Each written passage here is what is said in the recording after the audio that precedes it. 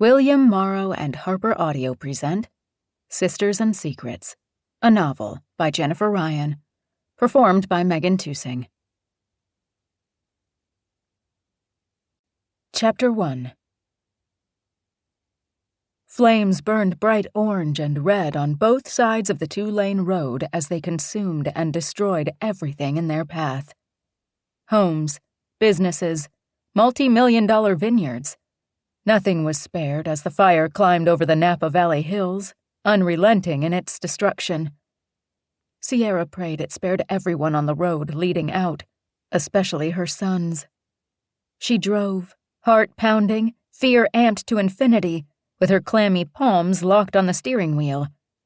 Bumper to bumper, traffic moved at a snail's pace. Like her, the other residents had been notified too late to gradually evacuate. The sheer number of people trying to escape all at once down a single lane prevented them from racing away from the flames. The other lane was left open to emergency vehicles that occasionally sped into the belly of the beast. Everyone had to feel exactly like her, desperate to flee before this dark and dangerous road became their grave. She loved watching the flames dance in her wood-burning stove, but driving through a wildfire made her feel like she was inside an inferno, trapped. A wave of terror shot through her, cold fear dancing down her spine. She wanted out, now. Sierra glanced at her two small sons in the back seat, danger inches away outside. Helpless to eradicate it, she sucked in a breath to calm the fear and focus on getting them out of here as safely as possible. Every instinct told her to stomp on the gas, jump in the other lane, speed past everyone, and get them to safety no matter what. But like everyone else, she tried to stay orderly and calm. Noxious fumes, unbelievable heat, and fire surrounded them. Nothing and no one was a match for Mother Nature's firestorm. Ash, smoke, and sparks blew all around them, while the satellite radio cut in and out, the signal blocked by the thick smoke obliterating their view of the night sky. Fear knotted her gut, and rising panic sped up her heartbeat. Every second trapped within the blaze raging on both sides of them made it harder to keep it together for her two little boys. She thought about their lives, how they'd already suffered a great loss when their father died, and all they had ahead of them. She didn't want it to end this way. She wanted to see them grown, happy, healthy, living the life they chose and thriving. "Mom?" Danny's voice shook. "The window is hot." "Don't touch it." She'd flipped the vent system to recirculate, but the smoky stench permeated the car, along with the immense heat. The acrid scent turned her stomach and left a sour taste in her mouth. Oliver held his favorite blanket over his mouth and nose. His eyes held a world of worry, too great for one 5-year-old to face and understand, beyond the fact that the scene outside was scary as hell and he wanted to be far away. So do I. Frustration got the better of the guy in the pickup truck behind her, and he laid on the horn. Where did he expect her to go? The line of cars had only moved 10 feet in the last 2 minutes. At this rate, they wouldn't get out of the fire zone before dawn. At least, it felt that way. A rush of adrenaline shot through her again, signaling the flight-or-fight response she'd felt when she'd seen the smoke and fire headed toward their home. She could neither fight it nor flee from it when it literally surrounded her, and so she tried her best to stay alert, remain calm, and pray this all worked out. 3 more fire engines sped past in the opposite lane, reinforcements for the dozens she'd passed on the tedious and exceedingly dangerous trip out of here. We'll make it out. We have to. She'd worked too hard the last 11 months to keep her head above water after her husband's tragic car accident, to have it all end like this. In a car, on a dark road, consumed by fire. It felt too eerily close to how they lost David. Sierra gripped the steering wheel even tighter to stop her hands from shaking and focused on the car in front of her, following it around another curve, not getting her hopes up when their speed increased even marginally, but telling herself, steady as she goes, was good enough. so long as they got out of this alive. The thought of anything happening to her babies, she couldn't go there. It stopped her heart, but that fear drove her to keep her head and do everything possible to get them out of this situation, even as thoughts of their home, her job, and the future swamped her mind. She'd barely made it by these last many months. If she lost everything, what then? How would she support herself and the boys? More flashing red and white lights glowed against the thick smoke ahead. She inched her way toward the emergency vehicles, the cars slowing ahead of her as they approached what must be an intersection. Fire trucks and police cars blocked the cross street, drawing everyone's attention and slowing them down as everyone stared to the side to see if the fire had destroyed everything down that road. Ahead, cars shot forward as if they were racehorses released from the starting gates as they passed the commotion, and the open road broke free of the fire border. Relief hit like a crashing wave. We made it. Now what? She didn't really have a plan for where to go. She ran out of her house with the clothes on her back, her purse, an armful of personal files, and her 2 sons in tow, with the stench of smoke heavy in the air, and flames devouring the houses only 6 streets away. By now, for all she knew, her house and all those on her block were gone. Bile rose to the back of her throat, the thought so terribly upsetting, their future left uncertain. Right now, though, she'd take the 35-mile-an-hour speeds, the open land and road ahead of her as she outran the fire and smoke, and spotted the sign for Yountville and the acclaimed restaurant, the French Laundry. Is the fire gone? Oliver asked. She wished. We're getting farther and farther away from it. Where are we going? Danny leaned toward his brother so he could see through the windshield. Now that the flames weren't licking at the sides of the car and bearing down on them, Sierra took a moment to think about her next move. She needed a place to put the boys down to bed tonight. In the morning, there'd be news of the firefighters' efforts to stop the massive blaze, and whether or not her home had been spared. She hoped, but her heart sank with the realization it didn't seem likely, and they'd lost everything. Chapter 2. A wasteland of ash and blackened trees spread before Sierra. It looked like an apocalyptic scene from a movie. But this was her neighborhood, the site where her home used to stand, its welcoming garden inviting you to the front door, and the safe place she used to love. Nothing stirred but the wind. The quiet unsettled her. An officer escorted her into the fire zone and dropped her off, just as he had with some of her neighbors.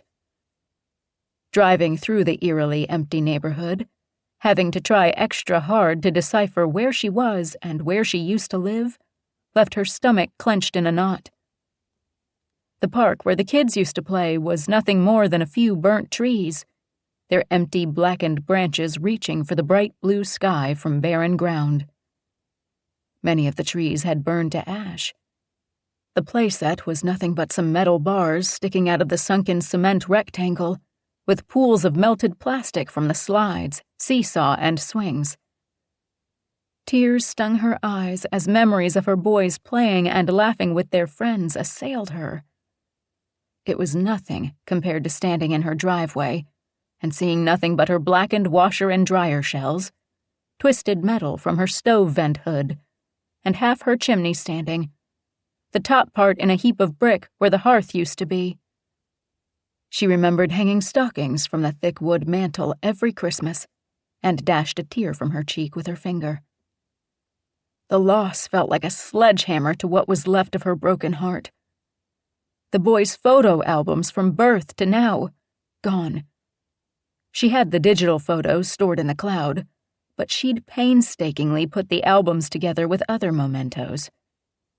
The hospital bands they wore when they were born, the ticket stubs from their first movie, the armbands from their first visit to the zoo, the pictures they colored on their first day of preschool, the colored and stained kids menu from breakfast with Mickey at Disneyland, the prayer card from their father's funeral. It killed her when they asked if all their father's things were gone. She'd promised them she'd find everything she could. She thought of the cufflinks he wore at their wedding. She'd hoped that one day the boys would wear them when they married the person of their dreams. She'd kept his golf clubs, despite how many times she'd resented him taking off for 18 holes of solitude and fun when she barely got an hour to herself each day. But she'd hoped her boys would give the sport a try and find some commonality with their father. She pictured them standing on the course and taking a moment to think about him every time they played. David died so young. It wouldn't be long before the boys lost the sharpness of their memories of him. She feared Oliver would forget him altogether. She'd kept as much as she could of David in the house to remind them, despite how those reminders triggered her resentments and anger. Sierra reminded herself that she didn't need the things in the house to remember all they'd shared under that roof. The good times, the bad. She still carried them with her. David's sudden death left her the keeper of his memory for the boys. She tried to keep him alive for them, but the fire took everything of his. All the mementos the boys needed to help them remember their father. His stuff may be gone, but he'd left her with suspicions and doubts about the many months leading up to his death. Those didn't burn up in the fire. But anything that might have revealed the truth was gone. Sierra didn't know if she could live without knowing, but what choice did she have now? The fire had wiped the slate clean of every possession and tie to the past. She had to rebuild from the ground up. No home, no job, a dwindling savings account. It had taken hours to complete her claim with the insurance company, but a payout was weeks, if not months, away. Rebuilding could take years with all the government red tape, but the cost of rebuilding? The insurance probably wouldn't cover it. Added to her worries, she no longer had an income. The property management company she worked for had burned down too, along with many of the properties they oversaw. She faced a long journey ahead of her to figure out what to do with the home she no longer felt a connection to. It felt like one more thing David had left for her to deal with on her own. What am I doing here? There's nothing left. But she had promised the boys she'd take back anything she could salvage. She hoped to find at least one thing for each of them. The stuffed fish David won Oliver at the fair, knocking down milk jugs with a baseball, wasn't even worth consideration. Neither was Danny's science fair certificate he was so proud of winning. The memory would have to be enough for both of them. But maybe something survived. She walked toward the property site and slid the respirator mask she'd been given over her head to cover her nose and mouth. She didn't want to breathe in all the soot, ash, and toxic chemicals from everything that had burned and melted. With the layout of the house ahead of her obscured by debris, and simply unrecognizable without the walls defining the space, she started at the cement porch steps that led to where her door used to be. She stepped up to what used to be the entry and surveyed the destruction with a lump in her throat, tears in her eyes, and a very heavy heart. Nothing in the living room, kitchen, dining room, or bathrooms was worth sorting through all the wreckage to find. She visualized the house and made her way to where the boys' rooms were located, her rubber boots crunching over the remains of what used to be their home. She tried not to think too hard about all they'd lost. Dishes, furniture, TVs, computers, clothes. All of it could be replaced, she reminded herself. That didn't help ease the ache in her chest or the wanting to have it all back. The baby clothes she'd saved, the crib she'd stored in the garage, just in case one day they had another baby. Not possible for them now. But she'd liked knowing it was there if she needed it. Just like her grandmother's quilt, wrapped in tissue and stored in a box in the hall linen closet. With the destruction spread out before her, it seemed ridiculous to even think something survived the flames and heat. Sierra found what she thought was Danny's room, and where his desk and bookshelf used to stand. She pulled on thick work gloves and dug into the debris, hoping to find something recognizable. 10 minutes in, her fingers brushed something hard. She picked up the disc and stared at it, not believing her eyes. The outside of the pocket watch had blackened, but when she opened it, the inside wasn't that bad off. The glass had cracked, and the clock mechanism didn't work, but Danny would love to have it anyway. She and David bought it for him at some downtown antique shop on their vacation up to Jamestown, where they took the kids gold panning in an old abandoned ghost town turned into a tourist attraction. The kids had even made candles. The memory, along with finding the pocket watch, eased her heart a bit. She had something to give to Danny, besides the metal frame of what might be a Ford Mustang Hot Wheel, with no tires and the paint melted completely away. She spent 10 more minutes rummaging through what was left of Danny's room before working on Oliver's space. She didn't find much until she made it to where his toy box had sat below his window. There, she found a treasure that brought tears to her eyes. His marble collection had survived, inside a tin that had once held Hershey's chocolate they'd bought at the chocolate factory they'd toured in the Central Valley. Oliver would be so happy. She lifted a half-burnt board and found 2 dirty, but perfectly intact, plastic dinosaurs. How they didn't melt escaped her, but she'd take the little guys back to Oliver. The mound of burnt plastic 10 inches away had to be the bin that held all the others. She didn't even bother trying to pull it apart to see if anything in the middle survived. She just moved on, brushing things this way and that, hoping something else caught her eye. Even though her thighs and ankles hurt from crouching, she moved on to her bedroom, strategic in where she looked. She started where she thought the closet used to be, hoping that even if her wooden jewelry box hadn't survived, some of her jewelry had, especially the pieces she'd put into a metal lockbox. Metal hangers told Sierra she was in the right place, but she didn't find anything resembling the few pieces of jewelry she owned until she started backing up toward where the bed used to be. Her foot kicked something, and the metallic thump of it hitting something else made her heart pound and hope rise. She shoved debris aside to get to the blackened rectangle with the lock still intact. She hugged the box to her chest and heard several things inside rattle. She didn't have the key to open it, but with some tools, she hoped to bust it open and find her and David's wedding rings, along with her pair of diamond studs, and a couple other rings and a diamond heart pendant David gave her their first Christmas as a married couple. "Find something?" the officer who dropped her off asked from the road as he stood outside his patrol car. She stood, pulled her mask off, and found a smile. "Yes, I did." "It's getting late. We'll close the neighborhood off to visitors for the night soon. It's time to head back. You can return tomorrow if you'd like." They'd closed off the neighborhood to keep looters from trying to sort through homes looking for anything that survived the fire. Some people suck. It wasn't bad enough the people who used to live here lost everything. Someone wanted to profit off them, which made her think of all the paperwork and hoops she'd had to jump through to file her insurance claim and put in for federal assistance. It sucked that the process was so hard and convoluted. She put the metal box into the bucket she'd brought with her that now contained her treasures, planted her hands on her knees, and pushed herself up. Her legs ached, but her heart felt lighter.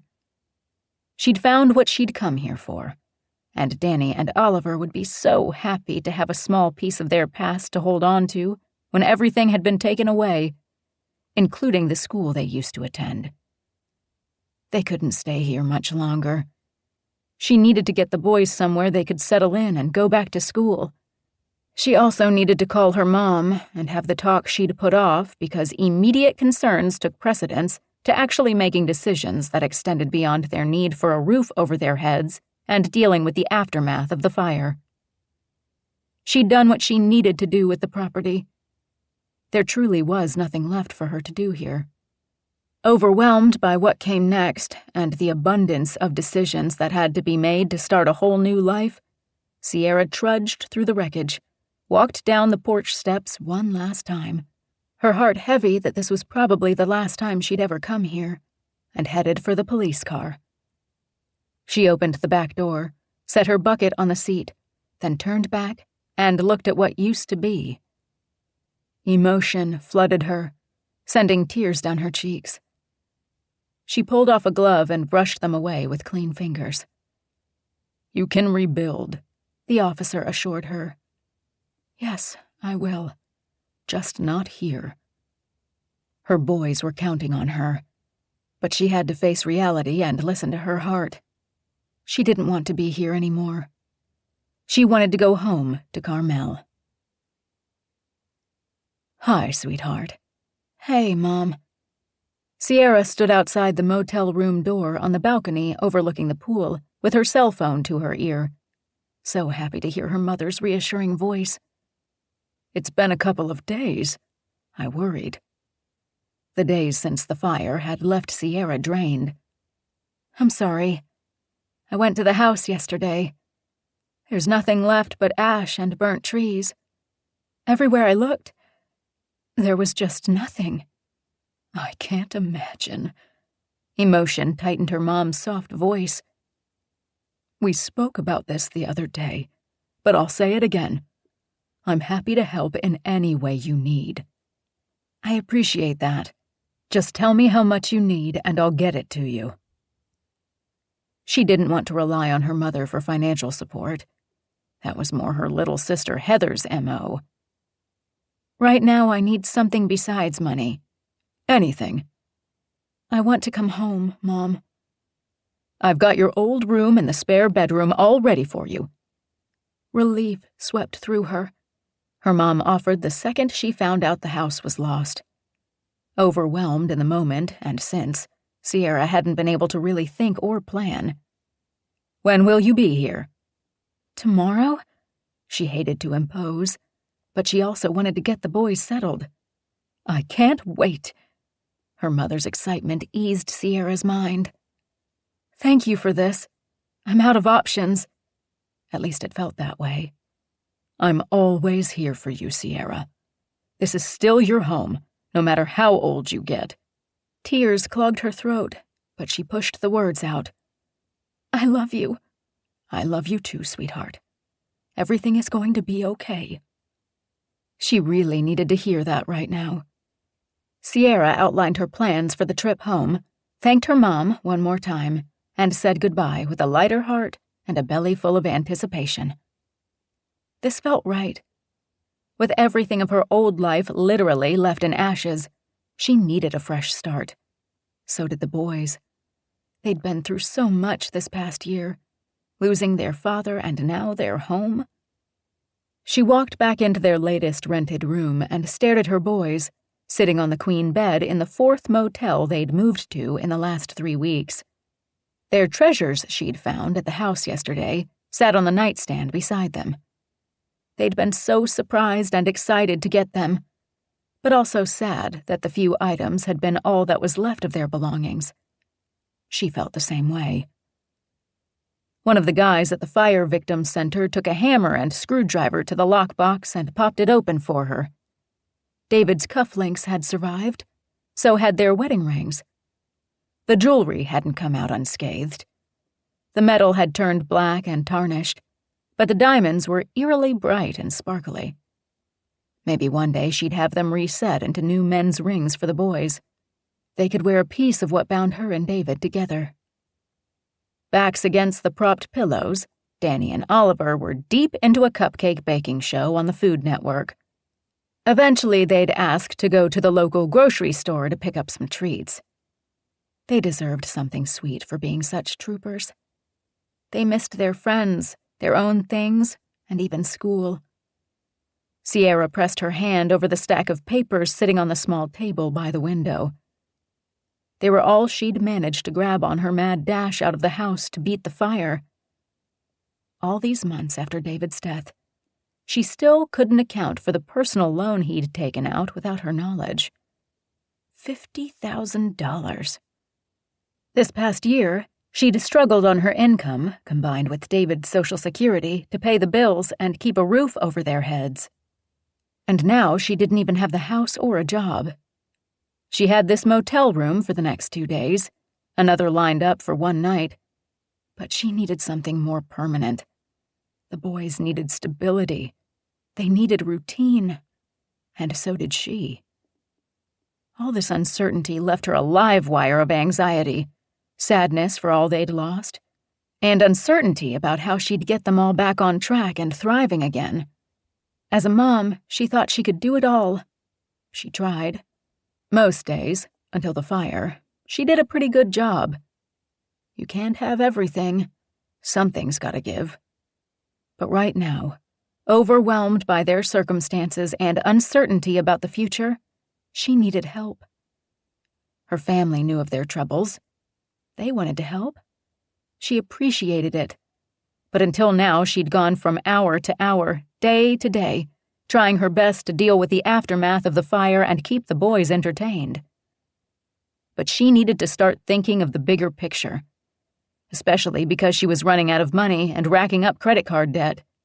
Yes, there was help out there for the fire victims. She'd taken advantage of the free clothes, everyday necessities like toiletries, and even a few toys for the boys to take their minds off all they'd lost. Truly, when she thought about all the things they needed to replace, it overwhelmed her. And yet, she had moments where she embraced the fact that this was a chance to start over, start fresh. But there was so much of the past still left unsettled. While the community had come together to provide free meals and assistance to navigate the process and red tape involved in a disaster, it was still so overwhelming. All she wanted to do was hand the whole job over to someone else. She wanted to turn back time and go back to her life before the fire destroyed everything. That thought only reminded her that life hadn't been happy and carefree for a long time. Certainly not since her husband's death, and if she was honest with herself, it started before that. There'd been a distance building between them for some time. The more she thought about it, the more she realized that she'd never get the answers she desperately wanted from David. Right now, that didn't matter. Her boys deserved better than dingy motel rooms and another takeout meal. Sierra glanced around the messy room. Plastic shopping bags with their meager belongings on the floor and dresser, discarded takeout containers scattered across the small table by the window, the boys' bath towels on the tile floor by the vanity with the dripping faucet, both beds a mess of tangled sheets littered with toy cars and stuffed animals, and her boys sitting among the chaos, eating a bag of chips instead of a healthy snack. The untidy room reflected the current state of her life. She needed to clean up the mess, clear her mind, and come up with a plan for their new life. "What do you guys think about going to visit Grandma and Aunt Amy and Aunt Heather?" Asking for help had never come easy. But Sierra really needed some right now. She'd reached that point where there was so much to tackle, she didn't know where to start. The boys rolled up to their feet and jumped up and down on the bed. Yes! Danny bounced and landed on his butt. When can we go? Now! Oliver begged. Yep, they needed family, stability, something familiar. Truth be told, so did she. But that meant going home. It felt like the right decision, but sometimes going home was easier said than done. She hoped she wasn't trading one drama for another. Chapter 3. Heather pulled onto the shoulder and parked the car next to the mailboxes. She checked the car seat behind her and found her daughter, Hallie, still slumbering, her face soft and sweet. Every time she looked at her little girl, she saw a glimpse of the man she'd loved and lost. Cars drove by on the main road. She climbed out and inhaled the slightly salty scent in the air. Though they were a ways from the beach, she loved it here in Carmel Valley. So much so, she'd never left. Not like Sierra. She couldn't imagine all her sister had been through these last weeks. Her mother had called an hour ago, said she'd heard from Sierra, and asked Heather to stop by after work to talk about Sierra and the boys. She missed her sister, but as much as she wanted to help, she dreaded Sierra's return. Everyone would start asking questions about Heather's daughter again. Family. They wanted all the details about your successes and mistakes. Hopefully, Sierra's troubles would keep them all occupied and off her back. Life had always been about her older sisters. This time would be no different. Amy seemed to have a new crisis every week. If you could call motherhood a crisis, Amy seemed to think everything had to be perfect in her perfect life. Heather rolled her eyes at that. Sometimes the messy things gave you the most satisfaction and joy. She glanced at her sweet sleeping angel. Yep, the mess, the pain, the bad choices, totally worth it. Even if she had to live with the consequences and secrets. A Mercedes pulled in front of her car as she retrieved the mail from her mother's box. It had been a long time since she'd seen the sexy man who climbed out and stopped short when he saw her. Mason Moore, super hot next-door neighbor, now a successful divorce attorney. They met him the day they moved here after their mom married husband number 4.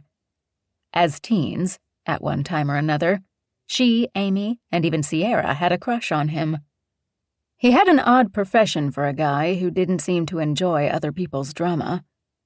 But Mom said rumor had it he'd helped an old flame out during a nasty divorce, managing to get her full custody of her kids from an ex-husband who liked to hurt the people he supposedly loved. Mason would want to be the guy who protected people like her and the child. He was just a good guy. Maybe if she'd gone for someone like him instead of the bad boys she preferred. Well, that's what happened when your heart wanted what it wanted. Her heart sped up just looking at him. "Heather, hey, what are you doing here?" "Thinking about getting out of this rut and dating again? God, you're gorgeous." It had been a long time since she'd enjoyed a night out with a guy. She missed the flirting, listening to a man's deep voice, having all his attention focused on her. No offense to her sweet girl, but Mama needed some affection too sometimes. She held up the stack of envelopes and catalogs. "Grabbing the mail from Mom on my way to see her." "How is she?" He unlocked his box and pulled out his mail, his focus more on the bills than her. Unfortunately. "Fine. Getting the house ready for company." One eyebrow raised above his dark sunglasses. "Company?" "Sierra and the boys." The eyebrow went up again. "Sierra's coming home?" A hint of anticipation and hope filled the question. That sounded way more like a statement he needed to hear to believe it. She couldn't see his eyes, but she felt his interest in the answer, not her. "They'll be here tomorrow." "How are they? I mean, they must be devastated after the fire." "It's been difficult. They've been moving from one hotel or motel to the next, while Sierra sorts out the mess with the insurance and government assistance. There's not much left up there for them. Sierra's job is gone, along with everything else they owned, so..." She shrugged. "I guess this is her only choice right now." Mason tilted his head. "She's smart, resourceful. I'm sure she'll be back on her feet in no time. But it will be good to have her home." Heather wasn't so sure about that. She loved her sister, but when they got together, they fell back into childhood roles. Heather wanted Sierra to see her for who she was now, not the impulsive, spoiled brat Sierra used to call her. Of course, her sisters and Mom never let her forget her mistakes and missteps. "I'm looking forward to seeing the boys." That, at least, was wholly true. "Please tell Sierra, if there's anything she needs, I'm happy to help." Yeah, everyone had scrambled to help Sierra after David died. They'd do the same now after the fire. She'd be everyone's priority. Mason glanced at the back of her car. Hallie gave him a bright smile and waved. Mason waved back, smiling for the first time. It made him even more handsome, and Hallie ate it up, covering her face with her stuffed elephant, then moving it away and smiling at him again. Mason turned his attention back to her. She's really sweet. Growing like a weed. She'll probably love having the boys around. Heather wished she could see his eyes. Something in his voice hinted at an underlying message she couldn't decipher. Yeah. We haven't seen Sierra and the boys in a while. He leaned his weight on one leg in a casual stance, but she felt his focus. How are you getting on all by yourself? It can't be easy being a single mom. I'm doing okay. It sucked. She wished she had a loving husband. Hallie deserved a father who loved her and showed her what a good man looked like. Hallie's father had loved her. He had wanted her. It just wasn't meant to be. Good to hear it. That same edge she'd heard before came again. Well, it's been a long day, and I have to get home and check on the horses. Say hi to your mom for me. Maybe I'll stop by to see Sierra and the boys once they've settled in. I'm sure she'd love to see you.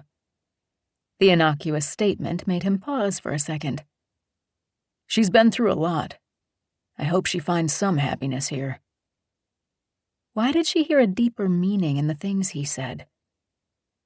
Heather held up the mail. I better get going too. She stopped him just before he opened his car door. It's nice to see you, Mason. It's been too long. We've known each other forever, yet we hardly take the time to say hi anymore.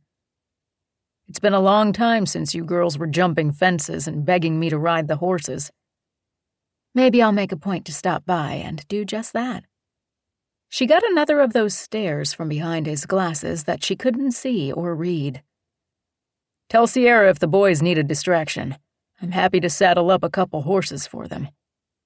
With that, Mason slid into his car, started the engine, and pulled back onto the road, taking the long driveway just past her mother's. He's a strange one, but sexy as all get out. Maybe she would take a chance and stop by for a ride. The images that evoked made her warm all over. Definitely time to get back in the dating saddle. But first, she needed to meet her mom and Amy about Sierra. Because just like Mason's comments, everything right now for everyone was about her. Chapter 4. Sierra pulled into the driveway. Dee Dee's stomach fluttered with anticipation. She hoped she, Amy, and Heather had gathered everything Sierra and the boys needed to settle in here. With 4 marriages under her belt, Dee Dee feared the only thing she'd taught her daughters about love and marriage was that neither lasts. With Amy on the verge of a divorce she wouldn't see coming with her blinders on, Heather a single mom with 0 interest in finding a partner, and Sierra a widow with 2 young sons, it didn't look like any one of them would find the kind of love that lasts. Despite not finding it for herself, she wanted her daughters to find their soulmates, if such a thing even existed. But oh, those daughters of hers. Amy held on so tight to her husband and the image she showed the world, perfect marriage, perfect kids, perfect life, that she didn't enjoy any of it. The moments were lost, despite how much she loved to share the perfect pictures. She didn't seem to savor the memories, or reflect on how lucky she was to have a man who really loved her and the kids. Amy was so busy creating a moment, she didn't share it with her husband and kids. Her family was perfect without all the fuss and polish Amy heaped on them. And Rex was getting tired of feeling like he didn't matter as much as the Instagram-perfect meal Amy set in front of him each night. Dee Dee rolled her eyes at a memory of their last family meal together, a moment when Rex had tried to lean in and kiss his wife. Amy had nudged him out of her way so she could get the star-shaped cucumbers out of the fridge. They needed to go on top of the salad, or it just wasn't finished. Rejected for cucumbers. Dee Dee sighed. No wonder Rex was frustrated and feeling underappreciated. but Amy would say no one appreciated all the fuss and bother she put into everything. Dee Dee had tried to tell her to relax and stop taking on so much. Of course, her oldest wouldn't listen. She had to be right about everything. And maybe she got that from Dee Dee, too. Heather, on the other hand, just wanted to be with her little girl and soak up Hallie's bright smiles and joyful giggles. She loved being a mother. And yet, for all the happiness Dee Dee saw in Heather when she and Hallie were together, Dee Dee sometimes caught moments when that joy was replaced by a look of deep sadness and regret Dee Dee wished she understood. But Heather had always liked her secrets. As a kid, she'd spy on Amy and Sierra. She knew which one of them ate the last of the cookies without permission. As a teen, she knew who snuck in late. Heather relished knowing her sister's secrets and letting you know she knew. She loved sneaking around and listening in when she shouldn't. Those little things she knew were fun. But withholding the name of Hallie's father and not letting everyone know seemed to wear on Heather. Still, she refused to divulge the information. And things didn't quite add up. She said the man knew about Hallie, but wanted to remain in the background. In the beginning, he provided for Heather and Hallie, but lately it seemed evident by the number of times Heather asked to borrow money, he wasn't even peripherally involved in their lives anymore. And that sadness she saw in Heather seemed to grow. Dee Dee didn't mind helping her daughters out when they needed it, but Heather relied on it a little too much. Her fault for spoiling the baby of the family. And poor Sierra. How much could one young woman take? David had died tragically and unexpectedly nearly a year ago, and now she'd lost everything in that devastating wildfire. Dee Dee barely heard from Sierra these last many months since David's death. She hadn't wanted to pry or seem to hover. Sierra thought herself capable and invincible. Dee Dee agreed. But even someone as strong as Sierra could only take so much. Though she suspected Sierra would come home to evaluate her options, the vulnerability she'd heard in her daughter's soft voice when she called, asking to come home, had made Dee Dee's heart ache. It actually made her pause and think about all the times Sierra swore she was okay. She could take care of whatever. But maybe she'd just been putting on a good front. Sierra always stood on her own 2 feet, ready for anything. But though she got through it, Dee Dee wondered if she'd let Sierra down by not noticing that deep down, Sierra needed her help and support. Not this time. This time, I'm going to make sure Sierra feels safe and protected, and that this new beginning is what she truly wants. Because Dee Dee suspected Sierra had settled in the past for what she thought was enough, instead of reaching for what she really wanted. Amy came up behind her and glanced out the front windows. Her 2 children, PJ and Emma, ignored the plate of sliced apples slathered in almond butter in front of them. Instead, they devoured a second cupcake each. "Mom, seriously? You couldn't have gotten something better for them to eat?" "You don't have to be the sweets police all the time. A cupcake once in a while doesn't hurt. And I'm their grandmother. It's my job to spoil them." She'd made the cupcakes for Danny and Oliver, hoping something sweet would make them feel welcome.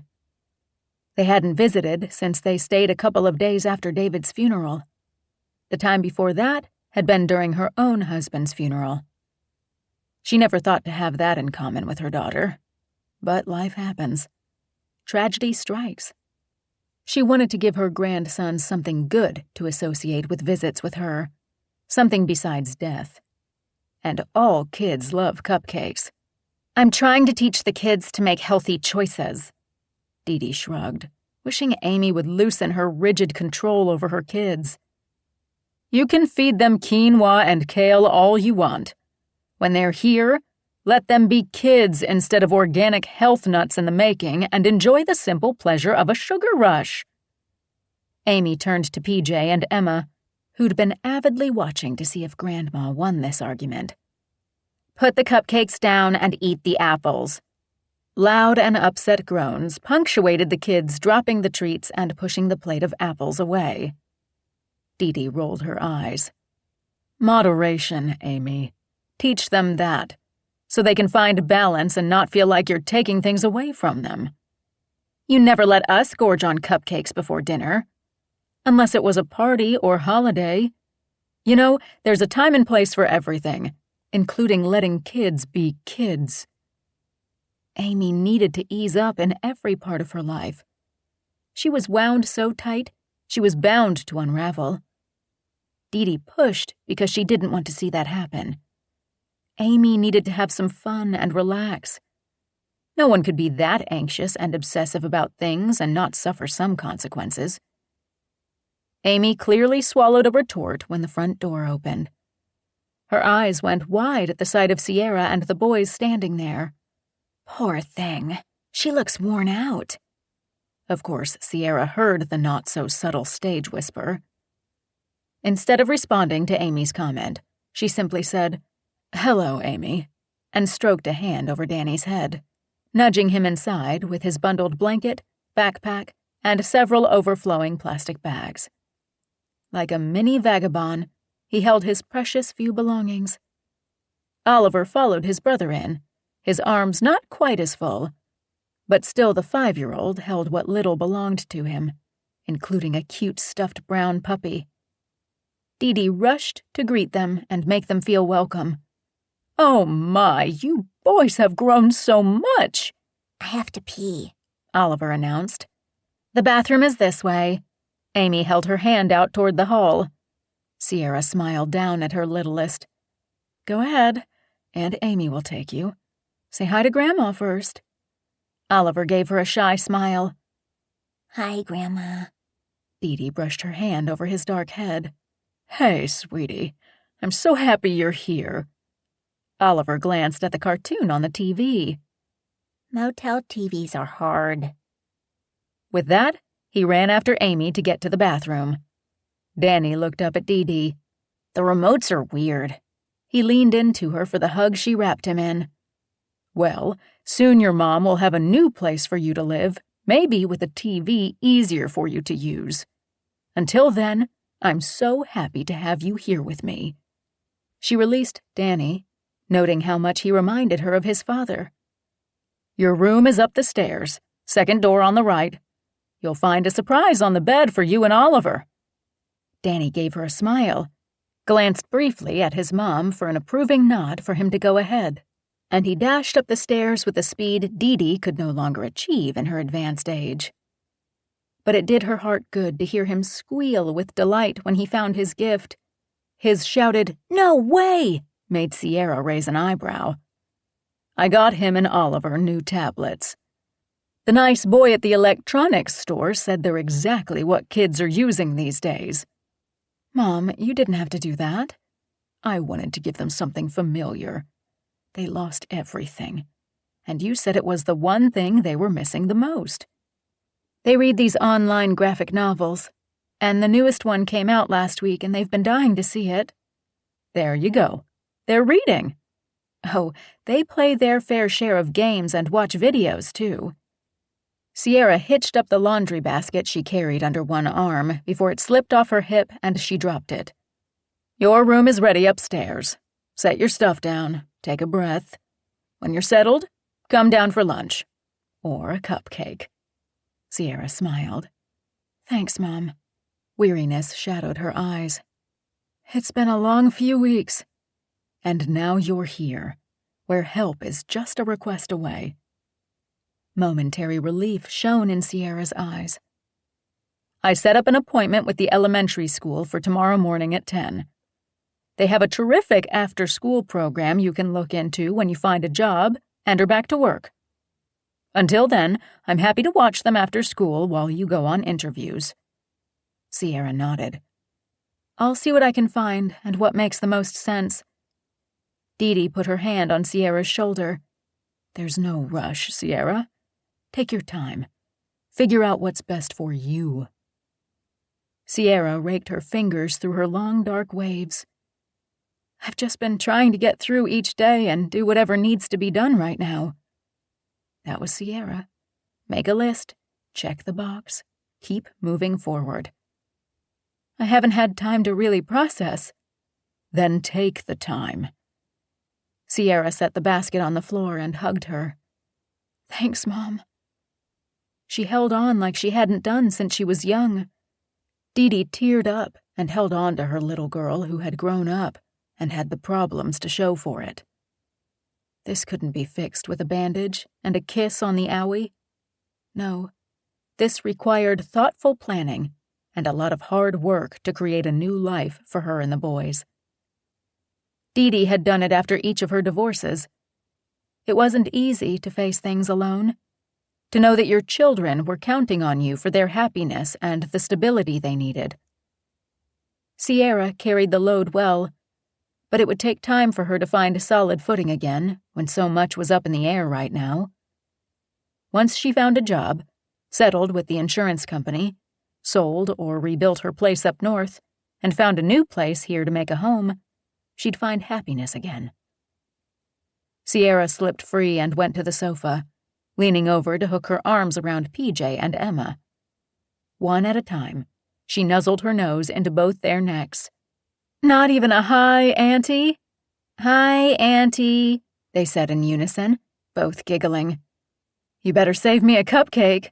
Mom won't let us have any more. PJ fell back into the sofa with a dramatic sigh. Emma looked up at Sierra and snagged a handful of her long hair. It's so pretty. She brushed a lock against her cheek. Sierra smiled down at her and tugged Emma's caramel-colored straight hair. You got the better color.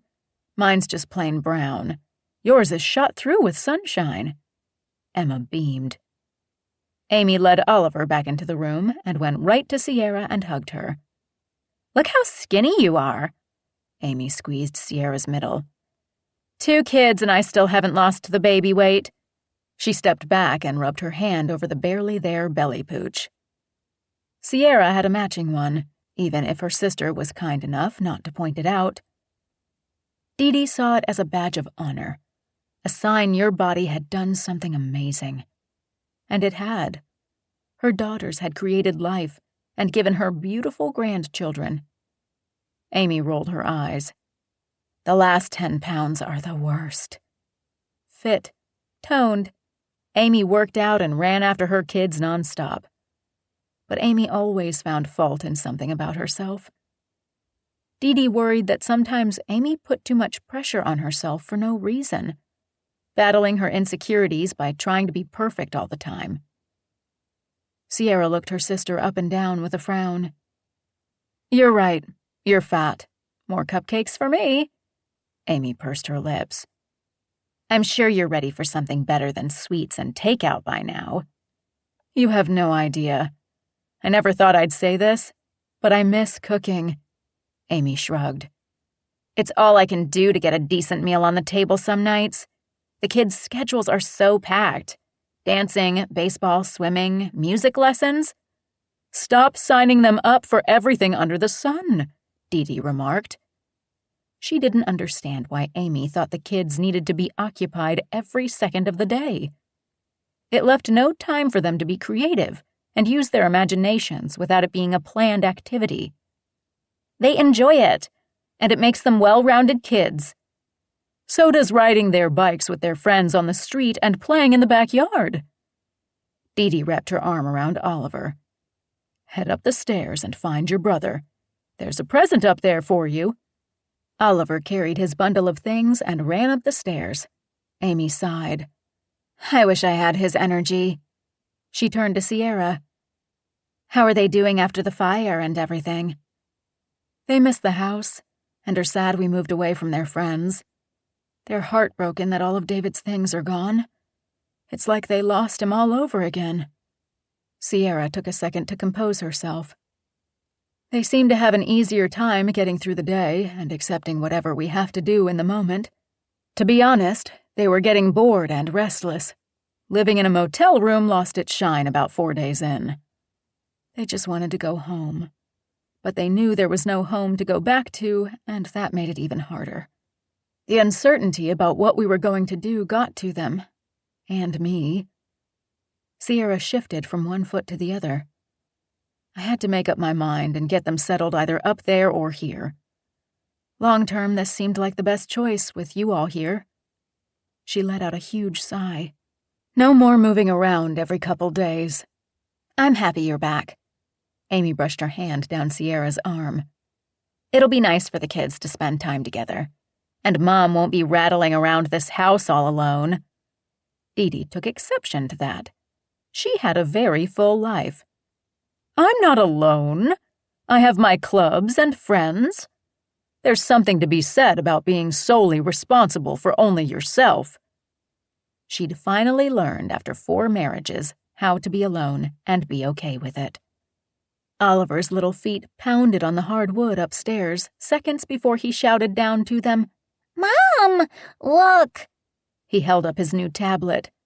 Sierra smiled for the first time since they'd arrived. Awesome! Oliver ran back to his brother, and Sierra turned that smile on Dee Dee. Thanks, Mom. You're welcome, sweetheart. Mom took care of keeping the kids occupied. I took care of the basics. Amy pointed to the bags of clothes sitting one after the next, going up the first 4 steps. I got 3 outfits for each of you, plus a couple basics. Socks, underwear. I know you'll do a big school spree soon, but I thought you'd like something to tide you over. Amy, you didn't have to do that. Sierra's eyes glassed over at her sister's generosity. Amy took it in stride. Of course I did. I just hope I got all the sizes right. I can't have you wearing a Tweety Bird sweatshirt to school drop-off. Amy wrinkled her nose, hip cocked. She wore her designer yoga pants and workout top that made her look chic and casual. Sierra looked like she'd just stepped off an 8-hour bus ride with no air conditioning and a dozen screaming kids from Disneyland. Someone knocked 3 times, then opened the front door. Heather walked in with Hallie. The 18-month-old toddled next to her mother in a pair of purple tennis shoes that lit up around the bottom with every step. Emma scrambled over the back of the sofa. Hey, we don't do that, Amy scolded. That didn't stop Emma one bit. She ran for Hallie, took both her hands, and helped her walk into the living room area. Hallie smiled up at her older cousin and babbled some nonsense. Heather sidestepped the laundry basket Sierra had left in the entry and stopped short of hugging Sierra. Hey, sis. How are you? Dee Dee wondered why Heather didn't embrace her sister, but she didn't say anything. Sierra glanced at Hallie. Look at her, Heather. She's walking. You were right. It goes by way too fast. Before I know it, she'll be dating bad boys with rock t-shirts and leather boots. So she'll take after you, Amy teased. I'm guessing that's the description of the father who shall not be named. Of course, Amy was teasing, but the menacing tone and mocking grin only made Heather glare at her older sister. Heather dismissed Amy and turned to Sierra. Where are the boys? Upstairs, glued to the new tablets Mom got them. How are they doing? It's been hard, but they're resilient. Once they're in school making new friends, I think they'll be happy here. This isn't just a visit to figure out what to do next? You're staying for good? Heather's surprise and disbelief, mixed with a hint of disapproval, didn't set off anything obvious in Sierra. But Dee Dee wondered why Heather might not want her sister moving home. What was with her odd behavior? A bad day? Feeling that Sierra would get all the attention instead of her for a while? Dee Dee hated to admit that as a romantic at heart, she'd sometimes gotten caught up in finding love and spending time with the men in her life, leaving the girls to jockey for her attention. She'd sometimes been selfish and distracted. Sierra became self-sufficient early on. She reasoned things out and solved her own problems. She knew what needed to be done and got to it. Amy turned into a perfectionist, hoping Dee Dee would notice how excellent she was at everything. She craved acknowledgement and accolades for making things pretty, or getting the best grades, or having the perfect family. Admittedly, because Heather was the youngest, Dee Dee always found time for her. Sierra and Amy picked up the slack when Dee Dee wasn't around. Basically, Heather thought anything and everything she wanted would be handed to her. The fire put a lot of things in perspective. It's been hard since David's death, trying to do everything on my own. The expenses, the bills piling up. I feel like I've been treading water for so long. The boys need to get back in school, and I'm tired. I have no time to myself. Sierra's eyes filled with defeat. I need some help, or at least to know you guys are around if I need you. Over the last year, I've lost friends simply because I didn't have time for anything but work and the kids. Dee Dee put her hand on Sierra's arm. You're here now. You don't have to do it all alone anymore. You've always been so independent. Is that a nice way of saying stubborn? Dee Dee squeezed Sierra's arm. Yes. Dee Dee shared a smile with Sierra, and a moment of remembrance for all the memories they shared where they clashed or disagreed. Not in anger, but in that natural way young girls want to prove themselves to their mothers. It's that inner strength and determination that will see you through this, too. She gave her daughter a reassuring smile. Heather pressed her lips together. What about your house? Your life in Napa? Sierra scoffed. There's nothing left. Rebuilding could take years. The insurance might not even cover it. And my boys can't be displaced and their lives left up in the air that long. I don't have the luxury of waiting to see what happens up in Napa. I need to have a plan to get things back to as normal as possible for Danny and Oliver. That means finding a job, a new place to live, and getting them back in school and on a routine. I guess it makes sense. I just didn't think you wanted to move back here, that you liked your life up there away from us. Heather shrugged one shoulder, a hint of pain in her eyes.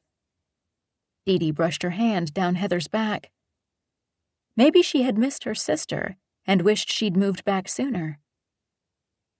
I've wanted to move back for a long time.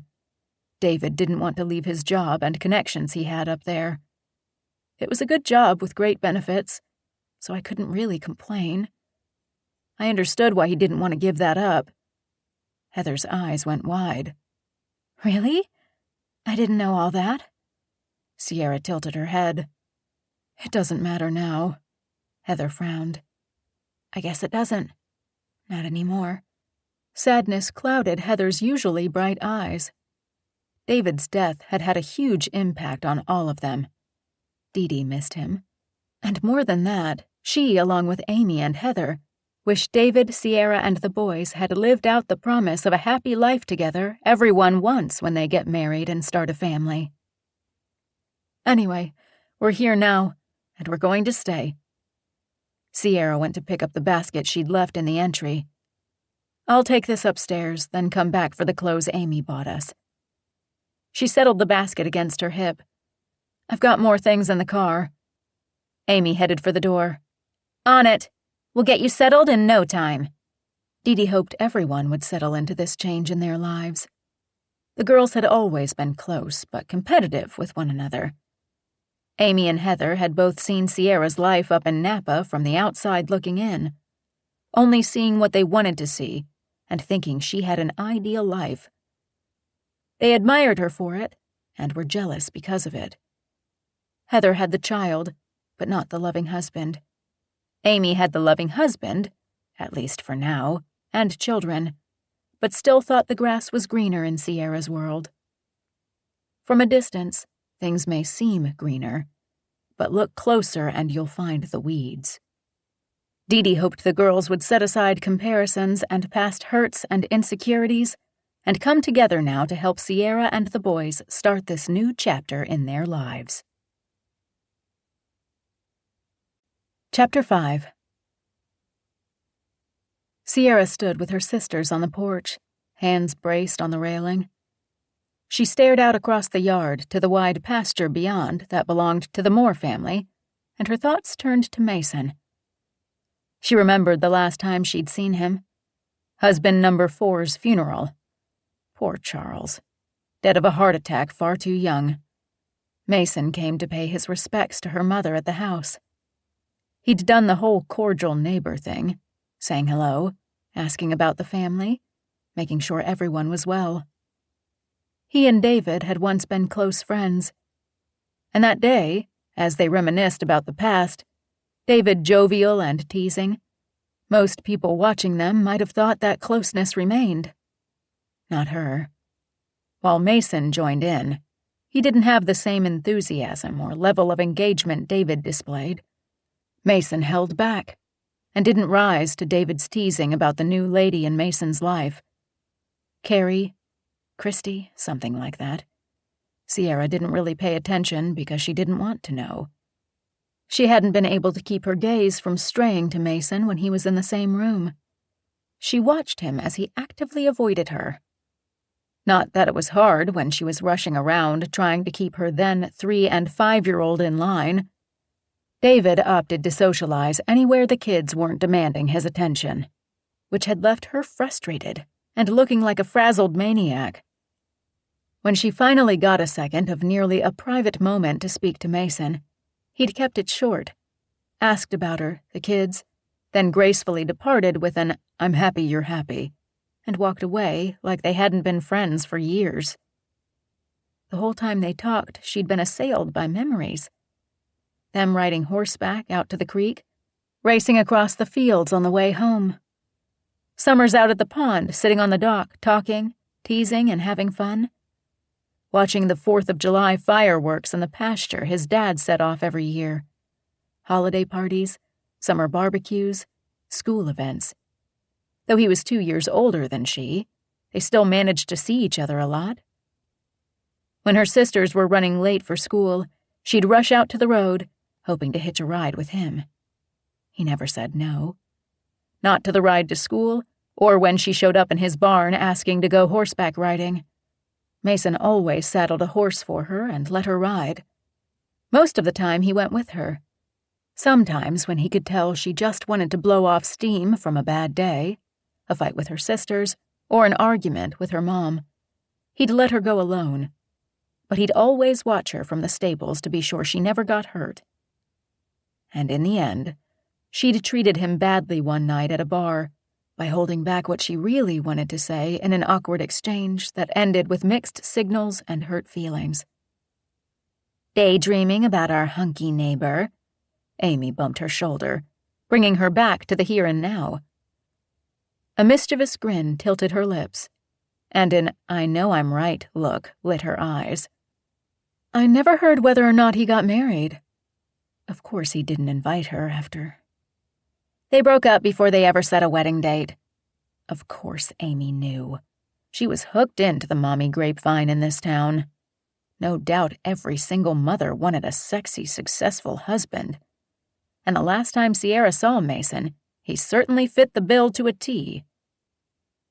Heather fell in beside Sierra, leaning the opposite way on the railing and looking at her sideways. "I saw him at the mailbox yesterday when I visited Mom. He looks good." Amy leaned back and met Heather's gaze. "Did you score a date with your dream guy?" Heather tried to contain a soft smile as her cheeks pinked. "We had a nice conversation." "I bet." Amy took on a far-off look. "We all had a mad crush on him at one point or another." Sierra eyed Amy, surprised by her admission. Maybe it was inevitable back then. Amy and Mason were the same age and in the same high school class, but Sierra spent the most time at his place because she loved to ride. Heather stared down at her feet. As usual, he was nice. Hallie loved him. "I think every female who sees him falls a little in love with him."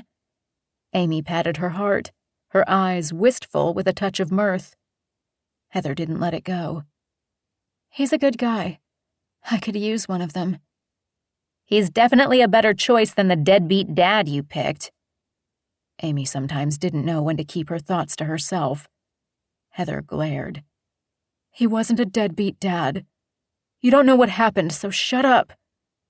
Amy held her hands up in surrender. "Okay, touchy subject. Got it. but one of these days you're going to have to spill the beans about your baby daddy." Heather bounced off the railing and headed for the front door. "Leave it alone." She walked in and slammed it behind her. Sierra would have gone after her, but she wanted a little while longer out on the porch in the peace and quiet of a beautiful starlit night while the kids watched a Disney movie. "You shouldn't badger her about Hallie's father." "Don't you want to know who it is?" "I'm curious, but I also know it's none of my business." Amy bumped shoulders with her again. "Come on. You know you can't stand not knowing." "I think she keeps it a secret because she had a one-night stand and doesn't even know the guy's name." "Why not just say that, then?" It would suck not to know. People would judge. But in this day and age of swipe right, Sierra bet there were a few thousand kids out there with moms who didn't know their hookup's real name. "Too embarrassed? Who wants to admit that?" Amy stared up at the night sky.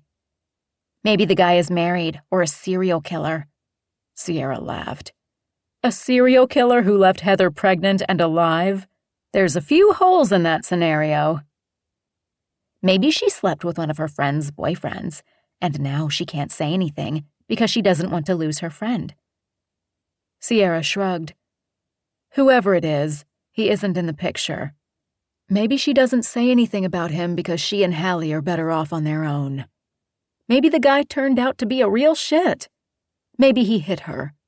Maybe he's a total loser with no job and no prospects, and Heather did the grown-up thing for her kid and shut him out so she didn't have to take care of 2 children." Amy frowned. "You're better at this than me. That sounds exactly like the kind of guy Heather used to like. Only out for a good time, sponging off others and never taking anything seriously." Sierra could imagine it. She discovers she's pregnant and grows up fast. You have to be an adult sometime, and expecting a baby will put your life into a whole new perspective. Amy braced her hands on the rail, much like Sierra stood. "Poor Heather." "What about me? I'm a single mom to 2 boys. I'm outnumbered." "Yeah, but you've always had your shit together. Heather's a dreamer, always looking for someone to take care of her and looking in all the wrong places." "We always took care of her." "What are big sisters for?" "I'm still helping her out. I watch Hallie when she's sick and can't go to daycare. I've come through with the school treats for holidays, taken her late-night calls when Hallie is sick and she doesn't know what to do, and generally been her go-to help the last few years you've been away. I've taken my fair share of what-do-I-do phone calls, though she hasn't done much of that since David passed. A lot of people stopped calling, asking her for things or her time. They didn't want to bother her. They didn't know what to say to the widow. Well, I'm back and happy to help with the load." She wanted to be part of her sisters' lives in a real way now. "I'm surprised you came back." Sierra glanced at her sister. "Why?" "You seemed happy up there. Just you and David and the kids living your picturesque life." "Napa Valley is beautiful, but expensive. So is Carmel." "True, but Napa lost its shine. Carmel still held a wealth of happy memories, and you couldn't beat the beautiful valley and gorgeous beach. There's too many memories and nothing left up there, you know?" Amy pressed her lips tight. "Yeah, I know. I'm real sorry, Sierra. It sucks that you lost your husband and your home all in 1 year. One's bad enough, but both?" Amy shook her head in dismay. Sierra changed the subject. "How's your hunky husband? How come he didn't stop by? And don't give me that shit about him working late." "I asked him to give me tonight with you and Heather. It's been too long since it was just us with Mom. Plus, he'd be the odd man out, so he was happy to steer clear of the estrogen party." "The boys would love to see him." Amy nodded, her lips pressed tight. "They miss their dad." "Every day. I try to be there for them and give them what they need. But I know there's a huge hole in their hearts and lives without him here with them." "Have you thought about dating again?" It had been almost a year. and Sierra really hated being alone. Who has time to think of such things with 2 kids and a job? It's all I can do to keep up with them, work, the house, the bills. And dating after all these years seemed scary. She was out of practice. She couldn't remember the last time she'd even flirted. Amy grew quiet for a long moment. Don't lose yourself taking care of everyone else. You deserve to be happy, too. With that, Amy walked back into the house to check on the kids, leaving Sierra alone on the porch. As she looked out across the land and saw a glimpse of light across the way that could only be a light from Mason's place, Sierra felt as alone as she'd ever felt after David's death, and wondered how long she'd feel this way before she did something about it.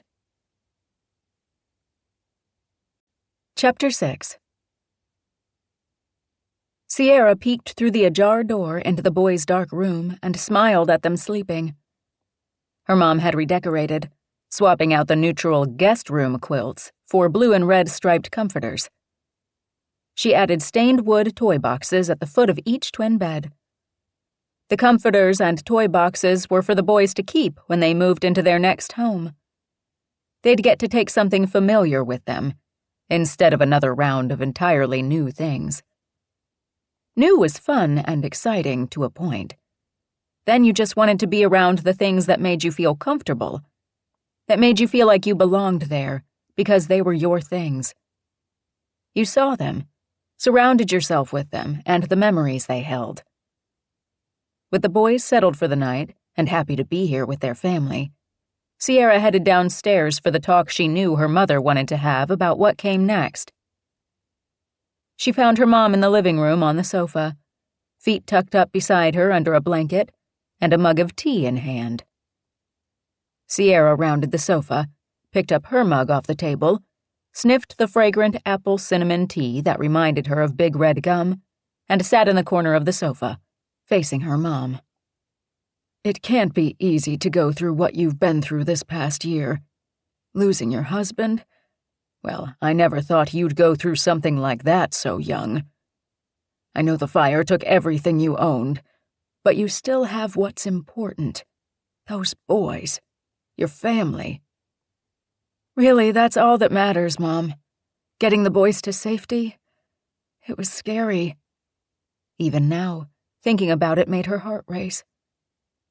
For a little while there, sitting in the car, surrounded by the heat, caustic smoke, and flames so close, I really thought... She swallowed back the fear and took a sip of tea to calm her nerves. Dee Dee leaned forward and put her hand on her thigh. You made it out. Now what? You as much as told Heather you're planning to make a life here. Is that what you really want? Sierra sighed. I don't have many options. That's not an answer. Sierra had made up her mind the second she called home and knew that's where she belonged. Yes, I want to live here. I think the boys would be happy here. Going back to Napa, well, there are too many memories. Good memories that make you sad, or memories you want to escape? Leave it to Mom to dig deep. If we still had the house, I'd want the boys to be there, so they'd have an easier time remembering their father. But without the house, there's only the ghost of him and our life there. It's going to be a long time before everything's rebuilt. I've been told it could take more than 2 years. That's too long to make them wait. I don't want them to settle in here, then uproot them again. It's too much. We're staying put. Okay, that's settled. You'll enroll them in school here, find a job, and once the insurance settlement comes through, you can buy your own place and start fresh. I'm afraid the insurance settlement won't be enough for me to buy a house here. At least not right away. What do you mean? There's the outstanding mortgage and... Her mother eyed her over her mug. And? Before David died, he took out a large loan. One eyebrow shot up. Her mother carefully asked, Were you having financial difficulties? No. Everything was fine until he took out the loan. Questions lit her eyes. What did you use the money for? I didn't use it for anything. I only found out about it after he died. Her gut tightened just thinking about that huge sum and the daunting task ahead of her to pay it off. Dee Dee sat up straighter. You have no idea what David used the money for, do you? No. An investment of some sort? Not that I could find. As always, her mother went the direct route. An affair. Sierra shrugged and tried to stave off the ache in her chest and the anger that wanted to surge. That would have been my guess, too, but I can't find any evidence of one. She couldn't prove it one way or another, which left her in a constant state of wonder and suspicion, and second-guessing everything she knew and thought about her husband. Sure, they'd had their problems, but she didn't think they'd had secrets. She'd been wrong. Did you find anything in his office when you cleaned it out? In any of his papers?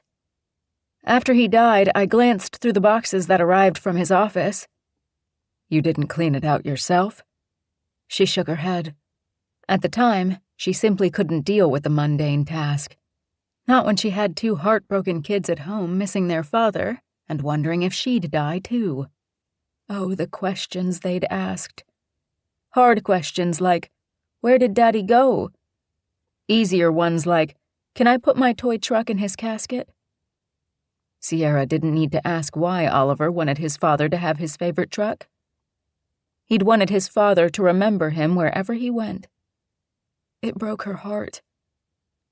And as sad and overwhelmed and lonely as she'd been those first few weeks, she'd also felt extremely guilty. Her mind spun a million things she wished she'd said to David. They carried on 100 imagined conversations in her head that she wished they'd had in person.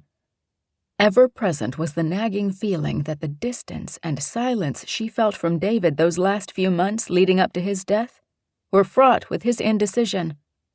And she didn't even know the questions he pondered. She'd catch him about to say something to her. Then he'd stop himself and turn away, or say something mundane about dinner or Danny's homework. Once he'd even commented on the weather when it had been warm and sunny for days, so there wasn't much to say about it. Why didn't I just ask him what he wanted to say? She'd asked herself that question 1,000 times. She'd been scared of the answer, afraid that her suspicions were true. Either he was having an affair, or he simply didn't want her anymore. There'd still been love there, especially for their children, but they hadn't truly connected in a long time. They went through their days and lived together, but the intimacy in their relationship suffered. They didn't put their relationship ahead of everything else, and frankly, at the end of a long day, she hadn't been all that receptive to his needs. Switching from mom to wife when she walked through their bedroom door hadn't been as easy as flipping a switch. She saw the marriage suffering, but she hadn't made a real effort to fix it. She blamed the distance he put between them. The sneaky way he'd shut down his computer screen when she walked into his office, and covered by saying he was done with his work email. And the way he explained away overnight trips he had recently started taking when his company had never asked him to travel in the past. She made excuses for him. He didn't have a lot of time to himself. Neither did she. She got it. Maybe he shut down his computer because he didn't want work to interfere with their home life. Maybe his company really did need him to visit a customer here and there to make them happy or seal a deal. Maybe he snuck away to recharge so he could be better for them. Lord knows, she'd thought about a weekend retreat, maybe a few days with her sisters in Carmel, and a long day being pampered at the spa where Heather worked. He didn't mean to snap at her. He'd had a long day. He didn't want to miss Danny's soccer game, but work needed him to be out of town. Dinner out wasn't an option because he had a call with a client and would be home late. The last thing I wanted to do after the funeral was pack up his office and go through his things. I took what they sent me and put it in the garage. He was gone, and I missed him. and I was angry he left me and the boys. I know that's terrible to say because it was an accident, but that's how I felt. I had 2 little boys who missed their father and grieved for him, and I blamed him for taking that last-minute trip instead of being home with us." Her mom leaned over and squeezed her hand. Grief is a lot of different emotions all balled up and tangled into a mess. Don't fret over the fact your marriage wasn't perfect. Whose is? People make mistakes. They tell lies. They drift apart. But all that can be forgiven when there's love. Maybe you two hadn't gotten to that point in the particular valley you found yourselves in at the time of his death. But that doesn't mean that whatever was going on couldn't have been fixed. You just didn't have the time to do it. That's not your fault, Sierra. And yes, it's a shame you had doubts and suspicions about your husband. I wish he was here to answer your questions and account for that money. But he's not. But that doesn't mean you can't get some answers another way. Sierra cocked her head. What do you mean? Ask Mason to help you. The answer surprised her. What can Mason do? He's a divorce attorney. He has investigators who uncover everything the opposing spouse is hiding, including hidden bank accounts and such. Perhaps he can figure out why David took out the loan and what he did with the money. If it's sitting in a secret bank account, that money belongs to you. It would go a long way to getting you back on your feet. Sierra hadn't thought of that, but the idea gave her hope that maybe she could recover the money, or at least part of it, and that she could use it to help take care of the boys. Although asking Mason for help sounded easy, it was anything but. A long time ago, a lifetime ago, they'd had a moment. There'd been a spark. But she was with David. She'd chosen him. And maybe a time or two she'd asked herself if she'd made the right decision. Sierra! Her mom snapped out her name like it wasn't the first time she'd said it. Huh? What? I said you could go over and see him tomorrow. Take the boys. You know how much they love to see the horses in the pastures. An up-close look might take their mind off everything else going on. I can't ask him to look into their father's past with the boys right there. Be discreet, of course, but ask Mason all the same. Maybe I'll call his office and make an appointment. Dee Dee rolled her eyes. You've known him since you were 13. You don't need an appointment. Sierra sighed. Mom, it's been a long time since we were friends and neighbors. I'm asking him to do something that isn't exactly his job. I think approaching him with the request as a business arrangement, pshaw. This isn't business. It's a friend asking a friend for help. It's a business transaction. I don't expect him to have his investigator do the work for free. I'm not saying you shouldn't pay him, but you don't have to make the request so formal. Mom, let me handle it my way. If she even asked him. Seeing him again, well, he might not want to see her at all. Her mother conceded with a wave of her hand. Sierra went on. Besides, depending on the cost, I may not be able to afford his services. Mason was one of the best divorce attorneys around. Wives loved it when he stuck it to their husbands. Husbands loved that he kept their wives from taking them to the cleaners. She knew Mason. He'd always been fair-minded, honest, and a great negotiator.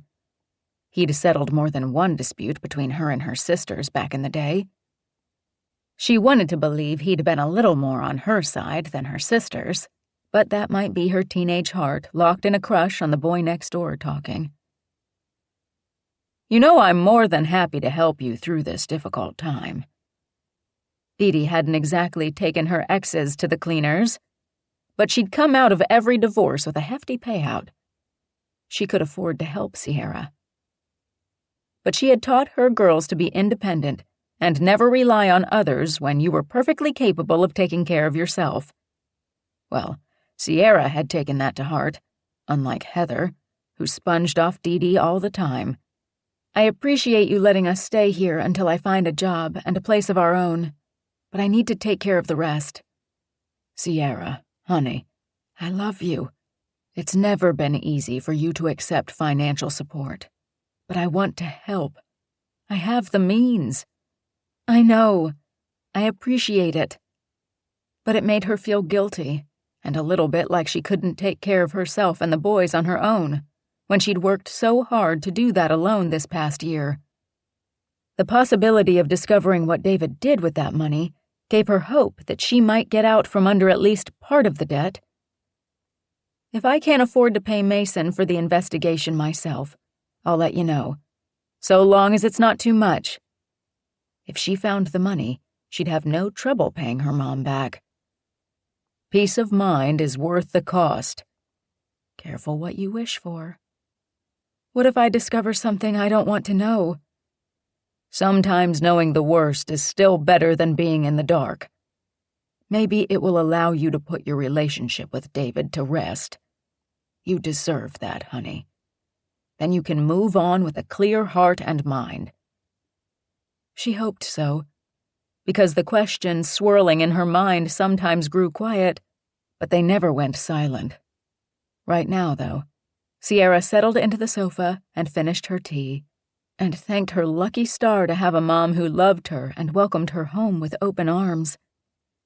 She soaked up the warmth of home, her mother's steady and familiar presence, and knew that though things may be difficult the next days, weeks, and months, she and her sons had a roof over their heads, the love and support of her family, and everything, eventually, would be all right. Chapter 7. Sierra leaned back against the hood of her SUV and watched Danny and Oliver playing on the playground at their new school. She'd gotten them enrolled and taken them to meet their new teachers. They were hesitant at first about a new place and new people. She saw it in their little faces when they realized that leaving their old life behind meant losing friends and the familiarity of all they'd known. Since the fire, most of the families they'd known had also scattered to find new homes, while they dealt with the aftermath of losing everything. They all had to start over. She explained that to the boys just before setting them loose on the playground. They seemed to get it, but it didn't make it easier. And she wished they didn't have to learn so many hard lessons or suffer so much tragedy in their young lives. Look at me, Mom. Oliver plopped down on the slide and whooshed down, his feet hitting the thick pad at the bottom before he jumped up, gave her a huge smile, and ran to climb back up to the platform and do it again. For the first time in a long time, her heart felt lighter seeing the boys simply play and have fun.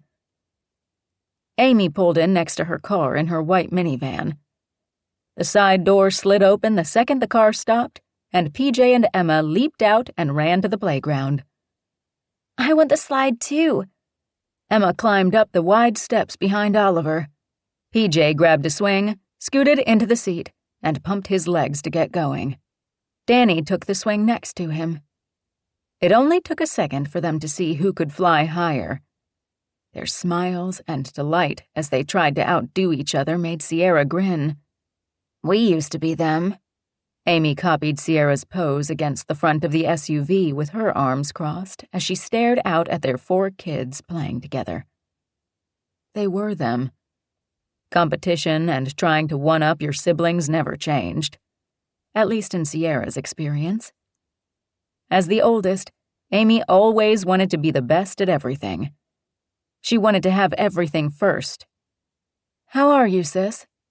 It had been a long time since Sierra had a good long catch-up with her sister. Dinner the other night had been fun, but they spent most of the evening trying to corral the kids and get them to eat. Good. Great. That was Amy's way of saying fine when she didn't really mean it. I got the boys enrolled in school. Oliver and Emma are in the same class, but Danny is with Ms. Franks's class. She's good, but Ms. Sims is better. She knows how to command the classroom. She pushes the kids. Their test scores are higher than the other teachers' classes. That might be true, but Ms. Franks seemed kind and understanding of what Danny had been through. She'd promised to focus on making sure Danny felt accepted and found new friends so he settled in and felt welcome. She understood that was important for kids starting over at a new school.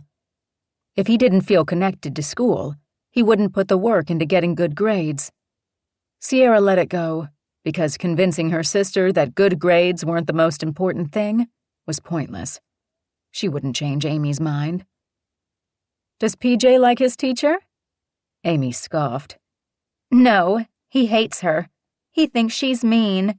He hates all the homework." At this age, and especially during this difficult time, the last thing Sierra wanted was for the boys to hate school.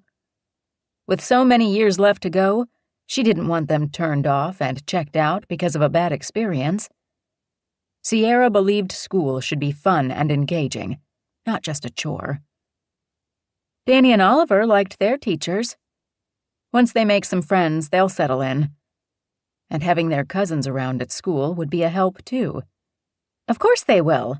They're kids. They're resilient. What about you? What are you going to do now that you've decided to stay?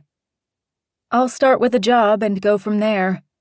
I checked a few apps this morning, but none of the postings seemed quite right. We don't always get what we want. You'll have to settle for what you can get. Very supportive. Sierra turned slightly and hid the eye roll. How's Rex? Busy as ever at work. When he's not working, he's golfing. He says he needs his downtime. We all do. Amy huffed out a breath. I'd like to know when it's my turn. Don't you have some time when the kids are in school? As a stay-at-home mom, Amy should be able to carve out a little time for herself. You'd think, but no. I spend Monday, Wednesday, and Friday volunteering at Emma's classroom for 2 hours. Tuesday and Thursday in PJs.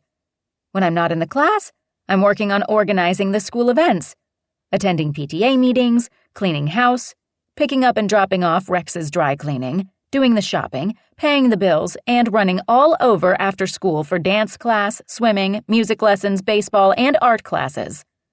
Not to mention helping with homework and school projects. You'll see, this school is no joke. It demands all your time.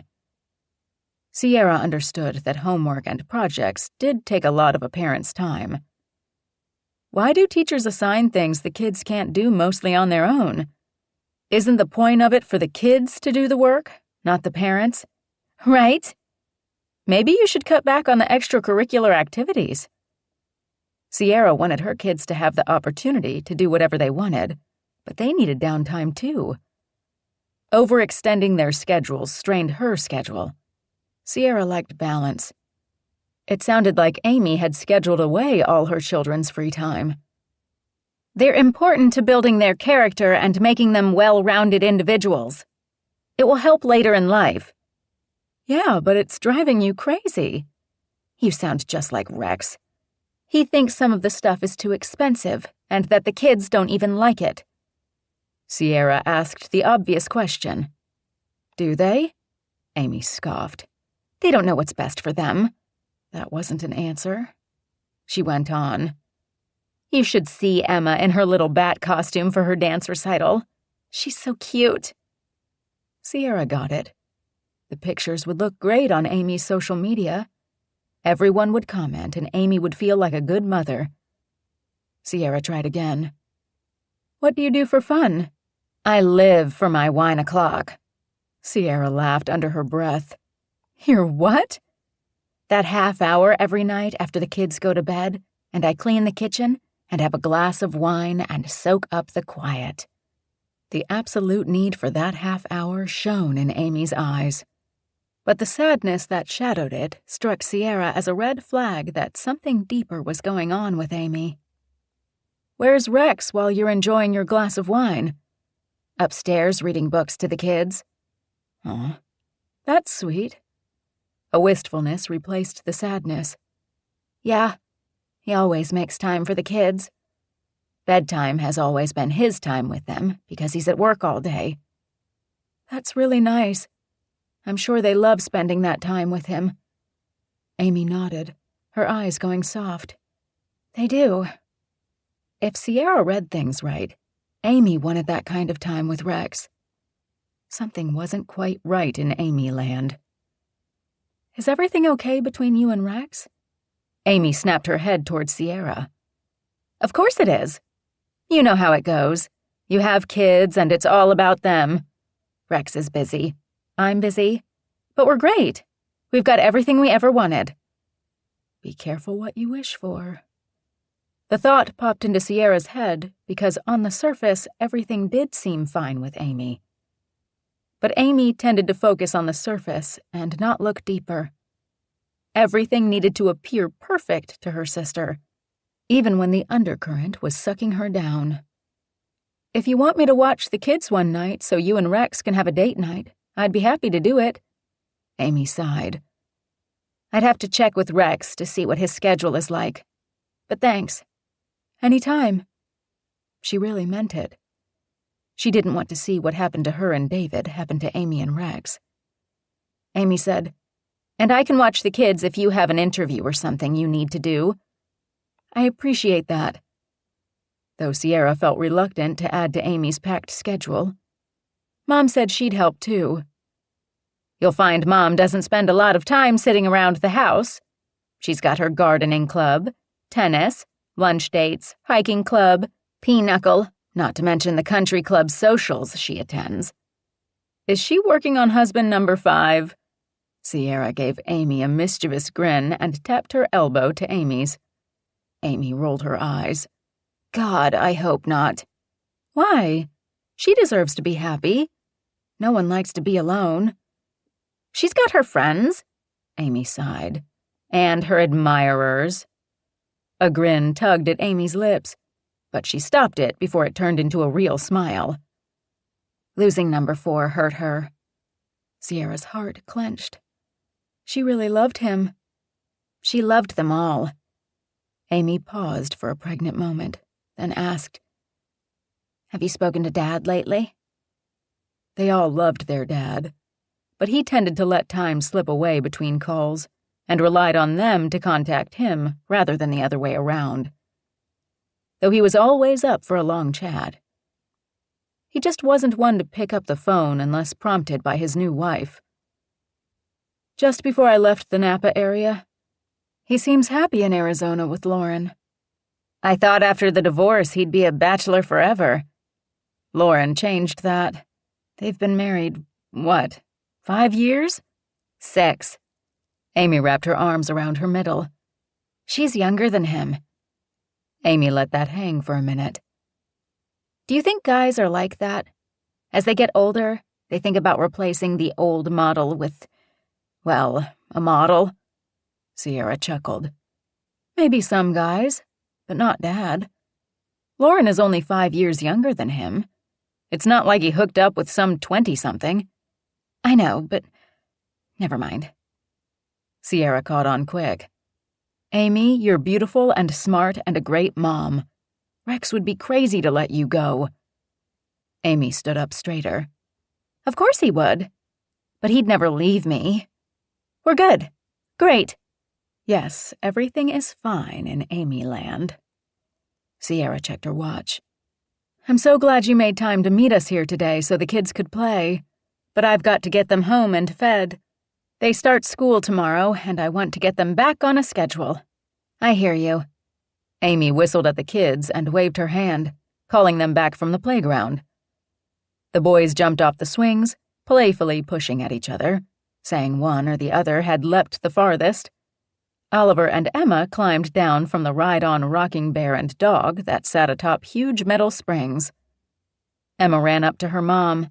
Can we get ice cream? Amy shook her head and brushed her hand over Emma's hair. It's time to go to music class before dinner.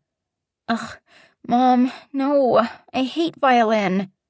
You just need to practice more and you'll be good at it. I hate it. Emma scrunched her little face into a deep frown and stormed off to the car, climbing in the side door behind PJ. Amy rolled her eyes. They're so fun.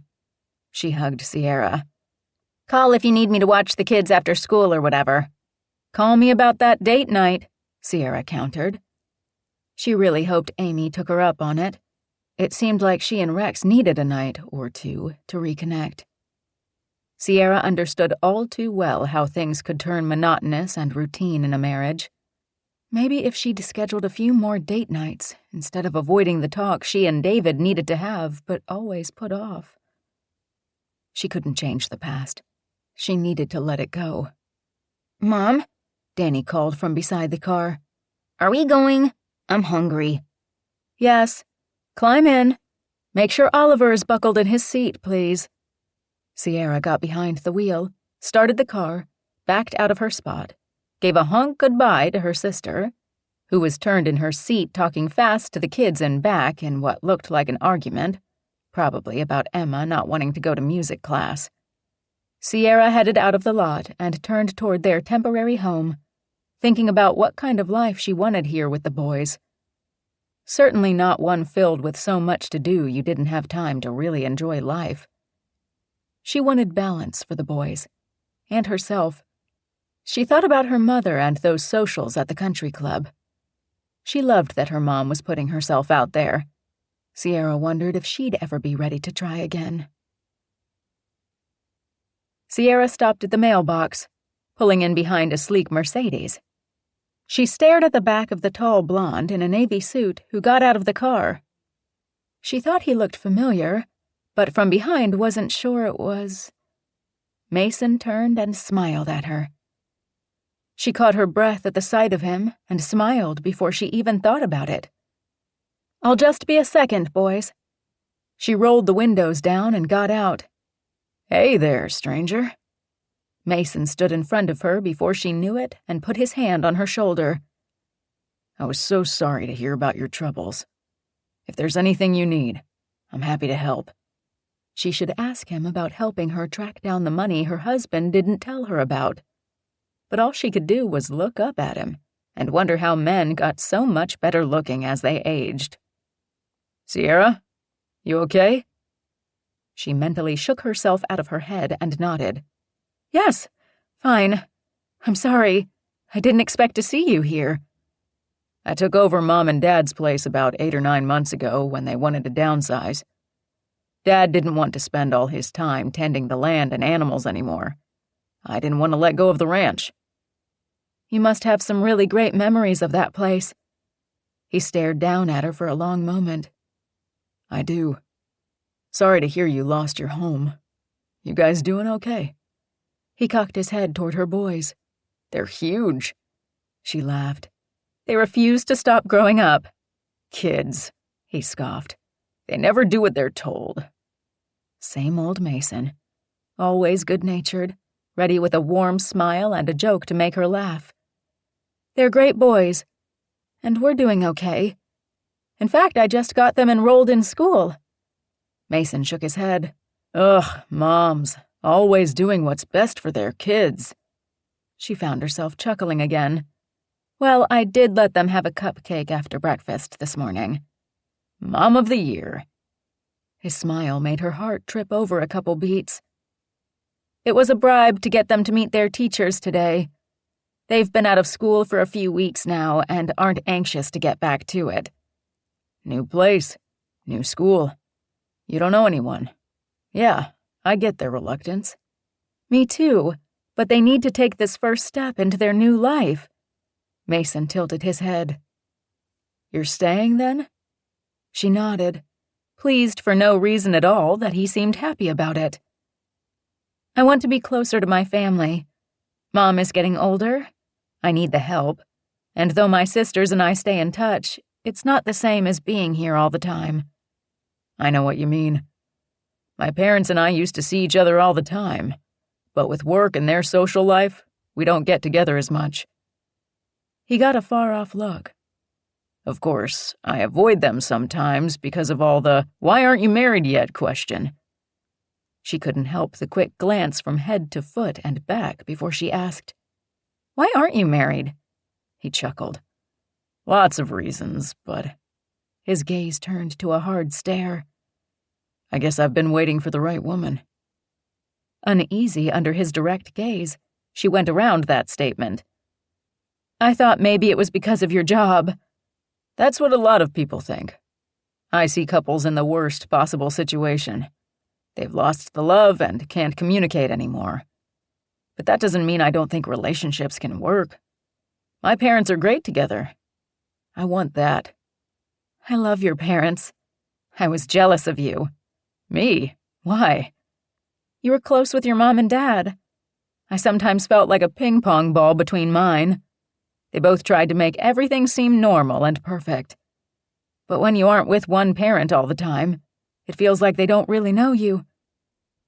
I try to make my clients see that equal time with their kids is important. Some of them, though, they don't want to give up custody out of spite, not because it's what's best for their kids. Divorce sucks. Yep. He held up his stack of mail.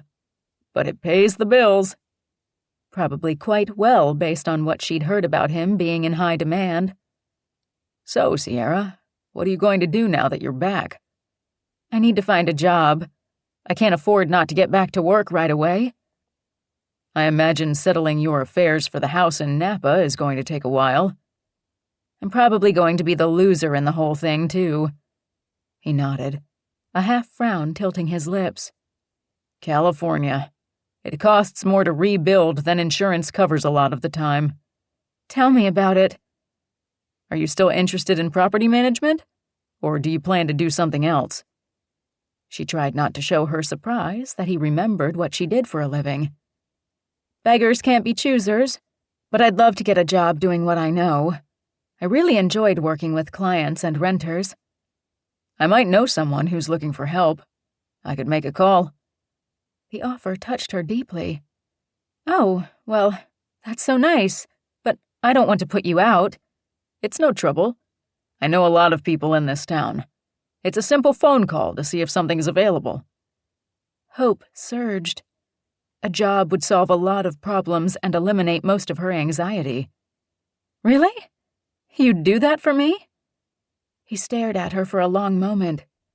Yeah, Sierra. I'd do that for you. Thank you, Mason. You're welcome, Sierra. He glanced at the boys again. When are you going to take me up on my offer? She tilted her head and narrowed her eyes in question. What are you talking about? Bringing the boys over to ride.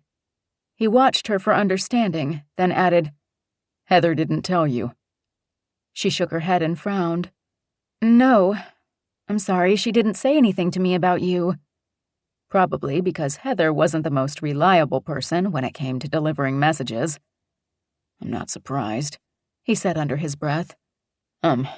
I saw her the other day and told her to tell you that any time you want to bring the boys to see the horses and go for a ride, I'd be happy to have you at the ranch. Can we, Mom? Danny called from the back of the car. Horsies, Oliver yelled. Nice, putting me on the spot like that, she teased Mason. He winked. I want you to come over.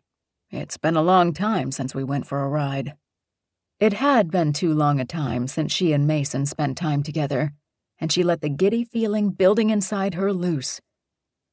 Nothing serious had ever happened between them, but she'd always felt like if they just gave it a chance, something could happen. Please, Mom? Danny gave her those big puppy dog eyes that made it impossible to say no.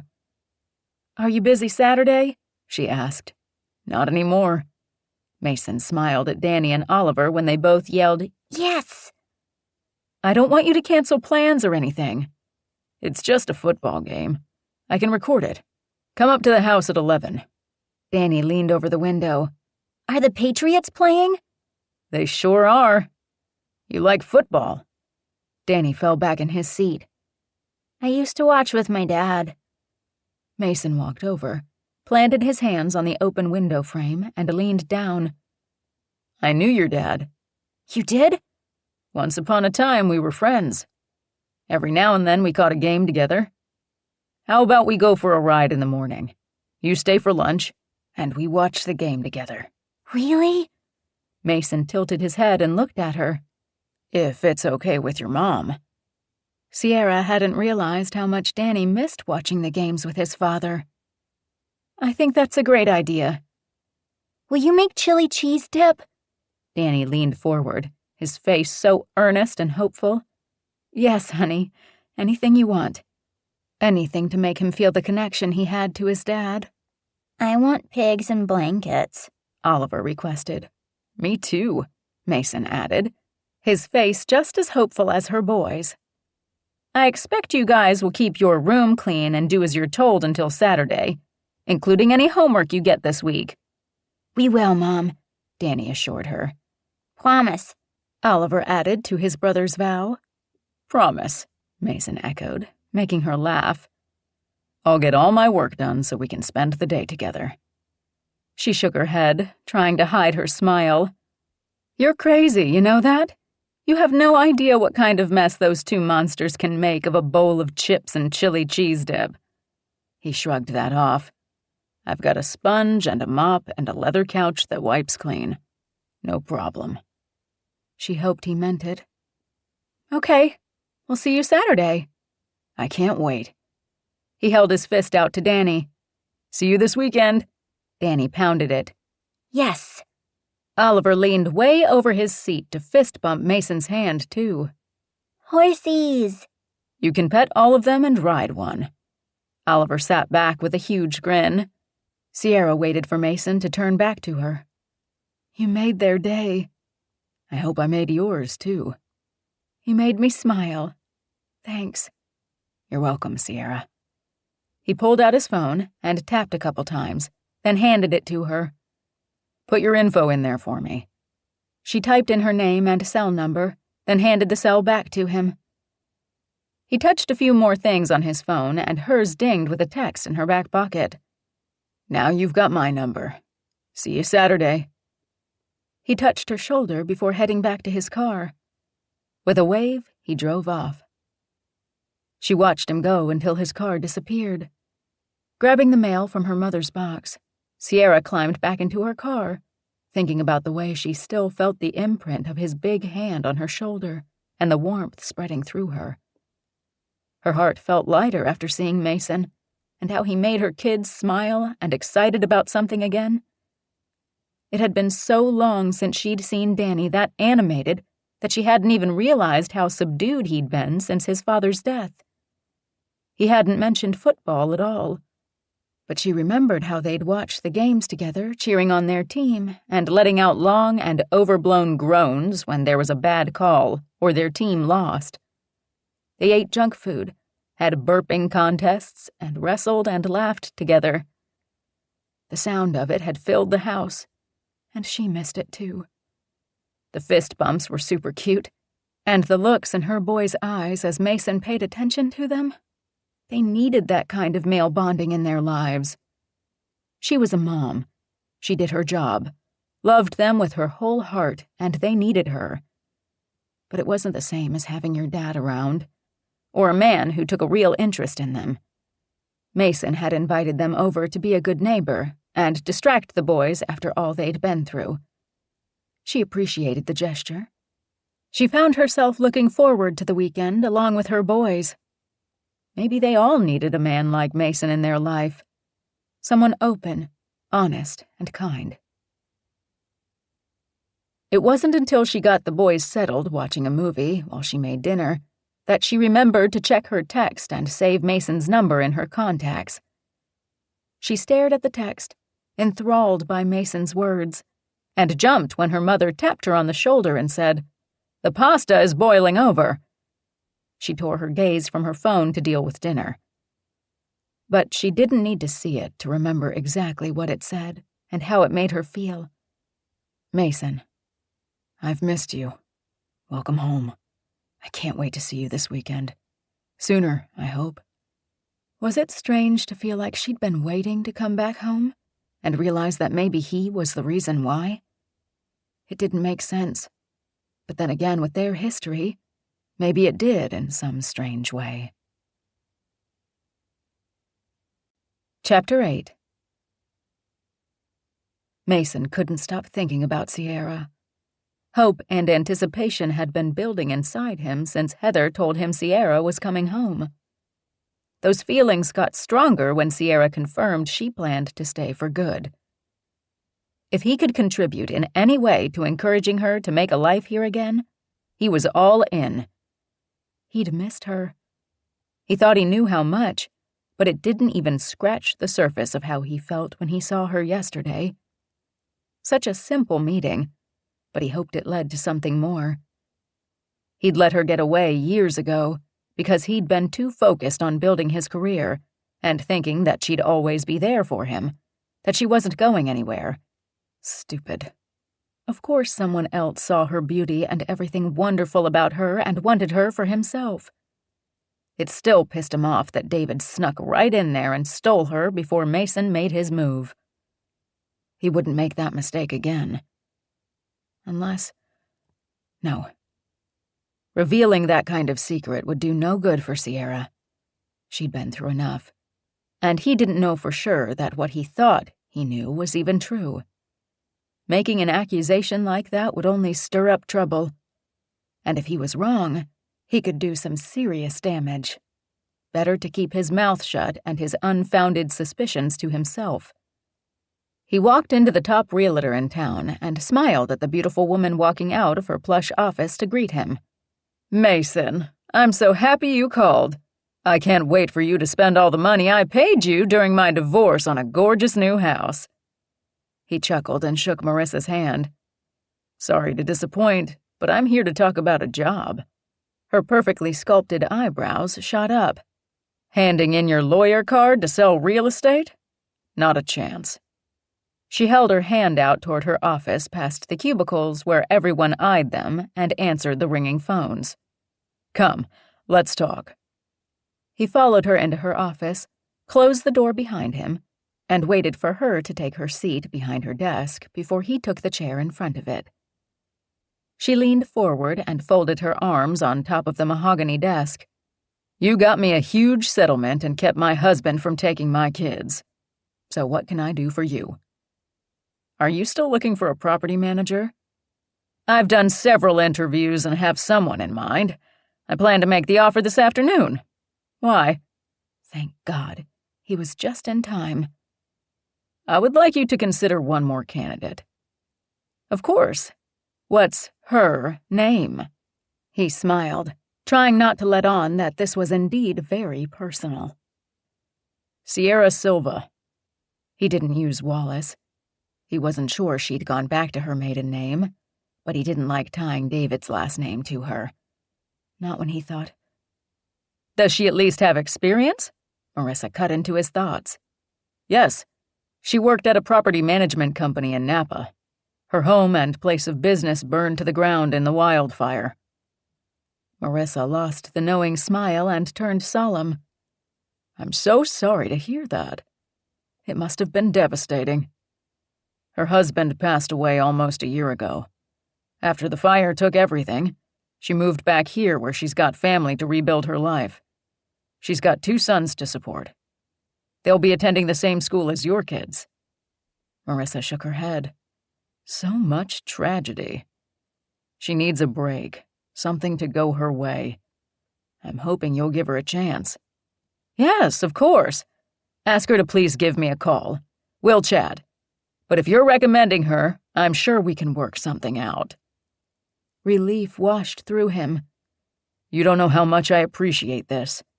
Marissa gave him another smile, filled with more understanding than teasing.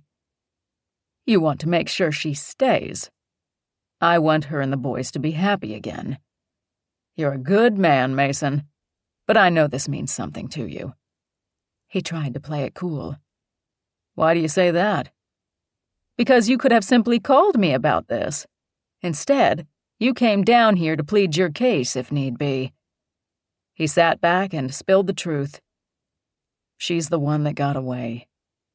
A romantic at heart, Marissa simply said, Then we will give her a reason to stay so you can make her happy. His plan exactly. Mason stood. Thank you, Marissa, for doing this favor for me. I owe you. She waved that away. We aren't even, Mason. You helped me keep my business and everything I worked for during the marriage. I may have started with my husband's money, but I made this. She held her hands up to encompass the realtor office. He never liked me working, but I needed this to fill the hole our awful marriage left inside me. Even without his money, I know you would have been a huge success all on your own. He knows it too. If your lady friend has even half the skills I'm looking for, she's got the job, and I'll make it worth her while. She's smart, kind, spunky, and driven. She won't disappoint. In fact, I think she'll surprise you. He was really going out on a limb here. He'd taken the safe route in the past, though, and ended up without Sierra. This time he'd put it all out there. This side of you surprises me. I'm not just a cutthroat lawyer, you know. I have a soft side. He used it to be sure the kids involved in the divorces were taken care of properly and got equal time with their parents, so long as those parents deserved it too. Don't let my ex or anyone else's you represent know that. Never. He held up his phone. Expect a call from Sierra shortly. I can't wait to tell her. Marissa gave him another of those knowing smiles and waved goodbye as he hit the speed dial for Sierra and walked out of the office and onto the sidewalk as the phone rang for the third time, and he suspected he'd have to leave Sierra a message instead of talking to her. You better have some refrigerator magnets. He didn't expect that answer. I have a couple, I think. Why? Oliver wants to thank you for inviting him to go horseback riding by giving you 12 pictures of horses he drew for you. The smile hit him with the outburst of laughter that bubbled up from his gut. Awesome! I don't have enough horse pictures. Sierra's soft chuckle made his gut tighten. Well, good, because he'll probably draw you some more when he gets home from school. The more the better. He added stopping at the store to pick up some magnets to his mental to-do list. He didn't want to disappoint Oliver by not displaying them. Aren't you supposed to be working or something? He felt Sierra's nervous energy through the phone. I've been working on something for you. Get a pen and paper and take down this name and number. What for? Write this down. He rattled off Marissa's full name and her office number. She's expecting your call. She's got a job for you. What? She's the biggest realtor in the county.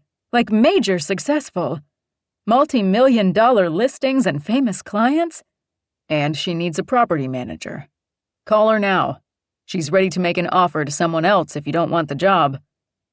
It took Sierra a full 10 seconds to say something. You're not kidding. He couldn't help the smile on his face. He loved shocking her. Why would I joke about this? I don't know, but she's huge. You need a job. She's got one. Call her. Another long 5 seconds passed. Is she doing this just because you know her? Is she your girlfriend or something and this is a pity job? No, and hell no. It is not a pity job. You're exactly what she's looking for. Yes, she's a client. I helped her with her divorce. I knew she needed someone, and I'm hooking her up with the best candidate. Mason, that's sweet, but you don't know that I'm the right fit. Yeah, I do. I know you're smart, meticulous, good with people, and able to multitask and handle a crisis with a steady hand and a level head. You will rock this job, Sierra. I know you will. Dead silence. Sierra? Thank you for the vote of confidence. Her voice was soft and filled with gratitude. It's the truth, Sierra. It may be difficult to get a hold of references right now. The only reference you needed was me. Trust me, Sierra. You deserve this opportunity. Nothing but silence, but he had her full attention. Did I mention it comes with a huge salary? I'll call her right now. No delay this time. Good. He breathed out a huge sigh of relief. It's going to be okay. The boys are back in school and you've got a job. If she likes me, she's going to love you. His phone alarm went off. Listen, I'm late for a meeting. Go. I'll make the call and let you know how it goes. Promise.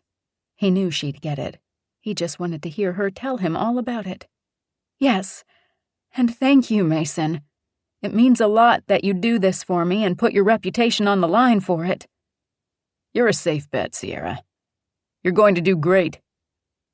He hung up and spent the rest of the day going from one meeting to the next, waiting to hear from her. When he didn't by the end of the day, he almost called Marissa to demand she tell him what happened, but restrained himself. Tired and annoyed Sierra hadn't called him to tell him how it went, Mason drove home, parked in front of his dark and lonely home, dragged his tired self out of the car and up the porch steps. When the automatic light came on and spotlighted the bottle of wine with the bow and card in front of the door, he stopped in his tracks, stared at it, and smiled for the first time since he'd spoken to Sierra on the phone today. He picked up the bottle, tucked it under his arm, and pulled the card off it. He opened the white envelope, swore he could smell her on the paper, and pulled out the note. "I got the job. Thank you so much. I owe you one. Sierra." Smiling, he unlocked the front door, went in through the foyer and back to the kitchen, turning on lights along the way. He set the bottle of wine on the counter, dropped his briefcase on a bar stool, and pulled out his phone and typed with his thumb as he tugged the knot on his tie loose. "Mason, any chance you can come over and share this bottle of wine with me? We'll toast to your new job." He set the phone on the island counter and shrugged off his suit jacket. When his phone dinged with the text, butterflies took flight in his stomach. He felt like a teenager waiting on a girl to call. "Sierra, I wish. Bedtime stories with the kids, and I have to be up early for my new job." Disappointment sent those butterflies dropping dead. "Sierra, rain check?" And they were resurrected. "Mason, anytime." "Sierra, thank you again." "Mason, my pleasure. Good luck tomorrow. I know you'll kill it." "Sierra, you have no idea what this means to me." "Mason, you deserve everything good in this world." "Sierra, I appreciate that, and I mean it. I owe you one." "Mason, I will collect, smiley face." "Sierra, gotta go. Boys are waiting. Story time." "Mason, say hi from me." "Sierra, I will. Smiley face." Mason sighed, set the phone back on the counter, and went to the fridge. He opened the door and stared at the leftover takeout, decided to pull a frozen pizza out instead, and flipped on the oven to heat while he went and changed into sweats and a tea. He'd save the wine for when Sierra came over, and crack open a beer to go with the pizza and his lonely night in front of the TV. He settled on the couch half an hour later with his pizza, beer, and thoughts of Sierra sitting around a table with her kids and Mom having a family meal. He'd like to be included in that homey scene.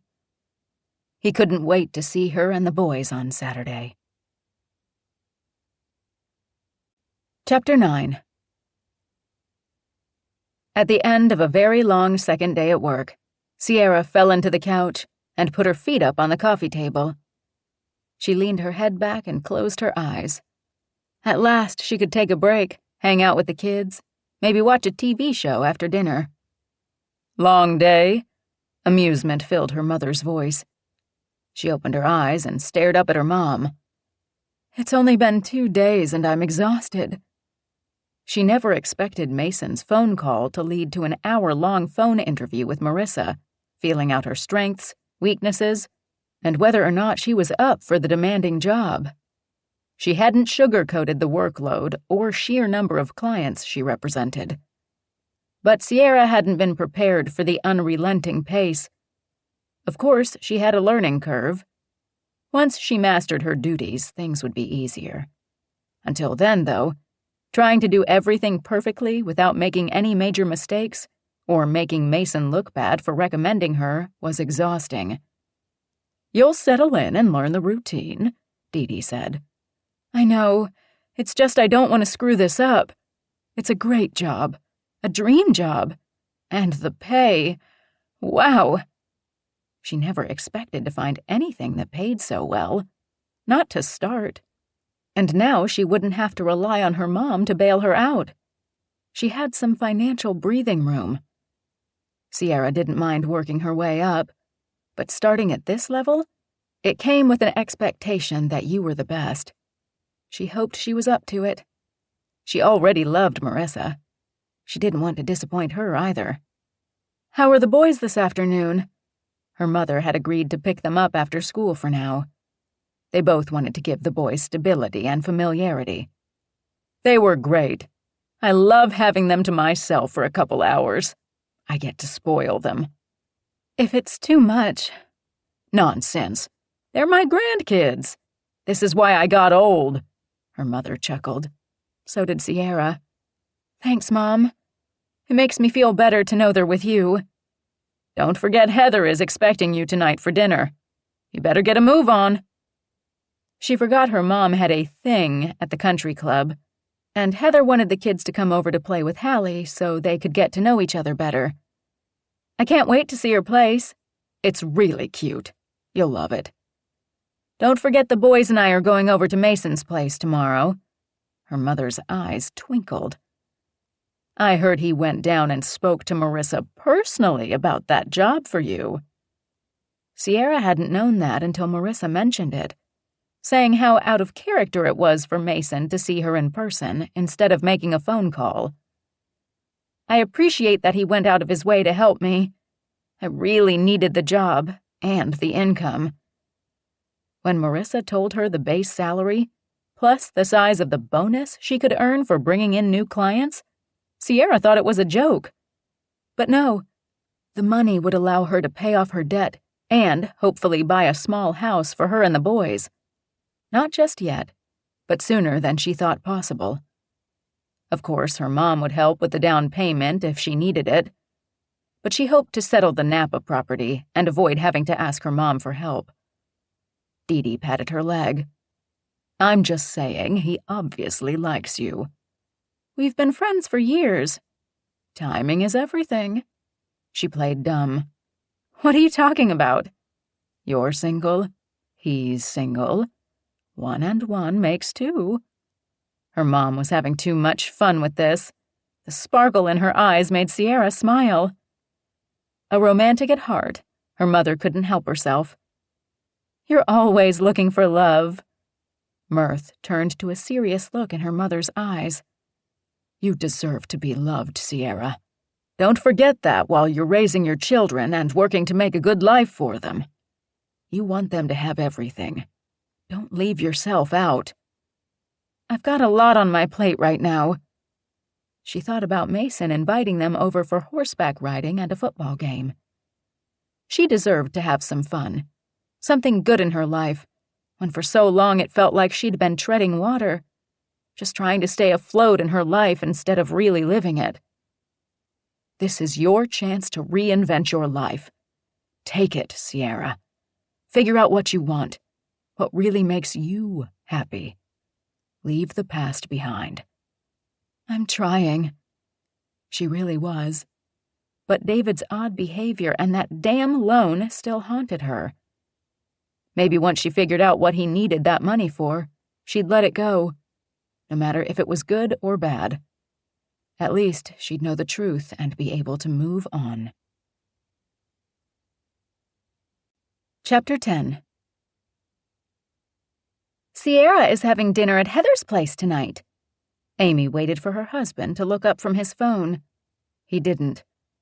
Are you going over there to join them? I wasn't invited. Mom told me about it. Didn't you see Sierra earlier in the week for a play date with the kids? He didn't glance at her, even once. She didn't see what that had to do with anything. Why are they getting together without me? Why not make it a big family thing? Rex sighed and finally made eye contact for the first time since he walked in the door an hour ago. Heather's place is small. I'm not sure we could all pack into her place. We could have had a barbecue in the backyard. Maybe that's not what she had in mind. She hasn't seen her sister in nearly a year. Maybe she wants some time with Sierra, just the two of them. Amy gritted her teeth and wondered if they were over there talking behind her back, sharing secrets like they did when they were kids. Rex sighed. If it bothers you so much, call Heather and invite yourself over to join them. Yeah, right. He eyed her, grinning. You know you want to. You hate being left out. What does that mean? The smile disappeared. You can't stand it. If there's something going on at school, in town, with your family, you need to be in the middle of it. Her shoulders and neck tensed. That's not true.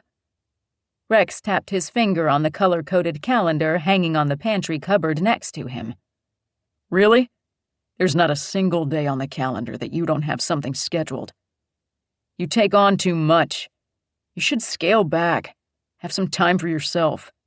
Maybe then you wouldn't fall into bed every night exhausted. Her defenses went up and she attacked without thinking. It's not like you ever want to do anything with me.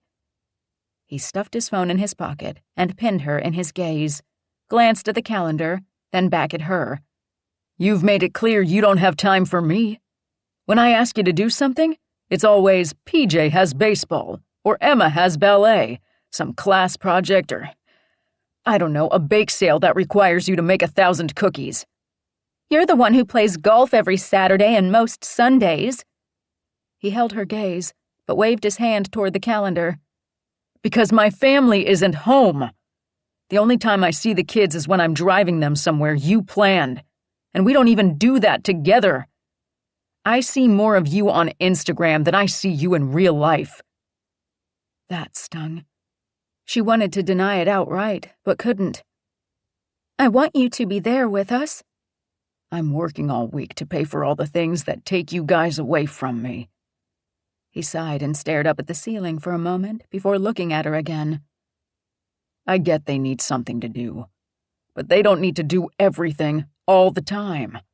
By the time we finish with Spanish lessons, swimming, and whatever other sport you've got them in for the season, the weekend is gone. It'd be nice to go to the beach or hiking together. Hell, I'd love a whole weekend at home just hanging out playing board games and watching movies and stuffing ourselves on microwave popcorn. That sounded like bliss. We could do that. When? In the hour between one play date and a birthday party for some kid in their class they aren't even friends with? All the kids get invited to the party so no one gets left out. That doesn't mean they have to go to every single one. They need to know that family time matters. Frustrated and at her wit's end, she snapped, What does that have to do with us going on a date? Time. And the fact you don't have any for me. Are you guys fighting? PJ asked from the kitchen entry. No, Amy said. Yes. Rex dared her to contradict him again with a sharp look. Put your shoes on, kiddo. Let's give Mom the night off from cooking and go pick up burgers. Yes! Rex waited for PJ to run to his room to get his shoes before saying, Something needs to change around here, Amy. You're always telling me to tell you how I feel. Well, I feel left out. I feel like you schedule all this stuff because you don't want to be with me. That's not true. She hated that he felt that way. He glanced at the damn calendar again. Really? Sure looks that way to me. PJ and Emma appeared in the entry, side by side, looking nervous about them arguing in the kitchen. Emma smiled up at her dad. I want to go too. Rex scooped her up and hugged her close. Absolutely, Princess. I bet you want French fries. And a chocolate shake? Hesitation and hope filled her soft voice. Amy didn't even bother to try to deny her daughter the sweet treat, or Rex a moment to spoil the kids with junk food.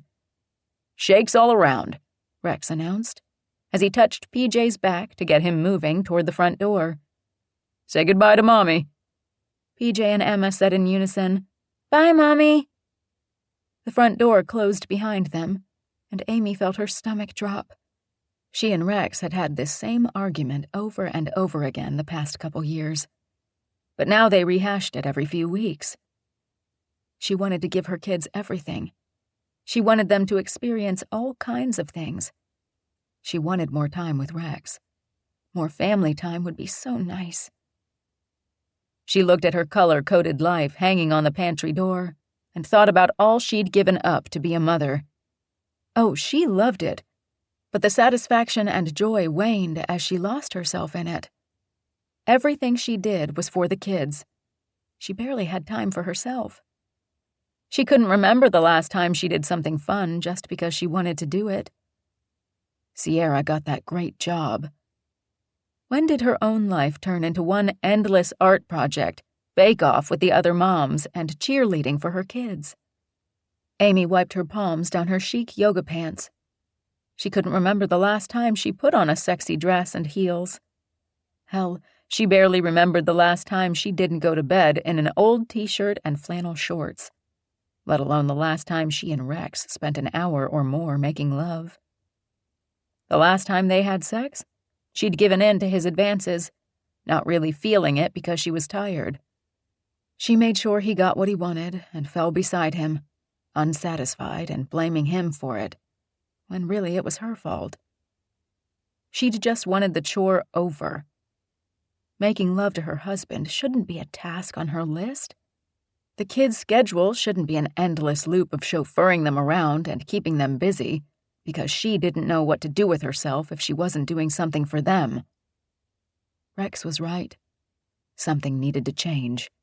She needed to change. Chapter 11.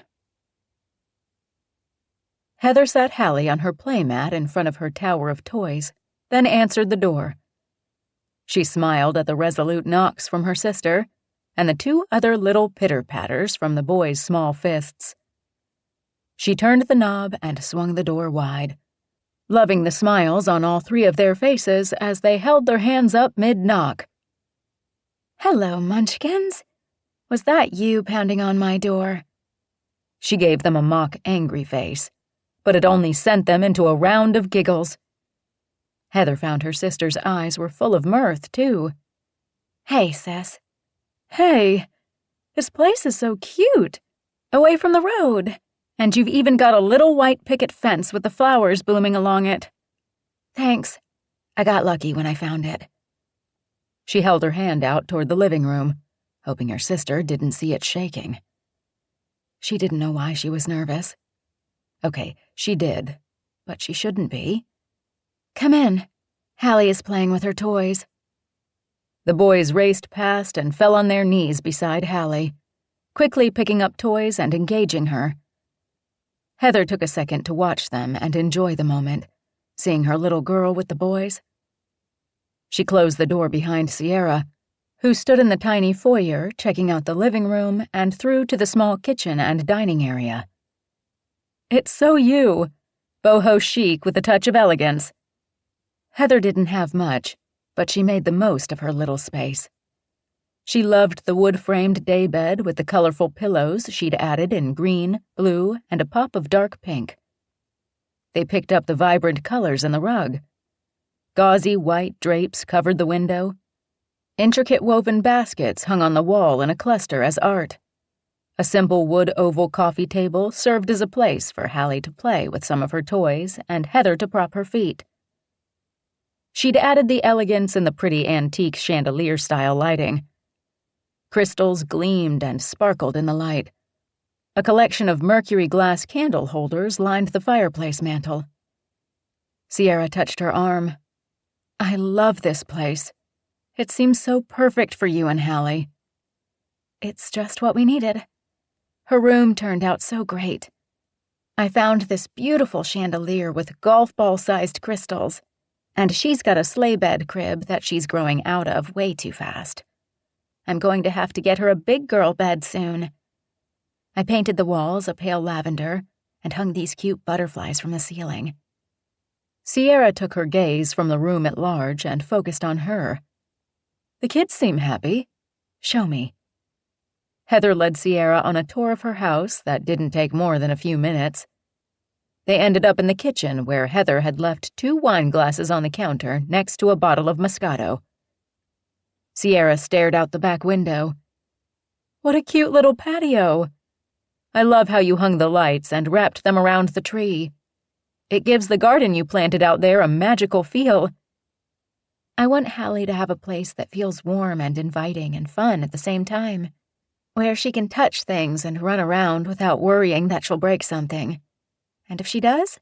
Heather shrugged one shoulder. So what? She's missing something in her life, but my hope is that she'll always feel at home here and know she's loved.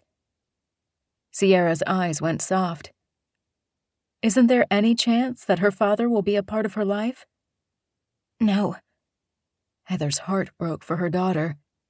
She deserved to have a wonderful father in her life, but it wasn't meant to be. Heather had been selfish, threw caution out the door, took what she wanted, and her daughter paid the price. At one time, Heather thought it would work out in some way, but no. So she'd take the secret of who fathered her child to the grave. She still didn't know what she'd say to Hallie when she grew up and asked about her dad. Right now, it was easy to distract her when she pointed at her preschool friends' dads and said, "Dada." Maybe he'll change his mind. She appreciated Sierra's optimism, but some things were absolute. I thought there was a chance for us once, but... She shrugged, not wanting to think about the mess she'd made and how it ended. Sierra rubbed her hand up and down Heather's arm. "I'm sorry. It can't be easy to raise her on your own. But from what I see, you've made a great home for her. She's got you and all of us to love her." Choked up, Heather swallowed the emotions clogging her throat. "That means a lot." More than her sister knew. "What smells so amazing?" Sierra inhaled the garlic and tomato sauce smells, filling the kitchen, then sighed in pure appreciation. Heather chuckled. "I call them meatloaf balls." She lifted the lid on the frying pan on the stove and revealed the meatballs simmering in sauce. "I hope the kids like them. They look fantastic. I'll serve them over rice, if the kids want, with broccoli on the side." "We'll let them decide. And look at you with the healthy meals, veggies and all. I remember a time when you ate pizza just about every night." "I worked at a pizza place. Who wouldn't eat pizza all the time when it's free?" Heather picked up the open bottle of wine and poured for Sierra, then herself. She set the bottle down and held her glass up to Sierra. "I'm really happy you're home." Sierra clinked glasses with her, took a sip, then narrowed her eyes. "I didn't think you were thrilled about me moving back." "I was just surprised you'd want to stay when you and David had made your life up in Napa. Is it true? You really did want to come back sooner, but David wanted to stay up there?" Sierra lifted one shoulder and let it drop. "I missed you guys. I wanted all our kids to grow up together. He considered moving back, but then he said he couldn't do it. He loved his job and thought we had a good life up there, and he didn't want to change that." Heather took a bigger sip of wine. "Well, you're here now, and you've got a great new job." "It's an amazing opportunity, and the money is great. More than I was making at my old job." Sierra glanced around the house. "I can't afford to buy anything just yet, but I'd love a cute little place like this for me and the boys." "With 2 of them, you'll need another room. I'm sure once you get your settlement, you'll be able to get something." "I don't know about that. I was barely getting by. The fire wiped out what little I had in savings, paying for motel rooms and basic necessities. I'll get the settlement for the contents of the house, which will help, but the mortgage doesn't go away. And I've got a huge personal loan to pay off." "Really?" That concerned Heather. Sierra waved it away. "I'll figure it out. The fire is still so fresh in my mind. The loss? If I hadn't found this job so soon, I don't know what I would have done. Mom has been so great, letting us move in until I can figure out what to do next. It's just so overwhelming." "I always thought you and David were doing really well." Heather had no idea they'd taken out a big loan. "I wish I could help, but I sunk all my money and then some into this place. My job covers costs and daycare and a little extra. But Hallie and I, well, we've got what we need." "I totally get it. Like I said, the insurance will help, but rebuilding isn't an option for me. I need to move on. It must be hard to know that the house you and David shared is gone. All those memories. I still have the memories, but there's nothing left that I want to go back to. David's been gone almost a year, and it's time to settle into my life without him. The optimistic tone surprised Heather. Are you thinking about dating again? It's been a long time since I went on a date. It's kind of scary, but also, I don't know, maybe it's time. I don't want to dedicate everything to raising the boys and miss out having someone in my life to share it with. I'm sure, just like me, you get lonely sometimes. It's been especially hard this past year, watching Hallie grow so fast and do so many new things. Heather nodded. I want to share it with her father, but I can't. So, yeah, having a partner, someone special in my life would be great. She thought about her encounter with Mason at the mailbox. A sexy lawyer would do fine. Someone stable. Someone available and open to a relationship that could potentially turn into a lifetime of memories. She loved being a mother. She'd love to have another baby. Mason had never had a family. Maybe he'd like to be a father. You're thinking about someone, Sierra teased. Since Sierra knew Mason, Heather didn't want to give away her secret thoughts. I've just recently been reacquainted with someone, and I don't know, maybe there could be something there. Sierra held her glass up. Go for it, sis. Life is too short. Heather clinked it again. Yes, it is. In the blink of an eye, you can lose everything. Why wait to have what you want? Hear, hear. Sierra took a sip, then glanced in the living room where Hallie let out a big belly laugh as Oliver held up a puppet and made fart noises. Boys! Sierra shook her head, but a smile tugged at her lips. Heather soaked up the scene with the boys entertaining Hallie. This is nice. Sierra met her gaze. Yeah, it is. I'm glad you invited us. I hope we get to do this a lot more often. I'd like Hallie to really get to know Danny and Oliver. Me too. We better feed them. Heather, caught up in the moment and her emotions having Sierra and the boys in her home, impulsively hugged Sierra. What's this for? Sierra held her close. I'm so glad I didn't lose you. Sierra squeezed her harder. You'll never lose me. Heather hoped Sierra kept that promise. Chapter 12. Sierra parked the SUV in Mason's driveway and tried to wrangle the butterflies into submission with a hand to her belly and a deep breath. This wasn't a date. It was just two friends getting together to watch a football game. Mason meant it as a kind gesture to make her sons happy. Can we see the horses first? Danny asked. Both boys watched the ones grazing in the nearest pasture. They were beautiful. She missed riding and the freedom of it. We'll see. She opened the car door just as Mason walked out the front door with the ease of a confident man. Nervous, anxious, and yes, excited. Sierra felt anything but confident. More like self-conscious. She wasn't the same young lady he knew from their youth. She'd grown up, filled out, and had two kids that made her body dip and bulge in new ways that defied all exercises meant to flatten and tone certain areas. How did he look the same after all these years?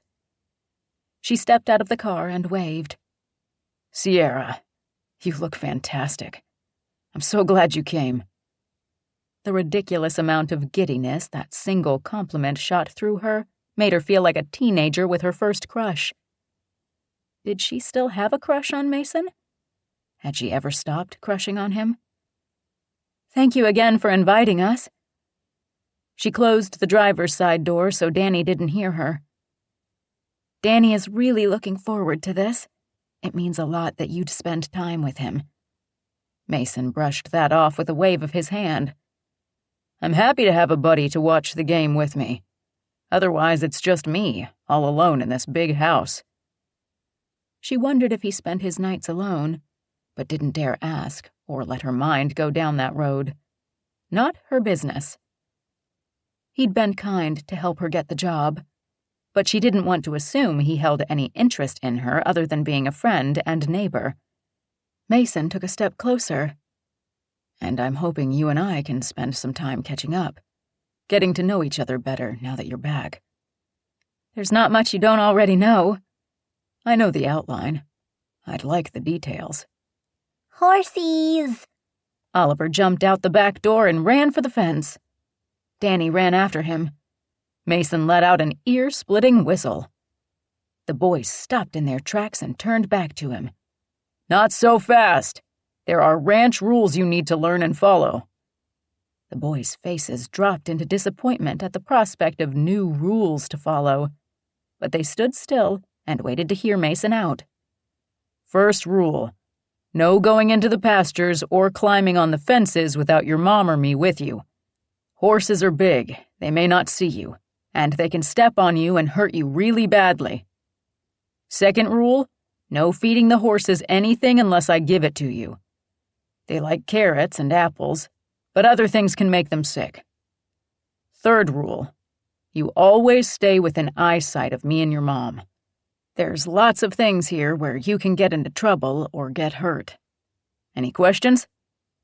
Both boys shook their heads. Okay, then let's have fun. The game starts in half an hour.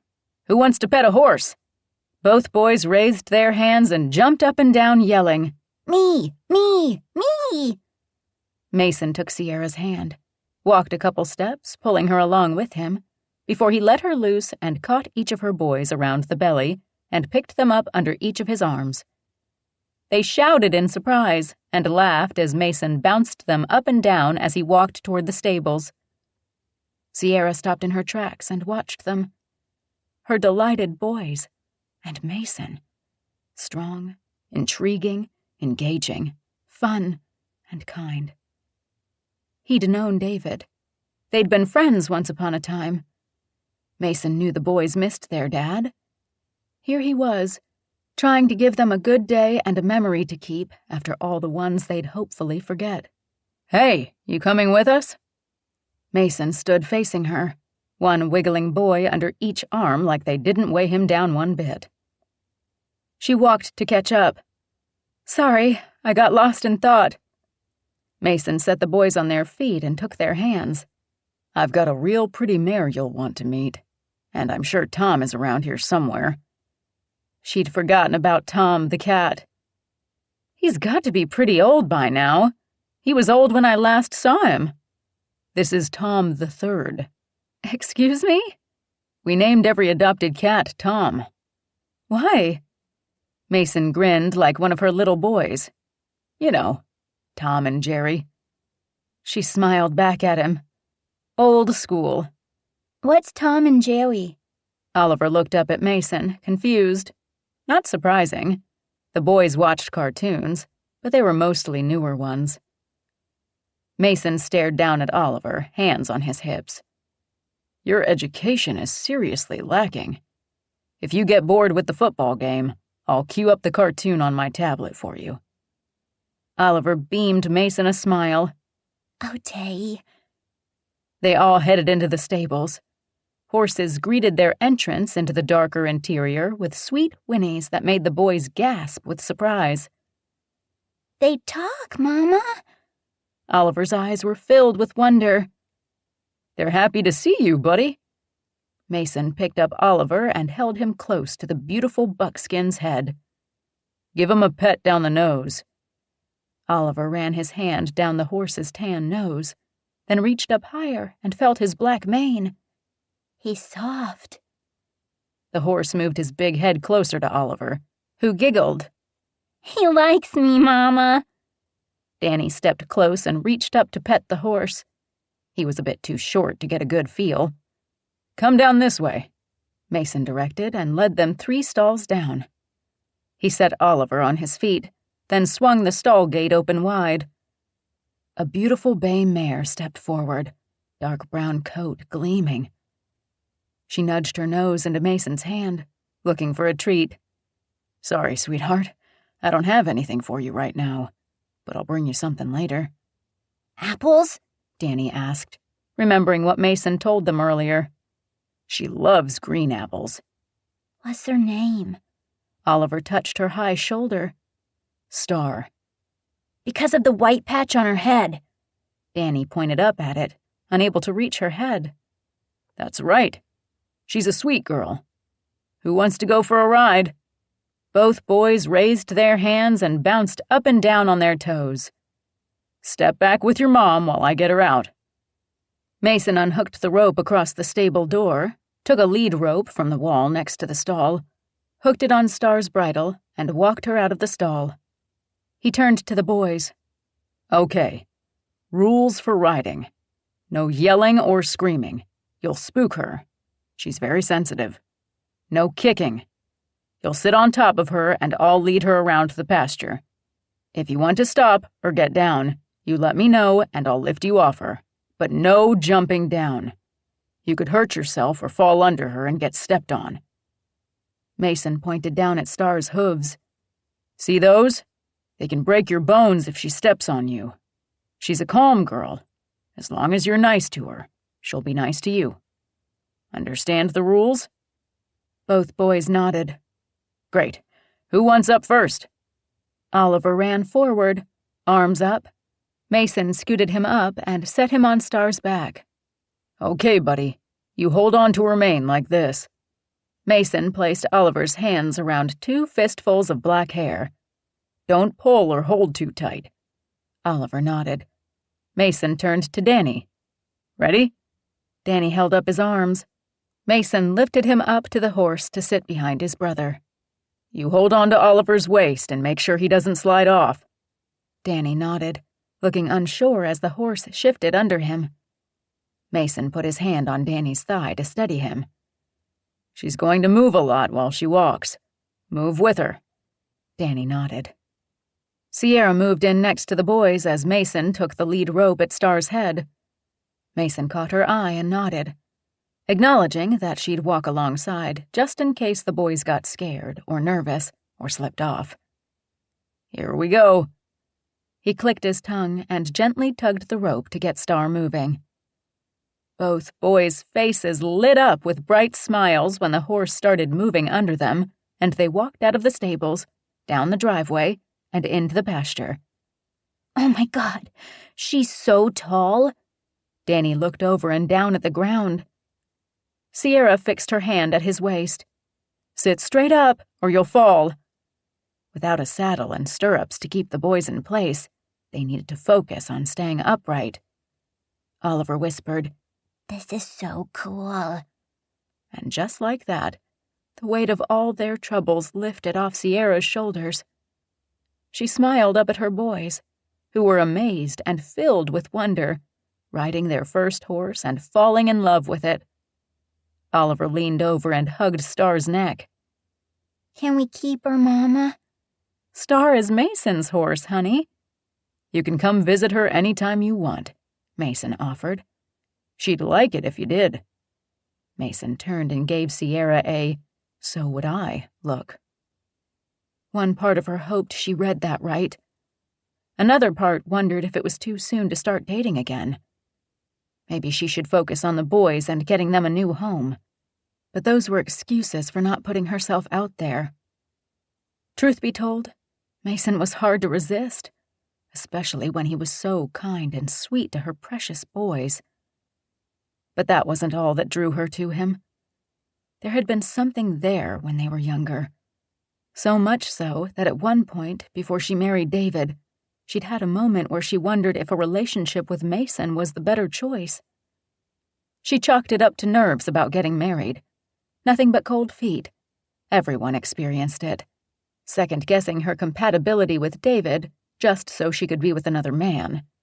One she found intriguing and exciting and sexy as hell. They'd been friends so long. She knew so much about him. But she'd convinced herself they would only ever be friends because she didn't want to risk losing that bond. In the end, she'd felt like she and David married thinking the other person fit the image of what they wanted. But down the road, They each turned out to be unable to fulfill the other's needs. David didn't think she was spontaneously fun or outgoing enough. She saw David's wild streak, at first so entertaining, as off-putting. He didn't think things through. They turned into devoted parents, but distant partners. She didn't know when or why they both accepted that was their life, that the spark and fire between them had slowly burned out to ash. By the time David unexpectedly died, she'd been wondering for months if he wanted out of the marriage. They didn't fight. They didn't disagree. They didn't care enough to do that. They simply lived their lives under the same roof for their children. Looking back, it made her sad to think he died unhappy and unfulfilled in their marriage. Still, she wondered if he'd had his foot out the door for a while. Mason broke into her dark thoughts. "You okay?" She nodded and smiled for the boys' benefit. "Fine." She checked her watch. "We should head back. The game starts in 10 minutes, and I've got to get the cooler of food out of the car and some of the things into the oven." Mason studied her for a moment, then turned Star back to the house. Oh, come on, Mom. Just a few more minutes, Danny pleaded. I want to ride by myself. "Not this time," Mason interjected. "But we'll definitely do this again. Come on, you don't want to miss kickoff." Mason slowed his pace, letting the boys get every last second they could of the ride before he plucked them both off Star's back and set them on their feet again. Oliver gave Star's leg a hug and glanced up at Mason. I like her. Mason brushed his hand over Oliver's head. "I'm glad you had fun. You can come see her before you go home later tonight." If I lived here, I'd sleep with her, Danny announced. Mason chuckled. "She sleeps standing up." Nuh-uh. Danny stared up at the big horse. "She sure does." I'm gonna try that tonight. Oliver closed his eyes and wobbled before he opened his eyes again. "Not so easy, is it?" Mason waved the boys back so he could put Star in her stall. He gave her a pat all the way down her back. "You made those boys' day." He pulled a roll of spearmint candies from his pocket, unwrapped one, and fed it to Star. He walked out of the stall, secured the door, and held the roll of candies out to the boys. "Want one?" Horse treats. Oliver shook his head. Danny peeled one off. They're candy. Duh. Oliver wanted everything Danny had and peeled one off for himself. He hesitantly stuck it in his mouth, then smiled when the sweet, minty taste hit his tongue. Mason held the roll out to Sierra. "Want one?" I'm good, thanks. He stuffed the roll back in his jeans pocket, then touched his hand to her back as they walked up to the house. Every nerve in her body flared to life at that simple touch. He didn't crowd her, but he didn't remove his hand either. She glanced up at him and caught him staring at her. "I'm glad you decided to come today." Me too. It's been a long time since I saw the boys smile and enjoy themselves this much. I liked seeing you smile. I haven't had a lot to smile about lately. Then I'm glad I'm part of why you did. She stopped and stared up at him as the boys continued toward the house. What is this, Mason? It's a start to something that seems a long time coming. The words and sentiment rolled off his tongue so easily, like this was as inevitable as he claimed. He took her hand and gently tugged to get her to continue following the boys up to the house. The warmth of his skin pressed to hers spread up her arm and through her whole body. She didn't pull away like she thought she should, but settled into the moment and the feel of his hand clasped with hers. It had been so long since Sierra felt connected to someone, since a man touched her. Holding hands with Mason seemed like such a simple thing, but her heart melted at the thought that he wanted to start something with her. At the end of her marriage, she'd felt undesirable and lacking in some way. Mason made her feel wanted. It made her stand a little straighter and feel lighter and giddy all at the same time. She'd been unsure about coming home, thinking she didn't have anything besides family to come back to that would really make a difference in her life. But Mason proved her wrong. She'd wanted to find a way to get by. Mason gave her hope for something more. Chapter 13. Mason didn't know what to call the feelings running through him. An hour into the football game, and he simply felt great. Happy. Sierra, looking beautiful in her dark pink top, long dark hair falling past her shoulders, stood in his kitchen, pulling a baking tray from the oven. She set it on top of the stove, then looked through the cupboards until she found the plates. She didn't hesitate to make herself at home in the kitchen he barely used. The boys sprawled on the sofa. Danny watched the game, cheering with him when their team scored. Oliver watched Tom and Jerry on his tablet, giggling every so often and completely engrossed in the classic cartoon. This is what this house needed. A family. This is what his life needed. He'd wanted this for a long time. Once, he'd thought he'd get a chance to have it with Sierra. If this was the start of his second chance, he'd make it count. This time, he wouldn't let her walk away without a fight. Only one thing could screw it all up: the secret he'd kept since her stepfather's funeral. His clients were falsely accused of wrongdoings all the time. Divorces could cause hurt feelings, and the parties sometimes lashed out, making things worse. He knew better than to present something without evidence to back it up. If he said something and it turned out to be wrong, he risked her being angry at him for telling tales. She'd question his motives. "Mason, you okay?" He met Sierra's inquisitive gaze and smiled just because having her here made him so damn happy. "Yeah, fine. Just got lost in thought." He tipped his chin toward the plate of pigs in a blanket. "Those look really good." Danny took one and tried to see the TV around her hips. Mom, move. "Please," she prompted him. Danny fell back into the cushions. Please. He leaned over to check out the play on TV and groaned over the incomplete pass. Sierra set the plate on the coffee table. "I'll get the rest of the goodies." Mason rose and stood next to her, close enough to smell her sweet floral scent. He'd missed that about her. She always smelled so good. "Let me help." He followed her into the kitchen, pulled the bottles of root beer and vanilla cream soda from the fridge and out of their cardboard holders, and placed them in the metal bucket he'd left on the counter. "I love cream soda." "I remember." He tried to play it off like it didn't mean anything, but Sierra stared at him, getting that he'd stored away a lot of memories and tidbits about her. He didn't know what it was about her, but she made him pay attention. Maybe if he'd paid attention to his fiancée the way he did when Sierra was around, he'd have made it down the aisle and filled this house with his own family. "I'm sorry, Mason." At first he didn't know what she meant. Then he caught the remorseful look in her eyes. "We don't need to do this, Sierra."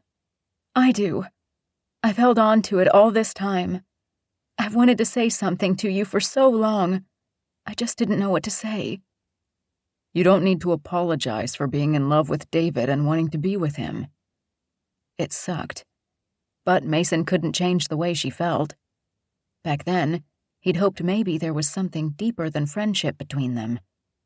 Maybe there was, but she'd still picked David. Admittedly, he'd known she would. She and David had been seeing each other for a good long time, so Mason had swallowed his feelings and everything he'd wanted to say to her until it was too late, and what little he had said hadn't been enough for her to really believe he wanted her to take a chance on him. She shook her head. "I apologize for whatever that weird scene was between us. I wanted to say something, then I didn't, and you didn't know what to say to me acting so weird. And then every time we saw each other afterward, it was strange. I made it weird."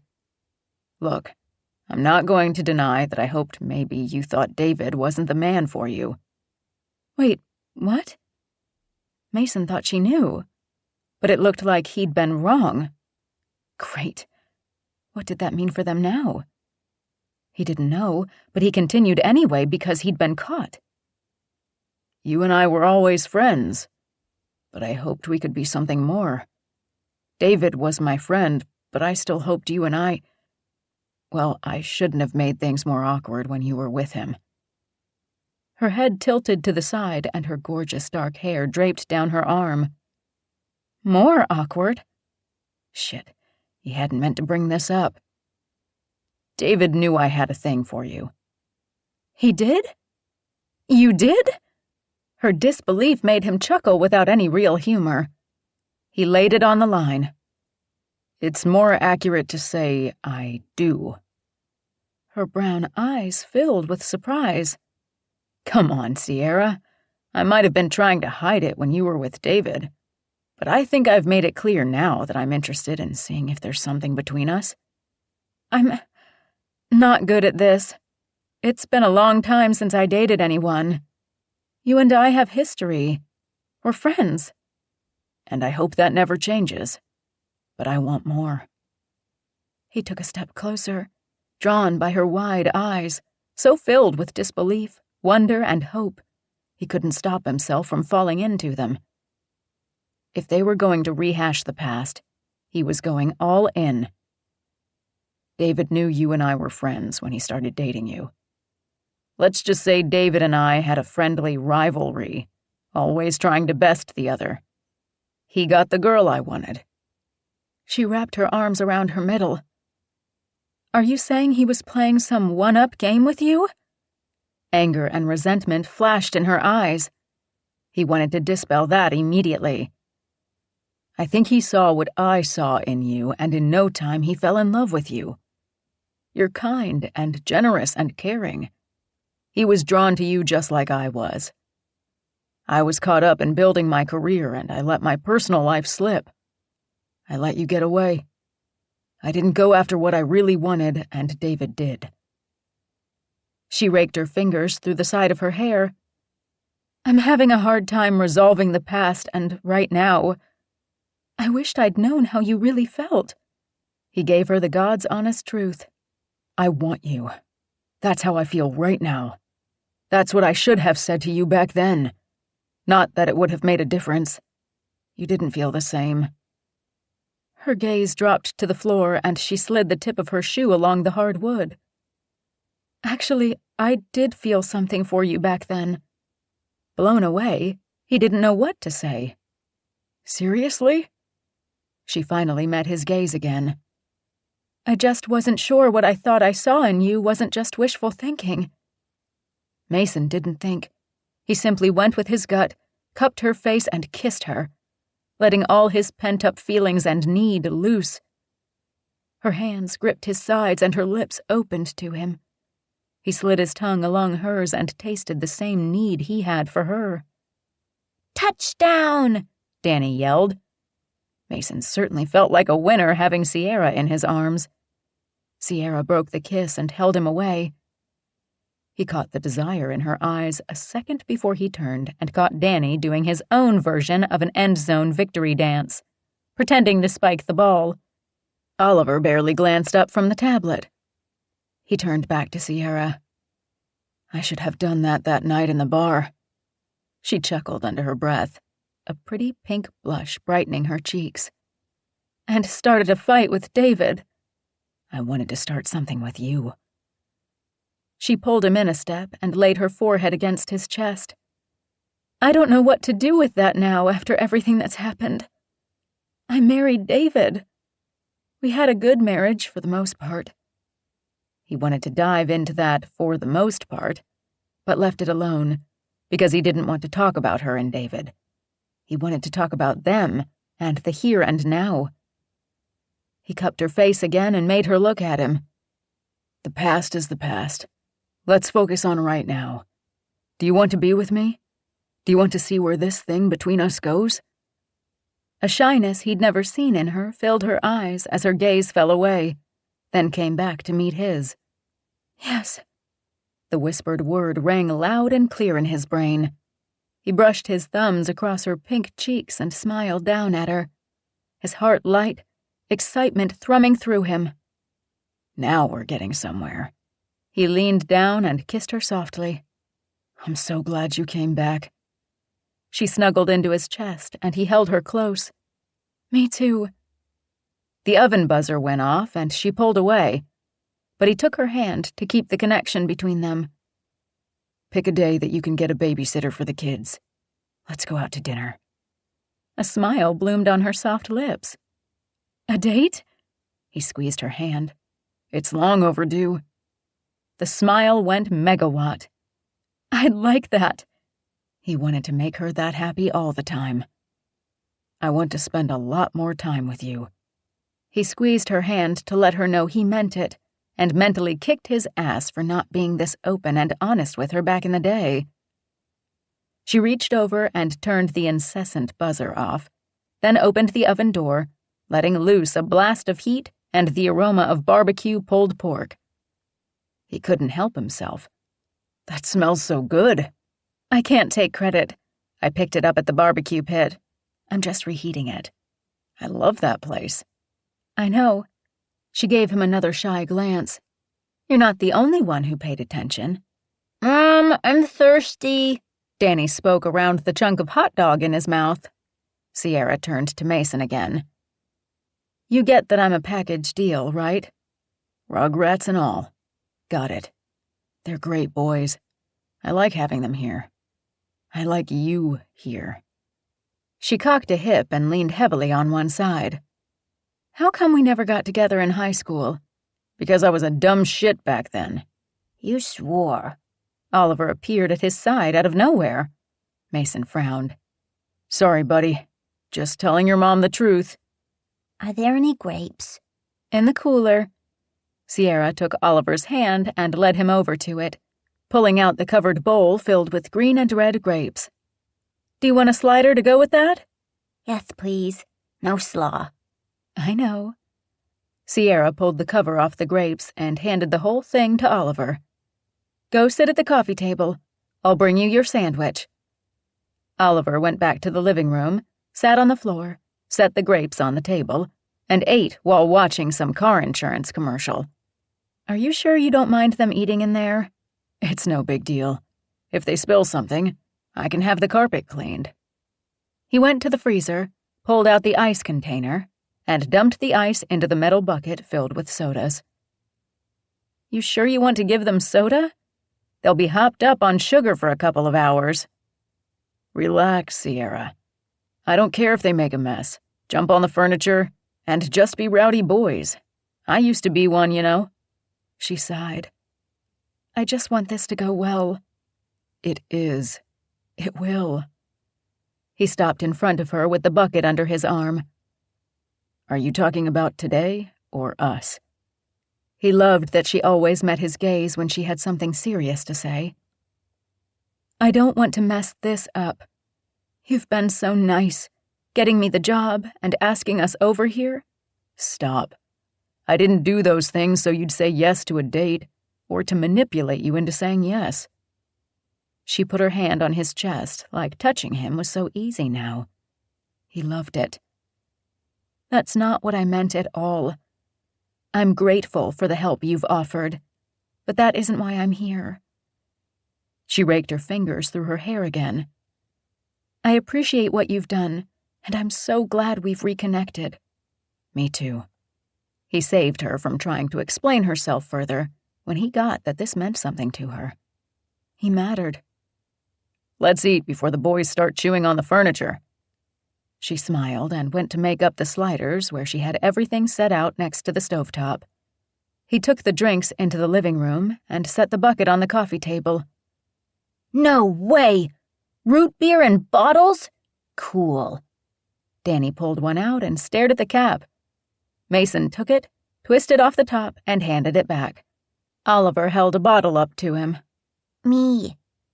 Mason uncapped his and handed it back. Both boys took deep sips, burped, then fell into a fit of giggles.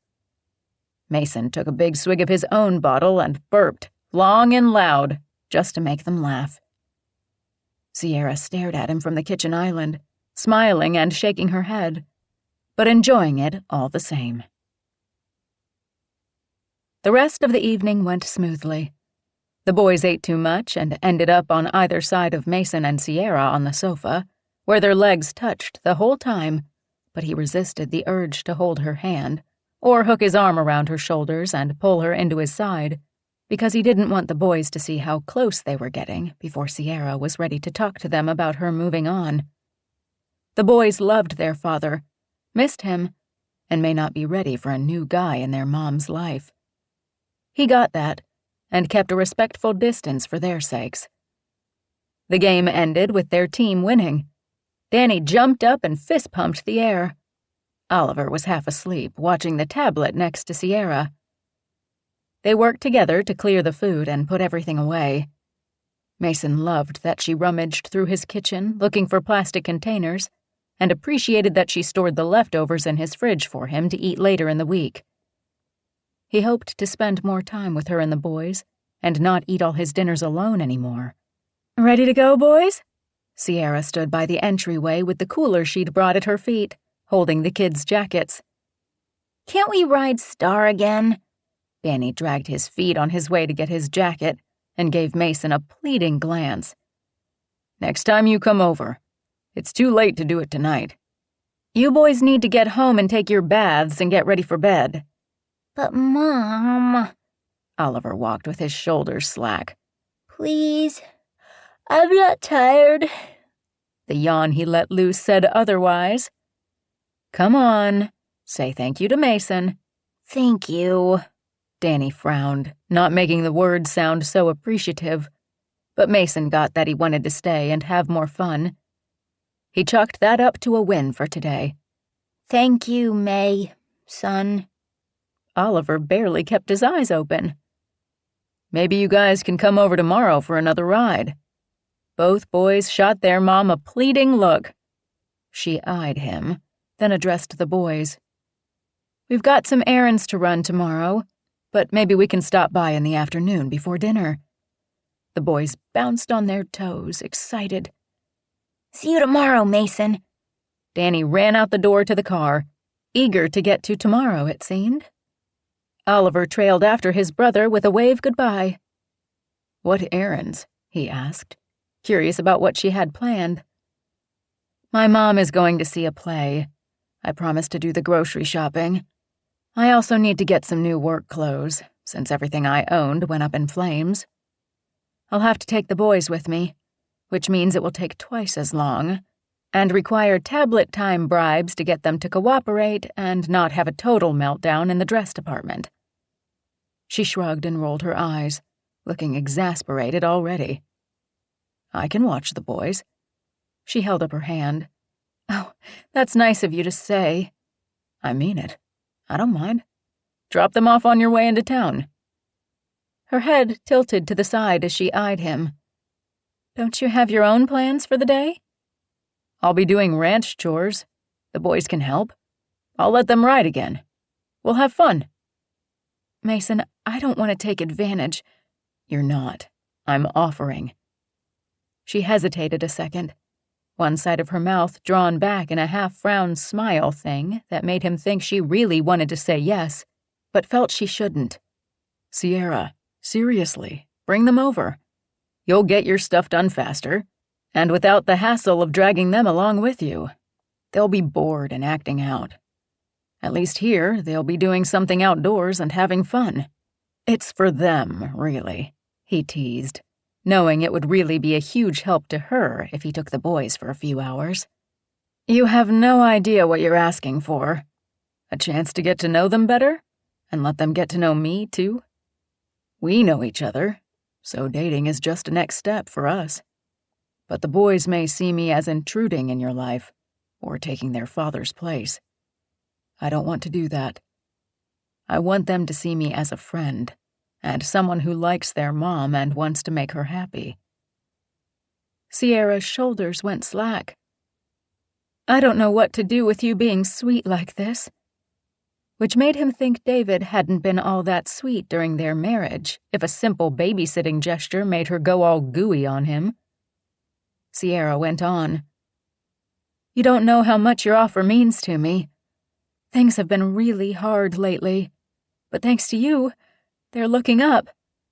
She needed something to be easy and hassle-free. He could do that. Mason put his hand on her shoulder and kissed her forehead. I know you've got a lot on your plate with settling your affairs back in Napa and starting a new job here and getting settled again. If I can help, I will. You really mean that? She didn't pose it as a question, but he assured her anyway. Yes, I do. So drop the boys off tomorrow, go do what you need to do and take your time about it. And I'll see you when you pick up the boys, and I'll get to do this again. He tugged her the 2 steps out of the doorway and into the kitchen so the boys couldn't see them, leaned in, and kissed her, long and deep. He broke the kiss far sooner than he'd like and smiled down at her. I'm really glad you came over today. Me too. He picked up the cooler, took her hand in his free one, and walked her out to the car. He put the cooler in the back and waved to the boys before placing his hands on the driver's side open window and staring in at Sierra. A soft smile made her even more beautiful. See you tomorrow. I'm here whenever you need me, he assured her, then stepped back and waved them all goodbye. He watched them drive away, knowing they weren't going far, just next door, but wishing they'd stay because the empty house behind him didn't feel the same without them in it anymore. Chapter 14. Sierra sat at the kitchen island counter listening to the boys upstairs brushing their teeth before she took them to school. She sorted through the envelopes in front of her. Her mom sipped her coffee, then stared at her over the rim. I know that frown isn't about Mason. Not after you've come home every day from his place with a smile on your face. Sierra couldn't contradict her mother's assessment. She and the boys went over every night to help Mason feed the horses and spend time with him. The boys loved it. They were learning a lot about taking care of the animals. She herself liked getting to know who Mason was now. They were both the same, but different, and she enjoyed discovering new things about him. They'd kept things light this past week because they'd both been busy at work, and having the boys around all the time meant they had to be careful about what they said and did. Mason is great. The boys love him. Her feelings were growing deeper the longer she spent with him. Dee Dee said, What's not to like? He's got a cat and horses for the boys to pet and ride. They like his company, because having a big, strong man around to let them be rowdy and wrestle is a lot of fun. And hey, you get to just look at him and kiss him. Her mother's eyes twinkled with delight. She hadn't actually seen Sierra and Mason kissing, but it was a good guess that she was still smiling when she came home because of it. We do more than kiss, you know. It's nice to share my day with him. I miss coming home and having someone to talk to about my day. Have you asked him to help you with your David problem? How could David be such a problem after his death? Sierra brushed her hands over the bill in front of her. She didn't like where her mind went every time she thought about it. She hated the monthly reminder that her husband kept a big secret from her. Dee Dee pressed her. Why are you stalling? If Mason can figure out where the money is, you can get rid of that loan and leave it in the past where you should leave David. Bitterness filled those words. If you can't deal with it, let me pay it off and be done with it. Sierra appreciated her mother's anger and resentment that David left her carrying the debt. She had to admit, she didn't have a lot of kind thoughts when it came to David and the loan. But she wasn't one to bury her head in the sand either. Still, the thought of taking that kind of money from her mom didn't sit right, even if her mom could easily afford it. Between David's death, struggling to get by after he was gone, helping the boys through their grief while I worked through mine, and losing everything, I'm not sure I can take one more blow. Our marriage wasn't perfect, I know that. No one's is. But I don't want to find out it was broken and I didn't even know it. Don't blame yourself for something you didn't do. Sierra's stomach nodded. That's just it. I don't want to know what he did with that money. So you're just going to worry over it, pay it back, and just take it? Part of her wanted to, but no. She wasn't one to just let it go. Who am I supposed to make pay for and answer for it? David isn't here. That really ticked her off. It's your decision, but I think this has more to do with the fact you're afraid to ask Mason for help, because you don't want him or anyone else to know that David wasn't the great guy and husband everyone thought he was. You don't want anyone, Mason especially, to know that David pulled one over on you. No, she didn't. Is it so hard to understand why? I feel stupid and duped, and like I didn't even know him if he could do something like this behind my back. He lied to me for months before his death by not telling me he took out the loan. What else was he lying about? Her mom thumped the coffee mug on the counter. That's a very good question. If it were me, I'd want to know so that if something else comes at me out of the blue from his past, I'd be prepared. If you know, you can protect the boys. And yourself, Sierra. Who knows what he was into that cost that kind of money? She'd like to think it was a bad investment, or gambling, though that really seemed unlikely. David had never been a gambler. Maybe he was helping out a friend and didn't want her to know for whatever reason. Sierra hoped it was something easily explained. The boys stomped down the stairs and headed for their backpacks by the door. She scooped up the mail, set her mug in the sink, and met her mother's inquisitive gaze. I need more time to think about it. She needed superpowers. She'd love to resurrect David and shake some answers out of him. Instead, she headed for the door to take the boys to school and get herself to work.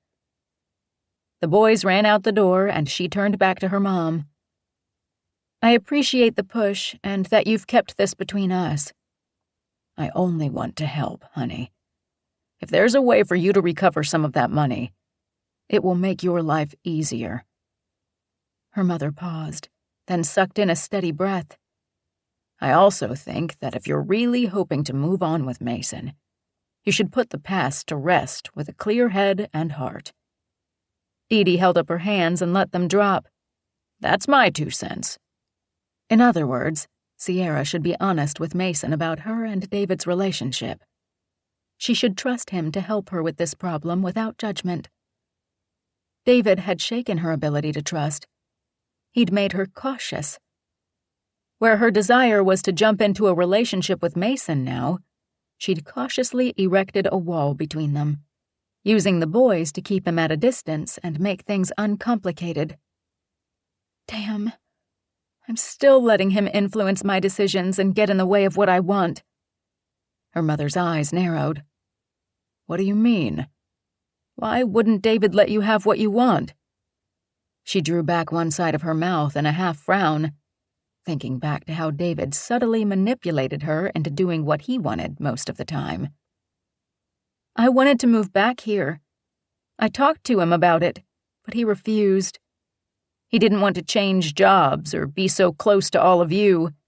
He wanted us to have our life, as in separate from her family. I went along because I thought what he wanted was me and the boys. And now you're not so sure that's what it was. I think something was keeping him in Napa Valley, and it wasn't me and the boys. She shrugged. Maybe I'm wrong. And in that moment, it became clear. I guess I'll find out. Chapter 15. Mason stared at the change on his calendar and wanted to smile, but found he was more confused than happy about his next appointment. He walked to his office door and found his assistant at her desk, typing. Luis, when did Sierra call for an appointment? This morning. You had a cancellation. She said she's a friend of yours, so I made the appointment. Did she say why she wanted to meet with me? The object of his inquiry walked in the door. Hey, Sierra said, her eyes darting between him and Louise, who couldn't stop looking from him to Sierra like she could see the sparks flying between them. I hear you need a lawyer. Sierra bit her lip, glanced at Louise, then back at him. Not really, but kinda. That made him nervous. If she wasn't in need of a lawyer... Well, he hoped she wasn't here to break up with him. Then again, who made an appointment to do that? Mason? Yeah? If you don't want to help me... Of course I want to help you. A strange sense of ease went through him. She wanted help. She didn't want to break up.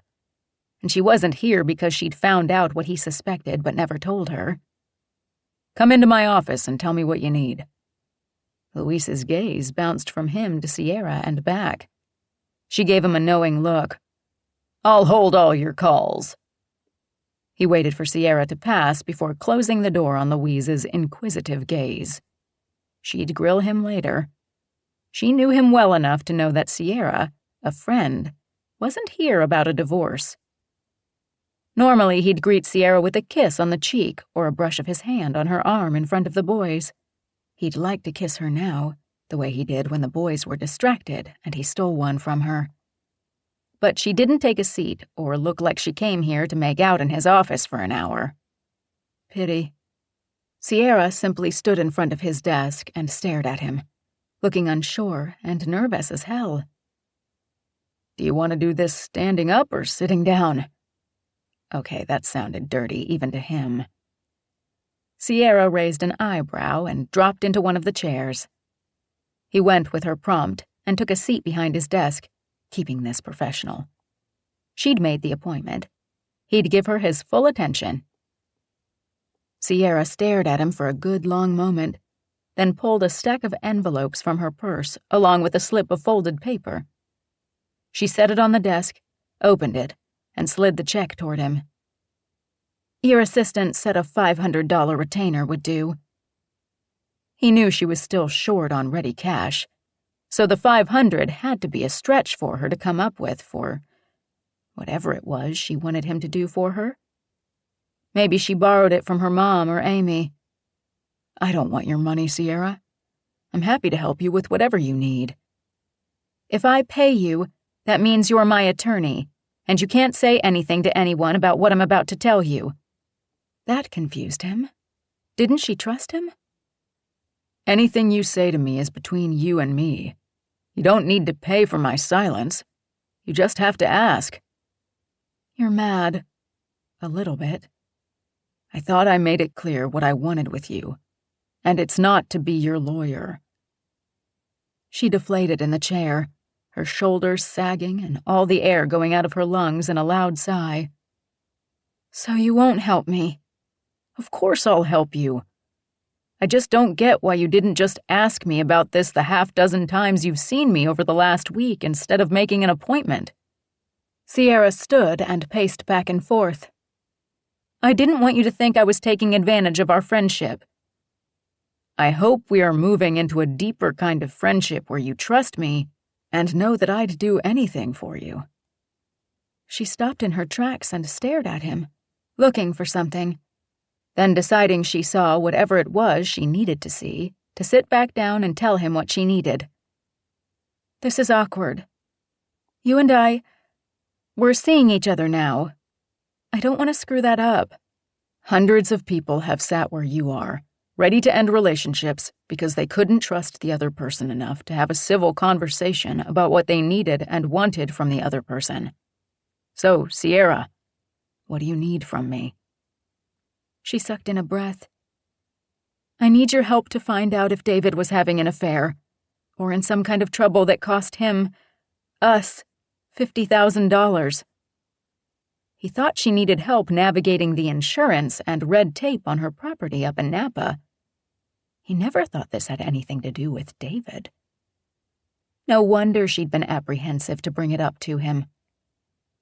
Mason fell back in his seat and tried to get his thoughts together and figure out a way to navigate this. He started with the simple question.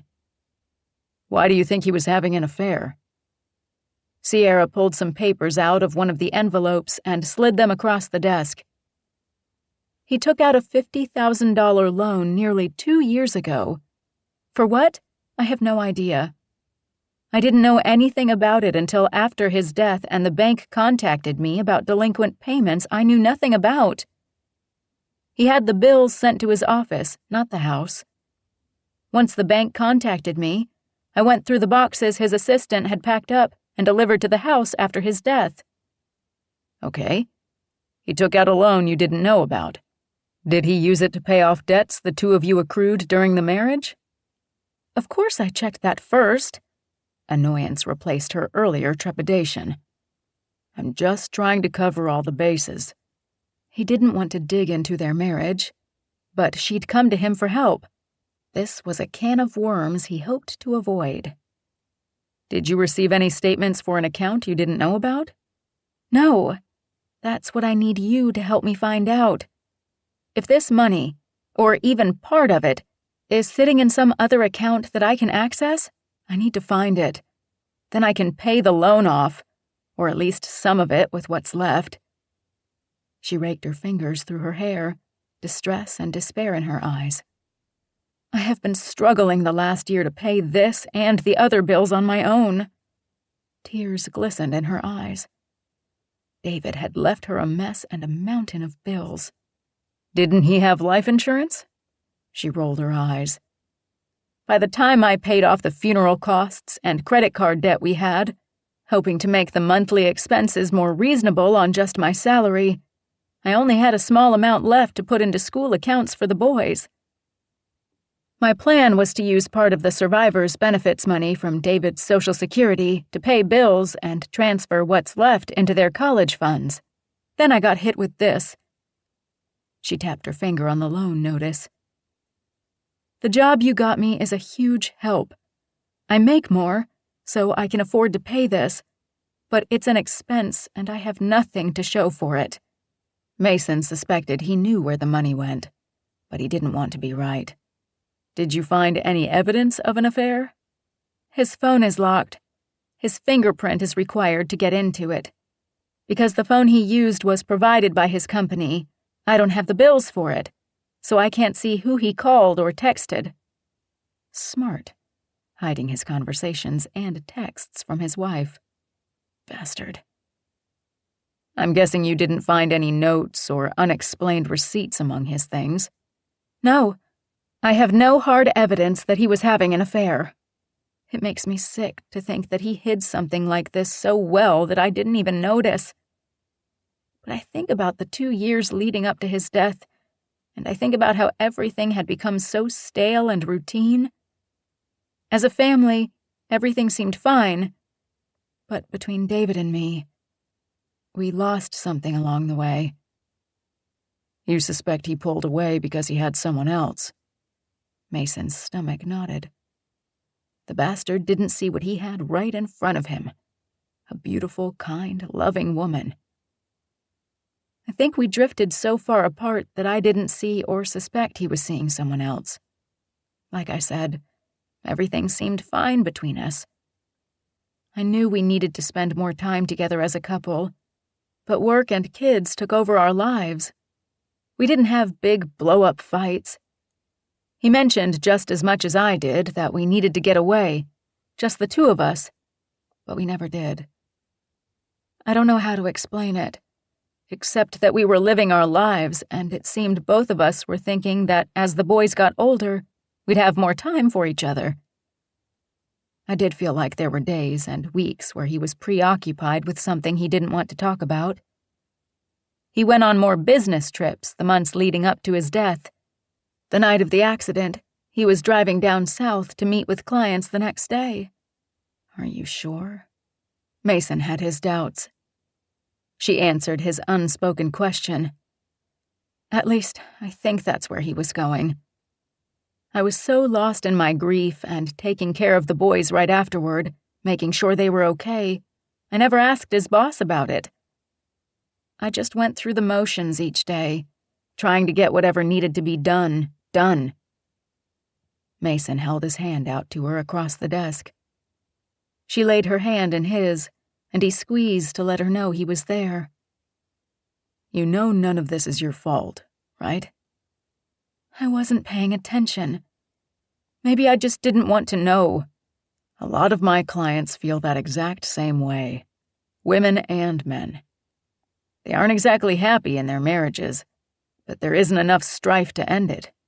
There's still hope that they'll find their way back to how they felt when they got together and married. They let things slide. They make excuses, like staying together for the kids. They don't open up about how they're feeling or what they want to change. Sometimes things just fizzle out and they end up here. Other times, someone finds what they need with someone else and they still end up here. Is that why you never married? I came close. Once. But his ex felt like he'd been holding out on her. Maybe he had been, because he'd been carrying a torch for the woman in front of him for a long time. And the engagement with his ex ended right after he saw Sierra at her stepfather's funeral. Sierra showing up here and telling him about this situation made him feel guilty for keeping his secret, even though he didn't know if what he saw was what he thought he saw. Mason? Jarred out of his thoughts, he met Sierra's inquisitive eyes. Yeah? What? Do you think David was having an affair? I'm not sure. But I have an investigator who can look into it. He can try to track the money. But if the money led where Mason suspected, he didn't know what he'd tell Sierra.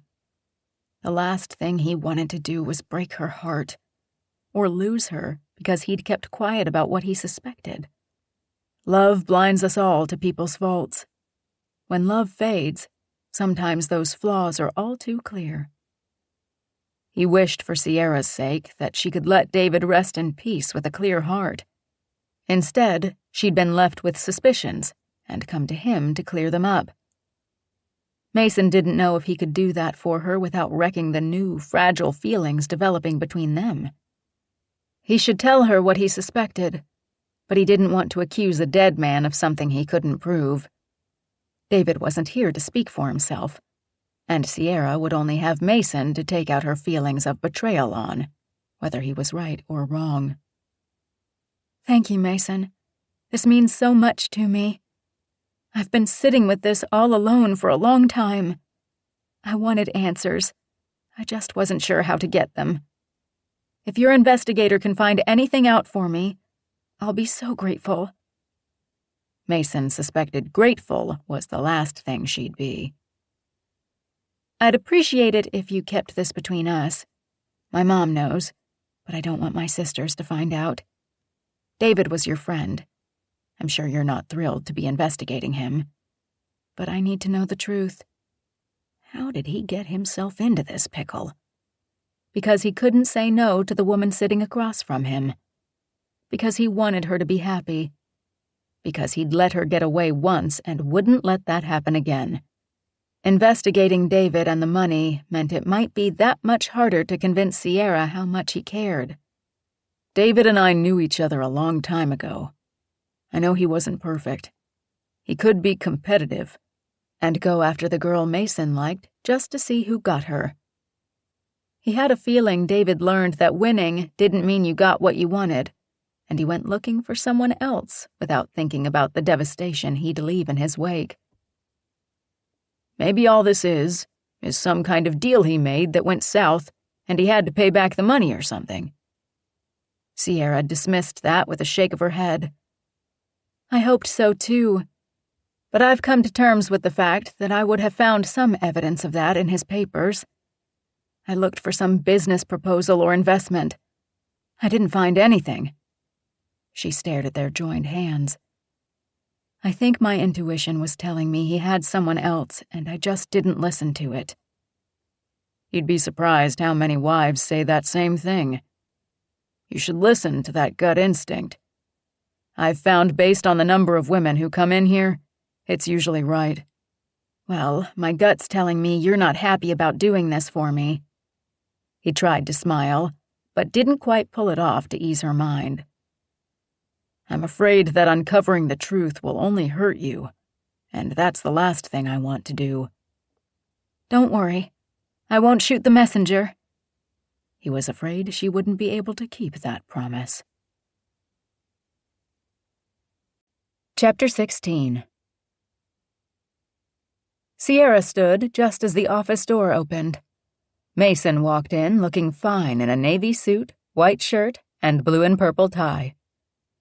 The color made his hair appear even more golden, his eyes a brighter blue. He looked good and had to know it. Every woman still left in the office noticed as they tracked his progress across the entry and through the cubicles to her desk. Mason stopped in front of her, his eyes diving down her new lilac-colored dress to her sparkly black strappy heels, then coming up to meet her gaze. "That dress is killer. You're gorgeous." "I was just thinking the same thing about you." That got her a huge smile from him. She was glad for it, because things had been casual and guarded between them since she appeared in his office 3 days ago, asking for his help with her David problem. Mason stepped closer, the woodsy smell of him drawing her in. "I'm so glad we're finally doing our dinner date. I love the boys, but I've wanted you all to myself for a while now." "I feel the same way. Amy has the kids. They're having a sleepover with their cousins." Mason leaned in close. "Are we having a sleepover tonight, too?" She'd thought about it all day, which meant thoughts of him distracted her from doing anything really productive. "If you play your cards right." She was teasing, but she'd planned for this, hoping it would happen sooner rather than later. "Well, then I'll do my best to impress you with some good food, better wine, and charming conversation."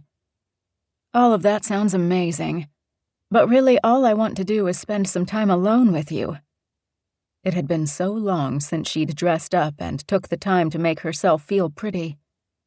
Sierra couldn't remember the last time a man paid her a compliment.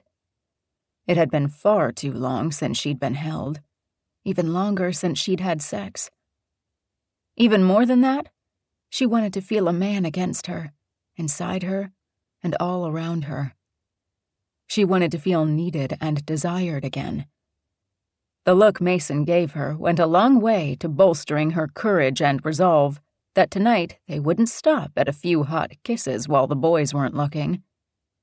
Tonight was about being a woman again, not just Danny and Oliver's mom. She'd needed that for a long time. Mason's fingers brushed her face. "I lost you. What's wrong?" She focused on Mason, the man who'd made it clear he wanted a real relationship with her. A man who'd gone out of his way to make her and her kids feel at home with him and at his place. "Nothing is wrong. I'm with you." With that, she went up on tiptoe and kissed him right there in her office. The surprise she felt in him disappeared immediately, and he took over the kiss, sliding his tongue along hers as his arms enfolded her and held her close. He'd always initiated the intimacy between them. He seemed to like her taking the lead. She'd have to remember that later. "Hi, Mason. I see my new employee is more than just a friend you wanted to help." Mason broke the kiss with a huge smile on his face and turned to Sierra's boss without letting her go. "Hi, Marissa. How are you?" "Not as good as you, judging by that big grin you're wearing." Mason chuckled and loosened his embrace of Sierra, but he didn't release her, keeping his arm banded around her waist. "Sierra and I go way back. We've recently reconnected." Marissa eyed him with a knowing look. "I see that. And I hate to admit it, but you were right about her. She's fantastic. She's brought in 3 new clients since she started. All of our clients adore her." Mason squeezed her to his side. "So do I." Sierra glanced up at him and caught her breath at the wide smile and absolute adoration in his eyes. "Looks like you two are headed out for a nice evening together. I just wanted to say hi. Have a great night." Marissa turned to Sierra. I knew you had great taste when you picked out the furniture and decorations to stage the last rental property. Now I know you've also got excellent taste in men. And you must be something special, because I've asked him out at least half a dozen times and gotten turned down flat every time." Mason chuckled. "I don't date my clients." "From what I've seen and heard, you hardly date." Marissa gave her another bold smile. "I'm glad you changed that. He deserves someone who knows what a great guy he is." "I've known that for a long time." She'd nearly canceled her engagement because she thought Mason was a better choice for her than David. Mason didn't know that, though. He'd asked for a second chance of sorts because he'd let her go. She didn't know that at the time either, but he'd said as much to her since she'd moved back. Maybe this was a chance for both of them to get it right. "See you tomorrow, Marissa." She took Mason's hand. "Let's go." Mason gave Marissa a goodbye smile and walked with Sierra out of the office and onto the sidewalk. "The restaurant is up 2 blocks. Mind walking?" "Not at all." They started down the street, and she couldn't help but smile up at him. He caught her staring. "What?" "This is nice. It's been a long time since I felt this light." He squeezed her hand. "I'm glad. Something feels different about you tonight. I guess I want to set aside all the worries and just enjoy being with you." "You've had a lot on your mind and to deal with since coming home." She didn't want to ruin the night with talk of David, but had to ask, "Has your investigator found anything out yet?" Mason frowned and kept walking without looking at her. "No, not yet. Something came up on a divorce case, and he needed to work on that for me first." "Of course."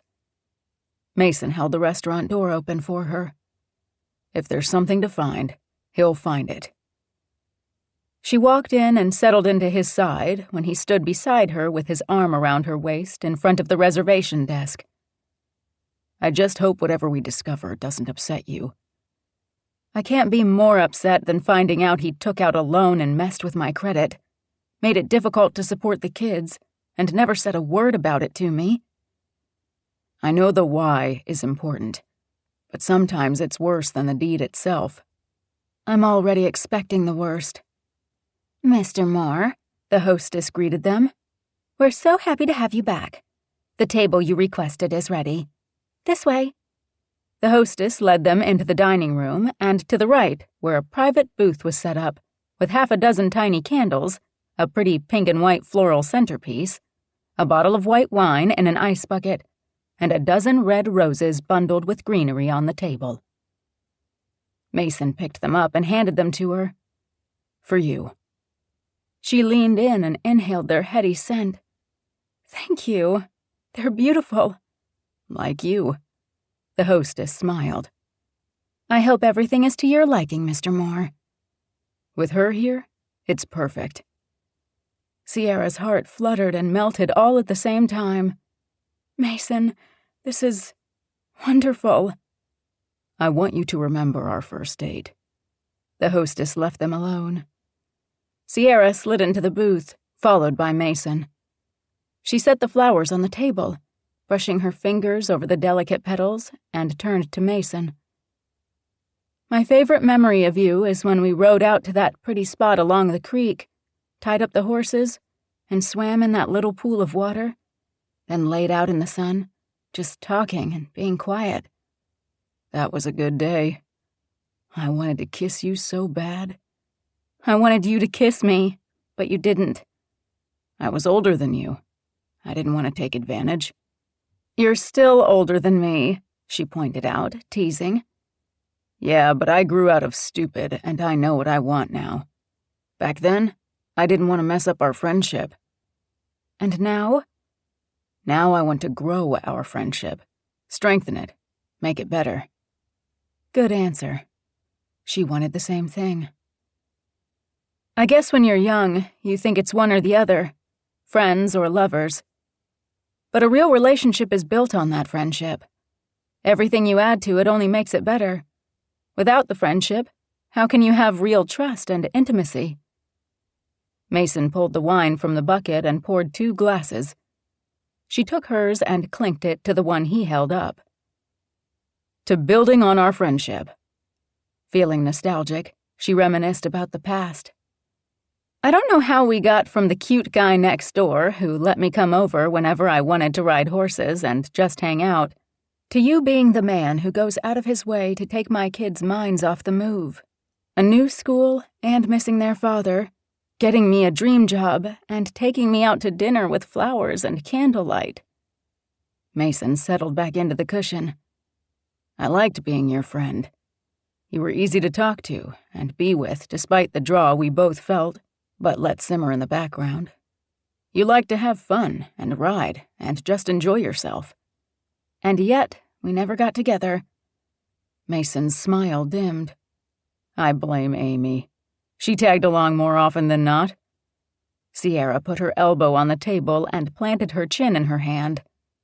She had a mad crush on you. And I didn't want to hurt her feelings. Because you knew she had a crush on me. You never seemed open to allowing yourself to want more between us. True. She's my sister. She was in your class at school, and I was 2 grades behind, so she seemed like the girl you'd want. And yet, I liked you. She was, don't take this the wrong way, but too high maintenance and fussy and needy. Sierra frowned and laughed under her breath at the same time. All true. Poor Amy. That's not very flattering. Some guys don't mind. It doesn't appeal to me. She showed off and constantly wanted my attention. At first it was flattering, but then it got old. You always seemed so secure in your skin. Oh, believe me, I went through that awkward stage where I thought everything was wrong with me. Amy fussed and complained about all that stuff. If she didn't like herself, how was anyone else supposed to like her? He held up a hand. Don't get me wrong, she grew out of it, but at the time, seeing you 2 together, you were so much easier to be around. I could be myself with you. Amy seemed to have a vision of what I'd be with her that didn't fit who I am. Does that make sense? Sierra actually got that very well. It was what she realized about her marriage. She'd built up a vision of what she and David would look like together as a married couple. In reality, they were the same people they'd always been. You can't make someone like you, or even love you. She'd learned that a long time ago. You can try to live up to their image of you, but in the end, you are who you are. In the end, David didn't want her. You see me for who I am because we have history. You knew me before I was successful. Mason glanced up, then back at her. I apologize for this. He cocked his chin toward the man walking up to their table. Mason, man, good to see you. The gentleman came right up, hand extended to shake Mason's. Alan, it's been a while. I'd like to introduce Sierra Silva. Sierra, Alan, a former client. Sierra took the gentleman's hand. He glanced down at her other hand, looking for a wedding ring she hadn't worn in more than 6 months. I see Mason's untangled you from the dummy who let you go. Mason took her wrist, drew her hand away from Alan's, and linked his fingers with hers. She's not a client. She's my date. Alan frowned. Lucky you. Disappointing for me. Mason chuckled. Last I saw you and a beautiful brunette of your own were on your way to Fiji for a couple of weeks to celebrate your divorce. And celebrate we did. The gentleman turned solemn. Listen, I won't take up your time, but my ex is back with more gripes about how I'm not keeping her in the lifestyle I afforded her while we were married, and she wants more child support. If Sabrina wants horseback riding lessons, fine, but I want to be the one to take her. Got it, Mason agreed. Sorry to interrupt your date with this. No worries. Make an appointment with Louise. We'll get this settled. Appreciate it. Alan gave Sierra a soft smile. Nice to meet you. Mason nodded and waited for the gentleman to take his leave. Sorry, I was hoping we'd have the evening to ourselves and some privacy. It's fine. You obviously helped him out of a rough situation. Mason chuckled. Alan loves his daughter. He loves his ex. They just can't seem to have a civil conversation anymore. Not that I blame her. She did catch him kissing her best friend, made a scene.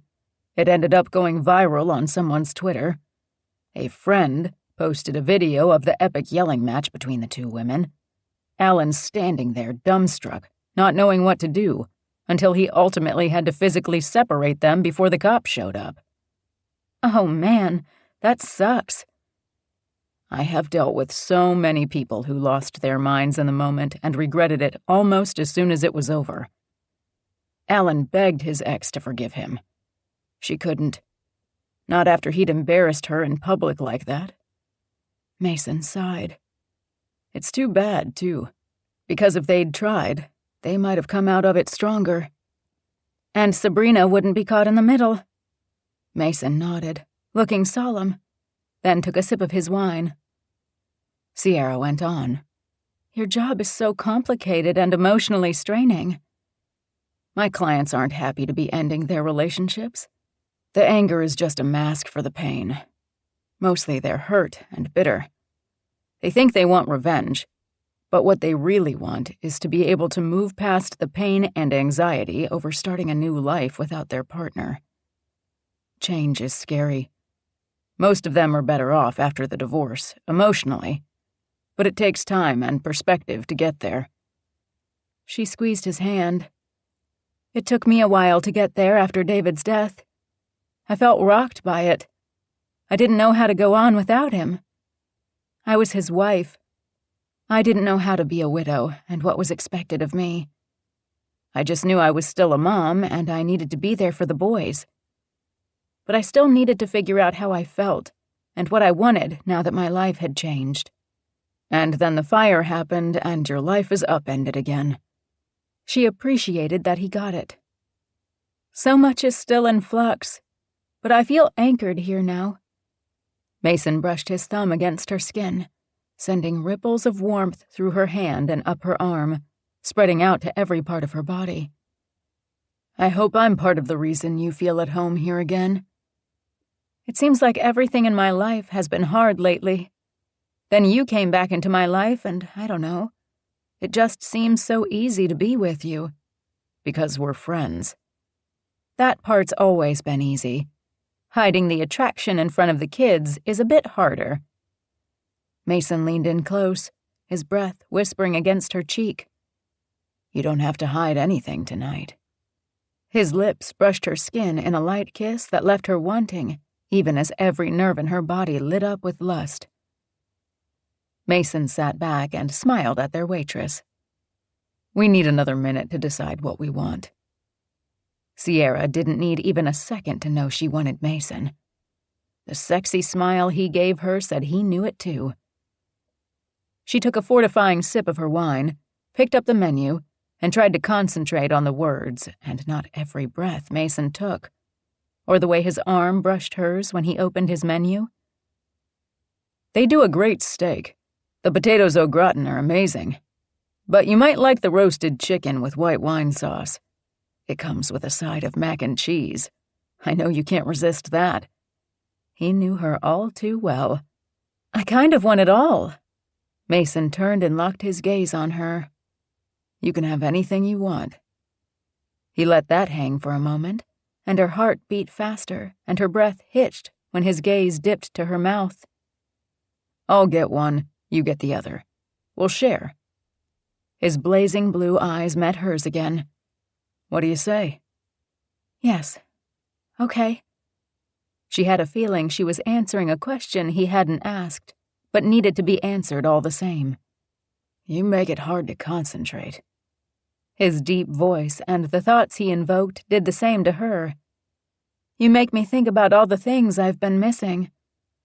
His eyes darkened with desire, and the sexual tension grew thick and heady between them. She pressed her thighs together to ease the ache of it, but she didn't take her eyes off his gorgeous face. You're coming home with me tonight, right? Yep. The word popped off her lips. He chuckled, humor and frustration all packed into the light sound. Why didn't I think to just make you dinner at my place? To ease the tension and make him smile, she teased. Well, you can't be brilliant all the time. This time the laugh was straight from his gut and filled with self-deprecation.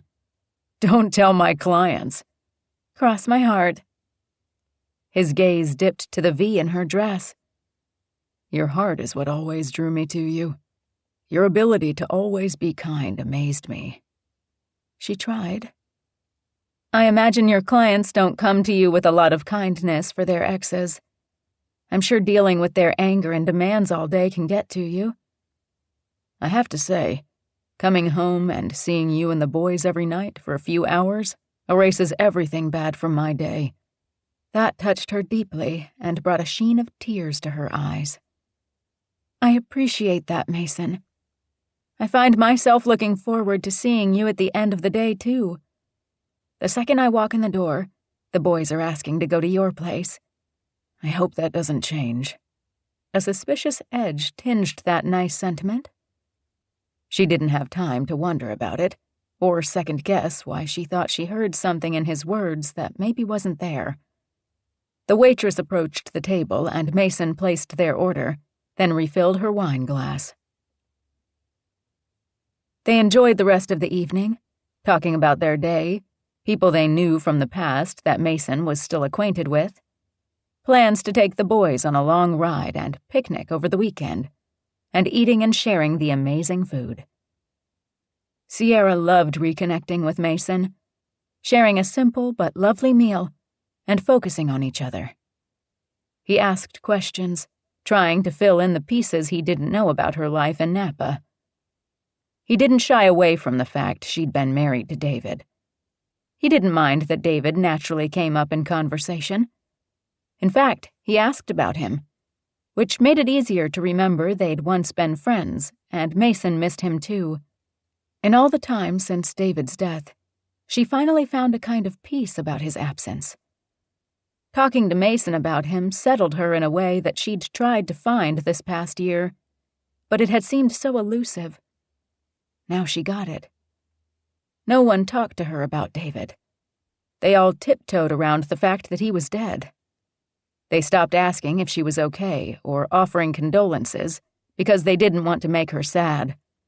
But talking about the good times and fond memories of David with Mason made her miss him and, at the same time, lessened her grief. Mason had no trouble filling her in on his family either. She asked a ton of questions because she wanted to know more about him. She wanted to know everything about his life now. So my dad joined a yoga class after he hurt his hip. My mom thought it was a good idea. She dropped him off, went to run an errand, then came back, walked in to pick him up, and found him bent over with a 20-something hottie leaning over him from behind, helping him with the pose and stretching his hips. She says my dad had a grin on his face and was enjoying himself far too much. She dragged him out of there and wouldn't let him go back. Sierra busted up laughing. She knows the lady was just doing her job, right? Mom told him if he went back to her, she'd hire me to represent her in the divorce. Sierra laughed even harder. Oh, no. I take it he didn't go back. Oh, he went back, but to a class that has a male instructor. The guy is very handsome, according to my mother. Based on my father's frowns about that, I don't think he likes my mother sticking around to watch the class and stare at the instructor. Sierra's cheeks hurt from smiling so much. Oh, dear. So I guess you might be working for your father if she goes after the sexy instructor. Mason shook his head. I'm staying out of it. How is your dad's hip now? Better. He goes to a massage therapist once a week, too. It's helping. He's moving better. He hates being inactive. Worse, he hates that he can't ride the way he used to. Do they come to the ranch often? Less and less, but we keep in touch. They're always hounding me to settle down and start a family. Mason rolled his eyes.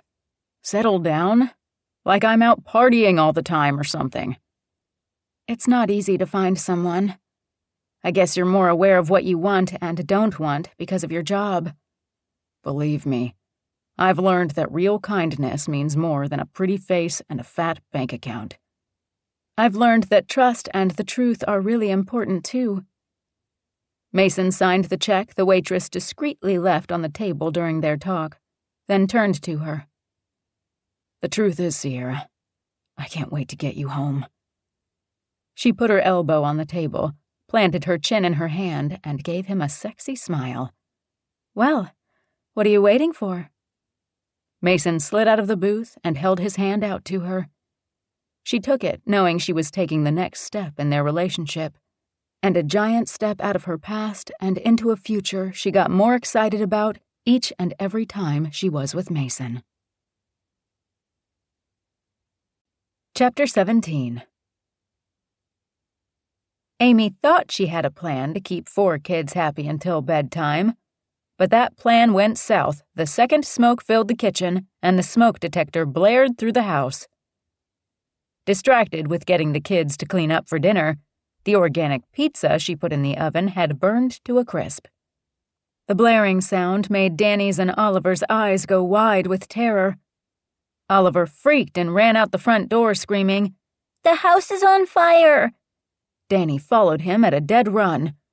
Amy tossed the burnt pizza on top of the stove and ran after him. She found Oliver in the yard, sitting in the middle of the lawn with his knees bent, arms tightened around them, crying.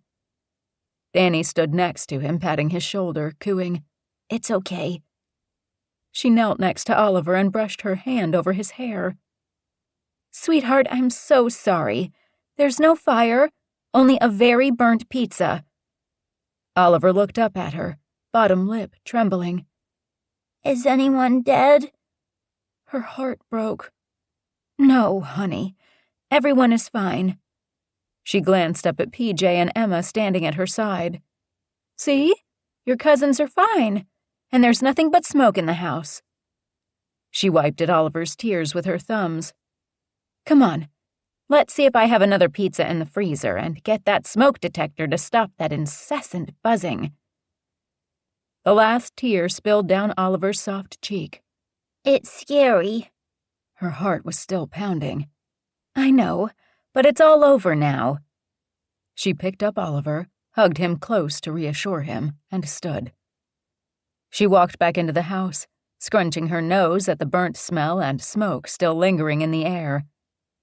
"PJ, Emma, and Danny, grab a magazine off the table and wave it in the air, and try to get the smoke to blow out the door." She set Oliver on a stool at the counter and picked up the burnt-to-a-crisp disc from off the stove. "I'll be right back, sweetheart. Let me get rid of this." She walked out the back door and went to the trash bins on the side of the house. She dumped the ruined pie into the trash and slammed the lid. Where the hell is Rex? He should have been home an hour ago. Of course he picks tonight to leave me alone with 4 kids. She walked back into the house and sighed. All 4 kids were running around, flapping magazines, pretending to be helicopters and windmills. Oliver seemed back to his old self. Thank God. The house smelled slightly better, but the smell of smoke would linger for a while. She kicked the oven door shut, found another pizza in the freezer, tossed it on the counter, and snagged the phone from the charger. She hit the speed dial and waited 3 rings before Rex finally picked up. "Where are you?" A long, silent pause on the other end made her stop and think she should have at least said hello first. "I can't talk right now. I'll call you back in an hour." The clipped tone set her off. "I'm here with 4 kids and no backup. I need your help." "Hold on." Her patience nearly snapped when she heard his muffled, "Please excuse me for a moment. I need to take this." And a woman said, "Sure, no problem." She got even angrier when it took him another minute to come back on the line. "What is going on?" he demanded in a hushed whisper. "Who is that woman?" "A client." "You didn't say anything about a business dinner tonight." I called you 3 times today and left you 2 messages, but apparently you were too busy to listen to them. She couldn't refute that. After she picked up all 4 kids at school, took them to the park to play, out for frozen yogurt, got them back to the house to wash up and do homework, then started dinner, she hadn't even looked at her phone. Until now. "Can you get out of the dinner and come home and help me?" No. He didn't say anything more. "But I have Sierra's boys here. They're sleeping over. It's crazy. I burned dinner, the smoke alarm went off, and Oliver freaked out."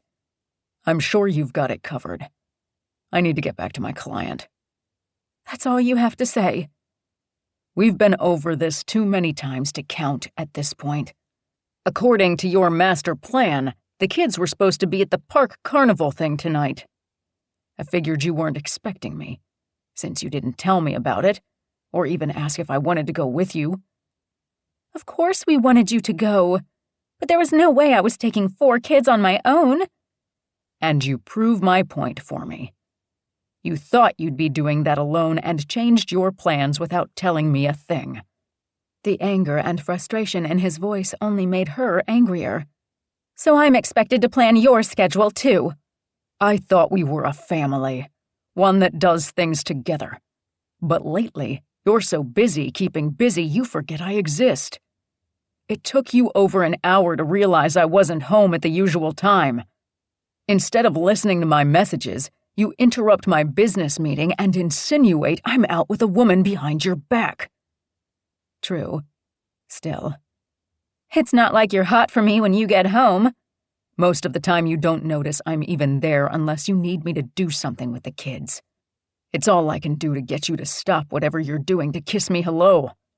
It used to be that I couldn't leave or come home without kissing you.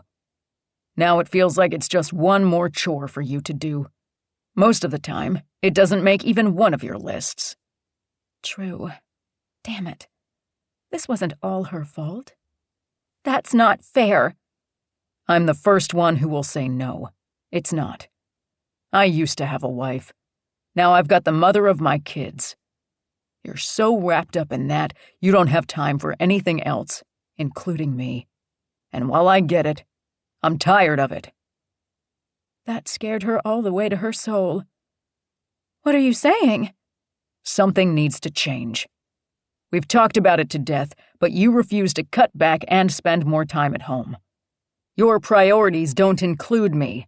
My needs and wants rank dead last to the kids and their activities, and you wanting to make it seem like we've got the perfect life. The photos are great, Amy, but have you ever noticed I'm not in most of them? Where are the ones of us doing things as a family? She didn't know what to say. We planned tonight as our first date night in God knows how long. Do you remember that? He didn't give her a chance to respond. But instead of putting that on your precious calendar, you scheduled yet another thing for the kids to do. "The park carnival only happens once a year. I thought the kids would love it. But then Sierra asked if I could watch her boys too." That just sounds like excuses to me about how unimportant our date was to you. I was looking forward to it. I had a reservation and a plan to seduce my wife, but she wasn't interested. She made other plans. So I made other plans, and I need to get back to them. At least my boss will appreciate my extra effort. Desperation seized her heart. "Rex, please. Come home, we'll talk about this." I've said everything I have to say. You know how I feel. I know you're not going to change. Maybe it's time I did something about it. "What are you talking about?" You're always complaining you have no time to yourself. You obviously don't want to spend it with me. So maybe we fix that and I take my fair share of time with the kids. She turned her back on the kids who were tearing pages out of the magazines and making them into paper airplanes and tossing them all over the living room. "Are you saying you want a divorce?"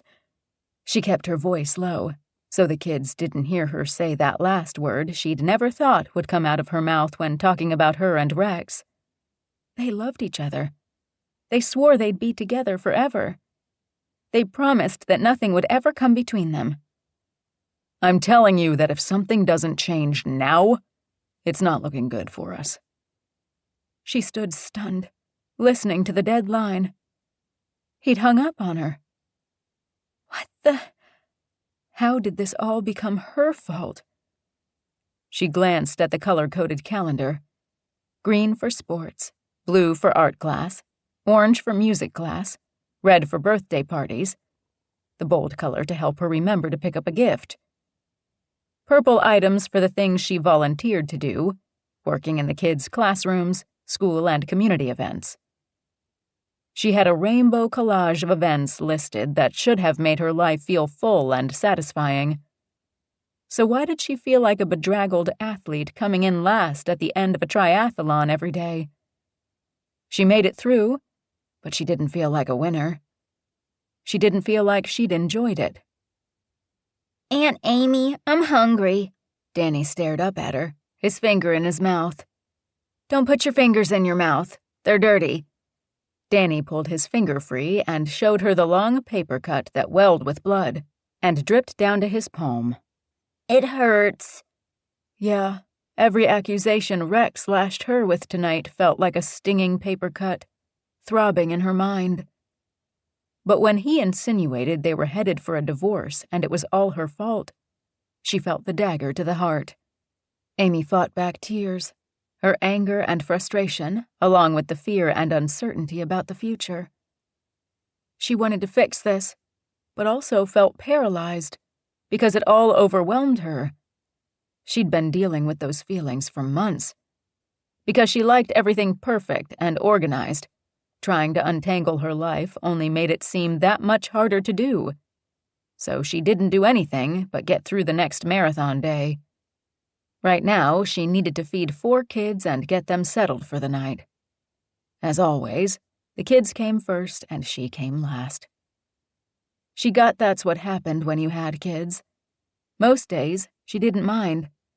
But right now, she'd like a few hours to herself to think about everything going on in her life, instead of what fruit or vegetable she'd serve with the pizza, and how many bedtime stories it would take to get the kids to go to sleep.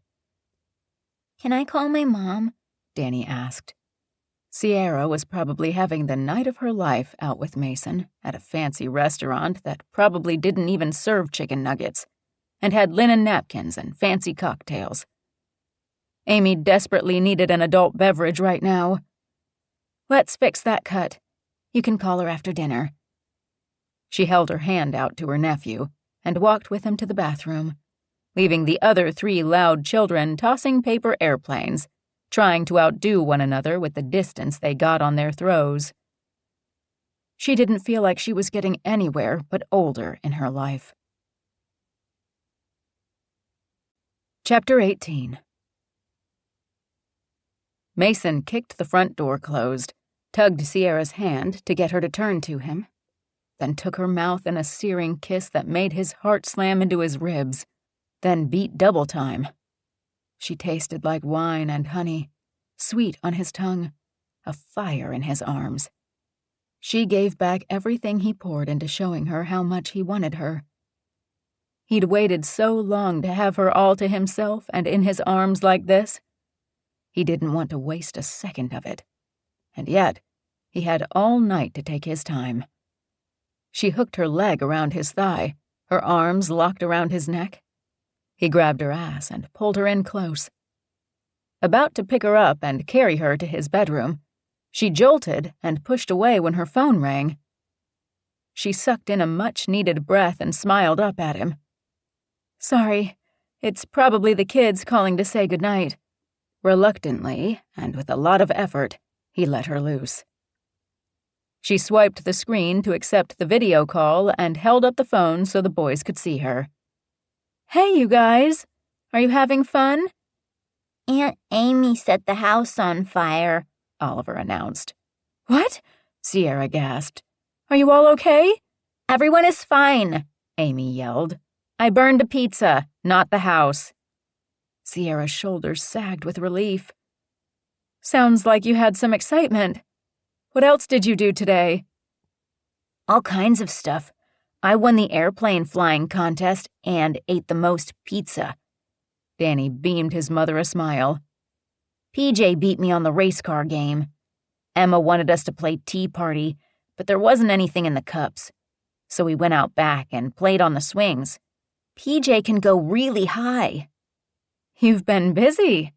I hope you helped Aunt Amy clean up. We did. First one to finish their area got to pick the books for bedtime. I won. Awesome.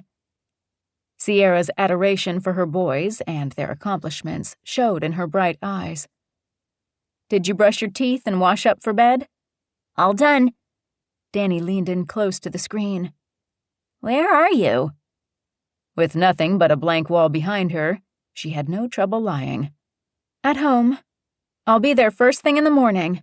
We'll have breakfast with Aunt Amy, then come home. Can we go riding with Mason? He said he'd teach me to go backwards. Why do you want your horse to go backwards?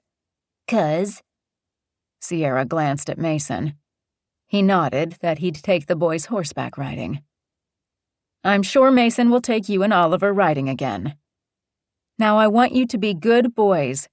Be quiet while Aunt Amy reads books, and go right to sleep so you'll be rested and ready to ride with Mason tomorrow.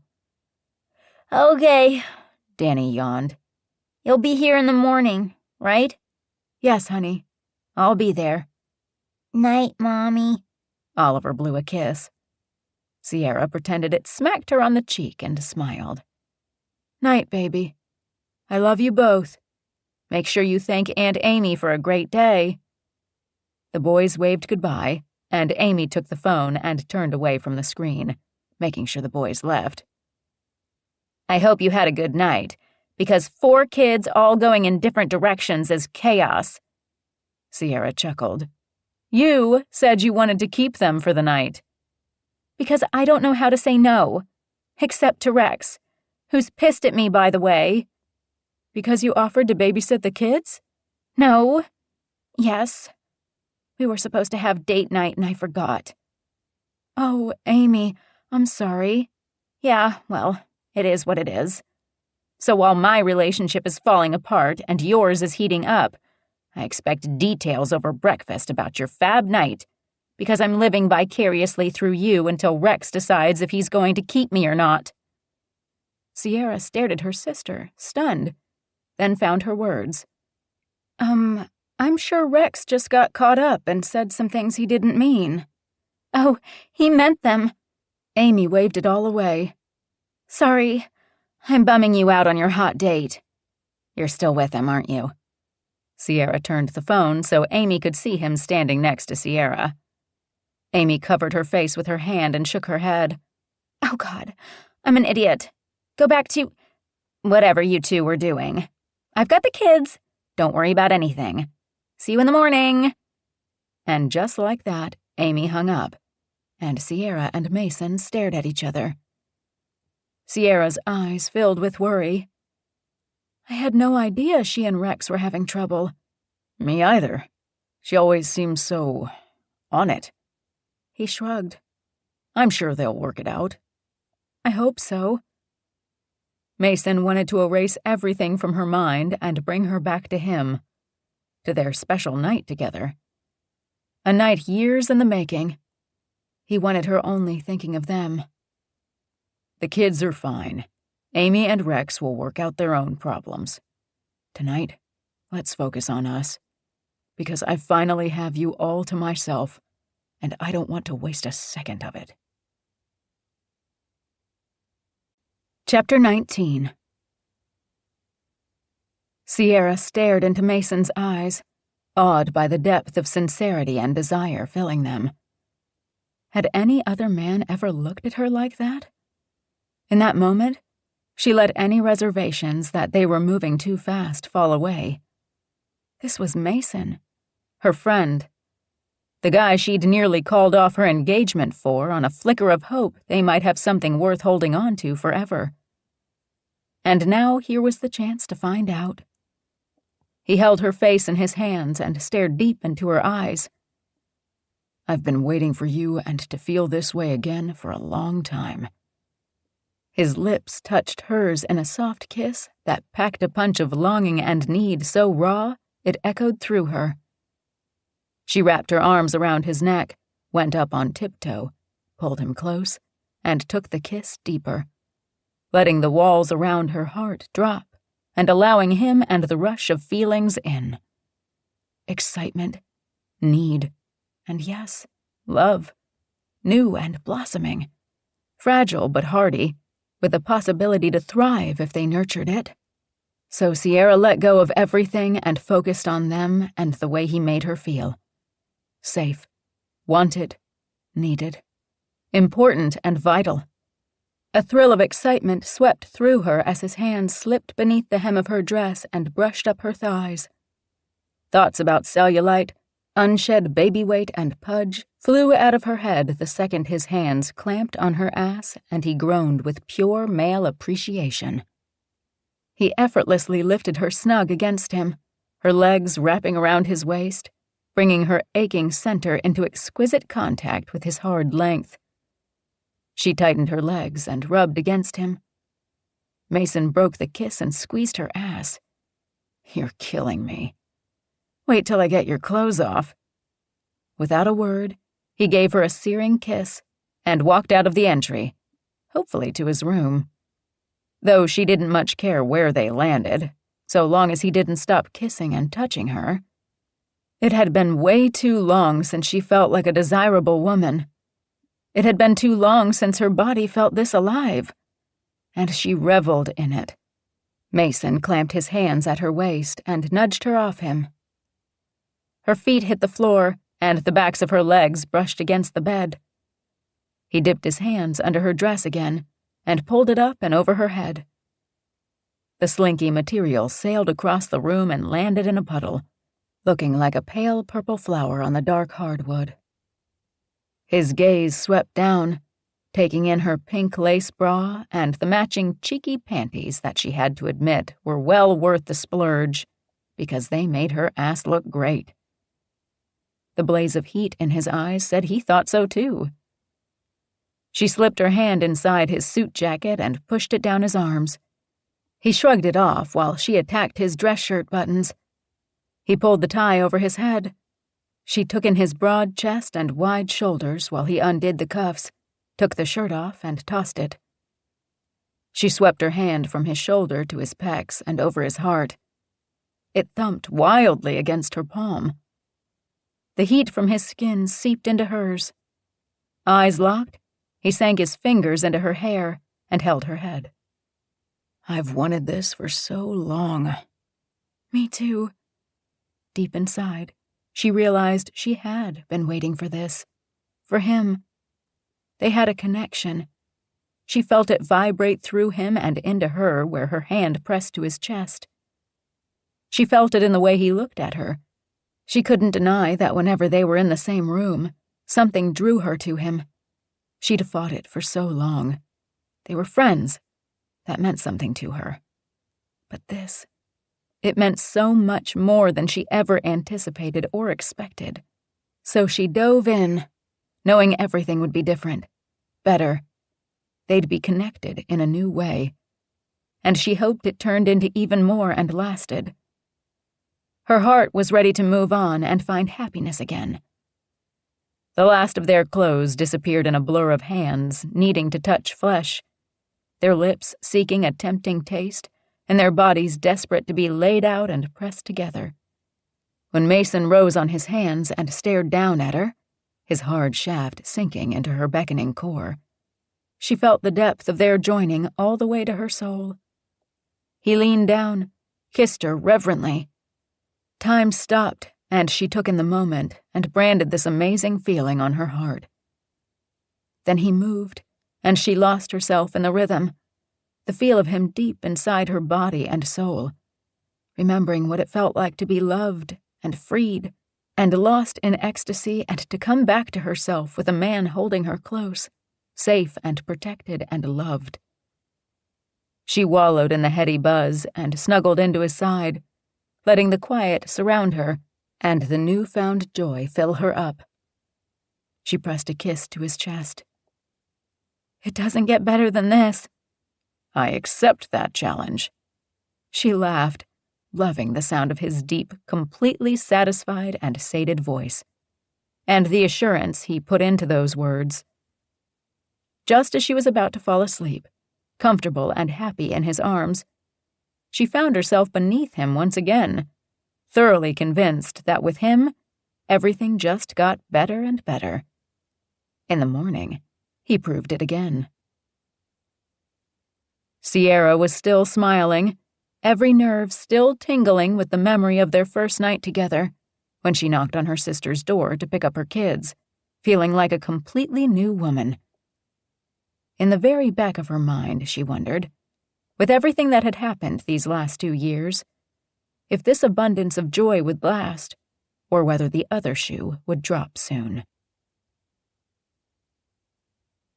Chapter 20. Sierra stared at Amy and didn't know what to say about her frazzled state. It had been years since she'd seen her sister in complete disarray. Hair a mess, no makeup, her eyes swollen and underscored by dark, puffy circles. She appeared to have smeared pancake batter or butter or both on her black pajama shirt. Her sister didn't usually rub her dirty hands on her clothes. No, she'd have her handy wet wipes standing by for such things. What happened to you? Anxiety tightened her gut. She worried Amy was in the midst of some sort of crisis. Amy's bloodshot eyes narrowed. I gave up my life to have kids. Those kids were making a ruckus in another room down the hall. Amy's gaze bore into her before moving to Mason standing behind her. Looks like you two had a good night. Sierra couldn't help smiling up at Mason, thinking of the wonderful night they'd spent in each other's arms and what it meant going forward. Looking back at her sister, she felt a bit guilty, but not much. It was too hard not to feel this good. Mason put his hands on her shoulders and squeezed. Yeah, you two look cozy now, but that won't last. Amy swung the door open wider, revealing Rex sitting on the couch, a blanket draped haphazardly across his lap as he rubbed the heel of his hand into his eye socket. He was still wearing what looked like yesterday's clothes, slacks and a wrinkled dress shirt.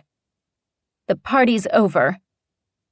Amy, I'm not sure what's going on here, but I can take all the kids out to breakfast and give you and Rex some time alone. Amy's eyes glassed over and filled with frustration and desperation. I already made the pancakes. She combed her fingers into her hair, loosening the messy top knot even more. It's fine. Everything is fine. The desperate tone didn't back up her words. Rex turned and stared at her. Everything is a mess. The announcement made Amy pale. Yes, the house looked wrecked. The kids had done a number on the living room. Toys littered the floor. The coffee table was covered in scraps of paper. A paper airplane stuck out of the leaves of a potted plant by the window. The kitchen looked like a tornado hit it. Frozen pizza boxes lay discarded on the counter. The makings for pancakes and eggs cluttered together at one end. 2 pans were in the stove, and the house still smelled like burnt pizza from last night. To Sierra, it wasn't so bad. Messy to the eye, but easily cleaned up. But this was Amy's house. She liked things in their place, everything scrubbed clean and immaculate. Amy herself looked like she was a second away from losing her shit. Guilt settled in Sierra's heart. She wished she'd known her sister wasn't exaggerating about the kids running wild. Overwhelmed, Amy had lost control of the situation. Mason stepped into the house, taking charge. I'll go get the kids to settle down and make sure they're dressed. Amy stood immobile by the front door like she couldn't make a decision about what to do next.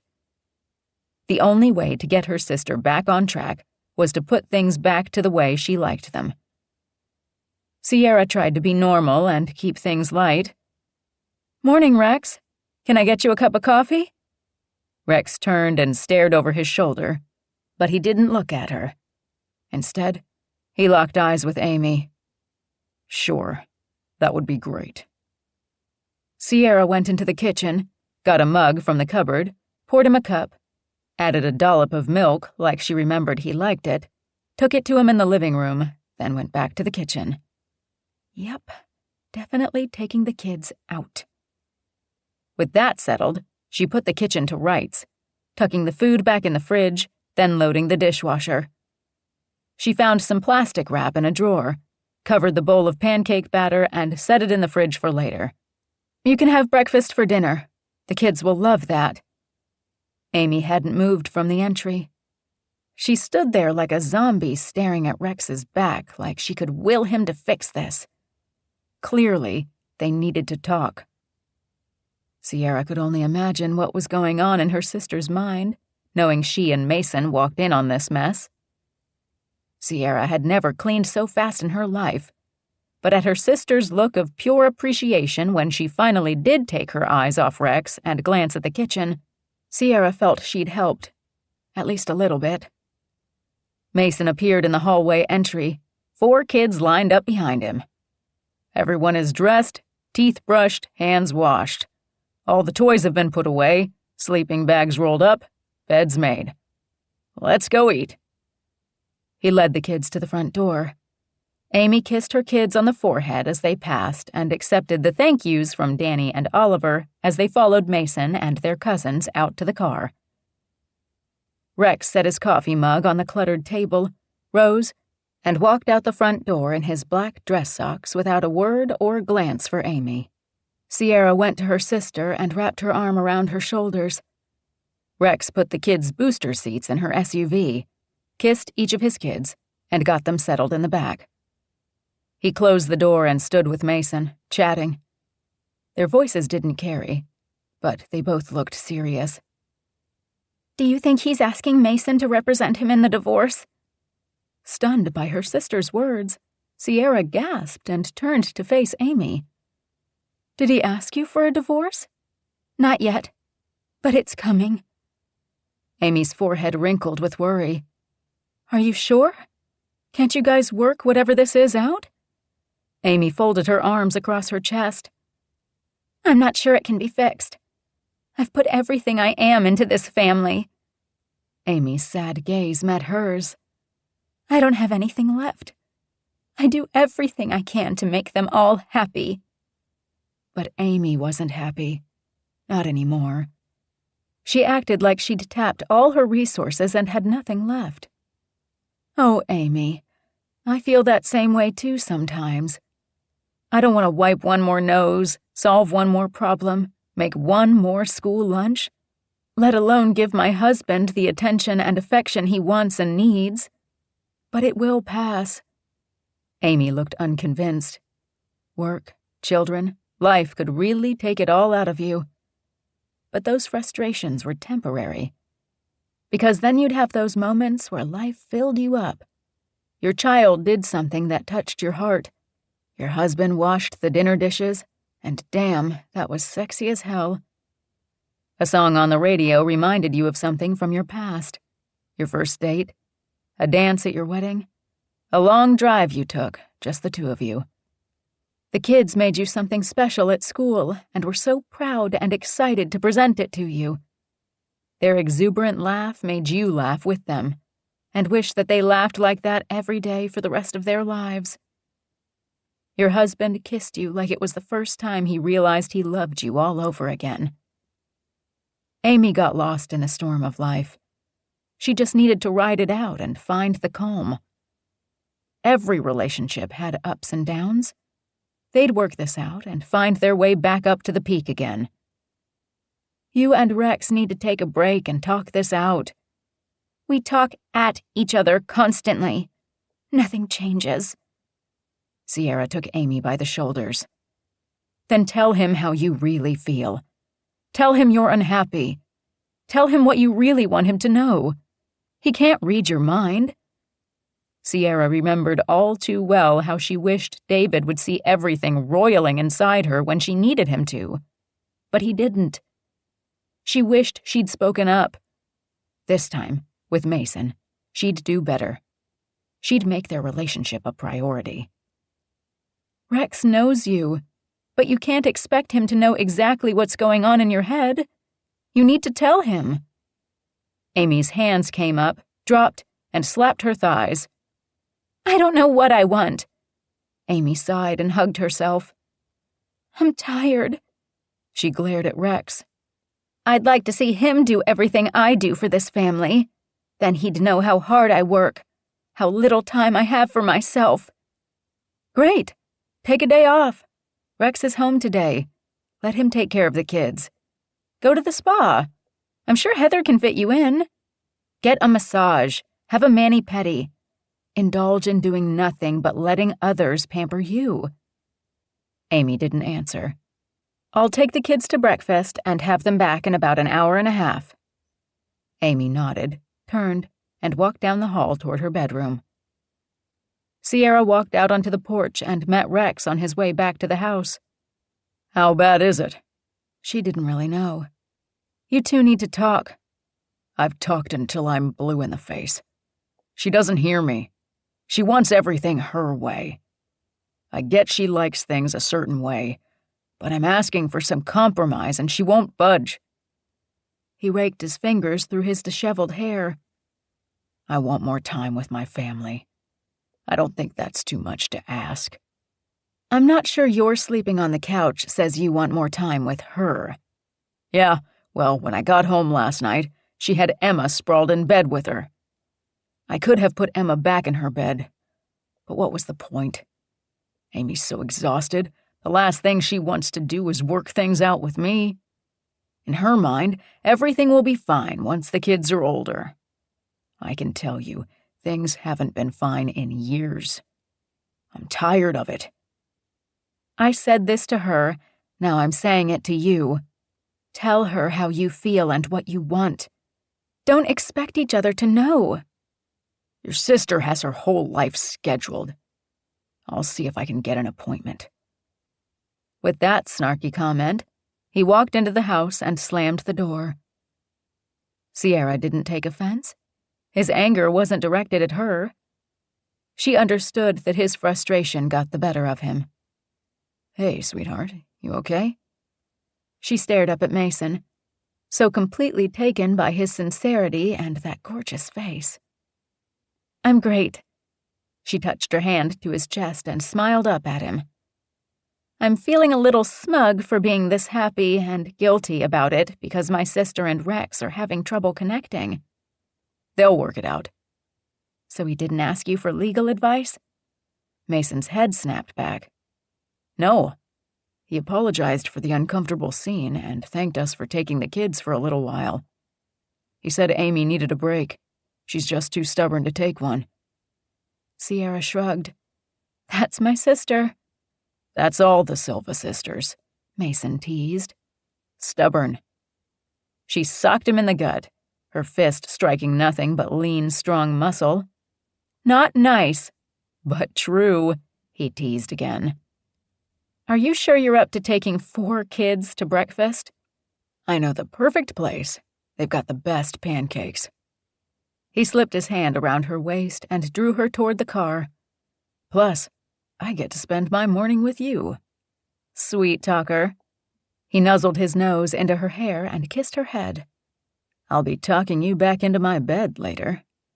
I think I'm going to owe you a nice reward after you've shown such patience and understanding this morning. He squeezed her to his side. I can't wait to collect. Sierra smiled up at him as he held the car door open for her and she slipped into her seat. Yeah, the beginning was the best part. And just like that, she spun dreams of a future with him. A future that looked very different from the one she'd imagined with David. Mason treated her like she was exactly what he'd been waiting for. David made her feel like he'd settled for the simple life they'd created together. She refused to let another man settle for her again. She wouldn't stand for lies, spoken or unspoken. She wouldn't hide the way she felt, or put her needs on the back burner to make someone else happy. Sierra made sure the kids were all engaged with one another in the back, as they passed some kind of cartoon cards back and forth. before she quietly asked Mason, "Have you discovered anything about that thing I asked you to look into?" Mason kept his eyes on the road. "My investigator is working on it, but I don't have anything concrete yet." An uneasy feeling settled in her gut. Did she really want to know? Should she let well enough alone and just be happy with the new life she was creating for herself and the boys? Maybe. But she didn't think the nagging feeling in her gut would ever go away if she didn't uncover the truth. Chapter 21. Amy walked out of the bathroom wrapped in a towel, her hair brushed back off her face, and her skin pink from the exfoliating scrub she'd used in the shower. Rex sat on the edge of the bed, wrinkling the comforter after she spent 5 minutes making it perfectly smooth. "We need to talk." Later. Right now, I'm going out. You need to take care of the kids today when they get back. I need a day." She sucked in a breath. "I'm taking a day." Rex nodded. "Great. Fine. Take a day. But we still need to talk about what is going on between us." Like she didn't know she was putting off their conversation. She hoped to find some calm and perspective at the end of a much-needed massage. This wasn't going away. They needed to work things out. But she needed a minute to get her head on straight. One horrible thought made it difficult to do that. So she blurted out her worst fear. "Are you having an affair?" All the air went out of him. His gaze stayed on the floor for a good 10 seconds before he looked up at her again. "Is that what you think of me? You think that's the kind of man I am?" She held her hands up and let them fall to her sides. The knot in her gut tightened. "I don't know what to think anymore. You spend more time at work than you do here." "Amy, we've been through this.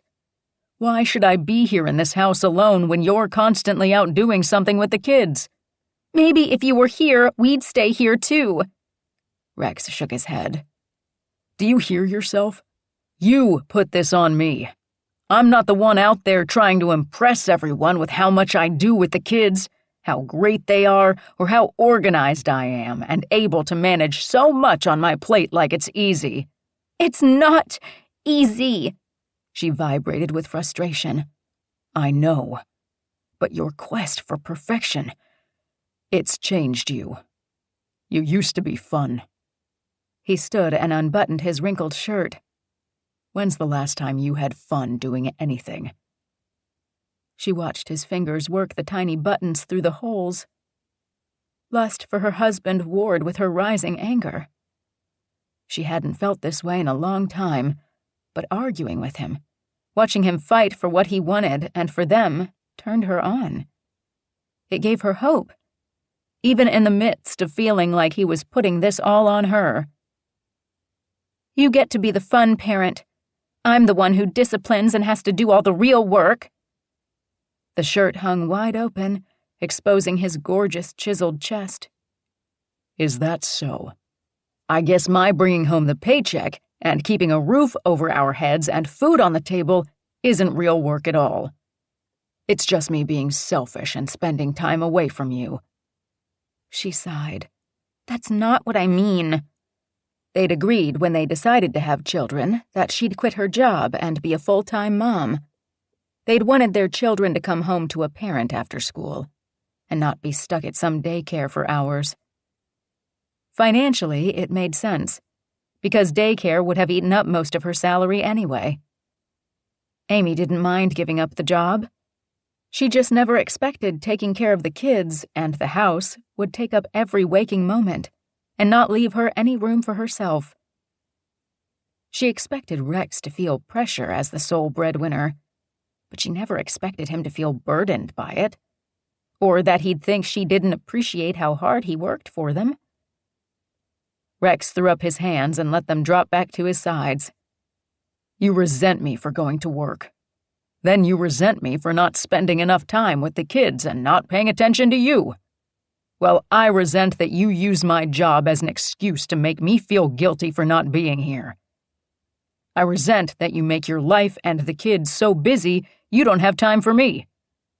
I resent that you think you and the kids have to be doing something for everyone to see instead of just hanging out together as a family.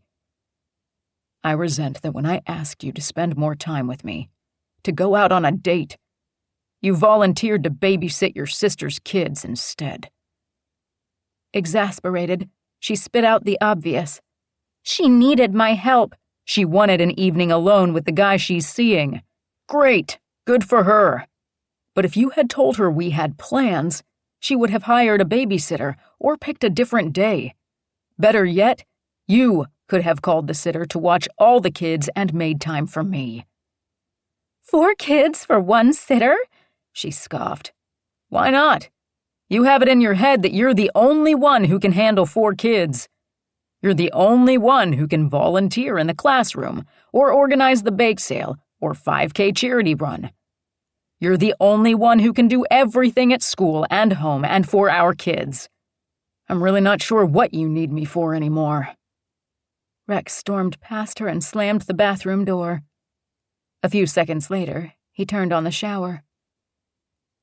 They were home alone for the first time in months, with at least an hour before the kids returned, and instead of falling naked into bed, they were fighting. Amy couldn't remember the last time they made love. She kind of remembered it had been a pity fuck because she'd been tired, but felt like she owed him because it had been so long. And that was a terrible thought and way to show her husband she loved him. Now, Rex couldn't be bothered to even notice her standing in front of him, naked underneath only a towel. It was like he didn't even see her that way anymore. He thought she didn't need him. Well, she needed him to see what she was going through. It wasn't that no one else could do all the things she did. It was that she didn't know what she'd do if she wasn't doing those things. She thought she'd be so happy being a mother. And she was. Except she didn't want to be just a mother because what would she be when her kids didn't need her anymore? They were already getting so big and independent. She micromanaged their lives, frustrating them because they wanted to do things their way and make their own decisions. Over the last year, she'd seen them trying to rebel against her rigid control. She didn't want her kids to resent her the way her husband did. With her mind swirling with thoughts and feelings too overwhelming to deal with all at once, Amy dressed quickly, swept her hair into an easy ponytail, and did something she never thought she'd do. She left. She didn't let the guilt get to her that she hadn't said goodbye, leaving Rex to deal with the kids when they returned from breakfast. She didn't let herself second-guess her decision or turn around to do the responsible thing instead of the selfish thing. It wasn't selfish to take care of herself. She needed a day. A little time to think without the kids asking her for a million little things, or feeling Rex's silence and the distance he kept building between them with his resentments. She didn't smooth the comforter before leaving their room. She didn't even peek into the kids' bathroom to see what kind of mess 4 kids left after brushing their teeth. She walked right past Emma's and PJ's rooms without even a glimpse to see if their beds were made, toys tidied. Nope. She didn't bother to clean up the living room. She sent her sister a half-hearted, silent thank you for cleaning the kitchen, though the hasty job had left a few crumbs on the counter and the floor needed to be swept. She ignored everything, grabbed her purse and car keys, and left the house. Her mind set on what she wanted to do today, and none of it involved cleaning up the mess in her life. Heather had everything set up, last minute with little notice, thanks to a phone call from Sierra, when Amy walked in the spa, steaming as much as the sauna. She tossed her purse on the counter, folded her arms on top of it, and blurted out, "My husband is an asshole." So glad I don't have one of those. The lie came easily, but it sent a wave of regret through Heather's system. Amy tilted her head the way Sierra did sometimes, making Heather wonder if she had the same mannerism. "Are you really?" It took her aback for a second. She'd longed to make a life with Hallie's father, but she'd known from the start she probably would never get what she really wanted, even if she deluded herself into thinking somehow, some way it would work out like magic. But magic wasn't real. I thought we were talking about you. Right. Today is about me. I want the works. She waved her hands in the air to encompass everything she was asking for, but had no clue what that included. Heather rolled her eyes. I pulled off a full day of pampering for you, and you can use my employee discount, too. Really? Tears glistened in Amy's eyes. That's so nice. Oh, God, you've really lost it if you're crying over a discount. Amy sucked in a steadying breath. You know me. I love a coupon. Heather rolled her eyes. Me too. These days, it was all she could do to get by on her salary and keep her growing little girl in shoes and clothes. Recently, she'd been looking into preschools. She nearly choked on the monthly cost. She'd had a wonderful sitter these last few years at half the cost. But soon Hallie would need to be in a class, working on her primary skills before she hit kindergarten. Heather reminded herself the exorbitant child care costs wouldn't last forever, but would diminish over time, especially when Hallie spent most of the day in public school and only a couple hours in daycare, until Heather picked her up after work. But that was a few years off. She wished she had a husband and could work part-time or even be a stay-at-home mom. She'd love to give Hallie a brother or sister. She'd considered doing it on her own. Why not? She'd been doing just fine with Hallie. Of course, Hallie's father had provided financial support until recently. Now everything was different. She stopped that train of thought and focused on her emotionally drowning sister. Come with me. I'll get you set up for your massage. That will relax you, and maybe you'll start thinking more clearly about the amazing life you have with Rex and the kids. Amy's shoulders sagged. It is amazing, most of the time. But lately... Heather hooked her arm around Amy's skinny waist and drew her away from the counter and toward the massage room. Give yourself a break. There's no contest for raising your kids with the most skills and talents. So what if they can't play an instrument or score 1,000,000 soccer goals? No one cares if they don't make the swim team. I don't want them sitting around the house staring at a screen all day. They're barely home at all. You sound just like Rex. She didn't want her sister to think she'd taken sides. Do you like doing all that stuff with the kids? Do they like it? Amy stopped in the massage room, turned, stared at her, and shrugged. Her sister, without words, didn't compute. Amy had an answer for everything. Heather took Amy's purse and set it on the chair. Strip. Climb on the table, put the sheet over you, lie there, think of nothing, do nothing. Allow yourself to be quiet and still. Take it in, Amy, and see if you can let things go. I won't let Rex take the kids from me. From what Sierra said, he wants to spend more time with all of you. He was talking to Mason. I'm sure that was nothing but two friends catching up. Amy's bottom lip wobbled. I'm not so sure. Mason knows both of you. If anything, he'd try to talk Rex into making up with you. Everyone knows you two are meant to be together. I used to think so, too. You're best friends. You love each other. He makes you laugh, and you spoil him. You two just work like it's supposed to. It used to be so good and easy. Heather hugged Amy. You're tired, sis. Take a break. Relax. Things will get better. You'll see. Amy sighed. I hope so. Heather couldn't help herself. Ever since she'd seen Mason, she couldn't stop thinking about him. How did Mason look? Good. It's Mason. He always looks great. He doesn't have 2 wild kids and an upset spouse to deal with. Do you think he wants a wife and kids? Hope filled her heart and made it beat faster. She'd really love a real grown-up relationship. Mason had always seemed the strong, steady, reliable type. She needed some of that in her life. Amy found a half-hearted smile. He sure looked like it earlier. Heather had heard he'd been spending time with Sierra's boys lately, teaching them to ride and watching them when Sierra worked late. He and Sierra had always had an easy kind of friendship. Mason might have always been the guy next door, but now Heather saw him in a whole new light. She wanted more than a friend in the successful lawyer. She wanted love.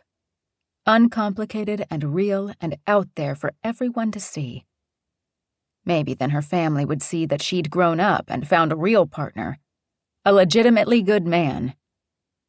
Wouldn't it be amazing to live on his sprawling ranch, have more kids with him, and have the security being married to a man like him would give her? She'd thought a lot about Mason since their chat at the mailbox. Maybe she needed to spend more time at her mom's place and accidentally run into him again. Maybe she'd ask him out on a date. Heather tried to persuade Amy out of her glib outlook. Rex doesn't want a divorce. You guys will work this out. He's your forever. And maybe Mason could be mine. With that thought in mind, she left her sister to her massage, went back to work, and started thinking up ways to put herself in Mason's path. If she wanted a different kind of life, one with a sexy, rich husband, then she'd have to go after it. It would be so different from her last relationship. Of course, she got Hallie out of that wild time, where rational thought and consequences meant nothing compared to what she wanted and how she felt in the arms of the man of her dreams. God, how she missed him, and hated him, and wished for him, even knowing how bad they were for each other. She couldn't help loving him. She'd always love him. But she needed to move on. And this time, she'd play it smart and get what she wanted for Hallie and herself. A second chance at love. And no one would keep her from having it. Not this time. Chapter 22.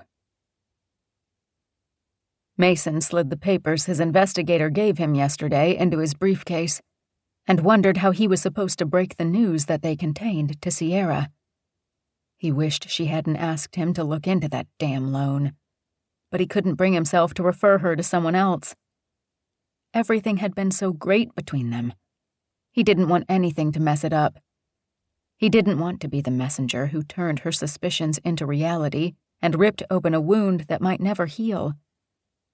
David was gone, but the ripple of his mistakes continued to lap at Sierra's life, causing more grief and trouble than she deserved. David's betrayal would tear a hole in Sierra's heart, make her rethink everything she thought about the man she married. She'd second-guess every detail of their marriage. Was it real? How long had David been lying to her? What did she do now with the information? What happened when her family found out? He wished he could keep the revelations to himself and save her the heartache and mess this would create in her life. Selfish? Yeah. It took him this long to finally get the woman of his dreams. They had a real shot at a life together. He wanted it. Bad. He wanted to marry her. He wanted to be a father to her boys. He wanted to create a life and family with her by his side. They could be so good together. They would be, because he wasn't going to let David tear them apart from the grave. Hey, the boys are waiting to go down to the stables to ride. Sierra walked into his home office, her gaze going directly to the folders in his briefcase. He closed the lid and turned all his attention to her and held his hand out. She took it without hesitation, smiled sweetly, then went up on tiptoe when she got close and kissed him. He poured everything he was feeling into the kiss. He wanted her to know how much he loved having her here. He wanted her to know how deeply he cared about her. He loved her. He loved her boys. He suspected she loved him too. The night they made love for the first time, he'd felt it in the way she gave herself over to him, the way she held him, the way she made him feel. He wrapped her in his arms and held her close, needing to feel her warmth and the way she snuggled into him whenever they were alone like this. She looked up at him, her gorgeous brown eyes inquisitive. "Did you have a lot of work to catch up on this morning?" Not more than usual. "Are you working on a particularly upsetting case?" She studied him, probably seeing the worry about what he knew about David, but hadn't told her, written all over his face. All my cases are difficult, which is why I'm so happy to have you and the boys here to make my day better. "I'm happy here with you, too. More than I thought possible." Her candor surprised him. "You mean that?" She rubbed her hands up his chest. "Can't you tell? We spend practically all our free time here." He loved that they'd made themselves at home. Last night, they'd showed up with shopping bags. The kids did their homework at the table while he and Sierra made dinner. He wished they could do that every day. "I wish I could spend more nights with you, but..." She needed to be home with the boys. They stole a couple of hours alone this week when Dee Dee took over bedtime with the boys while he and Sierra had a date. They'd been in each other's arms, burning up the sheets, until she had to go home to her kids. He took a chance and asked a bold question, knowing he might be pushing things too far too fast. "You feel at home here, right?" She narrowed her gaze and stared at him. "Yes, of course. Why? Are the boys making too many messes?" He shook his head. This wasn't going the direction he wanted. "They're fine. They're kids. Messes come with the territory, and they're really good about cleaning up the best they can." He held her hips and tried to get her to understand. "Do you ever think about staying here?" Her smile dimmed. "I wasn't planning on going anywhere." Mason shook his head. "No. I mean, do you see yourself living here? In this house? With me?" Sierra's hands clamped onto his arms. "We haven't been together that long." "We've known each other since we were teens." "I know, but..." "But what? We're great together. The boys love it here. You love it here." Her head tilted back and she stared up at the ceiling. "I'm still dealing with the house up in Napa and figuring out what we'll do next." "Fair enough." He put one hand at the back of her neck and tilted her head back to look at him. "But have you considered making us more permanent and making this your home?" The wobbly smile and nervous laugh gave him hope. "Mason, I would never presume to think that's what you want." "That's exactly what I want." He squeezed her hips. "Have you thought about us long term?" It took her a second to work up the courage to say, "Yes." The shy smile bloomed into a pretty blush on her cheeks. "We've always been friends. At one time, I thought maybe we could be more. But that was a long time ago. Now that we're together, it's..." "What?" "So much better than I imagined. We have this easy way about us. It's like everything is as it should be. I find myself leaving here and wishing I was still with you. I can't wait to see you every day. I think about you constantly." She brushed her hands up his arms.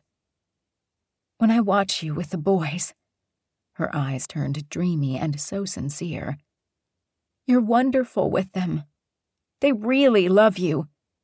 The longing and missing their father I always saw in their eyes has dissipated. Don't get me wrong, they still miss him and wish he was here. But now they have you to do things with them and show them how to be good men when they grow up. You filled a void in their lives, and in mine, too." "I love you. I love them." She sucked in a surprised gasp and leaned back in his arms, her eyes wide. "Is this happening right now?" This time he let loose a nervous laugh. "Yes. I want you to know how I feel about you. I want you to know I'm all in with you, the boys, and our life together." "Mom, are you coming or what?" Danny called from the kitchen. Mason deflated, knowing the rest of this conversation would have to wait. He let loose his hold on Sierra and gave her some space. She fisted her hand in his tea and held him still, then called out to the boys, "We'll be right there." She locked eyes with him and said the words he needed to hear. "I love you too. I think I have since the beginning." He didn't know if she meant since they got together, or from back in the day when their friendship had been just as easy and essential in his life as it was now. "As much as I want to leap into this with you, I have to think about the boys. Their whole lives have been uprooted. They're adjusting to a new place, a new school, and making new friends. I'm not sure they're ready for more." He opened his mouth to make his case, but she touched her fingers to his lips to stop him. "I love that you want us to be part of your life right now. My heart says yes to all of it." "But you want to talk to the boys, see where they're at with you and me and moving in here." "Yes. They didn't get a say in their father leaving, or their house burning down, or us moving back here. Everything has just happened to them. If you and I are going to build a life together, I want them to have their say." "I'm pretty sure they'll be happy here." She smiled. "So am I. You're here. So are the horses and Tom." The boys loved the animals. Maybe he'd finally get a dog. The boys would love that. "I think they like you more." He caressed her face and kissed her softly. "I like you more than anything." Her eyes softened as she took that in. He kissed her again, knowing she understood how he felt and what he wanted. He could even appreciate that she wanted to do right by her boys and put them first. Too many of his clients never gave a thought to what their kids wanted. "Mom, seriously, you're taking forever." Mason chuckled. "I think they're getting restless." "When aren't they?" She stepped back. "I forgot to tell you. I got the insurance settlement for the contents of the house in the mail this morning. I planned to use it to get me and the kids a new place, but I guess I'll have to rethink that idea." She gave him a knowing smile, brightening his day even more. "Put it away for the boys' college." She nodded and tipped her head. "If your investigator would hurry up and tell me what happened to the $50,000, I could make better decisions.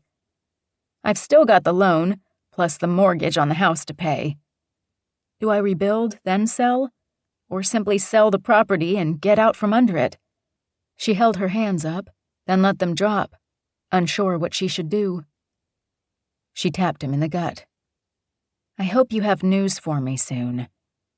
He let her walk out of the office without him saying anything about the file in his briefcase and what he knew. He should tell her. Now. But he didn't want to ruin the day, or have her think back to the first time he told her he loved her and then crushed her with bad news. He'd waited this long to speak up. It could wait a little while longer. He didn't relish confirming what deep down she suspected about the father of her children. Guessing was one thing. Knowing was another matter entirely. Damn David for being a son of a bitch, for lying to his wife and going behind her back the way he did. He was just as bad as some of Mason's worst clients. Mason vowed he'd never treat Sierra like that. It suddenly struck him that if he didn't tell her the truth now, he was lying to her, and he'd never lie to her. He'd love her and the boys and give them the life David promised them but destroyed. David had been a coward. Mason refused to be the same. I need to tell her the truth. Now. "Sierra," he called, walking out of the office before he stopped short and found Amy with her 2 kids in his living room. "Look who stopped by." Sierra smiled at him, but her eyes held a question. "I'm so sorry to just show up. I just need to know. I have to figure this out," she rambled, then pushed her 2 kids toward Sierra. "Go with your aunt. I need to talk to Mason alone for a minute." The frantic energy coming off Amy made him wonder what happened to make her rush here to talk to him. This time, he sent a questioning look to Sierra. She shrugged and gathered her niece and nephew into her sides. "Let's go see what kind of snack Mason has in the kitchen." Mason called after her. "I need to tell you something." Amy cut him off from going after Sierra. "Please, this can't wait." "Later." Sierra gave him an apologetic smile and disappeared into the kitchen. Mason huffed out a sigh and focused on Amy. "What can I do for you?" "Did my husband speak to you about divorcing me?" Taken aback, he shook his head. No. He didn't want the kids to overhear, so he held his hand out toward his office. "Let's step in here and talk about this." Amy walked in ahead of him, paced back and forth in front of his desk, then turned to him. "He's planning to leave me. I know he is." "Did he say so?" "No, but since the weekend you took the kids to breakfast, we've barely spoken.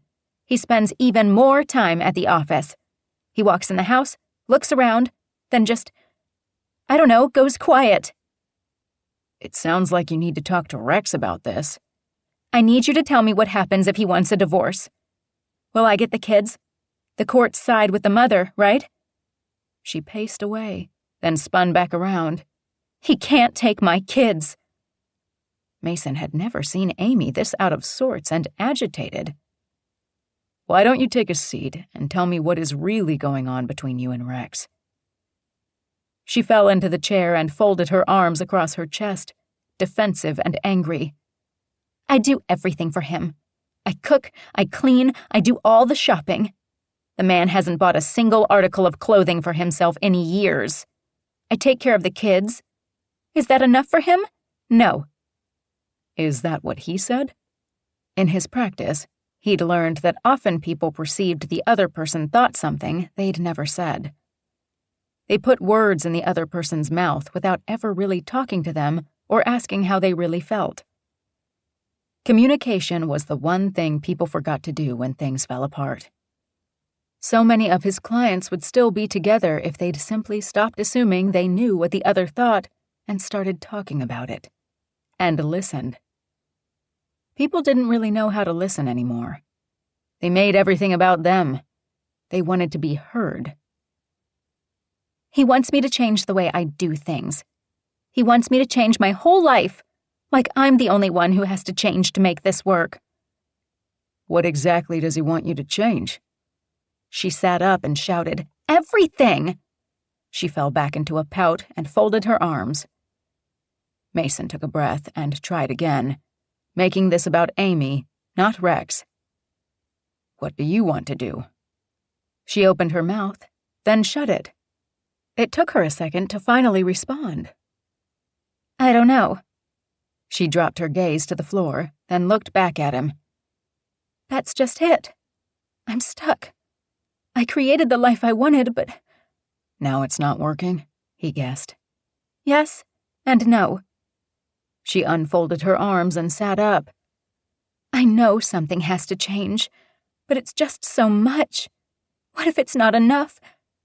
She went quiet, silently winding herself up again with the thoughts running through her head and making her eyes narrow. "I'm taking the kids. He can see them every other weekend. That's it."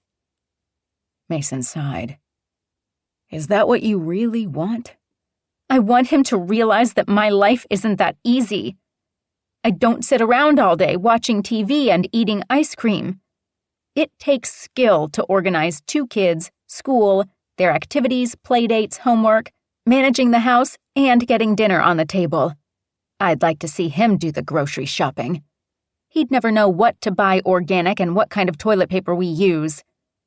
He doesn't have to think about the dozens of things I have on my plate, the decisions I have to make for our home and family. No, he just comes home, enjoys a home-cooked meal, plays with the kids, and puts them to bed. You'd think that's the end of my day.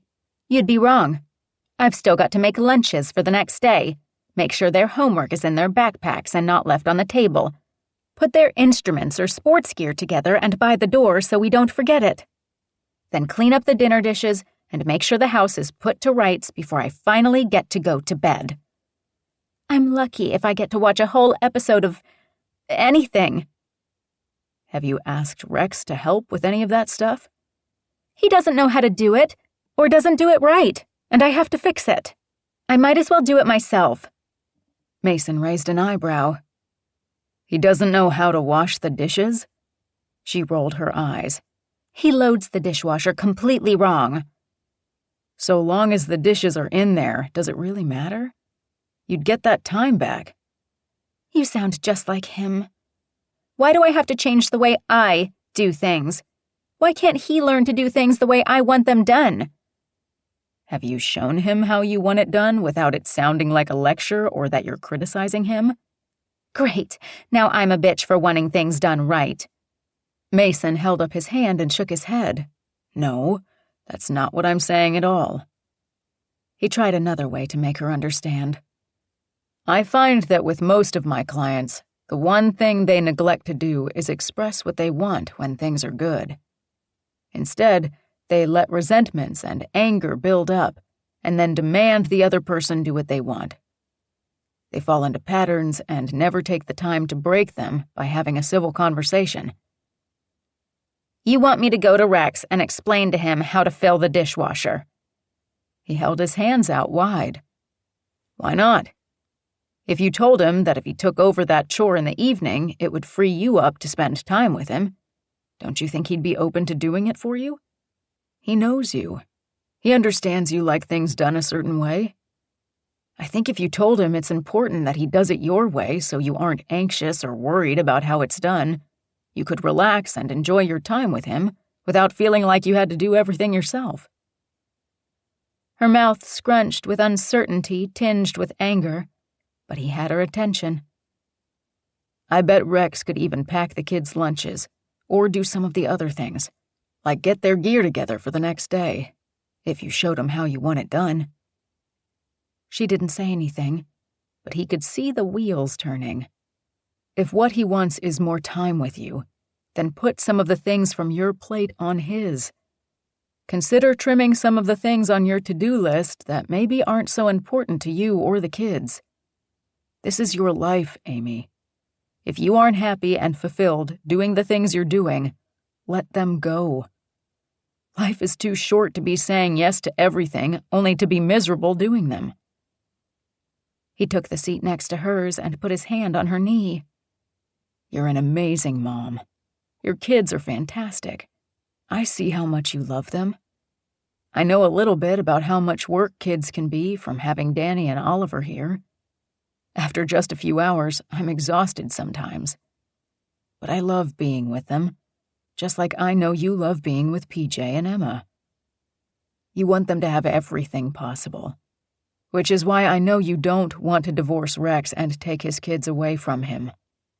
You know your kids love and need their father.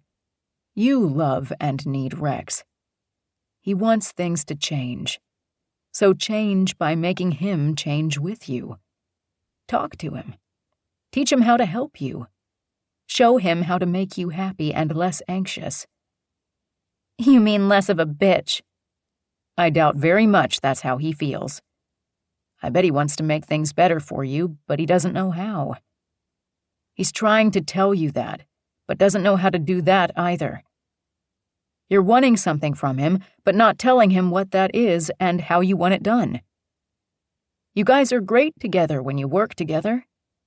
Things have gotten complicated and busy, and it maybe feels like things have taken over your life together and you're not really living it. Tears gathered in her eyes.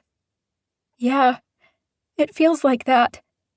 I try to make time for myself, for him, and it all gets away from me.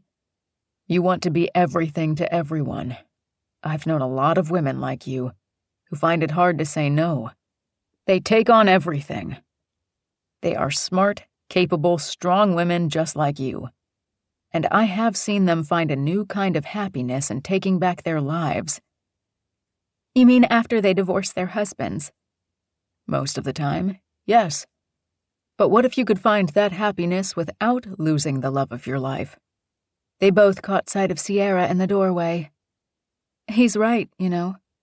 You both want to be together. That's worth fighting for, Amy. Amy wiped the tears from her cheeks. I didn't know you were eavesdropping.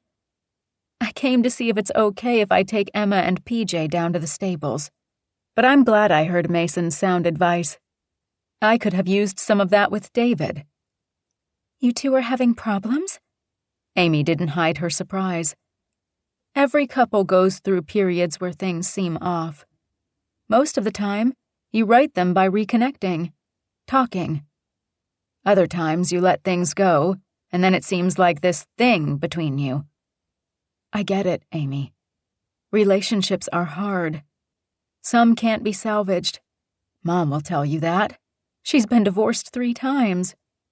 But you and Rex, you two can renovate your relationship. Amy laughed at that turn of phrase. Renovate, huh? It's been a lot of years. It's time to revise the chore list, redo the one-on-one time you used to make a priority, and gut the schedule that leaves you no free time for yourself. You are important, Amy. Rex wants to make you a priority. He's just tired of trying to catch you coming or going all the time. Amy wiped away a few more tears, then turned to Mason. I'll take everything you've said under advisement. I'll talk to Rex. If this doesn't work, she looked from him to Sierra, will I get the family discount if I need a lawyer? Mason didn't know what to say. Sierra laughed. Subtle, Amy. Well, you've been kind of quiet about how much time you and Mason have been spending together. I know about the one date, but you've been stingy with the details about how it went. Sierra radiated happiness. Mason and I are very happy together. We're talking about plans for the future. Amy sat up straight. Seriously? How come I didn't know things were moving so fast? Because I have to consider the boys and what they want. Amy deflated a bit.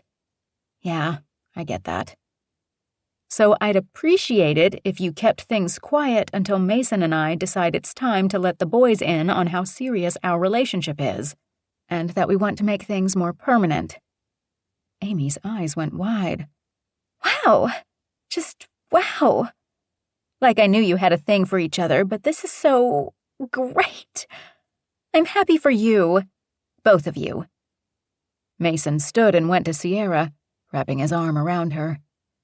Thank you. We're working towards something really special. I want the boys to be happy to be here with us. Are we staying here? Oliver asked from the doorway. Mason turned to him, then glanced at Sierra, who took over. We're going for a ride. You said that forever ago. With slumped shoulders, Oliver walked to Mason and put his arms up to him. Mason scooped the little guy up against his chest. What's up, bud?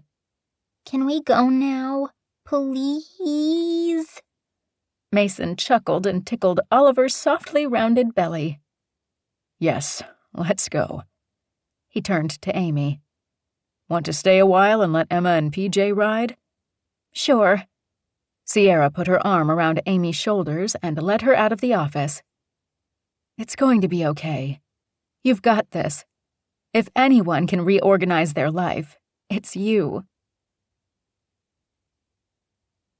Chapter 23. Sierra looked around Amy's immaculate house and smiled. Things looked back to normal in the house, even if she and Rex hadn't set their relationship back on the path to bliss. Tonight, she'd give them a chance to talk in peace without their 2 little ones listening. Emma, PJ, Aunt Sierra is here to take you over to Aunt Heather's for dinner. Sierra loved that she got to spend more time with her sisters and the kids. She'd missed this. What time will Rex be home? Half an hour, if he isn't still avoiding me. Sierra brushed her hand up Amy's arm and squeezed her shoulder. You two will work this out. Amy huffed out her frustration. I told the kids' teachers I can only come in 2 days a week now. I was home today for the first time and didn't know what the hell to do with myself. Did you go for a walk? Read a book? Amy rolled her eyes. I reorganized the hall closet. You'll get better at doing nothing. Maybe you'll find a hobby or something that you like. Easy for you to say. Everything comes easy to you. I always feel like I should be doing something. You need to learn to give yourself a break. Instead of organizing closets, meet Rex for lunch. Spend some time reconnecting with him. Like you've reconnected with Mason. A knowing twinkle brightened Amy's eyes. It seems it was a long time coming. Like it was inevitable. I can't explain it. Sierra checked to be sure Danny and Oliver were still upstairs with their cousins and out of earshot. He told me he loves me. Amy did the eye roll thing again. Of course he loves you. He loved you when you were dating David. That stopped Sierra's heart and set off an alarm. Mason told her he had had feelings for her for a long time. But what did Amy know about it? What are you talking about? We were friends, but there wasn't anything romantic going on. Amy held her hands up and let them drop. I guess it doesn't matter if you know now. But Mason told me one night before you got engaged to David, when we were all out, that he wanted to tell you how he felt about you. Sierra put the pieces together. And you told him not to say anything. Amy shrugged. You were with David. Anger flashed inside her. She couldn't believe Amy could be so callous about this. Was this before or after I confided in you that I wasn't sure a life with David was what I wanted? Before? After? What does it matter now? The question sounded like a plea for Sierra to drop it. Maybe it didn't matter now. Not after all this time. But still, she needed to know. When did you tell him I didn't have feelings for him? It wasn't exactly like that. I just never told you he had feelings for you and made it clear that you and David were solid. Her stomach dropped. But you knew differently. I told you David and me, we were fine, but I felt like the relationship wasn't as strong as it should be. You mean you felt like David loved you but wasn't in love with you? She didn't remember saying it like that, but the description fit. Even now, looking back, it seemed exactly right. Amy shrugged. Some people don't get the love of their life. You did. Rex is crazy about you. Mason is crazy about you. Sierra thought so, but appreciated that her sister saw it too. I've never been happier. Everyone has second thoughts when faced with the rest of their lives with one person. Sounds like with Mason, you don't have any. Amy tried to make her focus on now and not what happened then. Sierra wouldn't let her get away with it. Exactly. Yet you kept quiet about the fact that I had second thoughts about David because of my feelings for Mason, and that Mason had feelings for me. Why? You picked David. It worked out fine. You had 2 kids and a good marriage. Now you've got Mason. It even looks like he's been waiting for you all this time. Lucky you. It didn't sound like Amy was really happy for her. What was it really, Amy? Why keep the secret? She really wanted to understand why Amy would keep her and Mason apart for no reason. Everything was always so easy for you. You had 2 great guys who wanted to be with you. David wanted to marry you. After years of just being friends, out of the blue, Mason decides he has feelings for you. While I believed him, I thought that maybe it was possible he didn't want to lose you to his buddy, but he also didn't want to give you what David offered: marriage, family, a good life.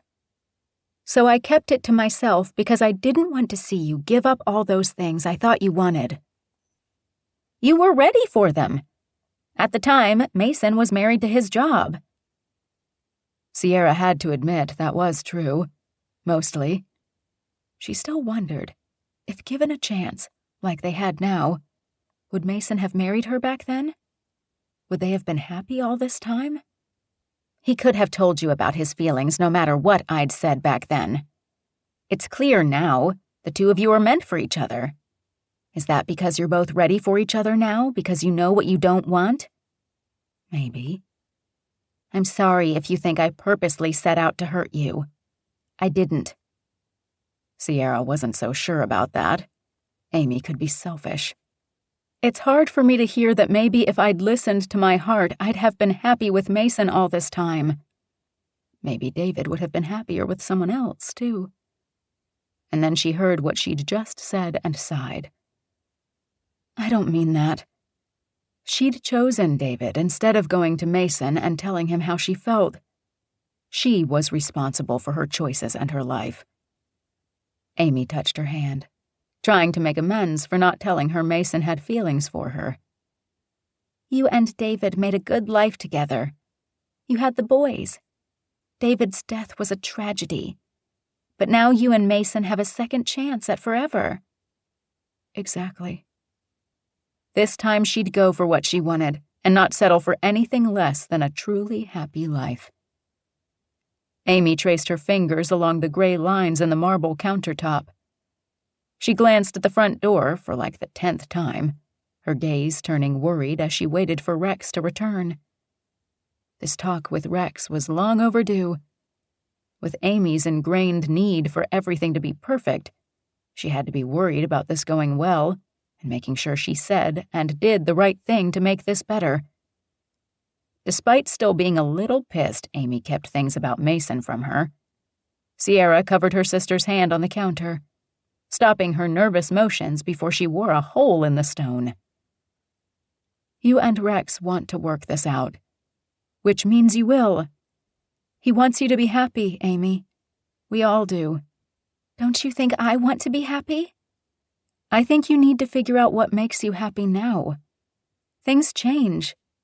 What we thought we wanted before kids, after kids, at the beginning, somewhere in the middle, at the end, it's not the same as when we started. Allow yourself to let go of what's not working and find something that makes you feel fulfilled again. That seems easier said than done. Sierra squeezed her sister's hand. Talk to Rex. Figure out what that looks like together. Amy nodded, then met Sierra's gaze. I really am sorry. I should have told you what Mason confided in me. The truth is, I was jealous for no reason. You know I had a thing for him back in the day, but he never looked at me the way he looked at you. You mean the way Rex looks at you? Sierra pointed out. Amy found a genuine smile. Sierra knew Amy's other secret. You would have preferred Rex and Mason both wanting you. Amy always had to be the center of attention. She gave Sierra a mischievous grin. I wouldn't have hated it. Sierra let it go. She didn't want to fight with Amy or resent her for a past she couldn't change. How about you get Rex back, and I'll keep Mason, and we both just be happy for each other? Amy nodded, relief in her eyes. Deal. Though her eyes clouded with worry as she looked toward the front door again. Kids, let's go. Sierra picked up the tote bag by the front door that Amy had packed with sweatshirts and snacks for her kids, just in case. No doubt Heather had everything the kids would need for dinner and a movie tonight. The 4 kids rushed down the stairs and headed for the front door just as Rex walked in. Hey, what's all this? PJ, as the oldest, led the way. We're going to Aunt Heather's. Bye! He hugged his dad and ran out the door. Emma followed up with a hug for her dad. Bye! Rex let Emma loose, gave Danny and Oliver a pat on the head as they passed, and focused on Amy. You're taking the kids over to your sister's? Amy held her hands clasped together in front of her. Sierra's taking them for a couple of hours so we can talk. Rex stared at his wife for one long moment, then turned to Sierra. No Mason tonight? He's got dinner with a client. He told me he's head over heels for you. I feel the same way. Good for you guys. I hope it works out. Thank you, Rex. With everything that's happened over the last year, it's nice to have something good in my life. He makes me happy. You deserve it. Are we going or what? Danny yelled from the porch. And that's my cue to get going. Amy hugged her and held on for an extra moment before Sierra headed to the door. Rex gave her a quick hug. Thanks for taking the kids. No problem. She turned to Amy. "I'll have them back at 9. Rex walked into the kitchen to get something out of the fridge. With his back turned to them, Sierra mouthed, "You've got this," to Amy, gave her a big thumbs up, and headed out the door to take 4 little rascals to dinner. She hoped Mason's investigator helped her resolve her issue with her deceased husband, and she could let the past go and move on. Chapter 24. It took 10 minutes to get all the kids to agree on a movie, but Heather and Sierra got them settled in Heather's big bed. Hallie's eyes drooped as sleep crept in, but she fought to stay awake. Heather would come back in 10 minutes and move her to her crib. For now, she let her daughter hang with the big kids. She looked adorable tucked up against Oliver's side as he lay on his back, one knee bent, his other leg crossed over it, swinging. Danny and PJ lay down the center, their heads at the foot of the bed. Emma lay across from Hallie and Oliver, with her own little bowl of plain popcorn because she didn't like it salty or drenched in butter. Sierra tapped Heather's shoulder. Adult beverages in the kitchen. Heather stared at all the kids. Look at them.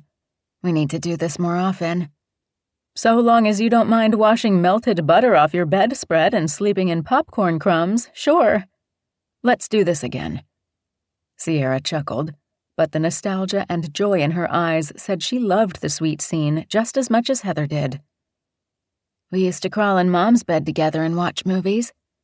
It's been a minute since we did that. Sierra cocked her head and narrowed her eyes. Is that a Metallica t-shirt sticking out under your pillow? Yeah, David turned me on to them. Remember? Sierra's eyes went soft. He loved them. I surprised him for his 30th birthday with tickets. We drove to San Francisco to see them play with the symphony. I don't think I've ever seen him smile so wide or enjoy something so much. Sierra stared at the shirt for a long moment, nostalgia and sorrow in her eyes, before she turned and headed down the hall, her head downcast. Heather sympathized with her sister. David left a hole in all their hearts, deeper in some of them. She took in her little girl one last time, so happy to be included, and trying so hard to keep her eyes open, then followed her sister to the kitchen. Sierra handed her half a glass of wine, because kids. Heather clinked her glass against Sierra's. To late-night movies with the ones you love. Sierra sipped, then turned solemn. The boy slept in my bed for a month after David died. I'd turn on a happy cartoon to chase away their sadness.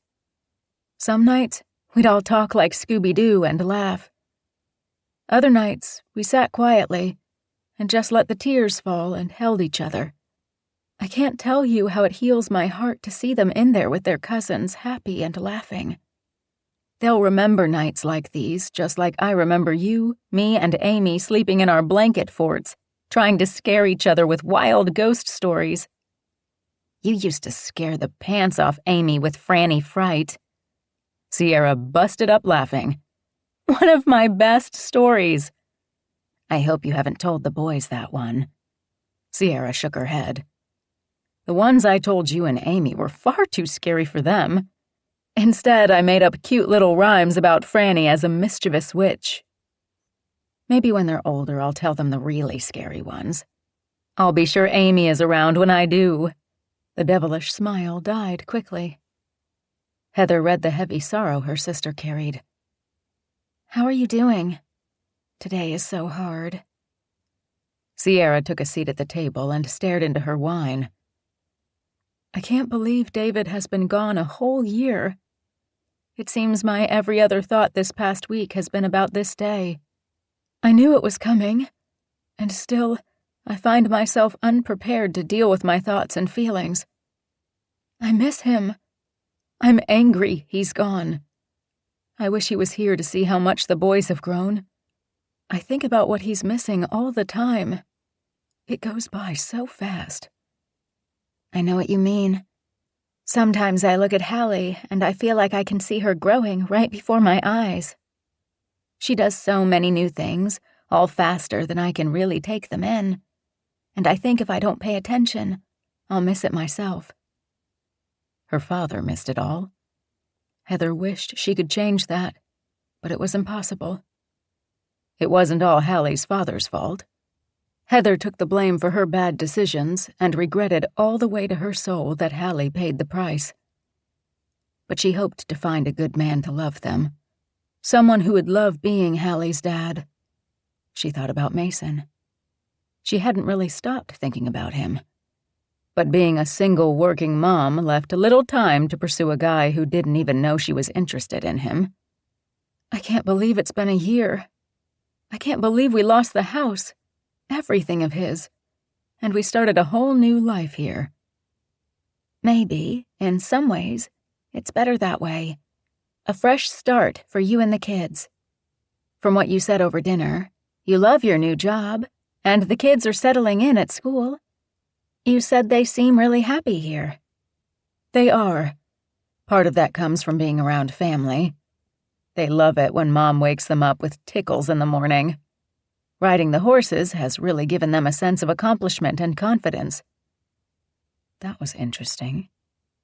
So they spend a lot of time with Mason. Several nights a week if Mason doesn't have any late-night meetings. He loves having the boys over. His horses like the exercise. Danny is in love with this mare named Goose. The name made Heather smile. After the bird or Top Gun? Sierra chuckled. I'll have to ask Mason. I bet Hallie would love to see the horses. You should bring her over tomorrow afternoon. Mason takes the boys riding after lunch on the weekends. Do you think he'd mind if I just showed up? Sierra waved that away. Not at all. We'll all be there. So it's like old times. You and Mason picked up where you left off. She'd always thought it weird that her sister was better friends with Mason than most of the girls she went to school with.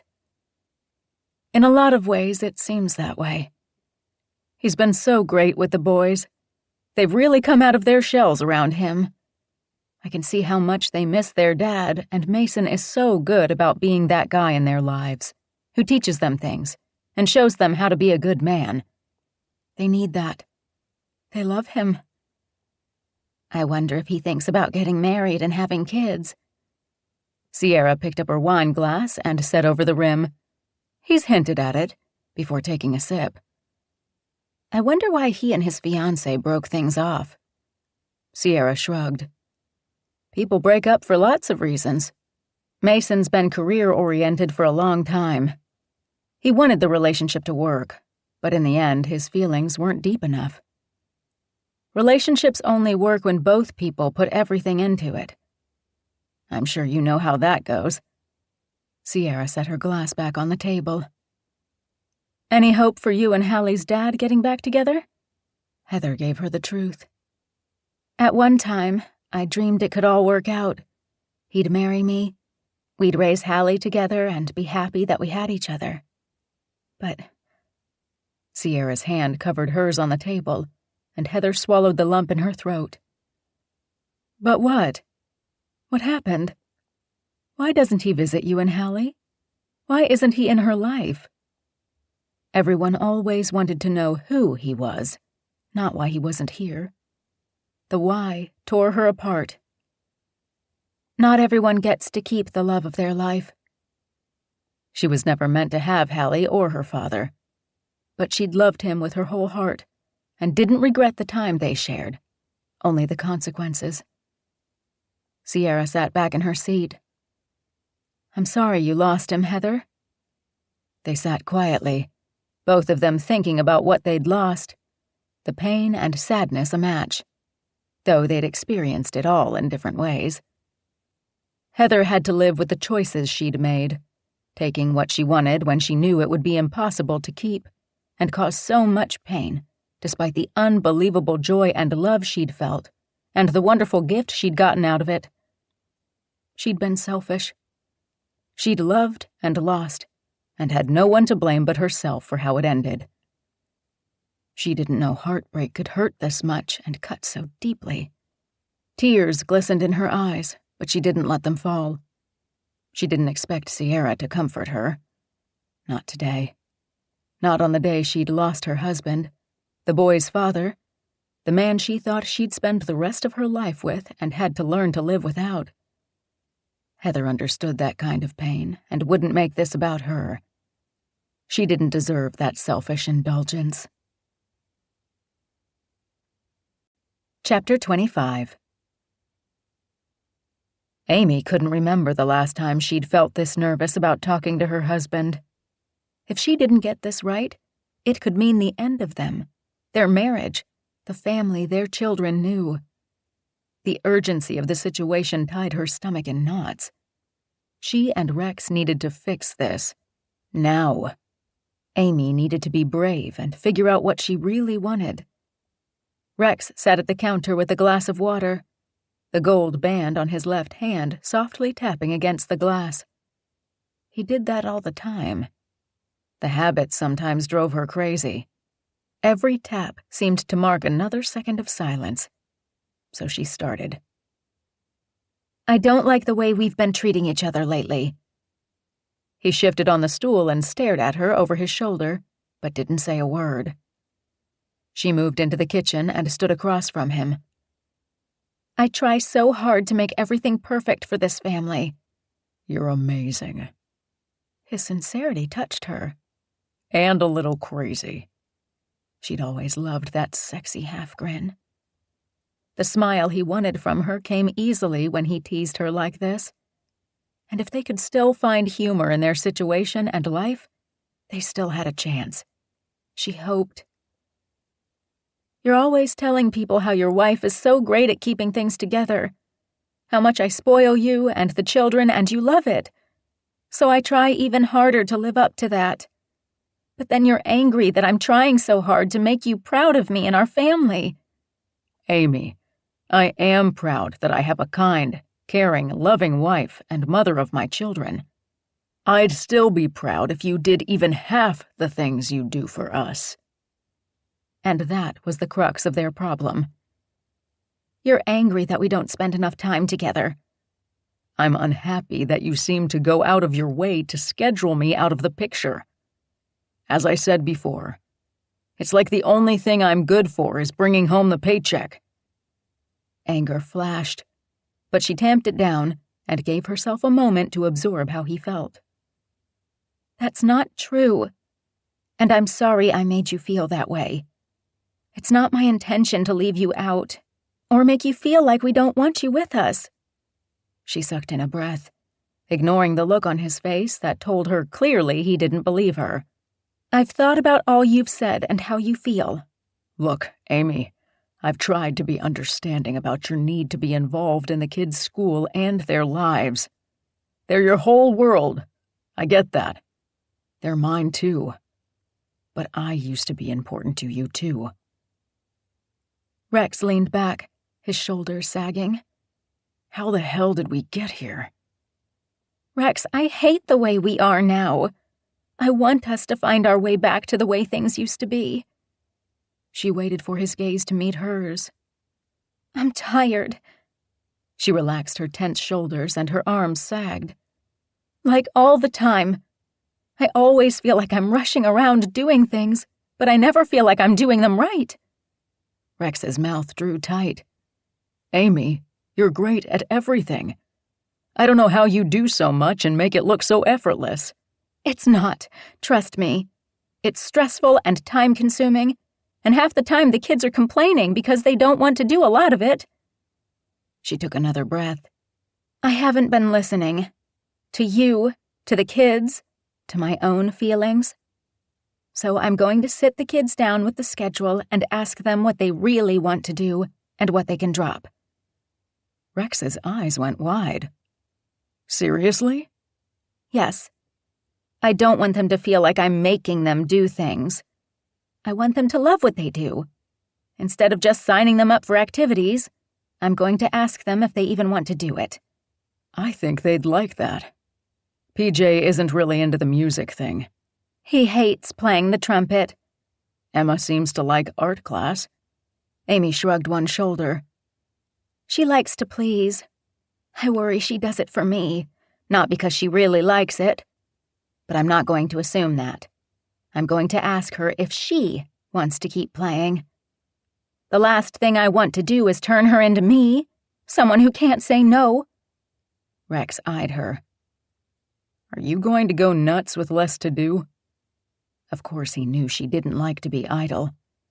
When we got married, I really wanted to be a mom.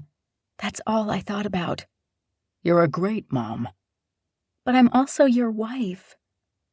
His mouth drew back on one side into a half-frown filled with sadness. We live in the same house, but I still miss you. She knew exactly what he meant.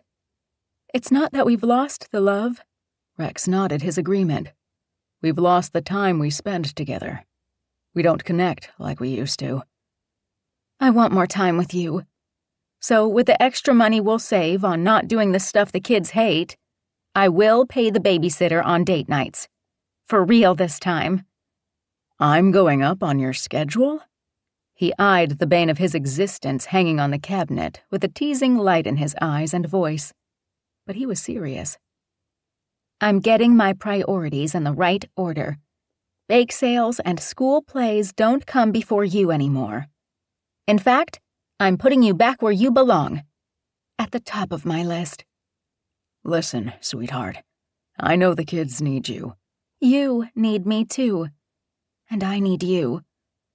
I'm tired of feeling like I'm doing all this on my own. She held up her hand to stop him from unnecessarily defending himself. I did this to myself, and blamed you for not wanting to do everything I set up without asking you about it in the first place. You want to see the kids more too? You want to make family time a priority? Yes, and I want to spend time alone with my wife.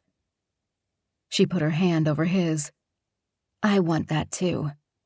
We both deserve more downtime. I wouldn't mind sleeping in on a Saturday, especially if you're in bed with me. The devastatingly handsome smile she hadn't seen in too long appeared and melted her heart. She smiled back. That sounds really good. She hoped she could rein in that feeling inside her that she should be doing something. Being lazy and unoccupied with something to do made her antsy. But doing her husband sounded like a good way to pass the time, too. About our sex life. Rex rolled his eyes. What sex life? Again, that teasing tone didn't mask the seriousness in his voice. I made it another item on my list. Rex tilted his head, and another sorrowful frown took hold of his handsome face. Pity sex is not sexy. I don't want to be something you check off. I know, and I'm sorry. I'd like to work on that. Because I don't think we can get back to where we used to be without finding our way back to each other in every way. You know, if you tell me what you need, I'll try to give it to you. She smiled at the innuendo, but Rex remained completely focused, which told her this was important to him. Her happiness mattered. Their marriage mattered. Okay. I'd like your help to free up my time and make the evenings more relaxing for me. I'd appreciate it if you'd do the dinner dishes and make the kids' lunches for the next day each night while I get them ready for bed. Skepticism filled his eyes. I've tried to help you with chores around the house. The only thing I seem to do right is take out the trash. I know, which is why I'm going to show you how I want the dishwasher loaded. She waited out his eye roll. Not because you do it wrong, but because I like it a certain way or I get anxious, and I feel like I have to do it myself.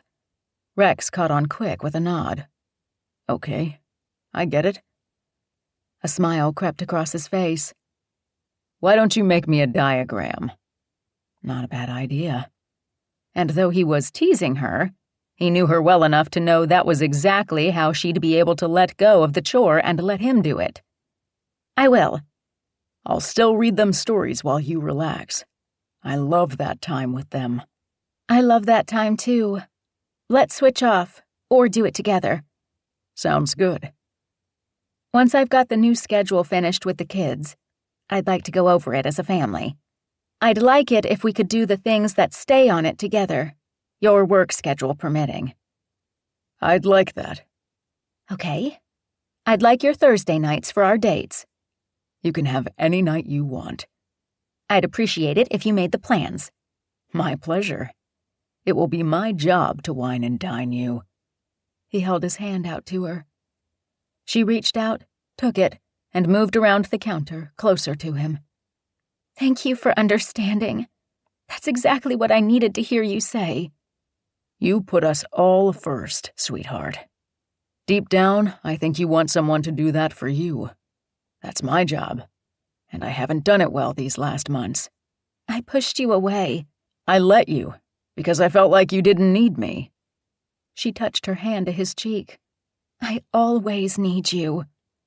I see that now. You pushed me away and filled up the empty space with things to do to fill your time and the hole inside you. I didn't mean for it to happen. I know.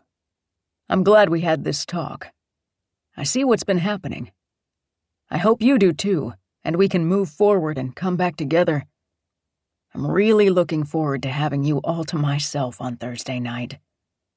She leaned in and kissed him softly. We're alone right now. He shifted on the stool, wrapped his arm around her waist, and drew her in between his strong legs and up against his wide chest. What should we do? For a split second, she thought about teasing and telling him she'd teach him how to load the dishwasher. Instead, she showed him what she really wanted. More of him. She kissed him with all the intention she had for where she wanted the kiss to lead. Rex took direction well, even if it was unspoken. He slipped his hands down her hips and grabbed her ass. His lips left hers to travel down her neck and back to her ear. I've missed you so damn bad. Me too, she said on a breathless sigh. She missed feeling this way. Wanted. Needed. Like she mattered. She bet Rex felt the same way and poured everything into loving him. If they only had a couple hours until the kids came home to show each other they wanted this to work, and their love was still very much alive and as deep as it used to be, she'd make the most of it. She broke the searing kiss, stepped back, took Rex's hand, and pulled him up and out of his seat and toward the stairs. Come with me. I'd follow you anywhere. Still? She smiled up at him, knowing full well he meant it. Always. The mischief came back into his eyes. He tugged her hand, so she walked toward him. He dipped his shoulder and hoisted her over it. She lay like a sack of potatoes down his back. She smacked his ass and laughed, because he hadn't carried her like this since they were dating. Put me down before you throw your back out. He smacked his hand over her ass and left it there. The heel of his hand pressed intimately to her sorely neglected lady parts. Not a chance. I've got until 9 o'clock to show you how much I've missed you. I'm pretty sure it's going to take every minute from here to then to prove it to you. He didn't have to prove anything to her. But the second he tossed her down on their bed and swallowed her giggles with a deep, searing kiss, he made good on his promise. In fact, Rex made good on his promise so well and thoroughly, Amy answered the knock on the front door on shaky legs, wearing nothing but her bathrobe. Sierra stared at her, taking in Amy's tousled hair, rosy cheeks heated by the embarrassment she felt getting caught doing the naughty with her husband, the robe, and her bare feet. Sierra's knowing smile amplified her embarrassment, as well as the vixen inside her, who was completely satisfied and smug about it. Sierra's gaze swept over Amy, then met her eyes. Hello. I remember you. Amy felt a lot more like her old self than a haggard mom. I'm feeling pretty damn good. Emma stared up at her. You swore. Mommy gets a pass tonight. Rex walked down the stairs in an old worn pair of jeans and a white t-shirt. His hair mussed, too. Did you have fun with Aunt Sierra and Aunt Heather? PJ yawned. We had pizza with basil on it. It wasn't bad. Not a ringing endorsement, but he'd tried something new and didn't hate it. Amy put that in the win column. Emma hugged her. I missed you, Mommy. Amy held her daughter, cherishing the warm feeling in her heart. I missed you too, baby. Head upstairs with your brother. Daddy and I will be up to kiss you goodnight. Emma trudged up the stairs behind PJ. Thank yous for Aunt Sierra, please. They didn't stop their ascent, but obediently called out, Thank you. Rex stepped up to Sierra and hugged her. Thank you for taking the kids and giving Amy and me some time together. He let her loose. Sierra smiled up at him. Looks like you two put the time to good use. Amy shoved her sister toward the door. Thank you. We appreciate it. Now take your kids home so Rex and I can say goodnight to our kids and finish what we started. Rex glanced at her, a gleam and hope in his eyes. We're not done? I'm not done with you. Lucky me. He headed for the stairs. I'll say goodnight to the kids then. Bye, Sierra. Bye, Rex. Amy stood in the open door as her sister stepped out onto the porch. I'm happy for you, sis. Amy thought about their earlier conversation. I'm sorry I interfered in your relationship, Sierra. I should have listened to you and told you what I knew about Mason and his feelings for you. I withheld that from you because of my own selfish reasons. It wasn't right. I was wrong. And I'm sorry. Sierra took a few seconds to absorb that before she closed the distance between them. It was wrong. You did it for spite, because you didn't want me to have him even though you had Rex, and had no intention of doing anything about that old crush. But Mason should have come to me if he had feelings and wanted me to reconsider my decision to marry David. Instead of telling you, he should have told me. I was conflicted, but I never went to him and said my piece either. That's on me. Sierra gave her sister a hug goodbye, then stepped back. Let's leave this in the past where it belongs. Things are different now. We've all changed. I know how Mason feels. He knows how I feel. We're both in a place where we make sense. You two seem really great together. I feel that way too, which is why I'm going to start talking to the boys about how I feel about Mason, and where I'd like to see us in the coming months. Really? Yeah. After everything we've been through, I keep asking myself what I'm waiting for. Why I am waiting at all when time is too precious to waste. She headed down the porch steps. Stop wasting time, Amy. Rex is waiting for you upstairs. Amy took her little sister's advice, closed and locked the door, and headed up to the man who made her life so much better in every way, because he got her kind of crazy and loved her anyway. Chapter 26. Sierra stood on the porch, holding the boys' hands. Her mother stood beside them as Mason pulled into the yard, the truck cab filled with green balloons. So many that she couldn't even see him through the passenger window. What are all the balloons for? Oliver looked excited for a party that wasn't going to be exactly joyous, even if they were celebrating. A different kind than they were used to, but a way that was necessary and simply part of life. We're going to send messages to your father in heaven with them. Danny's head whipped toward her. What? Tears gathered in his eyes. She released Oliver's hand and touched Danny's wobbly chin. Your dad passed away a year ago. I thought we should celebrate his life and how much we loved him by sending him our love up into the sky. A tear trickled down Danny's cheek. I thought you forgot. So Danny had been paying attention to the day. She should have known, though he'd been strong and gotten through yesterday without a word. She hated to think of him suffering his sadness in silence. It broke her heart and brought tears to her eyes. At 7 and 5, she didn't think they'd remember the exact date. Her mistake. One she'd never make again. No, honey. I will never forget your dad. But you're with Mason now, right? Oh, yes. Kids paid attention to everything. She and Mason tried to keep their affection in check around the boys, but she knew they'd caught them innocently touching hands, had noticed the way Mason hugged her goodbye when he really wanted to kiss her, and how he paid so much attention to her.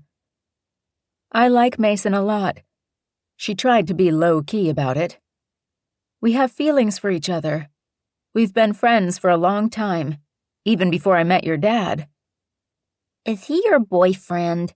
Oliver asked, biting his bottom lip, his eyes filled with uncertainty. I suppose you could call him that. Is that okay? Oliver nodded. He's nice. So is he going to be our dad or something? Danny asked, a touch of anger in his voice. She hadn't anticipated having this conversation today. She hoped to use the next couple of weeks to ease the kids into accepting Mason into their lives permanently. They liked him.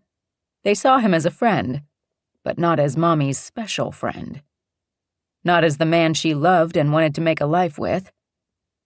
She and Mason hadn't had a chance to get on the same page about this either. Mason wants to be part of our family. He really likes being with you boys. You like doing things with him, too, right? Danny reluctantly nodded. The horses are fun. Oliver raised his hands as Mason approached the steps with the bundle of balloons in one hand. He caught Oliver in his free arm when he launched himself off the steps and into Mason's chest. Mom says you're gonna be our new dad. Sierra's cheeks burned with embarrassment. I said Mason wants to be a part of our family. Her mom tried to help her out of this awkward situation. Maybe we should table this for now. She met Mason's eyes. Sorry, I know we haven't had time to talk about this.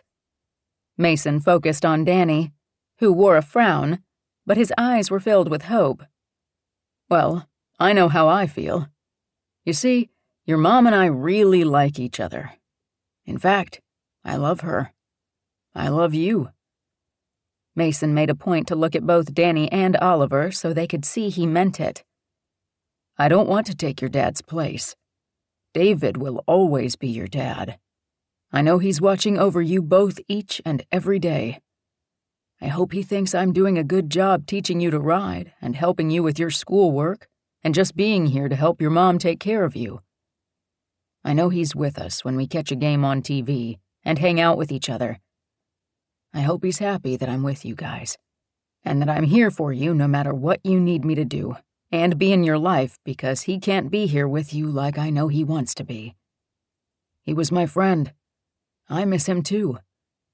I wish he was here for you and your mom. I don't want to take his place. I want to make my own place in your lives. Danny scrunched his lips, then spoke softly. Sean at school has 2 dads. They're married to each other, but still, he's got 2. I don't see why we can't have 2. Oliver hugged Mason's neck. I like you. Mason chuckled and squeezed Oliver to his chest. I like you too, bud. Mason handed the balloons to her, then took Danny in his arms and looked him in the eyes. I'm not the replacement. I'm extra.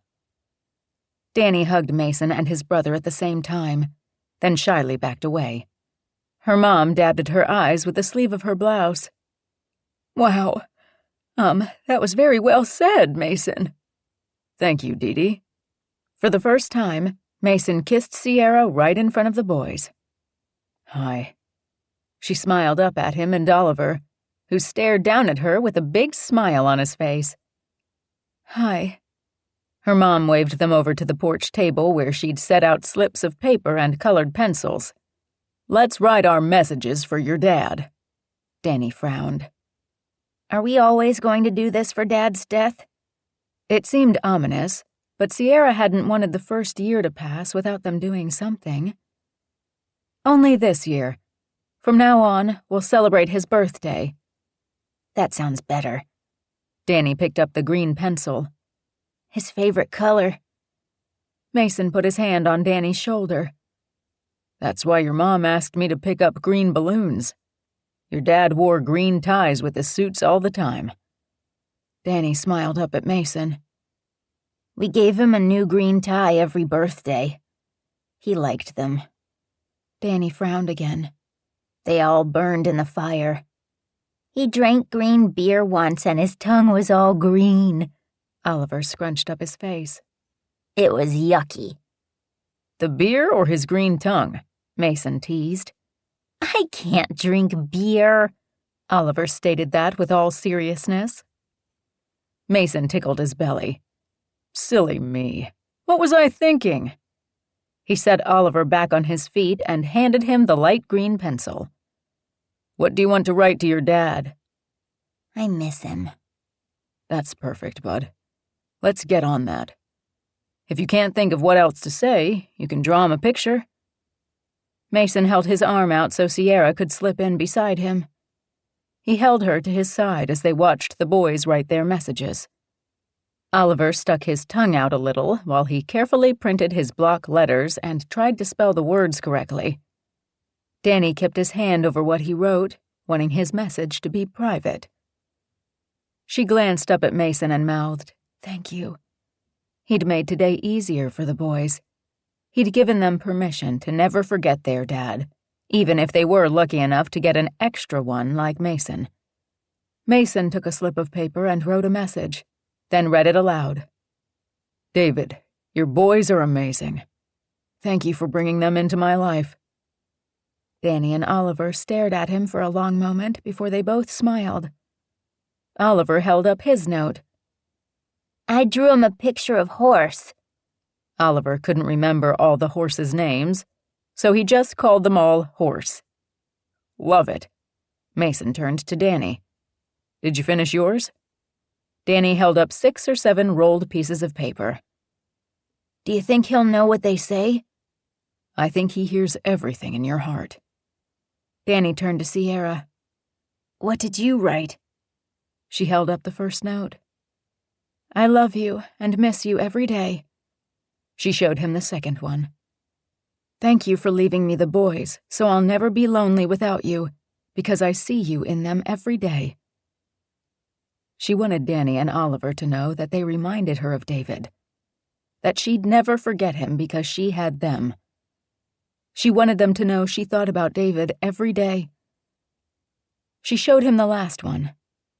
I got a great job. We have a new home. We're happy. Danny hugged her. He'll be happy to know that. That's all he wants for us. I know this past year has been hard. We miss him. We wish he was here. But he'd rather see us smiling than sad for him. I'm glad we moved to Grandma's, Oliver announced.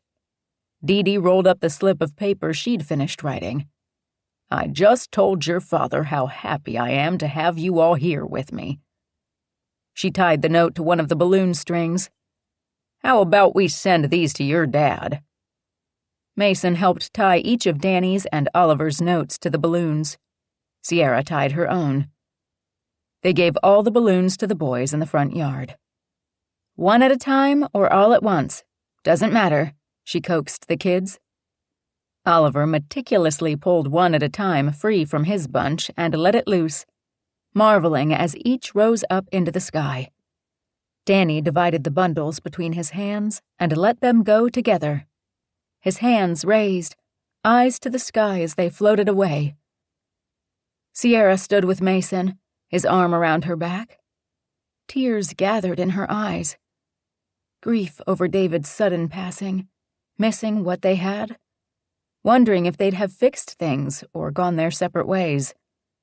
Grateful for the time they had, and still suspicious about what he'd kept from her. Her thoughts and emotions were all over the place. Mason kissed her on top of the head. You okay? It just hits me sometimes. He's gone. He's not coming back. He's going to miss so many things in the boys' lives. And I still have questions about why he needed that loan and if he was hiding something even bigger from me. About that. She turned to him, but Oliver ran over and slammed his little body into her leg and hip. His arm gripped her leg and he looked up at her. Mommy, look at them. They're all going straight up to Daddy. She stared up at the sky with Oliver and brushed her hand over his head. So happy she'd done this with the boys. I have something else for you and Danny. Really? Can I have it? Danny, come up to the porch. She waved him in from the yard. Her mom stood on the porch with the 2 wrapped packages for the boys. Sierra leaned down and kissed Oliver's nose. Grandma has a special present I made for you and Danny. Oliver took off up the steps to take his package from her mom. Mason touched her arm. Sierra, about the information you wanted. Did your investigator get back to you? Yes. I didn't want to do this today, but I don't want to keep it from you any longer. She studied his serious face. What do you mean, longer? I've actually had it for a little while. I just didn't know how to break the news to you. She didn't like the sound of that. It can't be worse than what I'm imagining. Just tell me. He glanced at the boys and her mom waiting on the porch. Not here. We'll go over it after the boys ride this afternoon. Maybe Dee Dee can watch them while we talk. Her stomach tied into a knot. It's that bad? If I've learned anything in my law practice, it's that secrets are always bad. I wish I didn't have to tell you what I know, but you deserve the truth. I just hope you're prepared to hear it. Mom, can we open these? Danny called out. Sierra touched Mason's arm. We'll talk about this later. She headed for the porch, then remembered what she was supposed to tell him about their ride. Heather and Hallie are joining us at the ranch later. Mason stopped in his tracks behind her. Why? She caught herself and turned back to him. She wants to introduce Hallie to a horse. I wish you'd told me about this sooner. His reluctant tone made her raise an eyebrow. Have you run out of horses? He shook his head. No, it's just, we really need to discuss the information I received from my investigator. But you didn't know, so we'll deal with it later. The postponement frustrated him. He seemed to want to get it over with, but she wasn't so sure she wanted to know, given his dire tone. He touched her back to get her moving up the stairs to where the boys waited at the table, their presents in front of them, hands ready to tear into the packages. Let's do this and save the rest for later. Sierra let it go, tried to shake off her worry, and focused on the boys. Okay, you two. I don't want you to think you're going to get presents every year, but after the fire, and we lost everything of your dad's, I made some calls to our friends in Napa, and downloaded what I had and made you these. She nodded for them to go ahead and open the gifts. They tore open the wrapping paper and tossed it away. Danny and Oliver both stared at their photo books, a picture of each of them with their dad on the cover. Our friends sent all the pictures they had of you guys with your dad. Aunt Amy and Heather and Grandma gave me some from family gatherings. I used all the ones I had stored on my phone and put them all together in these books. Danny flipped through pages, tears rolling down his cheeks. Oliver simply stared at the cover, his face solemn. Her mom wrapped her arm around Sierra's middle. They're gorgeous, Sierra. When you told me what you were doing, I never expected it to turn out like this. It's like a photography book. You custom make them online. She addressed the boys then. I wanted you to remember all the good times we had with Dad. Now, anytime you miss him, you can look at these pictures and see his face and remember how much he loved you. Choked up, she swallowed back her own tears. The books had taken quite a bit of time to design, but they turned out so well. She customized each one to focus on either Danny or Oliver, though of course many of the pictures showed both of them. But there were lots that were just one of them with their dad and her. She vowed to make new ones for them every few years, so they had their memories to look at instead of all the pictures simply sitting in the cloud doing nothing for anyone in cyberspace. Sierra hoped this helped heal their hearts. She couldn't give them back everything lost in the fire, but this had been a way to bring the memories back to life for them. They were so young. She didn't want those memories to fade away without them having something to help bring them back to life in their minds and hearts. Danny finally looked up at her, so much sorrow in his eyes. "Thanks, Mom." He clutched the book to his chest. "Thanks." She hugged him close. "You're welcome, sweetheart." Tears tracked down her cheeks. Oliver pressed his face into her side. She put one arm around him, too, and held both her boys close. This had been a hard day. Necessary, but difficult. They needed this chance to remember and keep the healing going and the memories of David alive. Her phone rang in her back pocket. She let the boys go and pulled out her cell and read the caller ID. "It's work." Mason moved into her place next to the boys. "Your mom told me about the books. I'd love to see them." Mason and her mom kept the boys occupied while she took the call. "Hi, Mike. How's the Gilmore place coming along?"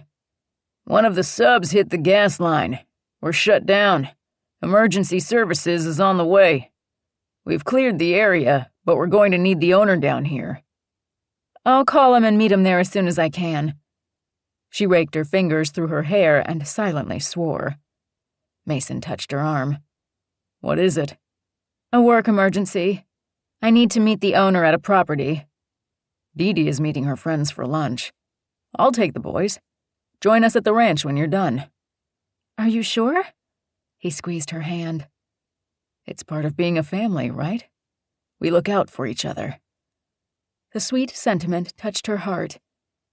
"You make everything easy." "It's not supposed to be hard. I don't mind taking the boys. Soon we'll be together all the time. I hope." She wondered why he added the last. "You know that's what I want, right?" "Yes." His excitement shone through, "and I hope nothing changes." That drained the enthusiasm right out of him. What would change that? "I'm nervous about telling you what I know." Anxiety tightened her gut. "Nothing David did would make me change the way I feel about you." Her phone buzzed with a text from Mike. She quickly read it. "I need to deal with this. I'll be back as soon as I can. Then we'll talk about David." She went up on tiptoe and kissed him quick, gave the boys hugs goodbye, wondering about Mason and the way he spoke about what he'd discovered about David, and questioning if she'd come home to an even bigger problem than the one facing her now. Chapter 27. Mason heard a car pull up just outside the stables. He hoped Sierra had finished her work emergency early. He didn't like the way they left things. He'd wanted to be wrong about David, who loved his family. He wanted to believe David would never do anything to hurt them. But David had hurt them. He'd done something he couldn't take back. And he wasn't here to answer for it. Which made it even worse, because Sierra deserved an explanation and an apology at the very least. A car door slammed. Mason plucked Danny off the stall door and set him on the ground. "I think your mom is here." Oliver gave Jezebel's big head a hug. "Bye, horse." Mason pulled Oliver off the gate, then swung him around in a circle and set him on his feet. Oliver giggled and smiled so big, Mason smiled with him. He really loved having the boys here. "Let's see if your mom wants something to eat before we ride. She probably missed lunch." Danny tagged Oliver in the back. "You're it." He ran for the open stable doors just as a second car door closed. Oliver caught up to Danny. only because he stopped to hug Hallie. Mason joined them and greeted Heather. Hey, I forgot you were coming. Heather touched her hand to her chest, partially covering the cleavage revealed by the one too many buttons undone on her black and white plaid flannel. In tight black jeans and boots, she looked ready to ride. "You certainly know how to make a girl feel welcome," she teased. But he just wanted her out of here before Sierra came home, so they could pick up their conversation where they left off. But thinking the word home made him pause. He wanted Sierra to feel like this was home. He wanted her and the boys to live here. The boys accepted him in their mother's life, but he didn't want to get ahead of himself. He'd waited this long for her. He could wait for her to make the decision about where to live when she felt they were ready for it. He just wanted to give her everything and make her happy. He wanted to start each day with her. And maybe one day, they'd have another child together, and give Danny and Oliver a brother or sister. He didn't care which. He just wanted to see his eyes and Sierra's smile on his little one. He wanted that future so bad. But it all hung on the secret he knew and had to break to Sierra. Heather stuffed her hands in her back pockets, widening the gap in her shirt as her chest thrust forward. "Hallie loves animals. I thought she'd love to see a horse up close, and she can play with Danny and Oliver. It's so nice to have Sierra home. I love seeing all the kids playing together." Mason bit back what he really wanted to say. Oliver tugged on the hem of his shirt. "I have to pee." He buried his face in Mason's side. Mason brushed his hand over Oliver's dark head. "Okay, bub. Why don't you and Danny go up to the house and take Hallie with you? There are popsicles in the freezer. You can each have one." To Danny he added, "Hold Hallie's hand. Help her up the steps. Do not let her out of your sight." "Got it." Danny took Hallie's hand and walked with her while Oliver ran for the house to use the bathroom. Mason watched them go, startled when Heather put her hand on his bicep and squeezed. "It's so nice of you to let us come over and go for a ride. I've been thinking about you ever since we saw each other at the mailbox.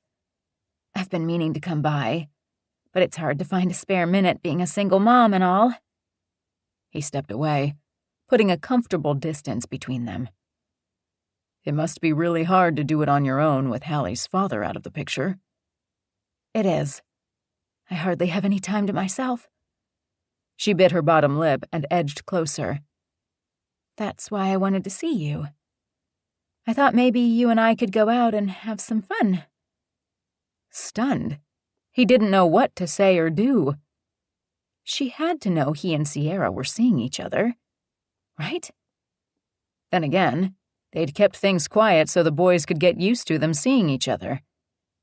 Heather closed the distance and put both hands on his chest and went up on tiptoe, her body brushing his, her face inches from his. "It's been a long time, and I really want to get to know you better." His brain finally caught up to what she meant. He took her by the shoulders and gently nudged her away while he let her go and took 2 steps back. "This isn't going to happen. Sierra and I, we've been seeing each other." Heather took a step back, her eyes filled with skepticism. "Really? I mean, you were like brother and sister when you were younger." "It was never like that, and you know it." "She said she's been coming over to see you, but I thought that was just so the boys could learn to horseback ride." "It's a lot more than that. Sierra and I have a good thing." Doubt filled her eyes. "Sierra is just so serious all the time. Doesn't that get boring?" She took a step closer again. "We could be so much more." Angry she didn't back off when he told her he and Sierra were together, he blurted out, "Is that what you told David?" The sexy smile died on her lips. She simply stared at him. He let her know what he'd suspected all this time. Danny and Hallie have the same eyes. Hers went wide. Their father's eyes. They both jumped at the gasp that sounded behind them. Before Mason even turned toward the stable, he knew who'd be standing there. He never heard a car because she'd walked across the pasture instead. He instantly knew he'd made a huge mistake in not talking to Sierra about his suspicions before confronting Heather himself. And the look of betrayal he saw in Sierra's eyes now said she blamed him for keeping this from her. Sierra dismissed him without a word and focused on Heather. "Hallie is David's daughter." Heather's eyes filled with tears. "I'm so sorry." Sierra looked so brittle the dust on the wind might shatter her to pieces. But it was Heather's words that set her off. "You're sorry? Like you were sorry when you stole Miss Macy when you were 4 and wanted my baby doll for yourself so you took her? Sorry like when you borrowed my makeup and clothes and never gave them back? That kind of sorry?" Distress lined Heather's forehead. "I never meant for it to happen the way it did." "But you did mean to sleep with my husband. Were you hoping he'd leave me for you?" "At first it was just something that happened. At first. So it wasn't a one-time thing. You were carrying on an affair behind my back." Heather caught herself with a gasp. "It wasn't like that." Oh, yes, it was. And Mason felt every ounce of pain he saw etched on Sierra's face along with her anger. "You weren't sneaking around behind my back, fucking my husband every chance you got? Without protection? For God's sake, Heather, you got pregnant with his child." "That was an accident." "Right, you tripped and fell on his dick in the dark and didn't realize he wasn't wearing a condom." Heather's mouth drew into a tight line. "You're angry. Maybe we should talk about this once you've calmed down." "This is as calm as I will ever be when it comes to you fucking my husband. And this is the last time we will ever speak. Period." Heather's eyes pleaded. "You don't mean that. Hallie is Danny and Oliver's sister. They deserve to know that and grow up knowing each other. Is that right? So you want to tell those 2 little boys that their father lied to their mother and cheated on her by sleeping with her own sister? Their aunt? How do you think that will make them feel about their father? You think they'll think he was a good man?" "We can explain it in a way that doesn't make them upset with David." Sierra laughed without any mirth in a nearly hysterical sound. "You stupid bitch. You didn't think about anything but yourself. You just took what you wanted, consequences be damned. You didn't think about how this would hurt me, let alone the children. Tearing up a family didn't even give you pause." "I didn't want anyone to get hurt. David and I had this amazing connection. He said I made him feel alive." "Stop talking," Mason warned Heather, knowing every excuse out of her mouth was a dagger through the back and straight into Sierra's heart. Sierra stood rigid. "No, go ahead. Tell me how much David wanted you." "He loved me," Heather whispered. "Did he tell you that while he was fucking you, then coming home to me?" Heather looked unsure. "I knew he did. I felt it." Sierra laughed again, and it set Heather off. "You don't know what we had." "No, I don't. Because I was taking care of my kids while you were trying to steal their father and break up their home." Sierra paused, then shook her head and laughed under her breath. "When I arrived, you were surprised I wanted to move back home. You thought David was the one who wanted to move back here and I didn't want to leave Napa. You thought that because that's what he told you." She hit Heather with another hard truth. "What did you think he'd do? Move us all down here and you 2 would carry on your affair right under my nose? He didn't want to get caught.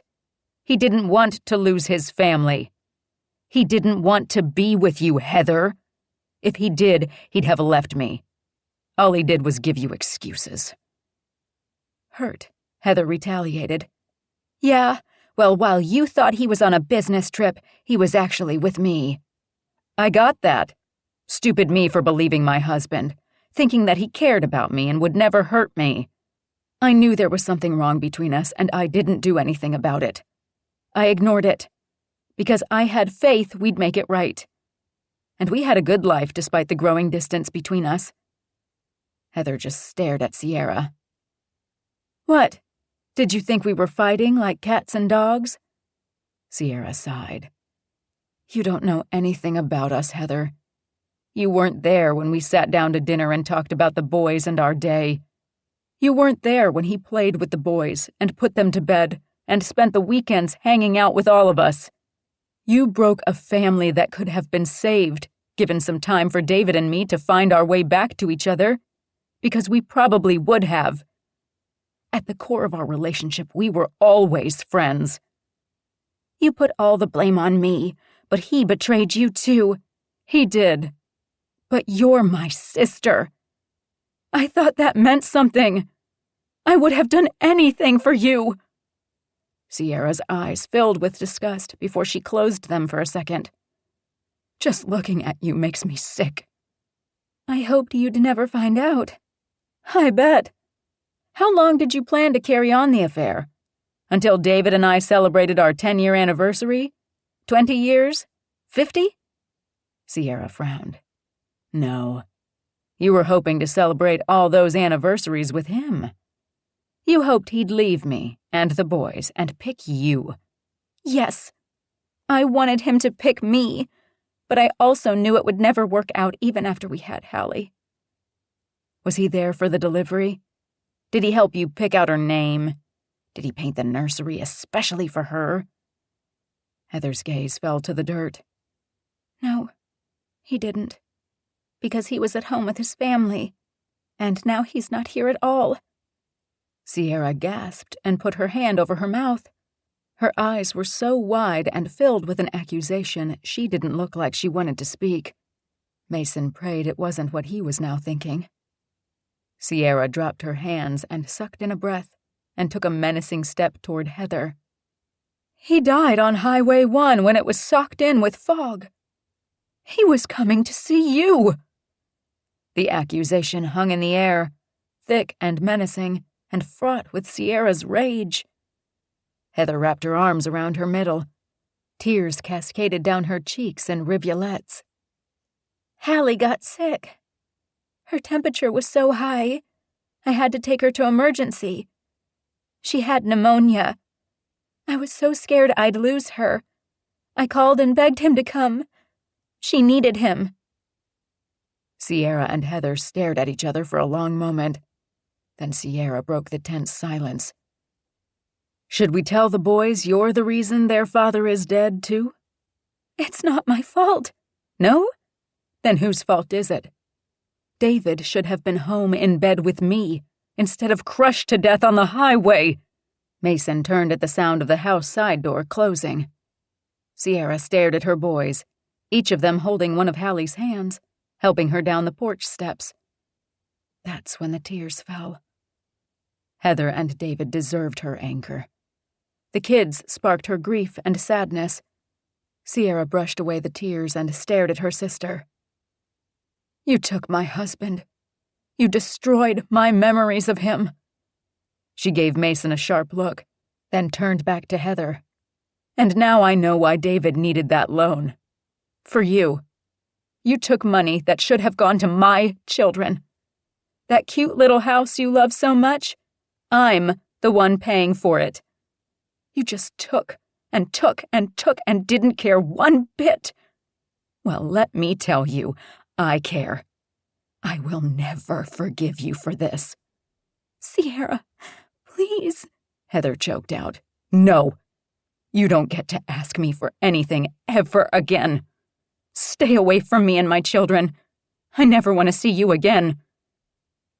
Sierra cut off her words before the kids got too close to hear. She closed the distance to the boys and held her hands out to them. Come with me. The boys let Hallie loose and took their mother's hands. She turned and headed for the pasture. We're going home. She directed that right at Mason. Mason's heart broke and his throat constricted. His chest felt so tight he couldn't breathe. He'd blown this by confronting Heather without telling Sierra what he knew first. Sierra, this isn't fair, Heather called out to her as she held Hallie close to her chest and cried. Sierra didn't even turn around when she shouted, You should have thought about that when you took what didn't belong to you and killed it." Heather burst into tears and heaving sobs. Torn between going after Sierra and trying to make her listen to him, and Heather crying all over a bewildered Hallie, Mason chose to save the little girl from her mother and plucked her right out of Heather's arms. "Take a minute to get yourself together. I'll take Hallie to see the horses." If he couldn't fix things with Sierra right now, at least he could make a little girl happy. But damn, his heart felt like it had been hit with a sledgehammer. He couldn't bear to see Sierra so upset. He'd explain his part. She'd understand. He'd show her that no matter what, through good times and bad, he'd be right beside her, on her side, ready to love her through it. Chapter 28. Sierra tried her best to hide her rage. The boys felt the vibe coming off her and remained watchful as they walked home. They didn't understand why she'd made them suddenly leave, without letting them go for their ride, without even saying goodbye to Mason or Aunt Heather. But she'd said her goodbyes, and that was enough for now. Mason understood exactly what she'd meant when she said they were going home. She meant forever. Sierra's mind raced. He must have known, or suspected, something about Heather, David, and Hallie. That's why he'd put off telling her whatever his investigator discovered. He'd kept a huge secret from her. After her husband's lies and betrayal, she wouldn't stand for another man in her life to keep things from her. If she couldn't trust Mason, they had nothing. As for Heather, her betrayal cut so deep she didn't think the wound would ever heal. Right now, every beat of her heart pumped out anger and hurt, filling her up to the point she felt like an explosion waiting to happen. Tears stung her eyes when she thought of David and the last year of their marriage. And she couldn't help but wonder why. If he wanted to be with Heather, did he stay up in Napa with her? And if he hadn't wanted to be with Heather, why didn't he come clean about the affair and beg her forgiveness? Lying, cheating bastard. Her conclusion: he hadn't wanted to face what he'd done. Wanted a family with her and the boys, and to keep Heather and Hallie on the side. Unable to face the consequences of his actions, he'd simply bided his time, hoping to not have to ever explain himself. But a secret like that always comes out. Sierra was surprised Heather kept her mouth shut this long, never revealing to anyone who Hallie's father really was. And while she wanted to blame her sister for everything, Heather was impulsive, reckless, and always felt like she was entitled to whatever her sisters had. David was equally to blame.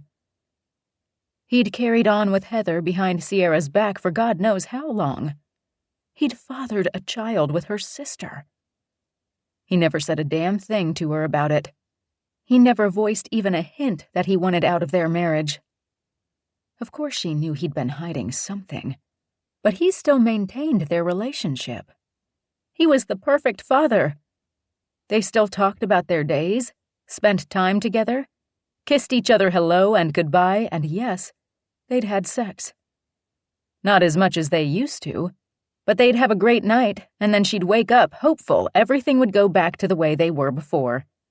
But then David would be distant again. His guilt built a wall between them. She hadn't known what it was at the time. She'd blamed herself, thinking that it must be something she did, or didn't do, that built the barrier between them. But it had been David's actions that had ruined them as a couple. He had doomed them, and he'd known it. Instead of doing the right thing and confessing and letting her go, he'd hid his dirty deed. All those months she'd wanted to confront him. Yes, she'd kept silent, hoping things would get better and she wouldn't have to upset the boys by fracturing their family. But David had torn their family apart the second he slept with Heather. The boys didn't know the full truth, but they'd felt something off in the house, just like they felt her dark mood now. And just like David had done, she was going to have to hide the truth from them. For now, anyway. When she finally got to the house, she found her mom sitting on the porch reading the mail when they walked up the steps. She took one look at Sierra, and the smile she'd had for them died on her lips. "What's wrong?" Sierra walked the boys to the front door, opened it, and stared down at them. "Please go upstairs, wash your hands. Then you can have an hour of screen time. I need to speak to Grandma privately." Danny stared up at her, eyes wide and filled with worry. Is everything okay? Will we go see Mason later? She touched Danny's soft cheek. "I'm sorry, honey, but no. Something happened between us and I need to figure out what happens next." I thought you liked him. The concern in Danny's eyes turned to dismay. Tell him to apologize. "I wish it were that simple, sweetheart." Don't you want it to be okay? She put her hand on his shoulder and leaned over to look him in the eye. "I need some time to figure things out." Her anger made it hard to think reasonably and rationally. Danny's eyes narrowed with frustration that she didn't give him an answer that made sense. If she could make sense of her feelings right now, it would be a lot easier. She'd asked Mason to find the truth about the money and what David had been doing with it. But now she thought he'd already known. Or suspected it. Either way, he must have known to look in Heather's direction. Danny took Oliver's hand and tugged him into the house. She closed the door and turned on her mother. "Did you know?" Her mother's head drew back at her angry tone. "I don't know what's got you so upset, but I do not appreciate being spoken to that way." Sierra took a few steps toward her mom and pinned her in a hard glare. "Did you know that Heather was having an affair with my husband and Hallie is David's child?" All the color drained from her mom's face and her eyes went wide. "What? No." She shook her head back and forth, saying, "No. No. She wouldn't do that. She did do that. Again and again and again. She thought David was going to leave me for her. Do you believe that? That he was telling her the truth? No. I think he got caught up with her and wanted to somehow keep me and the boys. He strung her along, probably hoping he'd come up with some way to fix this." Dee Dee stood and embraced her. "Sierra, I'm so sorry." Sierra didn't want to hurt her mother's feelings, but she didn't want to be touched or held right now. And because she didn't want to take things out on her mom, she gently pushed her away and took 2 steps back, her body tense, her chest aching with the expanding ball of emotions she tried to contain, but wanted to get rid of all at the same time. "I think Mason knew about it." "What?" "I don't know how, or when he figured it out. But I think he suspected they had an affair, and that Hallie belonged to David. He never said a word to me. Nothing." She pressed her hand to her forehead. "I think that's why he was reluctant to track down the money." Dee Dee gasped. "The house. I thought Heather saved up for it." Sierra sneered. "Their private little getaway. David would sneak away from us, pretending he had a business trip, and slip right into her bed." Even more anguish filled her mother's eyes. "Oh, Sierra, I'm sorry. I wish I knew what to say." "There's nothing to say. David's not even here to defend himself. Not that he could after what he's done. No, he left me to clean up the mess." She paced away, then back. "But you know what? I'm not cleaning up anything. As far as I'm concerned, Heather is just as dead to me as David is. They can both go to hell for all I care." Her mom touched her arm. "You don't mean that." She snatched her arm back. "Don't I? This isn't the same as her stealing the keys to my car and taking it out on a joyride. She slept with my husband and had his child and hid it all this time, soaking up all the sympathy we showered on her because Hallie's father wasn't in the picture and poor Heather had to do it all alone." It made her seethe inside to think of all the times she'd tried to soothe and sympathize with Heather. She played on all of our heartstrings. We went out of our way to help and support her this past year and a half. I've been such a fool. She raked her fingers through her hair. And to top it off, she's the one who begged David to come see her the night he died. What? No. What are you saying? Hallie got sick. Heather panicked. She called and begged David to come. So he made a mad dash to get to her and crashed his car on the highway in the fog. Her mother pressed her fingers to her mouth, and her eyes filled with sympathy and understanding. He wanted to get to his sick child. Surely you must understand that. She fisted her hands. I'm not some cold-hearted bitch. But he might have thought about the children he had at home. Sierra went on. Of course he wanted to get to Hallie and make sure she was okay. But it should have never happened, because Hallie was never supposed to happen in the first place. It's not Hallie's fault. She knew that, but it didn't ease her anger. Of course not. It's her parents' fault. And now Hallie, Danny, Oliver, and I are paying for their selfish, heartless deeds. Isn't there any way this can be fixed? She glared at her mom. Why? How? She held her arms out and let them drop. Why would I want anything to do with Heather? So she can stab me in the back again? She was hitting on Mason when I showed up. Hell, she's probably sleeping with him right now. The thought turned her stomach and broke her heart, even though she'd heard Mason loud and clear turn Heather down flat. I can't imagine Mason would do something like that to you. Dee Dee let her head fall back and stared up at the porch ceiling before looking at Sierra again.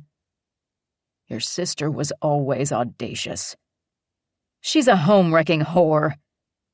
Anger etched lines on her mom's forehead. Sierra, that's enough. I know you're angry and hurt. I'm furious, and I deserve to be. Of course you do, but you need to take a breath and give yourself time to sort this out. Why? So I can go back to paying for a loan that put a roof over her head? Should I give her the okay to go after Mason? Why not? She gets everything she wants and doesn't care who she steamrolls over to get it. You're right. She's selfish. She expects others to make her life easy. And she gets what she wants. Maybe that's my fault for spoiling the baby in the family. We all did. Amy and I took care of Heather. We watched over her. We gave in to her just as much as you did to keep her happy. I helped create the monster. I shouldn't be surprised she stabbed me in the back. If you feel that way, then teach her to take responsibility for what she's done. How? What can she possibly do to make this right in any kind of way that counts? Can she bring David back so Danny and Oliver have a father again? Can she not sleep with my husband? Can she in any way, shape, or form erase what she did?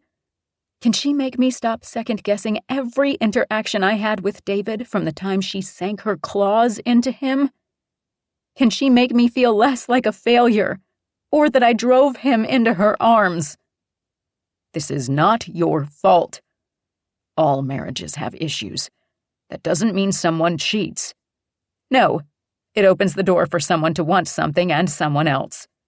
Sierra, honey, I've divorced 3 men, including your father, and each time I felt like I'd done something wrong.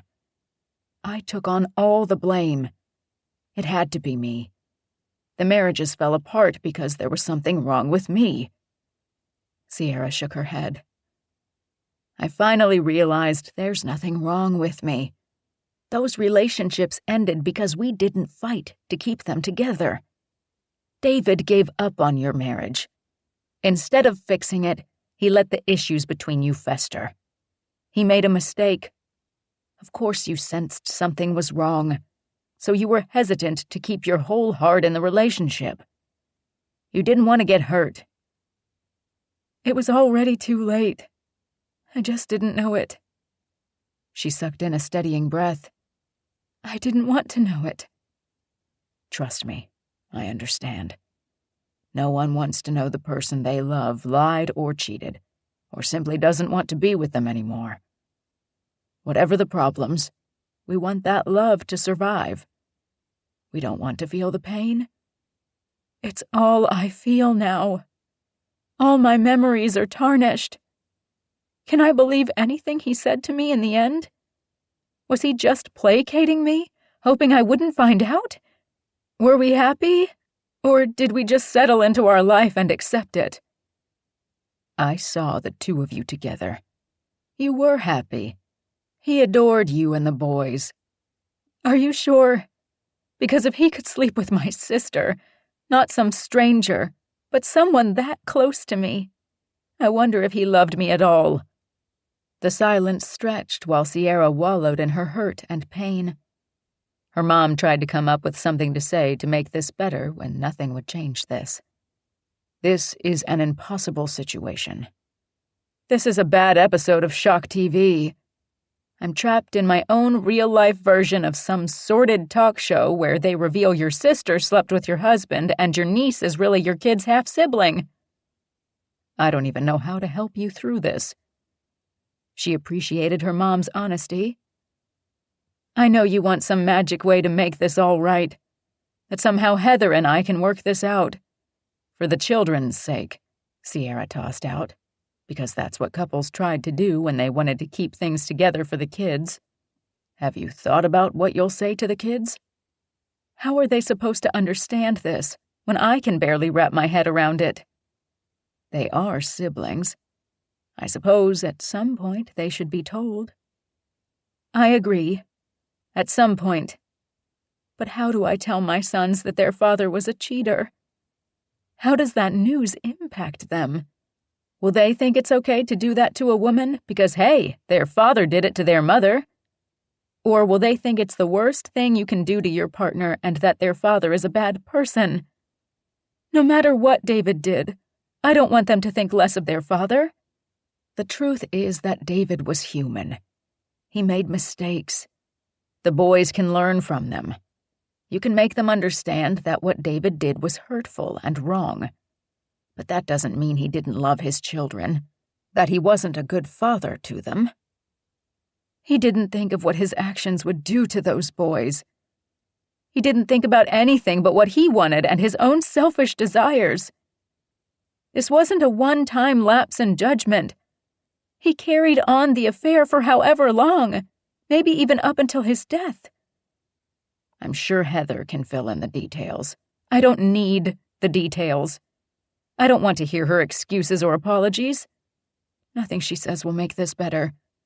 Nothing will change my mind about what I think about her now and how I feel. Dee Dee deflated with a heavy sigh and sank into the chair. What about Mason? What about him? Am I supposed to trust him when he kept this from me? You don't know for sure Mason knew before he investigated the loan. You love him. Not the same way you loved David. It's deeper. Don't let this come between you.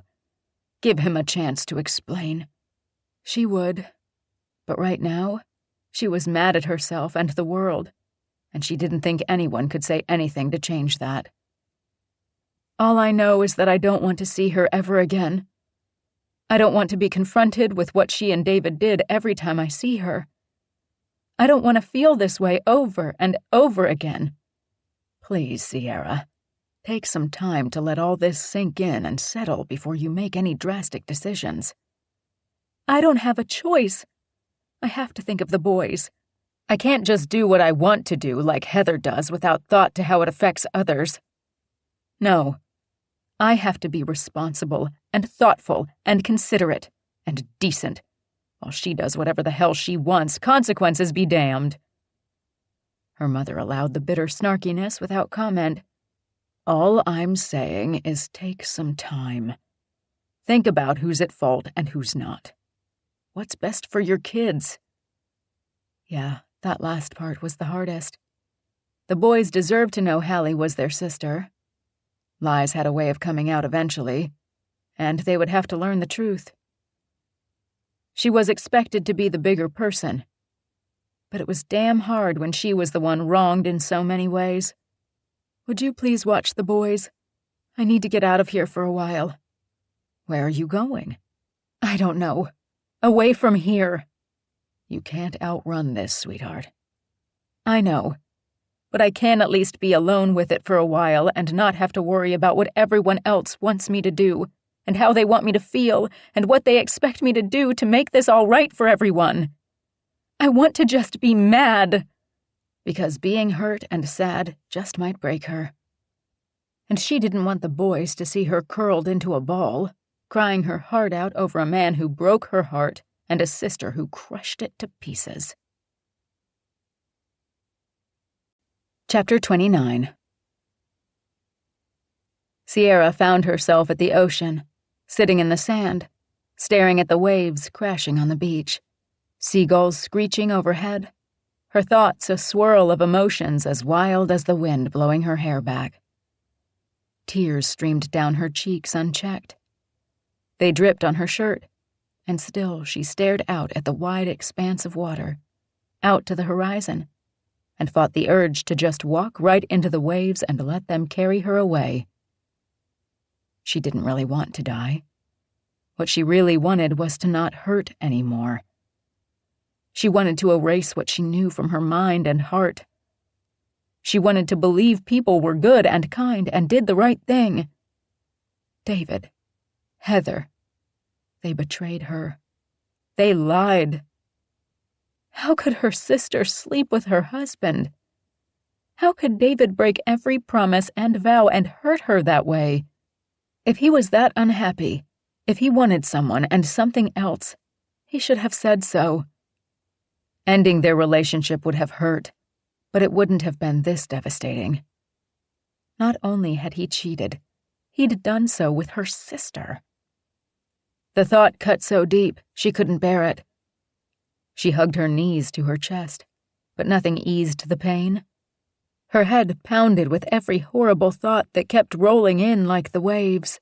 The onslaught of second-guessing all their conversations and everything he did all those months he was seeing Heather behind her back. Now it all made a horrible kind of sense. Looking back, she had had her suspicions, but she'd never come right out and accused him of an affair. Part of her didn't want to know.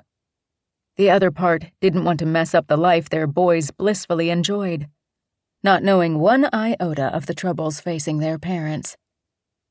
She hadn't wanted to burst their happy bubble. She had wanted to protect them, and her heart. Ignorance is bliss, until you're forced to face the truth. David did cheat. He lied. He betrayed her and broke their vows. He left her with a hell of a mess. She hated David for what he'd done, but David wasn't here. She couldn't yell at him or force him to hear all the terrible things she wanted to say. He'd taken that from her. But Heather was here.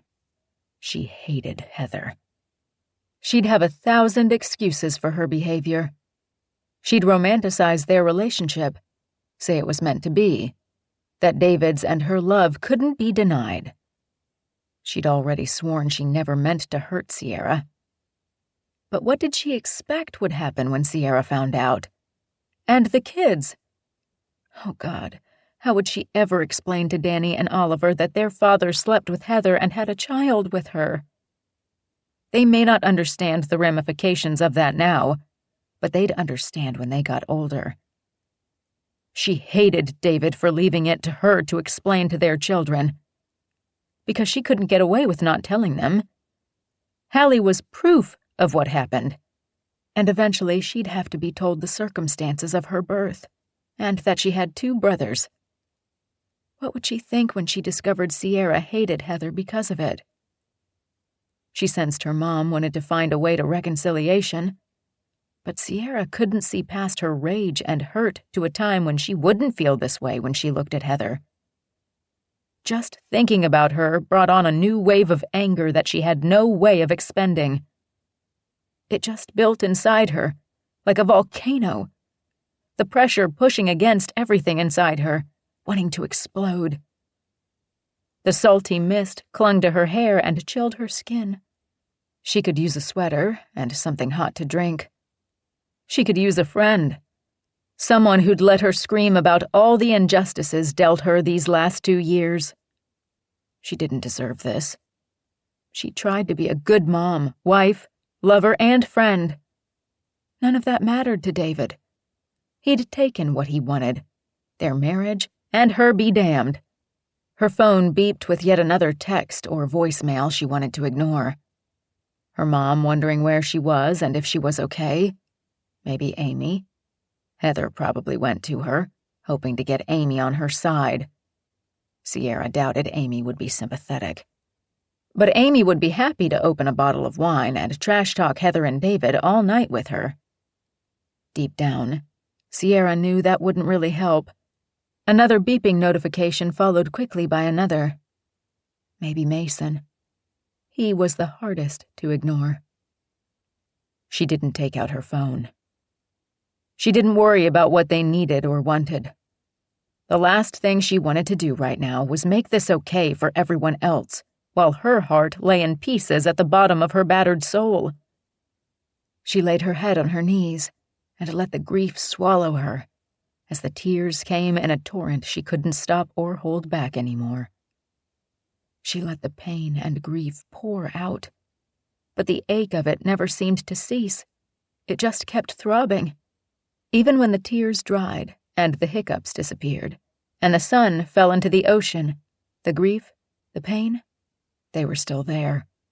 Claws sunk deep in her heart and mind, unrelenting. Just like the waves battering the shore, and the wind blowing against her, chilling her to the bone. Sierra stood on stiff legs, hands numb with cold, and gave one last solemn look at the beautiful ocean and headed back to her car. The boys were probably wondering what happened to her, and why she wasn't home to get them ready for bed. She knew her mom would take care of them, but they expected their own mother to care for them. She couldn't dwell on her problems forever, but she'd needed these last several hours alone to think and grieve and be angry and upset without having to explain herself to anyone. Now, she'd be the adult and mom and gather herself up and forge ahead. Because what the hell else was she supposed to do? Life sucked. People disappointed and hurt others all the time. And tomorrow was another day to deal with it all and figure out what she did from here. The boys deserved the best of her. One day they'd appreciate all she'd sacrificed and given for their happiness. Being the adult and the mom sucked, because it meant she had to do all the hard stuff so her kids were happy. After everything she'd been through with David and Heather, she wished there was one person wholly and unequivocally on her side. Someone who knew all that happened and said, "You deserved better. They suck. Fuck them," and stood beside her through all that still needed to be done to get her life back on track. Chapter 30. Mason sat on the porch steps waiting for the woman he loved to come home, knowing he had one shot at explaining himself. If he blew it, his whole life's happiness would disappear. He'd spent far too many years wishing for her. He'd fix this and make her happy the rest of her life because he didn't want to live without her. He'd show her every day how much he loved her. She'd never have cause to question how he felt about her, and that he was completely, irrevocably devoted to her. Now if he could only figure out how to make her believe him. All his texts thus far had gone unanswered. He didn't take it as a bad sign. She hadn't answered any of Dee Dee's calls or texts either. The front door opened behind him. He turned and stared up at Dee Dee. "Have you heard from her?" She gave him a sad frown. "No, not yet. I thought she'd be home for dinner, or at least in time to put the boys to bed." He completely deflated and hung his head. "She'll be here soon." The assurance didn't ease his mind or heart. It probably did nothing for Dee Dee either. "I told you, you didn't have to wait out here." "I didn't want to intrude." "Well, They heard your truck pull in earlier, and they refused to go to bed without a bedtime story from you." He glanced at Dee Dee over his shoulder. "I'm not sure Sierra would appreciate that, given how she walked away today without giving me a chance to explain." "The boys don't know that?" "They're anxious and worried that their mom isn't here. They didn't buy that she had to go to work, especially after they saw how upset she was earlier. I think you might have a better chance of convincing them she's okay than I did."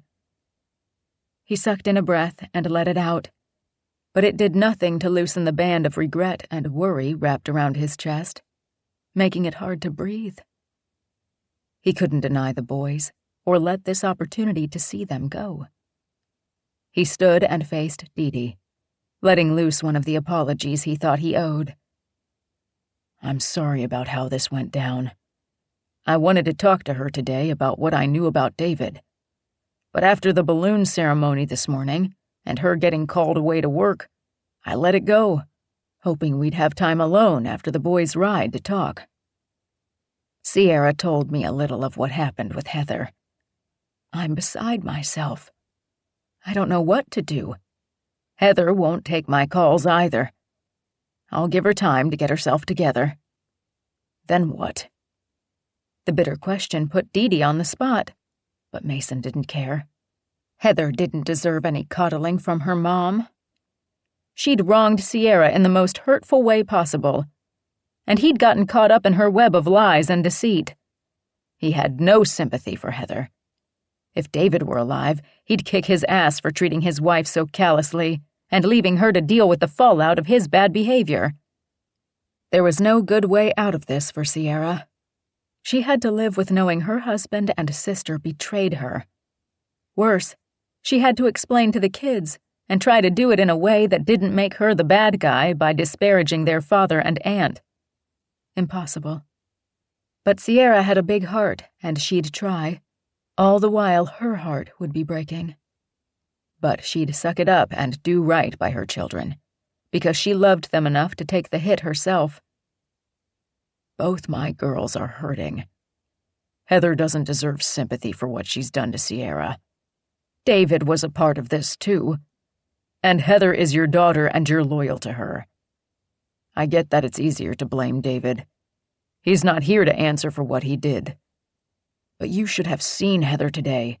She outright came on to me. She didn't even ask if I was seeing someone. She just thinks she can have whatever she wants.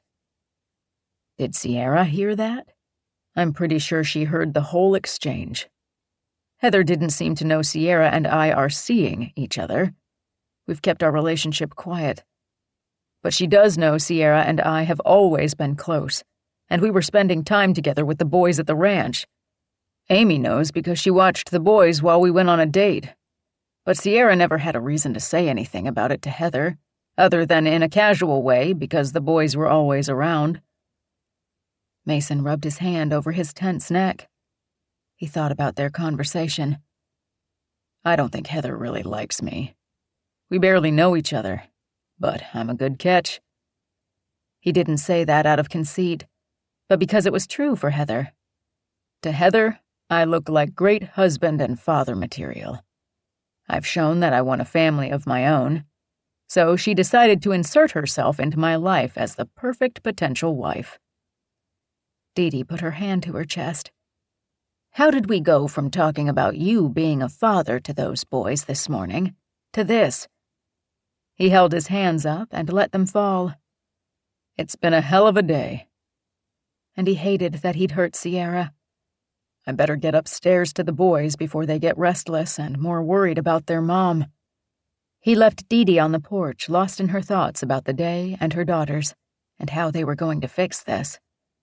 Mason wasn't so sure it could be fixed. But for Hallie's sake, he hoped Sierra was willing to try. Mason stood in the doorway and stared into Danny and Oliver's room. The nightlight between the two twin beds highlighted their faces and solemn eyes. He hated seeing them upset and worried about their mom. Hey, why aren't you guys asleep yet? Where's Mommy? Oliver's bottom lip quivered. She'll be home soon. Something is wrong. Danny sat up and studied Mason, looking for any sign that he knew why their mom wasn't here. So Mason gave it to them straight. Your mom is very upset right now. She and Heather had an argument. Your mom is deeply hurt and sad. She needed some time to herself to sort out her thoughts. She's mad at you too, isn't she? Nothing much got past Danny. Mason wondered if he'd picked up on the tension between his mom and Dad when David was still alive. I kept something from your mom. I should have told her right away, but I didn't want to hurt her either. I ended up hurting her anyway because I waited too long to say something. What? Oliver asked. Danny leaned forward, wanting to know too. That's between me and your mom. I was wrong. I will apologize as soon as I see her. That was the best he could do to show the boys that even adults screwed up sometimes, and had to take responsibility and apologize when they did. Mason moved into the room and stood by Danny's bed. He leaned over and pointed at the books on the blanket. Want me to read these? Danny hesitated a moment, still taking Mason's measure, and deciding that he wasn't going to dismiss him yet. He nodded and scooted over so Mason could sit beside him, propped against the headboard. Oliver jumped out of his bed and climbed up onto Mason's lap, lying down his chest, his head on Mason's shoulder. Mason opened the first book and started reading about pirates and treasure. He got the words out, but his focus was on Oliver and Danny, so trusting and sweet, pressed against him. He loved these boys. He already thought of them as his own. He wanted 1,000 more nights like this with them, and Sierra. He read one book and then another. The boys settled in and relaxed, their eyes drooping by the time he started book 3. They were asleep before the last page, but he read it through anyway, wanting the boys to know he was there watching over them. He settled into the quiet, one arm wrapped around Oliver on his chest, the other around Danny at his side. Nothing had ever felt this right and poignant and like a wish come true. If only... That thought cut off when Sierra appeared in the doorway, fulfilling his thought. She was finally here. She stared at him, trying so hard to hide her feelings. But he saw the longing that she wanted this to be their lives and the disappointment that he'd kept something important from her. Determined to fix it, he gently slipped his arm from Danny's back, letting him settle into the pillow. He adjusted Oliver into his arms and rose from the mattress, laying Oliver in his own bed and settling him under the covers. Filled with love for the boys, he leaned over and kissed Oliver's brow, then turned and did the same to Danny. With one last glance to be sure the boys were settled and sleeping peacefully, he headed to the door and caught up to Sierra at the stairs. He couldn't help reaching out and brushing his hand down her hair. She flinched and glanced over her shoulder, giving him a warning glare. Undeterred, he looked her in the eye and hoped she saw the remorse overflowing from him. We need to talk. Chapter 31. Sierra walked down the stairs, barely spared her mother a glance, and went right out the front door onto the porch. It's not fair that you come over here and cuddle with my kids and think that will soften me up. Okay, it had, because damn, the scene she walked in on was sweet and filled with sincerity, because she'd seen the way he held the boys and kissed them goodnight, and it was perfect. I came here to talk to you. Spending time with Danny and Oliver was a bonus I didn't expect, but they knew I was here waiting for you and wanted me to read them bedtime stories. And you know what? I loved it. I love them. And I love you. He paused. She stared out at the yard with him at her back, fighting the urge to turn and face him, but knowing she had to because they couldn't leave things like this. She tried to mentally prepare herself to look at him and not feel anything. But the second she turned and saw the agonizing pain in his eyes, she caved, and her heart swelled with the love she couldn't deny, and didn't want to let go of without giving him a chance. "You lied to me. I asked you to look into the loan, but you already knew what David did with the money." "No, that's not true. I suspected, but I had no facts to back it up. It would be wrong to make an accusation like that to you, not knowing if it was really true or not. What if I'd told you I thought David and Heather had an affair, and Hallie belonged to him, and it wasn't true? Do you think I wanted to put you through that without being absolutely certain?" Sierra sighed. Everything he said made sense. She'd been so obsessed with thinking about David and Heather, what they did behind her back. She hadn't really thought it through. Mason had been trying to do the right thing, the right way. "I'm guilty of withholding my suspicions. And yes, not telling you the second the investigator had all the proof to back them up. I didn't know how to tell you. I didn't want what they did to hurt you the way it has. I wanted to figure out a good way to tell you, but there wasn't one. The few times I tried to tell you, we were interrupted. I couldn't just blurt it out with other people around. And I hate the way you found out." "You mean while watching my sister hit on you?" "You also saw me turn her down flat." He did. No hesitation. Not even a hint that the prospect of seeing Heather intrigued him. After everything she'd already lost, Sierra couldn't bear to lose him, too. Despite the fact this wasn't completely resolved. "I'm still mad." "You have every right to be about all of this. But you know in your heart I did plan to tell you everything. I tried to tell you this morning, but the timing wasn't right. I told you we'd talk after the boys' ride." She held up her hand to stop him defending himself further. She remembered all that. It had just gotten buried under everything else for a while. Of course Heather picks today to stab me in the back, after I spent all that time trying to give the boys a chance to remember their father in a meaningful way. He pleaded with her again. "I should have told you what I knew sooner, but God, Sierra, the last thing I wanted was to see you like this, and know I had any part of it." "You didn't want to investigate David."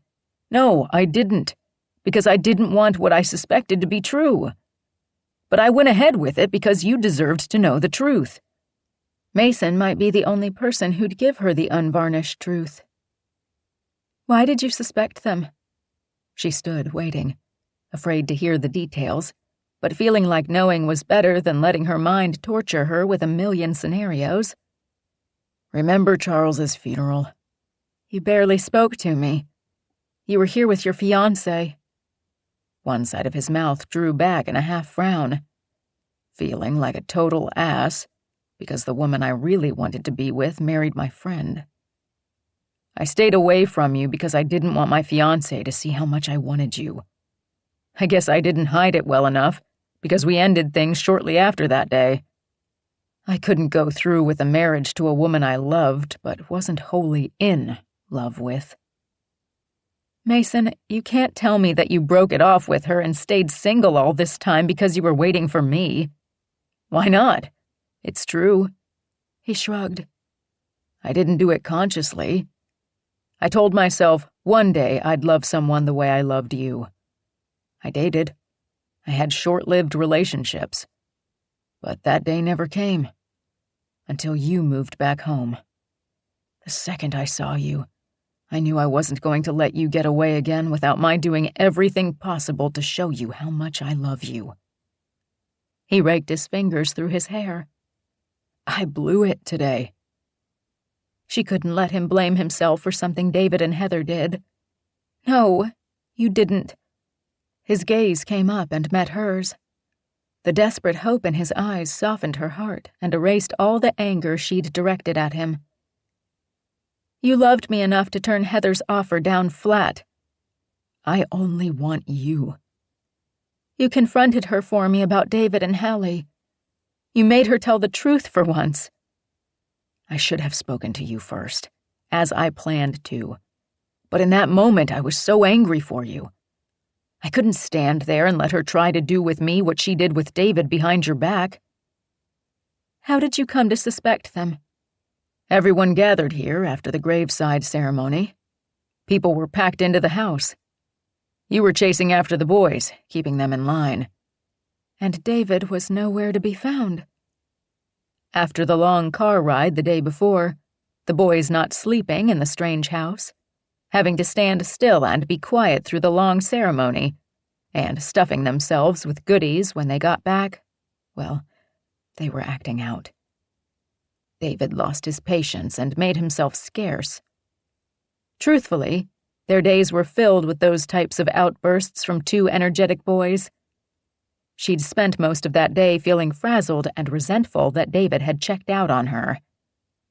I saw him with Heather out back sharing a drink and talking. I didn't think much of it. You guys didn't get back often, so I thought they were just catching up. David and Heather had always had a close relationship. Sierra never thought anything of the way they joked with each other. She appreciated that her husband and sister got along so well, especially since Heather, as the youngest, wasn't often included in her and Amy's outings growing up. The age gap meant she couldn't hang out at the bar with them. But you saw the closeness between them. I saw a woman flirting with your husband. I expected David to brush it off, take a step back, and go inside to be with you. But that's not what happened. Heather may have been flirting, but David's the one who took her hand and tugged, coaxing her to leave with him. They started walking across the yard together, away from the house and the others milling around on the back porch and garden area. Heads together, talking, laughing. They disappeared around the back of the house out toward the pond. And the shed out there. Dee Dee had allowed her girls to turn it into a fort of sorts when they were teens. They had a mini fridge, a large rug where they used to sleep in their sleeping bags and tell ghost stories all night, and an old worn leather sofa. It was their hideaway just inside the woods, shaded by trees, and just rustic enough for them to feel like they were in their own world. And Heather turned it into a lover's hideaway with her husband. I couldn't follow them without making it obvious. So you're not sure what really happened? I suspected, so I waited for them to return. When I saw them, I knew by the looks on their faces, the way they touched hands, trying to make sure no one saw. The way she brushed her hand down her thigh to smooth her skirt and over her hair. David scanned the whole yard, looking to be sure you weren't out there, seeing him return with Heather. I saw the guilt, but I couldn't be sure what he was guilty of. A stolen kiss? More? But you suspected you knew exactly what was going on. Yes, and it turned my stomach to watch him go back inside to you and act like nothing happened. He said something to you, and you smiled at him. Heather glared at the two of you from across the room. After all that, you still didn't think to tell me something? David accused me once when we were all out together of being jealous. She understood. He knew you liked me. I don't know how I managed to hide it from you all the time, but David saw it. Maybe it's a guy thing. We tend to have radar for other men looking at our girlfriend or wife. Do you remember telling Amy that you wanted to tell me how you felt? Of course. I wanted you to know so bad, but she said you were happy with David. You loved him. Telling you would do me no good and probably end our friendship. I didn't want that. I wanted you to be happy. I get that, but you should know she also didn't tell you what I told her about you. He took a step closer. His eyes narrowed with confusion and anger. What do you mean? I told her that I was having second thoughts about marrying David because of my growing feelings for you. Mason fell back a step. Eyes wide, he sputtered. What? My sisters seem hell-bent on meddling in my relationships. Sierra shook her head and pressed on. Amy encouraged me to stay with David because she thought you were still married to your job and David offered me what I really wanted. Plus, she'd always had a crush on you and she didn't want me to have you. Seriously? Mason rubbed his hand over the back of his neck. I can't believe she held out on both of us. The frustration in his words matched her own. Trust me, I wasn't happy when I found out either. But here I am, stuck with the aftermath of what my sisters did. Amy's petty interference seems insignificant compared to what Heather did, but both of them changed my life. She pinned him with her gaze. And you should have told me, not Amy, that you had feelings for me. He held her gaze. You have no idea how much I wish I had done just that. He really meant it. On one hand, I wish I'd made a different choice. On the other, he nodded, his eyes going soft with understanding. You have Danny and Oliver. Exactly. Now what? What's done is done. I can't change the past or what David and Heather did. Everything would have been different if we'd just confessed our feelings. Maybe. But we were different people back then. At the time, were we right for each other? Would we have gotten married, had kids, and lived a happy life together? Yes. No hesitation. Just absolute assurance. Mason knew how he felt and what he wanted. We can still have all of that if you can just forgive me. I do forgive you. It's easy to do because you really didn't do anything wrong. You wanted to protect me. That's more than my own sisters ever did for me. Mason closed the distance and cupped her face in his warm hands. I love you, Sierra. Let me prove it to you. Let me show you. I see it in everything you do, Mason. I let my anger get the better of me earlier, despite the fact you'd made it clear you had news for me about David. Does this mean we're still together? That you're not going to leave me? She placed her hands on his wrists and leaned into his palm. I don't want to lose you. You and the boys are the only good things I have in my life. I love you. She did, and she trusted Mason. But I don't know what comes next with all this. I want to help you through it. I'm here for whatever you need. He pressed a kiss to her forehead. I appreciate that. Unable to look him in the eye and say the next part, she stared at his chest.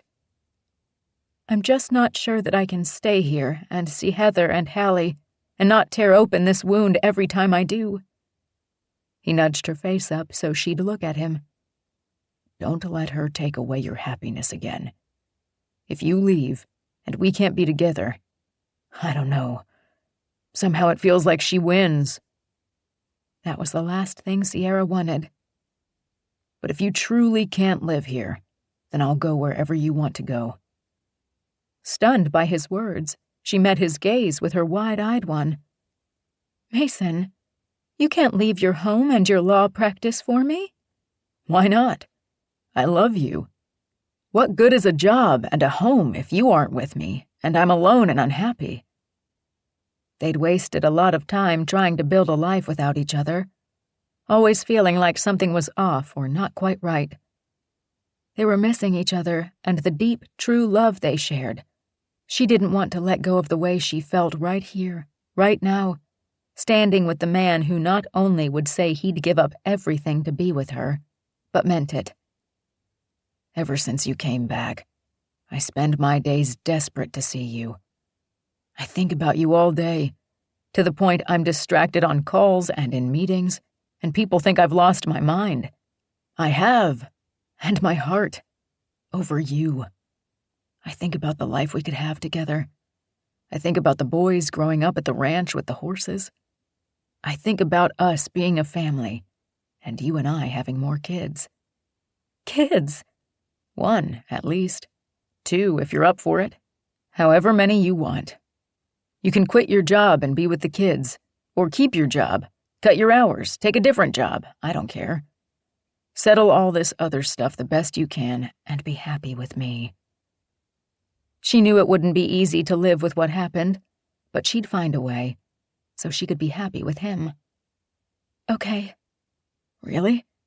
Genuine surprise filled his voice. I thought I'd have to do a hell of a lot more convincing. Why? No one has ever loved me the way you do. I want the boys to grow up with a man like you to look up to. I want a husband who thinks my happiness is the most important thing in the world. I want to show you that the love you give me is appreciated by loving you the same way. I want to be ridiculously happy. And maybe part of being happy is letting go of the past and the people who have hurt me. I'm not sure you'll really be happy without your sister in your life.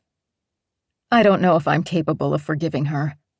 I know I'll never trust her again. Mason frowned. Are we good? Yes. When I got home tonight, my emotions were raw and all over the place. I was angry and hurt and just a mess.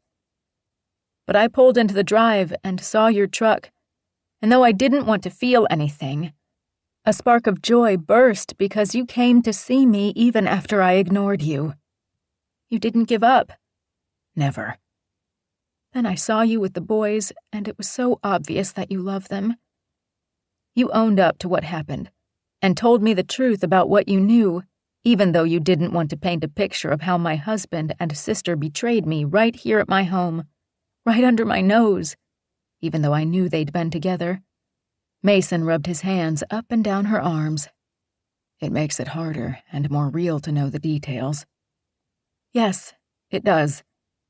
It's all part of the same betrayal. I can't escape what happened, or how it's changed my perspective of the past, and how I feel about David, our marriage, and my sister.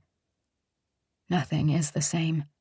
I'll need time to come to terms with all of it, but I don't need time to evaluate how I feel about you. That is so clear in my mind and heart. David's death, the fire, they've taught me that time is precious. I don't want to waste any more of it or give anyone else a chance to interfere in our lives again. I love you. I want to build a life with you. I won't let anything or anyone come between us again. Then let's make it happen. Okay. She hesitated to go after what she wanted. Mason stared down at her with a smile that lightened her heart when she thought nothing would today.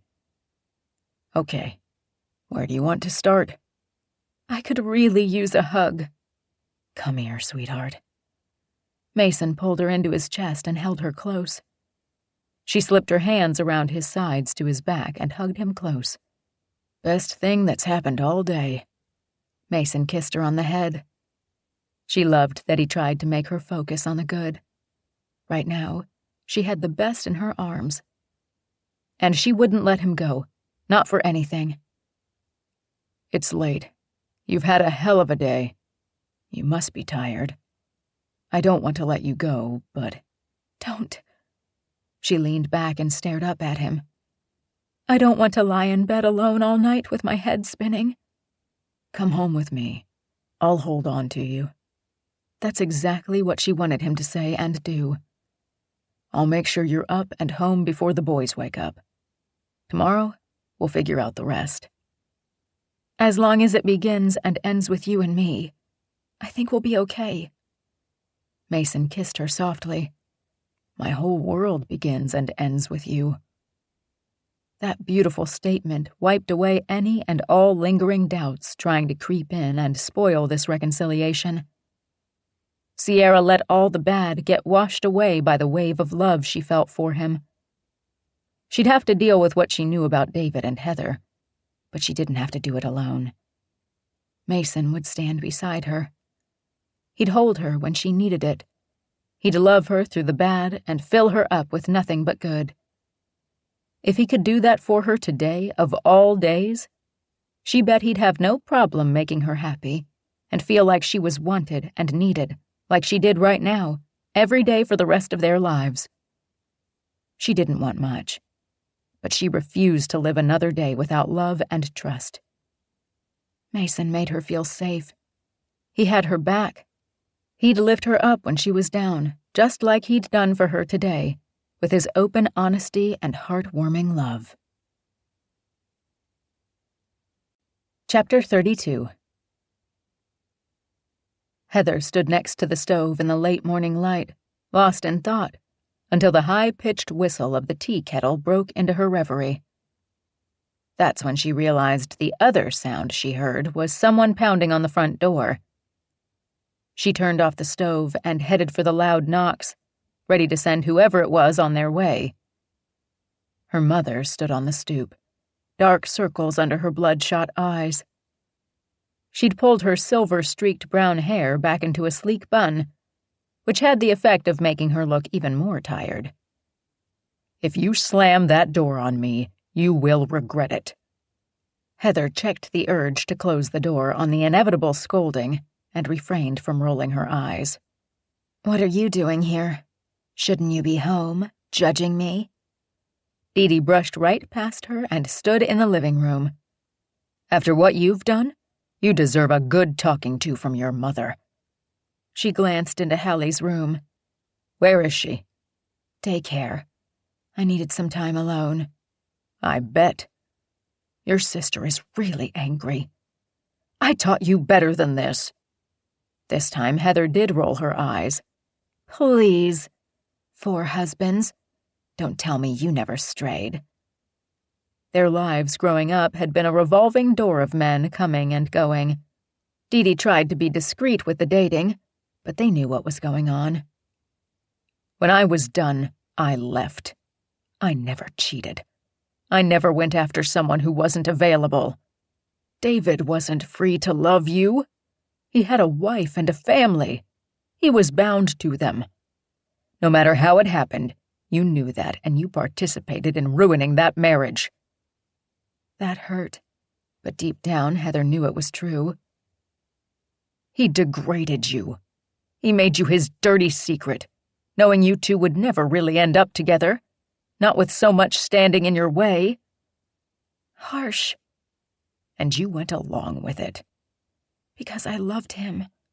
I thought the time we had together would be enough." Heather had dreamed about the beautiful life they'd share raising Hallie, knowing it was only a figment of her imagination. Nothing but wishful thinking. She'd worked so hard to suppress her feelings about Sierra's family so she could wallow in their love. Naive, stupid, callous, scared, selfish.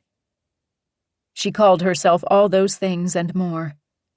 She knew it couldn't last forever, but she never expected things to end with David's death. You were the other woman, not his woman. Her heart ached knowing that was true, too. "You don't know what we had." No one understood how David made her feel, what they shared when they were together. "Sex isn't love, Heather. It's a thrill. It's temporary." She knew that all too well, because the second David walked out the door and went back to Sierra, she felt his absence. All the wonderful feelings inside her dissipated, and she wondered if he'd be back. Did he care? Did he really love her? Was the regret in his eyes because he had to go, or because he hated himself for cheating on his wife? David was married to Sierra. That's a bond not easily broken. Heather had felt it. Though David was with her, in the back of his mind he was thinking about Sierra. He worried about what would happen if they got caught. He feared losing his boys. He had no trouble breaking his vows. That wasn't exactly true. After that first time, she had to push. Every time she asked him to come visit, she had to coax and tempt him. But still he came to her every time. She'd felt a sense of power in that. He'd been drawn to her. But he'd also been pulled back by Sierra and the boys. So it's true. You went after him like you did with Mason. She resented how that made her sound. It wasn't like that with either of them. I didn't know about Mason and Sierra. And David and I had a connection. It had been fragile and tenuous. She'd been careful to never give David an ultimatum, because she feared he'd choose his life with Sierra and the boys. Where would that leave her and Hallie? Exactly where they were now. Alone. Her mom shook her head in dismay. Maybe there was something good between you. I hope David didn't betray his wife and children for nothing. But you can't honestly believe the relationship could hold up to a divorce, and the two of you being together after you both destroyed your relationship with Sierra. Did you think she'd happily allow the boys' visitation with their father here with you? The woman who stole her husband and tore her family apart? What do you think the boys would think of you? Of their father? How would they deal with seeing their mother upset and sad and hurt? I never dreamed things would go so far. Hallie was a surprise and a blessing I never expected. The relationship became so much bigger than David and me. But none of that matters now. He's dead. We'll never be together again. It matters a hell of a lot to Sierra. It will matter to those boys and Hallie when they learn the truth. Maybe you can delude yourself into thinking it all ended with David's death, but it didn't. I don't think that. I'm just saying that I don't get to be with him anymore. He's gone. Sierra got all the sympathy when he died. But I lost him too. I loved him. I grieve for him. Hallie will never know her father. She won't have a single memory of him. The boys will. Sierra does. But I'm not allowed to have my feelings or express my grief, or even share my memories with anyone. Whose fault is that? The snap in her mother's tone conveyed her anger all too well. It's my fault. And David's. She wasn't the only one who did the wrong thing. We did this. She combed her fingers through her hair and pushed the wild waves back. It made her momentarily think of the way David would do the same thing a second before he kissed her, with a passion and desperation she'd never felt with anyone. She didn't know why he went behind Sierra's back. She didn't care. She had just wanted him. If she could give him what Sierra couldn't, it somehow made her feel like she was the better woman for him. But he'd never chosen her over Sierra. Not in a permanent way. When she asked him when they'd finally be together, he changed the subject, distracted her with sex, or simply said he needed more time to figure out a way to tell Sierra that didn't mean he'd lose his boys. But that was never going to happen. Revealing their relationship meant the destruction of others, and now that's exactly what happened. Sierra hated her. Her mother was disappointed and angry with her. When Amy found out, she'd take Sierra's side. Mason had looked at her with such contempt she still felt the impact of it even now. Heather folded her arms around her middle, wishing her mother understood. I never meant to hurt Sierra. I didn't want to break up her marriage. I only saw that David was unhappy. She reconsidered. He was restless. I felt the same way. None of my dates ever gave me the spark I felt when I was with David. He was kind and funny and paid attention to me. We kept it friendly at first, but I wanted more. And then all of a sudden, teasing turned to serious flirting, and the line blurred until I couldn't see it, and I found myself in David's arms. I thought I'd get everything I wanted. You thought you'd get what your sisters had. A loving husband, children, a home. As shameful and deluded as it was, Heather had allowed herself to think that sometimes. I wanted all those things. Well, you got them. Of course, the husband belonged to someone else. The child didn't have a full-time father. And the home didn't include you all happily living together. Right. I got what I deserved. Believe me, I know. The guilt eats at me every day. But Hallie doesn't deserve to pay for my mistakes. She suffered from day one. It was always going to end this way. You had to know that. Or were you okay giving up your family for a man who'd cheat on his wife? She hated that her mom put it that way, but reality slapped her in the face. Dee Dee didn't wait for an answer Heather didn't really have. Do you think David would have felt that way? That he didn't care what Sierra, his boys, the rest of the family thought about what you two had done? Obviously he cared. He didn't leave her.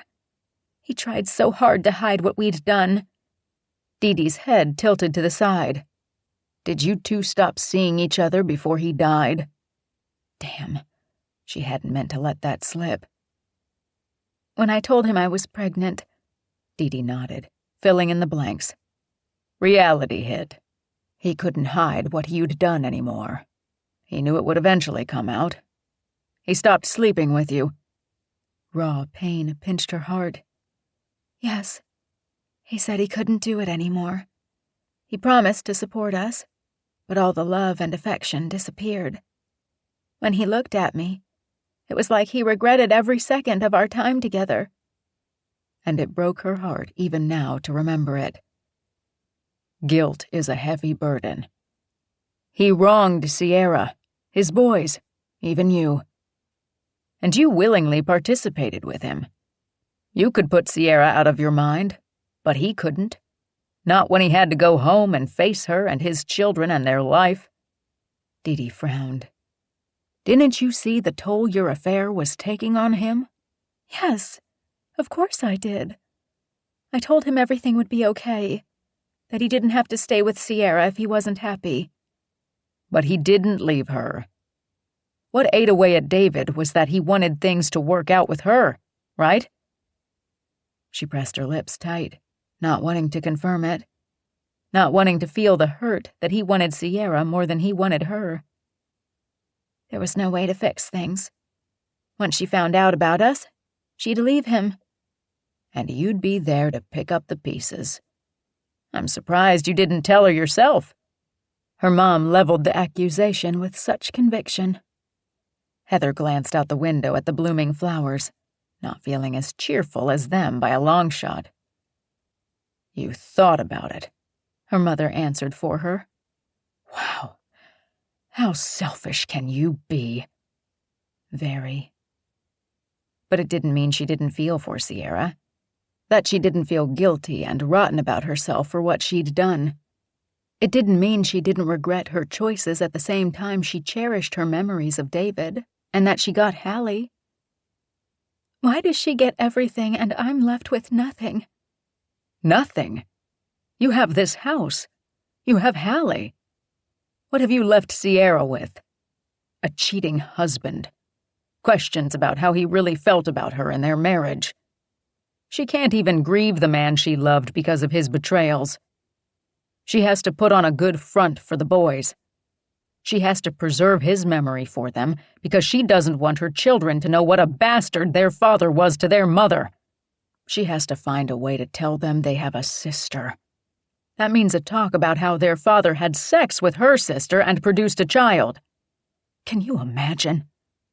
Yes. Because she'd have to have that same discussion with her daughter someday. She has to face the whispers and stares from others when they find out the children are all siblings and that her husband cheated on her with her sister. I'm the one who will get the worst of that. Dee Dee glared at her, waiting for Heather to get it. She did, but she didn't have to like it. I'll keep my distance. Right, like you won't run into each other. This is a small town. Be realistic, Heather. For once, think things through. What do you want me to do? I don't have a lot of options. I'm a single mom on a fixed income with no support. You have a $50,000 payout that your sister has been paying for because you slept with her husband. David took out a loan to get that money. Did you know that? And how do you think that makes her feel to be paying her husband's mistress, who happens to be her sister? Did you even think about that when you accepted that money? I didn't know about the loan. I thought he was well off enough to give it to me to support his daughter. What was I supposed to do? The bills from the hospital were piling up. I needed a place for me and Hallie that wasn't some dump in an apartment complex I could barely afford, along with daycare while I worked. Right. So now do you expect your sister to foot the bill for her husband's affair? I expected Hallie's father to do his part. Were you also hoping Mason would make your life considerably better? You barely know him, yet you went to his home with a clear purpose, and it had nothing to do with horseback riding with Hallie. Getting called out by her mom sucked. Mason is a great catch. He's never been married. He's been spending all that time with the boys, so he obviously likes kids. I thought maybe he wanted some of his own. He's got a great job, makes lots of money, and Hallie would love growing up on a ranch. Except you didn't even ask him if he was seeing someone before you threw yourself at him. She took her shot. I had no idea he and Sierra had a thing. Really? Then you're the only one who can't see that man is obviously head over heels in love with her. Frustrated and angry to be the bad guy in everything, Heather rolled her eyes.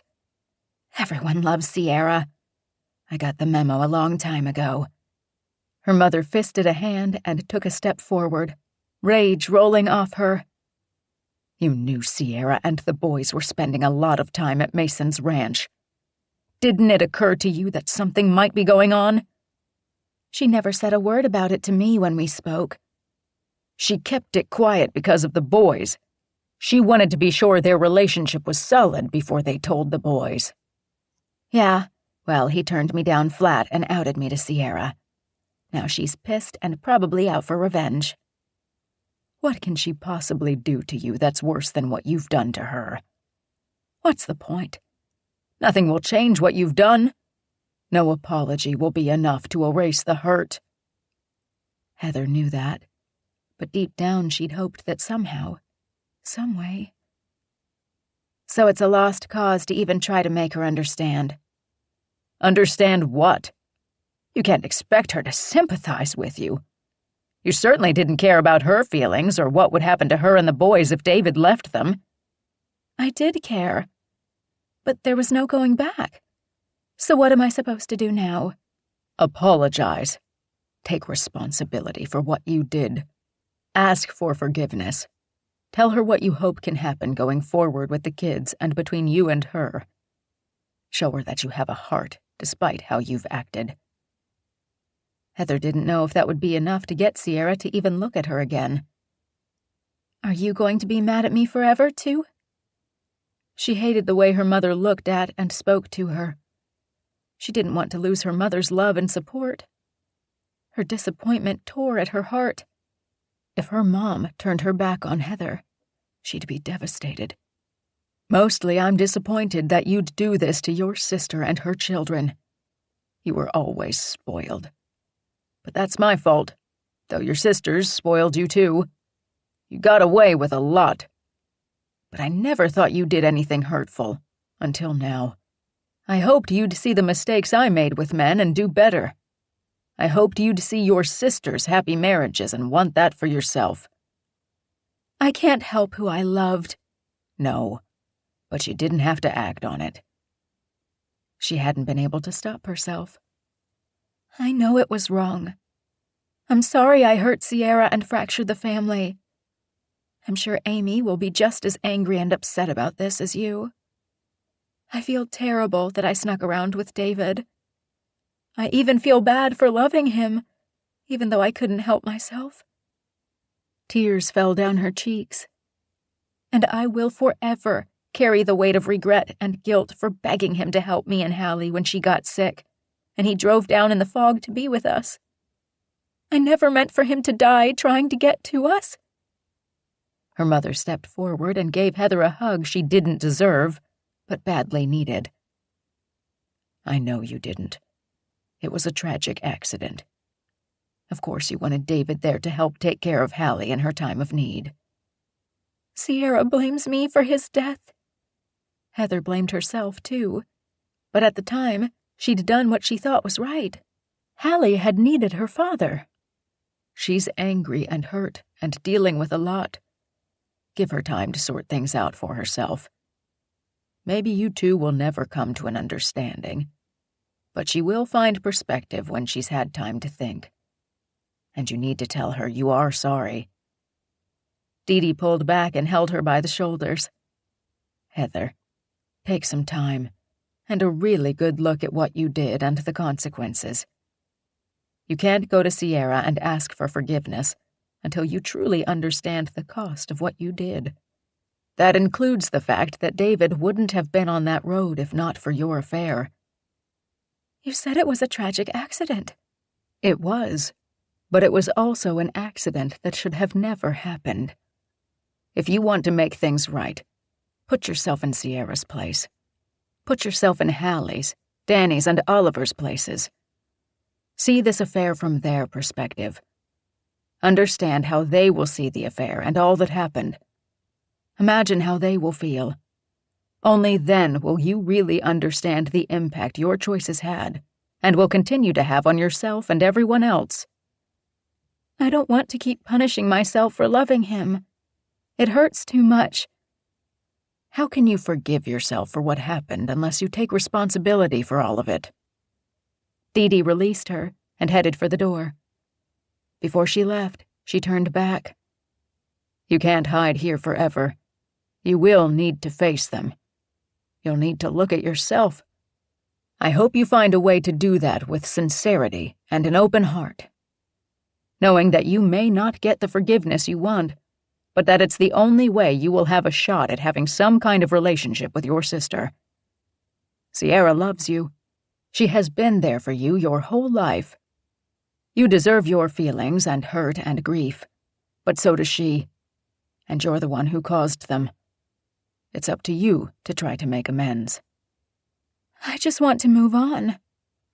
That's your choice too, but think of what it will cost you before you put this in the past and live your life without dealing with this first. Dee never stopped being Mom. She walked out, leaving Heather with, "I'm disappointed in you," and an implied demand that she make better choices. She should have gone to work today instead of trying to hide and just take a day to figure things out.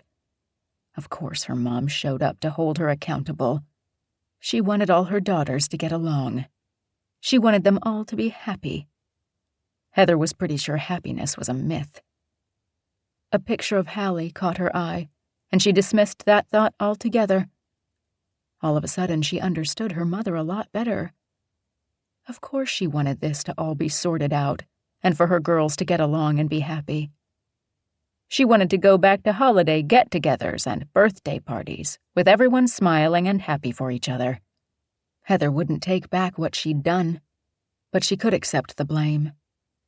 For Hallie, and because she really did love her sister, she'd do everything possible to make up with Sierra, so they could have some semblance of a relationship where they could be cordial and all the kids stayed connected. They shared David's loss. Maybe being with her siblings would someday help Hallie connect to him through her brothers. Heather walked back into her kitchen and stared at the kettle. A cup of tea wasn't going to make her feel better. She needed to do what her mother said and dig deep, put herself in others' shoes, and understand that yes, her feelings mattered, but not more than theirs because she was the one who did the harm. She knew that. Of course she did.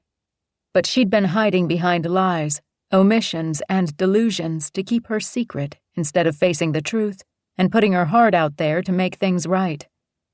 Not anymore. Time to take responsibility and do the right thing, even if it was hard and meant more heartbreak for her. Chapter 33. Sierra leaned back into Mason, loving the feel of his arms around her. Yesterday had been one of the worst days of her life. But she woke up next to Mason, with a sense that if she focused on their future, everything would be all right. More than that, she believed they could have a happy life together. "What do you think?" Mason asked. Sierra stared at the room that used to be Mason's when he was a teen and lived here with his parents. Since then, he'd redone it, and turned it into a guest room with basic wood furniture and a queen bed covered in an old quilt. If we paint and update the pictures and bedding, I think one or both of the boys will love it. The off-white walls are kind of dull. Abstract art probably isn't the boys' thing. The bedspread was something left over from when my parents lived here. We'll go shopping. New bedding. They can pick the wall color and decorations. What did you think of the other room? Sierra glanced through the Jack and Jill bathroom at the room beyond. Same. Paint and updates to the bedding and decorations. She glanced up and over her shoulder at Mason. It's time the boys get to have their own space and make it theirs. When do you want to talk to them about us? What do you think about getting the rooms ready first? We could surprise them. We could ask some questions about what they'd like their new rooms to look like in a general kind of way, letting them know I'm thinking of moving us to our own place. That will give them a chance to talk about what they want and how they feel about moving again. We'll do it slow, Mason agreed. Take all the time you need. She stepped out of his embrace and turned to face him. I don't need more time to decide what I want, Mason. This past year, I grieved for a man who... You know what? I'm not going there. I'm not going to keep putting energy into my anger and what didn't work. This is my life. If I keep dwelling on what happened and what I've lost, instead of what has come into my life and what makes me feel good, then all I'll do is end up sabotaging myself all over again.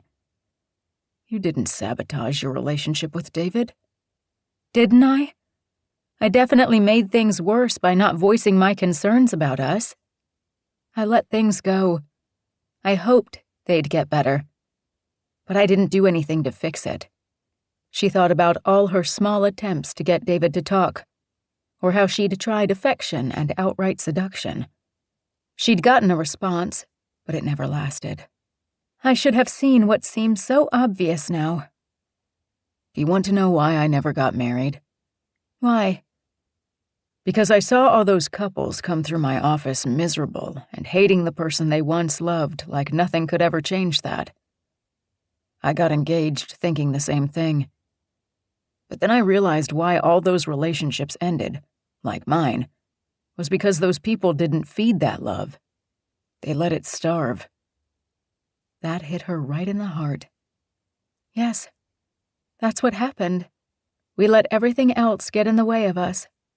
No matter how hard you'd tried to fix things, once David cheated and lied and spent all that time covering it up, you were doomed. One person can't fix a relationship. One person can't hold it together. But one person can destroy it all. Mason closed the distance and touched her face.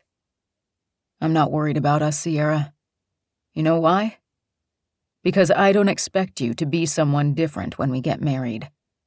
I know life won't always be easy, but I'll have you beside me to get through the rough times. I want to be there for you, because I want to see you smile every day of your life. I love you, and the way that makes me feel, it's something I never want to lose.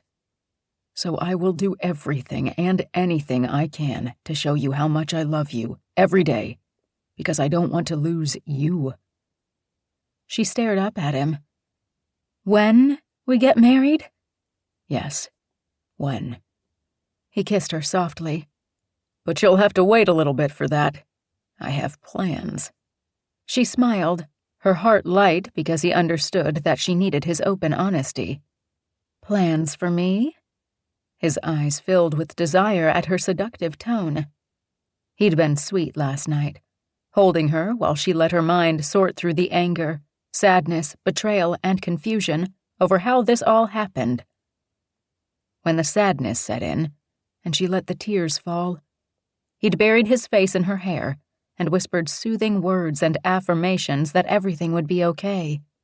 And she believed him, because she believed he was the kind of guy who stuck it out. He wouldn't quit on them. She hadn't stopped loving him all these years. It had lain dormant in her heart. But now that she was free to love him, she wouldn't stop. Not ever. The way he made her feel? Well, she wanted to feel this way all the time. It's what she'd been looking for. what she'd missed, what she craved. And right now, she wanted to show Mason how much she appreciated him for being the man she needed. I have plans to keep you here. Plans to make you happy. He slid his hands down her neck, over her shoulders, and along her spine, until his big hands covered her ass and pulled her closer. Plans. He covered her mouth in a searing kiss that sparked every nerve in her body and lit a fire between her legs, especially when he squeezed her ass and lifted her right off her feet. Wrapped in all his strength and love, she held him close and kissed him like her life depended on it. She wanted to lose herself in loving him. She wanted to feel something good and sexy and hot and let everything else get wiped away. She was so tired of feeling stupid and taken advantage of and left in the dark. Mason made her feel desirable and necessary, especially when he talked about their future and seduced her right out of her sorrows and into his arms like this. He turned with her in his arms, feet dangling at his shins, and stopped short of walking out of the spare bedroom door when a car pulled up out front. His eyes opened and his lips left hers, and she missed the intimacy and building need. Someone's here. I don't want to see anyone but you, preferably naked and horizontal. He smiled. I like the way you think, but it could be Amy with the boys. I'm not supposed to pick them up for another hour. But something could have come up, and Amy needed to bring them back early. Mason kissed her one last time, slowly, putting all the promise of more to come in the sexy kiss.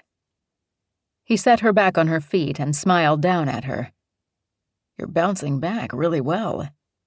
Don't get me wrong. I'm still angry and upset. It overwhelms me sometimes. But being with you helps a lot. You take my mind off it. You make me see the possibilities of what we can have together.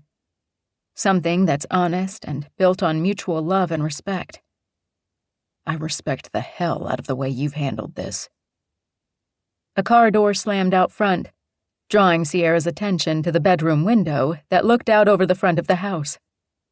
She spotted Heather's car, and all the anger she'd tucked away this morning came flooding back in a hot wave of rage. If you knew what I was thinking right now, you'd think a hell of a lot less of me. Mason swore under his breath. What the hell is she doing here? Making things worse. Sierra didn't want to hate her sister, but that's exactly how she felt right now. I'm not doing this with her. Mason tilted his head, his face and eyes filled with sympathy. She's your sister. You can't leave things like this forever. You two should talk. All I want to do right now is scream at her. Her whole body vibrated with pent-up anger. No, she doesn't get to pick the time and place and just expect me to do what she wants. Not after what she's done. Absolutely not. I just want you to consider that eventually you two should talk and try to come to some sort of resolution. I get that mediating for your clients is a big part of your job, but I'm not ready to come to the table and hear anything she has to say. Fair enough.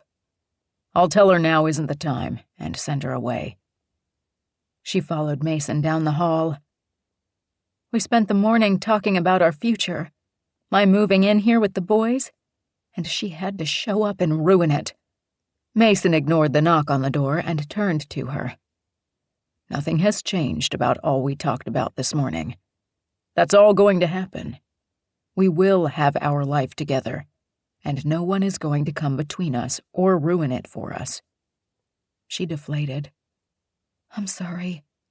You don't have to apologize for feeling the way you do. I get it. If it were me, I'd be looking for a fight. You've at least maintained your composure. You didn't see my total meltdown on the beach yesterday. He brushed his hand over her hair and held her head. I hope you know I wanted to be with you. She leaned into his hand. I know. I just needed to be alone for a while. You never have to be alone again if you don't want to be. Heather knocked again, this time softer, more hesitant. Sierra glared at the door. I'd appreciate it if you took care of that. I'm going to head over to Amy's and pick up the boys. I'm sure she's got a million questions, and I could use some time with her. Your sisters have always been important to you. You guys have always been really close. I'm sorry this is tearing you apart. Heather did it all on her own. She crossed a line, and I'm not sure I will ever be able to forgive her for it. Maybe not now, but for the kids' sake, I know you'll try. Mason had a lot of faith in her. She grabbed her purse and pulled out her keys. She turned back to him and gave him a half frown. You're right, but right now, I don't have it in me to even look at her. She went up on tiptoe and kissed him softly. Thank you for understanding and being so supportive. Always. He kissed her again, brushing his thumb across her cheek in a soft sweep as he stared into her eyes. Bring the boys back here. Let's just spend some time together before we're back to work and life tomorrow. Sounds amazing. But you're cooking dinner. He smiled. Deal. They shared another quick kiss, then she turned, opened the front door, barely spared Heather a look before she said, "No," and walked right past her and to her car. Heather called after her, "I just want to talk." Sierra climbed into her SUV, turned it on, and pulled out of the driveway without another thought for her bitch of a sister. Instead, she thought about what she and Mason talked about this morning. She focused on their future, not her messy past. It may be too fast or too soon to move in with Mason, but she didn't care. She wanted to start the life Mason painted for her this morning, with his plans to make her and the boys part of his life permanently. In her mind, despite what happened with David, she believed that life with Mason would be a happily ever after kind of love. She deserved that, and she wouldn't let anything get in her way. Chapter 34. Heather stared at the back end of Sierra's car driving away. She hates me. Yep. Mason didn't sugarcoat it at all. Right now, anyway. Can you blame her? No. She sighed and faced Mason. That's why I came.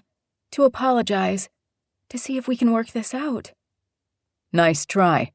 Showing up unexpectedly and forcing her to deal with you. The sarcasm came across loud and clear. Don't you think she deserves some time to process all this? Mason shook his head. Yesterday she spent the morning memorializing David with Danny and Oliver. Then she finds out he was having an affair with her sister, and her niece is actually her boy's half-sister. You expect her to accept all that in less than a day? Can we talk about this inside? I'm not inviting you in without Sierra here. I won't give her any reason to question me, especially when it comes to you. I'm not going to do anything. I just thought that maybe you and I— Stop right there. There is no you and I. Sierra and I are together. We are going to be a family. Right now, that doesn't include you. Heather's heart sank. She's never going to talk to me, let alone forgive me, is she? Do you blame her if she doesn't after what you did? I'm sorry. I really never meant to hurt her.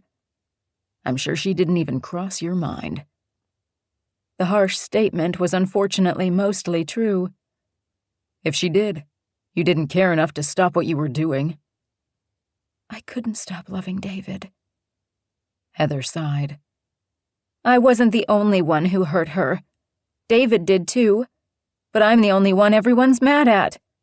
That's not true. She's devastated by what David did to her and their children. He ruined their relationship and marriage.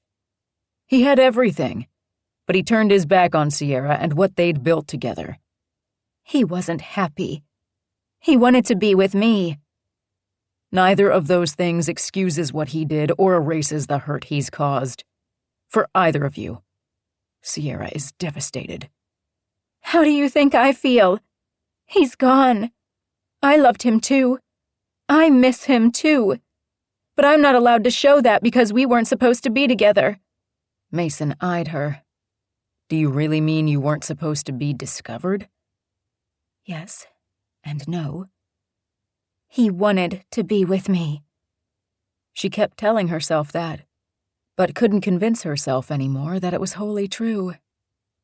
He was never really yours. He got caught up in something exciting and thrilling in the moment, but it ultimately left him feeling bad about himself and worried that he'd lose everything over something that didn't really mean anything to him. She wanted to deny that. I've seen it a lot. A husband cheats thinking it's just sex. It doesn't mean anything. He's got no real feelings for the woman. He still loves his wife. As long as she doesn't find out about it, it's no big deal. But women have intuition. They know their husband better than anyone. Maybe they don't want to see it, but they know. Sierra knew. And David sensed she knew. I bet he even let on to you that she was suspicious of him. She spoke David's worst fear. He thought she'd take the boys from him. Mason dismissed that with a shake of his head. The courts would allow him visitation, and Sierra would never keep those boys from their father because she knows they needed him in their life. I bet what David feared was losing a brilliant, loving, kind, generous woman like Sierra. He had me. And you gave him a reason to always be in your life. It took her a second to understand his meaning. Hallie wasn't planned. Maybe not, but she sure did ensure you kept David coming back to you. He was coming back to you the night he died. True, but that's not fair. No, it's not. Neither is what you did to Sierra. I want to make it right. She did. Because she'd lost David, and she didn't want to lose her sister, too. Right. What does that even mean? You can't change what you did, or that you have a child by her husband. She fell in love with the wrong, right man. She had a baby with him when he couldn't, or wouldn't, she sadly confessed to herself, be with her. She never expected to be a single mom. She never thought she'd lose David. I love Sierra, even if I've done a poor job of showing it. I want her to be happy. And if that is with you, then I wish you both the best. Heather sucked in a breath. I'm embarrassed and sorry about my behavior yesterday. I'm sorry I put you in the middle of me and Sierra. I have a lot of making up to do. It won't be easy, but I want my sister back. I want our kids to grow up together. She's still sorting out her feelings. I don't know if or when she'll be able to consider talking to you or getting the kids together. Heather appreciated that he'd given up that much, but hated the way he phrased it, because it implied Sierra had no intention of keeping Heather in her life. It made her sad, and the guilt piled on. For what it's worth, I think you'll be great for her and the boys. She shrugged. That's all I was looking for me and Hallie. Look for it with someone who isn't already with someone else. Good advice. She meant it despite the mirth and sarcasm. I hope you take it. Mason sighed. Look, I don't know if this can be fixed between you and Sierra. Right now, she doesn't want to hear anything you have to say. To her, it all sounds like excuses and empty apologies. She doesn't want to hurt the kids. She won't take it out on Hallie, and she doesn't want her boys to think less of David, or even you. She's not ready to have that talk with them. Until she is, I'm not sure she'll be ready to hear anything you have to say about it. Understandable. I always knew I'd have to explain to Hallie about who her father was and how we fell in love. We both look bad, but I want her to know that despite what David and I did, she was born out of real love. Sierra probably doesn't want to hear that, but it's true. I hope she can find it in her heart to understand I couldn't turn my back on that love, and as much as I regret hurting her, I am incredibly grateful to have Hallie." She didn't know how else to explain it, except that for all the bad she caused, she got something so great out of it. "Thank you for listening to me and being so good to Sierra and her kids. I appreciate it. If she stays, maybe one day soon we'll be able to, well, maybe not settle this, but put it behind us. I really would like Hallie to know her brothers." In time, I think Sierra will want that too. But getting there may take some time. "I understand." She gave him a half-hearted smile. She hadn't accomplished what she'd come here to do, but maybe this was better. Mason would tell Sierra the details of their conversation. Maybe coming from him, she'd hear what Heather wanted her to know. Maybe she'd think about it. Sierra wasn't mean or vindictive. She'd come around eventually. I hope. "Please tell Sierra I'm not giving up, but I will give her some space." "I'll tell her." Heather nodded her goodbye and walked down the porch steps to her car. She'd pick up Hallie from the sitter and spend the rest of the day with her. She needed Hallie's sweet smile and unconditional love to see her through this dark time. She'd been alone a long time, but she'd never felt this lonely. Her whole family would rally around Sierra. Her mom had already let her have it. Amy probably wouldn't waste any time saying her piece. Heather had made herself the outcast in the family. She deserved their scorn. She hoped to earn their forgiveness. She loved her family and needed their support, especially now. Which meant she needed to show them she took responsibility for her actions. Chapter 35. Sierra stood in Amy's kitchen, wondering if her sister had been swapped with an alien. Rex stood at the sink filling the dishwasher. Amy didn't make a single comment, issue a demand he do it differently, or take over the task because no one could do anything like her. Rex appeared completely at ease. In fact, the atmosphere in the house felt different. The kids calmly sat at the island. Danny and Oliver worked on a chore chart. Amy stood between PJ's and Emma's chairs, looking at a brand new activities calendar they were filling in. "PJ, you're green." Amy handed him a green marker. "Emma, you're dark pink." Emma took her pen. "I only have 2 things each week." Amy pointed to the calendar. "Fill in your activities. We'll use purple for the things you and your brother do together." "Dad is blue, right?" PJ rolled the marker across the counter to his dad, who stood drying his hands with a towel. Rex stopped the pen from rolling off the counter with a flat hand and caught Amy's eye. "All set?" He glanced toward the open dishwasher. Amy checked it out and nodded. "Thank you. Would you mind running it?" "Sure." Rex turned and took a detergent cube from a tub under the sink, dropped it in the dispenser, slid the lid closed, pushed the dishwasher door up, hit the start button, and turned back to help with the calendar. The kids finished their part. PJ had soccer Tuesday and Thursday with a game on Saturday. Emma had dance class on Monday and Wednesday. They both had art class together on Thursday before PJ's soccer practice, and swim class on Saturday morning before PJ's soccer game. No more music classes? The calendar looked far less cluttered with events than the original one still up on the wall. Amy put a hand on both of her kids' shoulders. They chose the activities they like the most. We're cutting back so we have more time at home. Amy took the teal-colored pen and wrote family time on every Sunday of the calendar, then looked up at Rex. They shared a smile, and Rex gave Amy a nod of approval.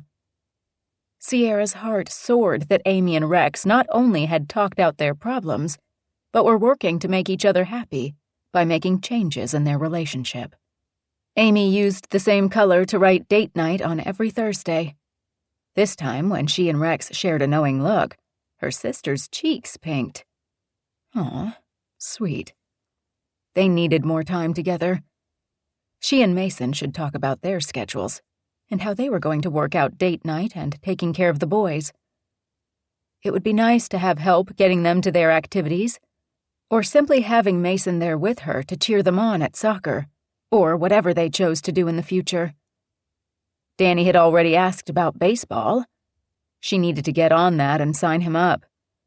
Mason used to play in high school. He could coach Danny at home. And that thought solidified her decision to speak to the boys about moving in with Mason soon. He'd be such a great father and role model for Danny and Oliver. Rex stepped around the counter and touched Amy's shoulder. That closeness they used to share back on full display. Hey, babe, why don't you let me finish this with the kids? When we're done, I promised them a kickball game in the front yard. You and Sierra can sit out back and catch up. Code for, go ahead and talk about Heather and the affair. Amy gave Rex a quick kiss, ruffled her kid's hair, and went to the fridge. She pulled out an open bottle of white wine and selected 2 glasses from the cupboard. Come on, sis. Let's talk. Sierra went to the boys and gave them each a kiss on the head. Oliver held up his chore chart. Aunt Amy says I should get 50 cents for each chore, but I should ask for 75 and negotiate. I don't know what that means, but I want an allowance. Sierra sent her sister a disgruntled frown and glare. Amy stuck her tongue out at her. Hold out for the 75 cents, kiddo. Mommy can afford it with her awesome job. I bet if you ask Mason for chores at the ranch, he'd pay you $1. Sierra scoffed. Amy? Really? Amy winked at Danny and Oliver and headed out the back door. Sierra stared at both the boys. We'll discuss allowances later. Be good. Have fun with Uncle Rex. Rex finished tearing down the old calendar and replaced it with the new one, a satisfied smile on his face when he studied it. That's more like it. She bet he appreciated that he had a spot on the calendar now, and so did date night and family time. Who's up for kickball? All the kids scrambled off their stools and headed for the front door. Rex caught her arm. Hey, I'm sorry you're going through this. I had no idea about David and Heather. It sucks. I hope you're okay. She put her hand over his. Thank you. I will be. Rex gave her a half smile and headed out after the kids. Sierra walked out to the back to find her sister, knowing what she'd just said to Rex would be true one day. She would be okay. She just needed time to let the feelings come, to reevaluate her life and what happened, and put it into perspective. One day it wouldn't hurt this much. There'd come a time when the anger didn't rush in and consume her. One day it would be a memory that didn't sting so sharply. Her happiness would overshadow the pain and betrayal. So I spoke to Mom this morning after she went to see Heather. We hate Heather, right? Amy held up a glass of wine from her Adirondack chair in the garden. Sierra took the glass, fell into the other chair, stared at the beautiful flowers, focusing on the pretty pink roses, and sighed. I don't want to hate David or Heather, but they make it damn hard not to. Amy clinked her glass to Sierra's. Bastard. Bitch. What the fuck were they thinking? Sierra appreciated her sister's outrage. I don't know. She took a sip of the sweet and smooth peach wine, loving the flavor and crispness. She needed more sweet in her life. It hurts.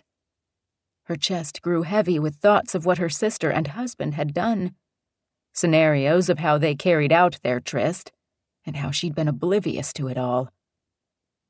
I think it would be easier if it was some stranger, a random woman I didn't know. But Heather... It keeps circling my mind. How could she? Why? How did it even happen? That's the thing. I have some of the details, but it doesn't really matter how, when, why. They did it without thinking about what would happen when they were discovered.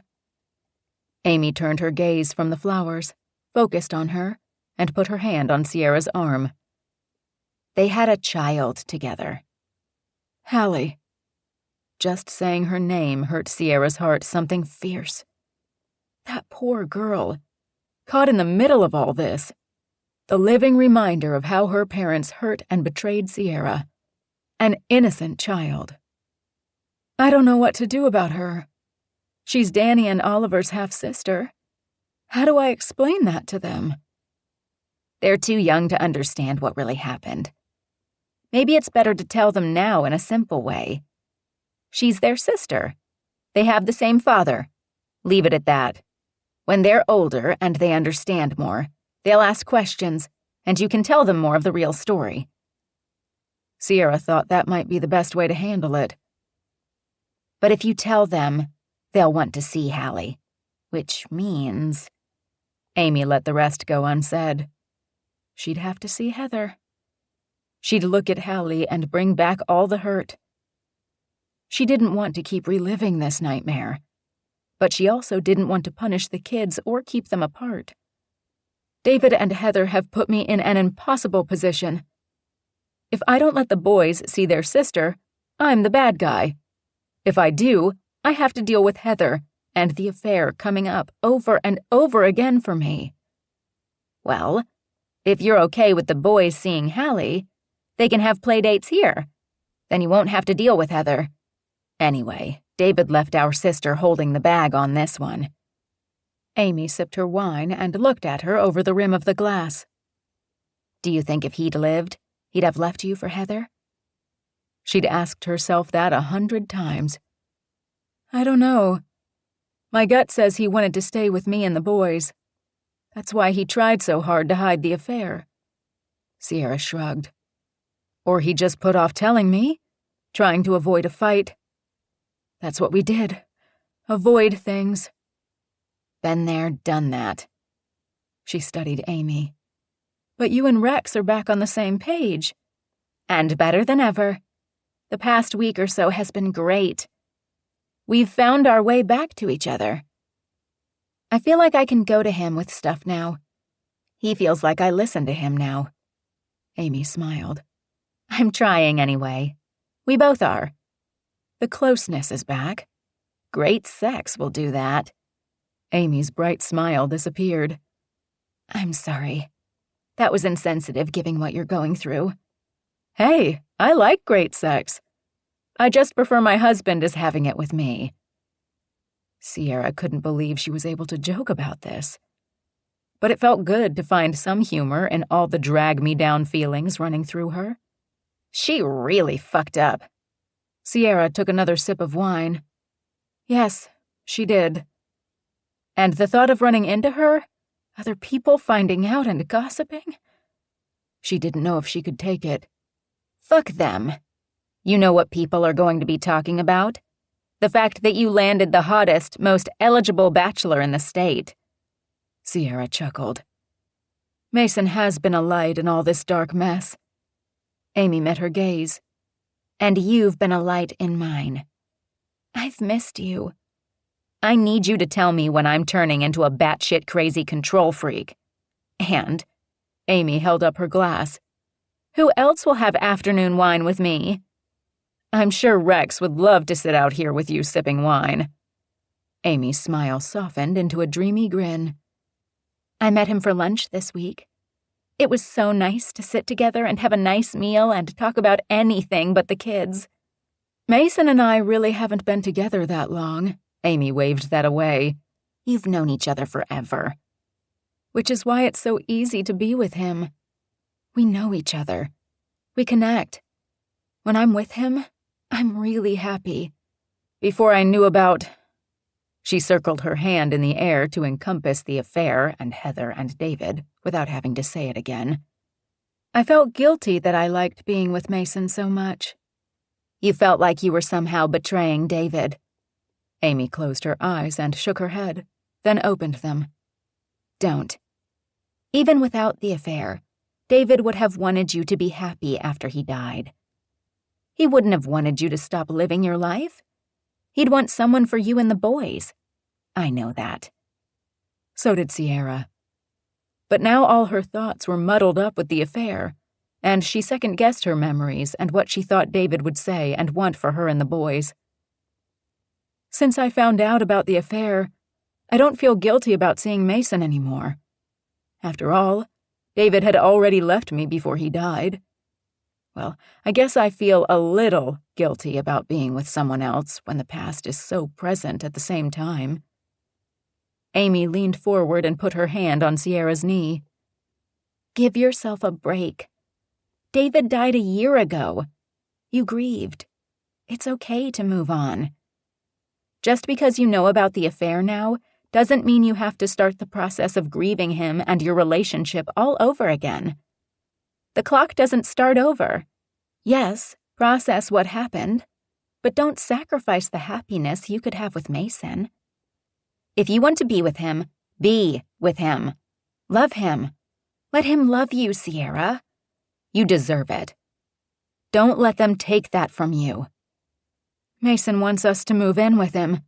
Do it!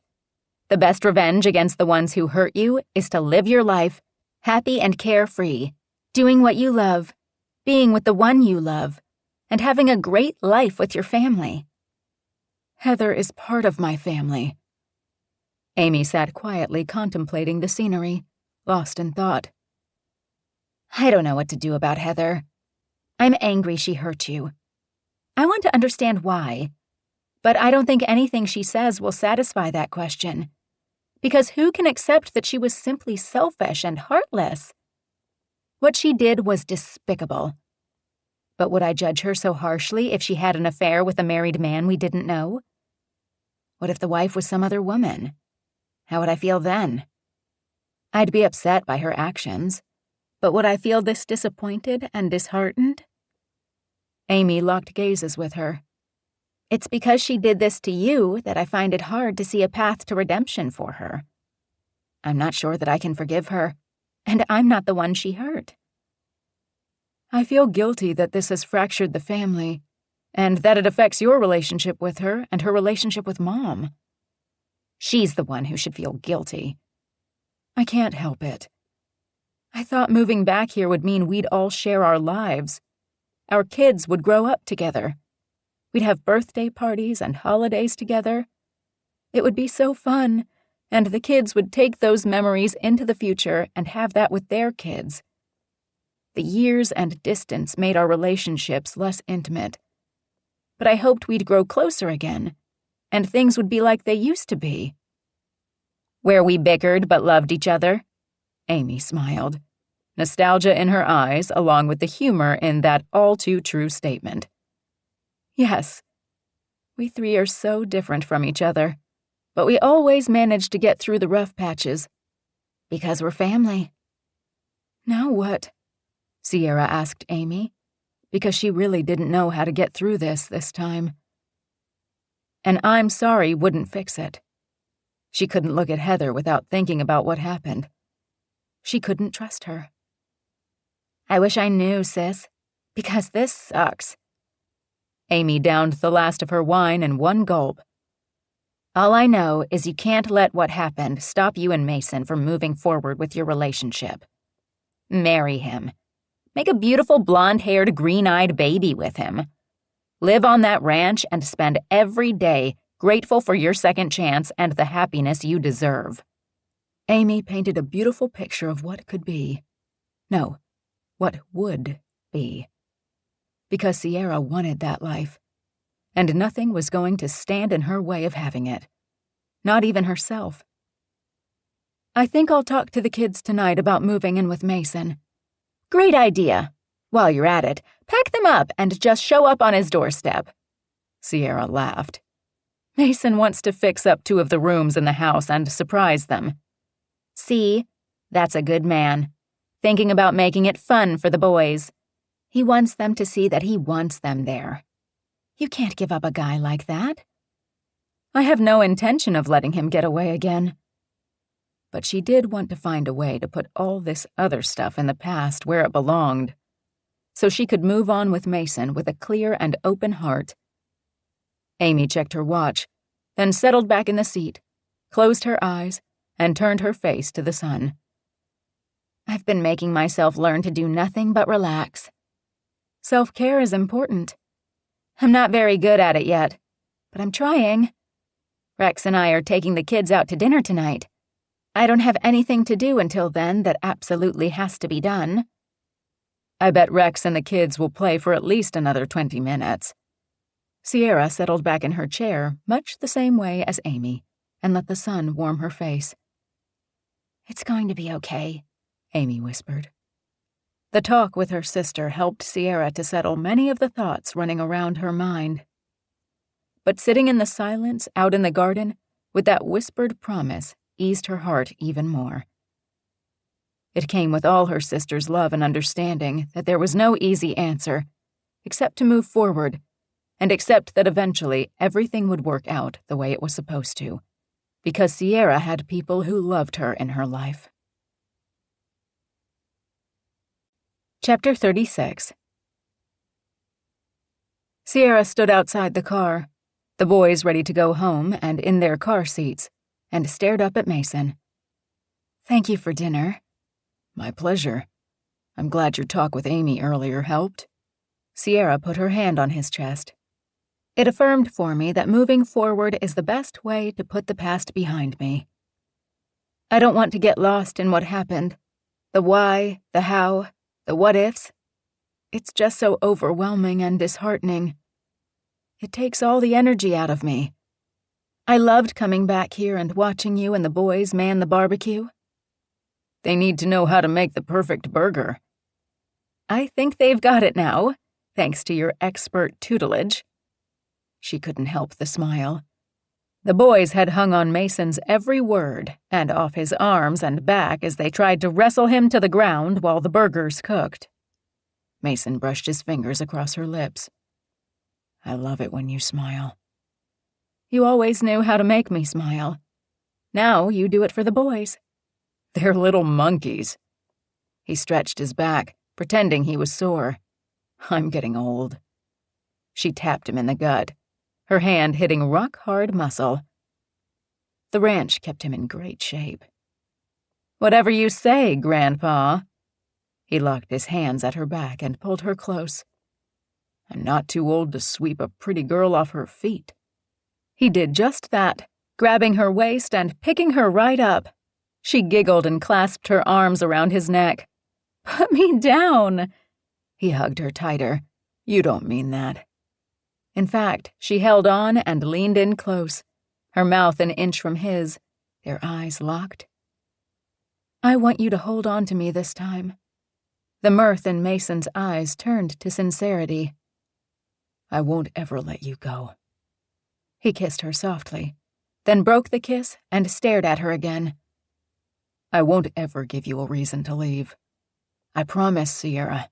You're all I want or will ever need. Tears sprang to her eyes.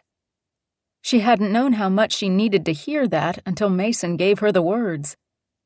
How can my heart be broken and battered and so full of love all at the same time? Because you care.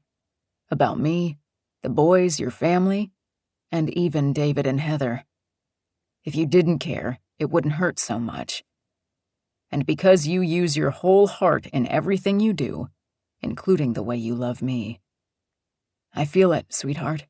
I'm humbled by it. I want more of it. I can't wait for you to move in and for us to be a family. She pressed her forehead to his. Soon. I promise. I don't want to wait either. He kissed her one last time, keeping things relatively tame because they had eyes on them. He set her on her feet, opened the door for her, waited for her to climb in before he looked into the back seat. I'll see you guys tomorrow. Night, Mason, Danny waved. Bye, Oliver yawned. I better get them to bed. It's back to school tomorrow. Don't work too hard. Mason remembered the case files he'd brought home and hadn't touched this weekend. I won't. If she wasn't staying with him, then he'd spend the next couple hours in his office, alone with his files instead of her. Call me if you need me, she smiled. I will. Promise. When she was home, alone, in the quiet, That's when it was the hardest to shut off the thoughts. He knew something about that. Because though he'd get his work done, the rest of the night he'd be thinking about her, them, and what he wanted their life to look like for their future. He closed her door, waited for her to turn the car toward the main road, and waved goodbye before heading in for the night. Drawn to the brilliant stars overhead, he looked up and stared in wonder at the sheer number of them. He picked one that seemed to wink at him. I wish for a long and happy life with Sierra by my side. I want to watch those boys grow up into good men and find someone to love who loves them the way I love Sierra and she loves me. I want all of us to be happy. More than anything, he wanted Sierra to find peace here on the ranch with him. Sierra walked in the front door behind the boys and spotted her mom cleaning up the toys the boys left out. "Mom, I'll do that. I'm almost done." Her mother tossed toy cars into the bin and pulled apart the racetrack. Sierra helped the boys out of their zip-up hoodies and hung them on the coat rack. "Go upstairs and brush your teeth. Change into your PJs and I'll be up in a few minutes to read books." Her mom finished pulling apart the last piece of the track and tossed the 2 plastic pieces into the bin. "Lord, it's been a long time since I had to pick up after kids." She put the toy bin next to the other 2 the boys had brought down from upstairs. "You won't have to do it much longer." Her mother gave her a knowing smile. "Is that man of yours getting impatient?" A smile tugged at her lips. "Honestly, we both are." Her mom put her hand on the coffee table and used it to help support her while she rose from sitting on her feet. She rubbed at her sore knees before she stood straight. "It's been just as long since I spent that much time on the floor. I hope Mason knows what he's in for." Sierra listened to the water running upstairs while the boys brushed their teeth. "We talked this morning about turning 2 of the rooms in his house into the boys' rooms." "They'll love that.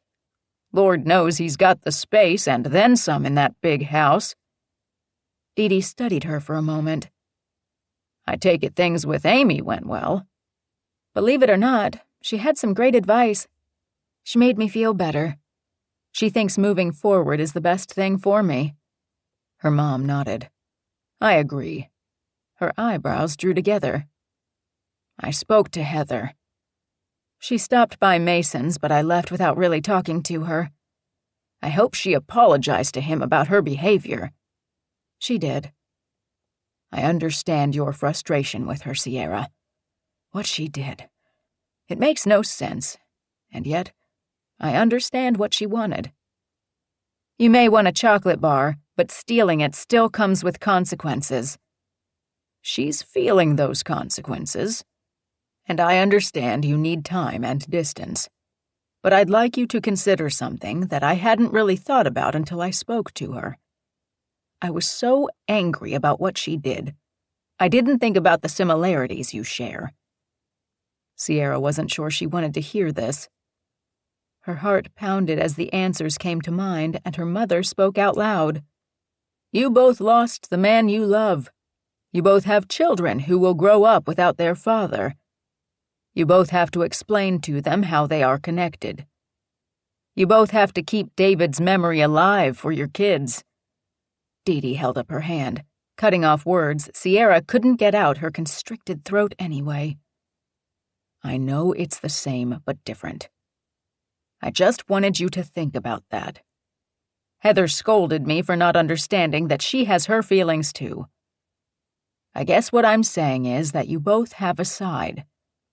She was wrong to do what she did, but she did love him. Not that that's an excuse, but I don't know. It's so hard to articulate and reason out." Sierra bit back the anger and focused on her mother, and how hard she tried to make Sierra understand that somewhere in all this mess, with a little sympathy and understanding, Sierra could see her sister as a woman who'd loved and lost and who grieved like she had once. Heather faced a future similar to hers, and a time when she'd have to explain David to Hallie and how their relationship started and ended. It was a tragic love story that might have ended differently if it had been born of truth and honesty instead of mired in lies and deception. No matter how you explain it, what she did was wrong. I know you want us all to be the way we used to be. I just don't think that's possible. But she took a deep breath and tried to wrap her head around the next words she gave her mother, even if she didn't wholly believe in them yet. One day, I hope, Heather and I can understand each other and love more and hurt less. Her mom's eyes overflowed with tears. Yes, I'd like that very much. Edie closed the distance and hugged her close. Thank you, Sierra, for keeping your heart open to possibility. Sierra hugged her mom back. I'm still angry. I still want to kill her, but I feel it a little less today than I did yesterday. Heather had been coddled and pampered far too long. Not anymore. Sierra was taking care of herself first this time. Her mom released her, but touched her hand to Sierra's cheek. I love you, sweetheart. I hope you know that I want the very best for you. I know you do. I know you want that equally for Heather. Well, maybe she gets 10% less than you now. Sierra appreciated the teasing tone, but knew her mother didn't mean it. And it was okay, because she'd have a hard time not wanting both her sons to be as happy as they could be either. Does that mean you'll miss me when I move to Mason's? I will. But still, it'll be nice to have the house to myself again. I hope my grandsons find their way here often. I bet they will. After all, they only had one wide pasture to cross to get here. She smiled for her mom. And so will I. That's a promise, then. Sierra nodded. Good night, Mom. Good night, sweetheart. Sierra made it up the stairs just as the boys turned off their bedroom light, leaving the room in shadows, the heads of their beds bathed in a soft glow from the nightlight. Danny held 2 books on his chest. Oliver sat on Danny's bed, waiting for her to take her place next to Danny so Oliver could sink between them. Mom? Danny studied her, his eyes serious. Yeah? Is everything okay? Everyone seems upset about something. Of course the boys had picked up on the strange vibes. She tried to hide her anger, but they knew something was off. You're right. I discovered some upsetting news when we were at Mason's house. Did Aunt Heather make you mad? Oliver played with the ends of her long hair. Yes, she did. She took something that belonged to me. Danny turned on his pillow to face her. I hate it when Oliver takes my stuff. Oliver crossed his little arms over his chest. I do not. Yes, you do. All the time. Enough. Anyway, it made me angry, and I needed to be by myself for a little while to think about it. But then I talked to Mason and I felt better. She wanted to turn this conversation to the future. He made me think about everything that's happened and all we've lost. And you know what? It made me think of all the new things we can have now. Like new Legos. Oliver looked up at her, hopeful he'd get a new set soon. Maybe. But I was thinking about us moving into a new place, and you two having your own rooms. She didn't give them time to ask questions about where and when. What color would you like your room to be? Blue. Danny's favorite color. Green and orange. Oliver could never pick just one. Those are great colors for your rooms. We're moving in with Mason, aren't we? Danny eyed her, a soft smile on his face. What do you think about that? It would be awesome. Danny's smile grew and brightened his eyes. He said if I keep working at it, I'll be able to ride one of the horses by myself soon. I want to, too, but he said only in the ring and only if he holds the rope. I told him horse won't run away with me, but he didn't believe me. Oliver scrunched his face, not happy with that at all. Sierra tried to hold back a laugh. He's concerned about your safety, honey, that's all. I can ride by myself.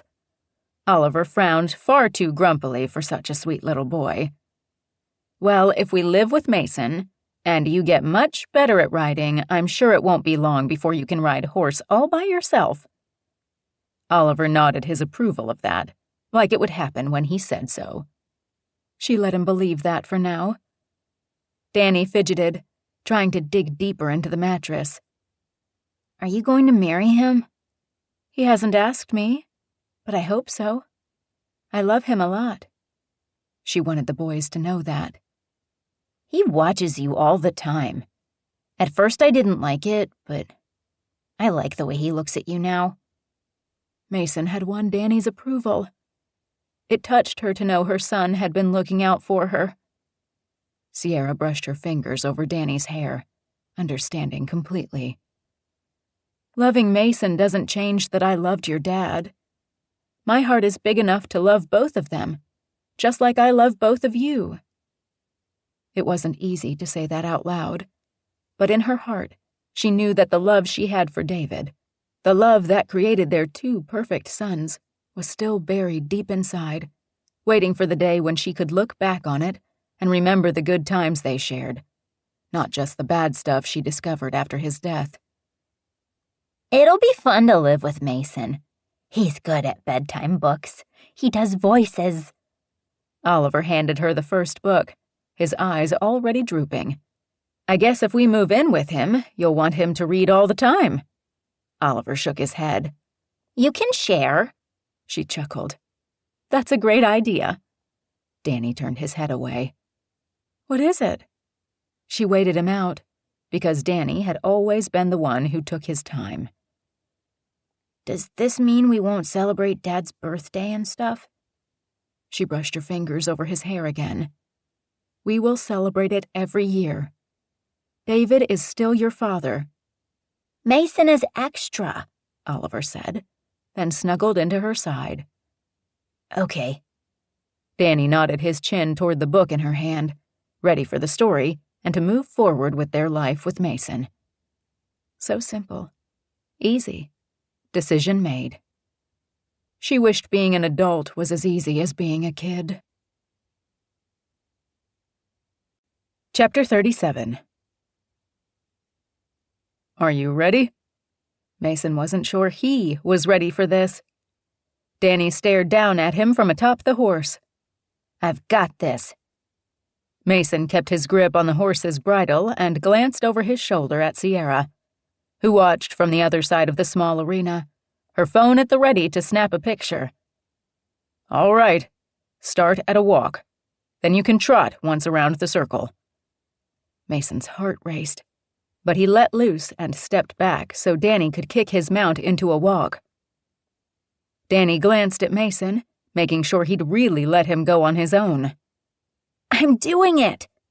He sat straight in the saddle, the reins loose in his hands, and moved with the horse.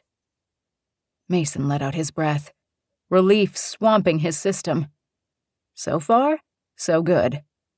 Go, Danny! Sierra cheered, taking a picture.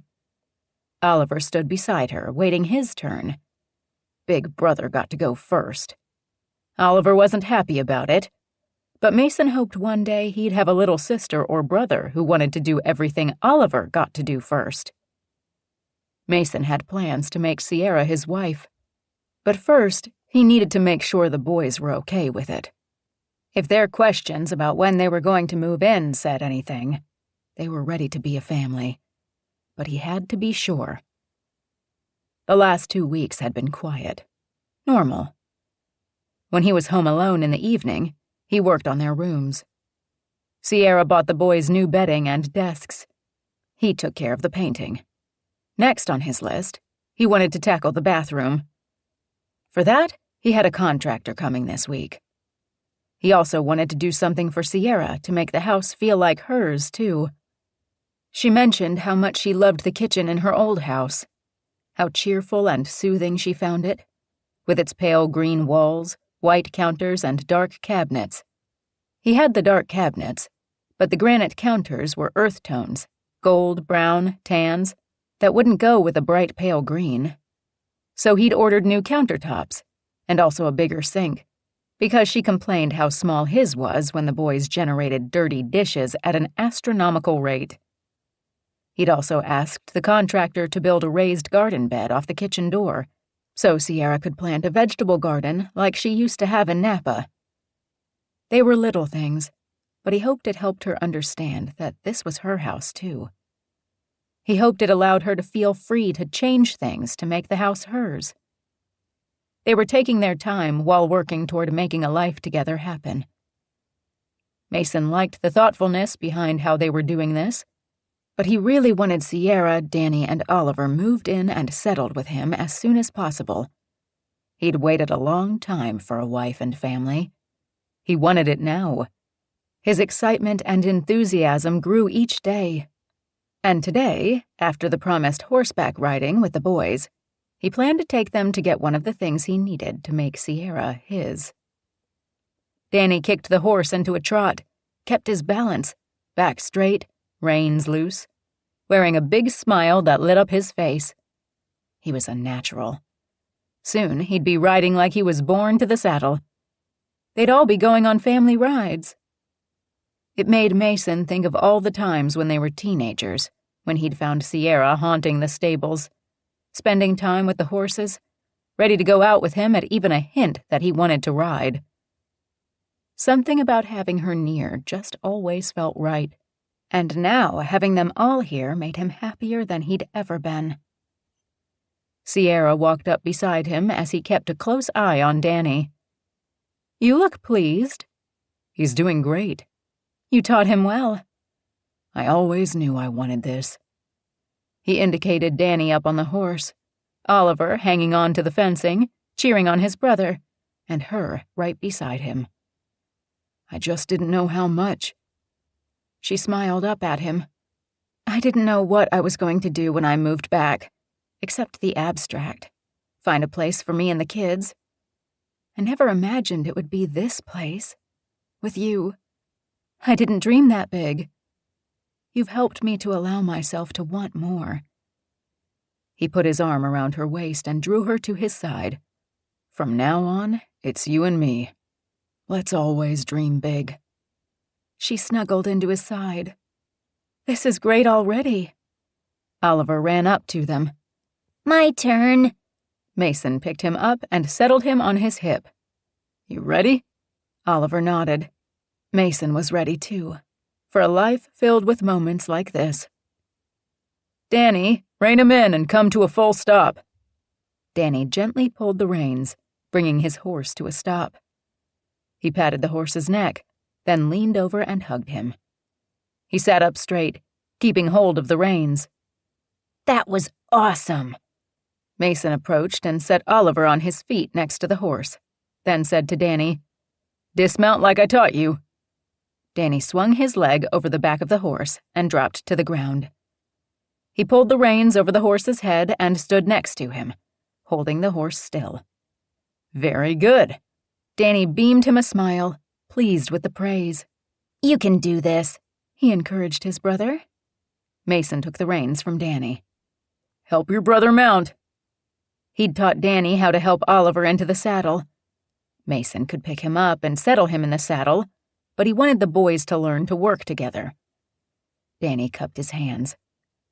Oliver grabbed the saddle, one hand on the front, the other on the back, put his foot in Danny's hands, and pushed himself up, laying his belly over the saddle, then swinging his leg over the horse and riding himself in a seated position. He clutched the pommel and held on. "Got it." "That's great teamwork." Danny adjusted the stirrups so Oliver's feet rested in them. Mason pulled the reins over the horse's head and handed them to Oliver, who adjusted them in his hand like he'd been taught. "Ready?" Oliver smiled and nodded, his focus straight ahead. Mason made a big show of letting go and holding his hands up. "You're on your own." Sierra snapped a photo. "Walk him around the circle," Mason coaxed, holding his breath, but confident Oliver would ride as well as his big brother. Oliver lightly tapped his heels into the horse's side. Mason chose Kit for his mild temperament. Still, putting one of the boys on him and letting them loose put a knot in his stomach. If something happened, he'd never forgive himself. But Oliver rode like a champ. He kept the pace slow, happy to just be in the saddle and on his own. I'm doing it!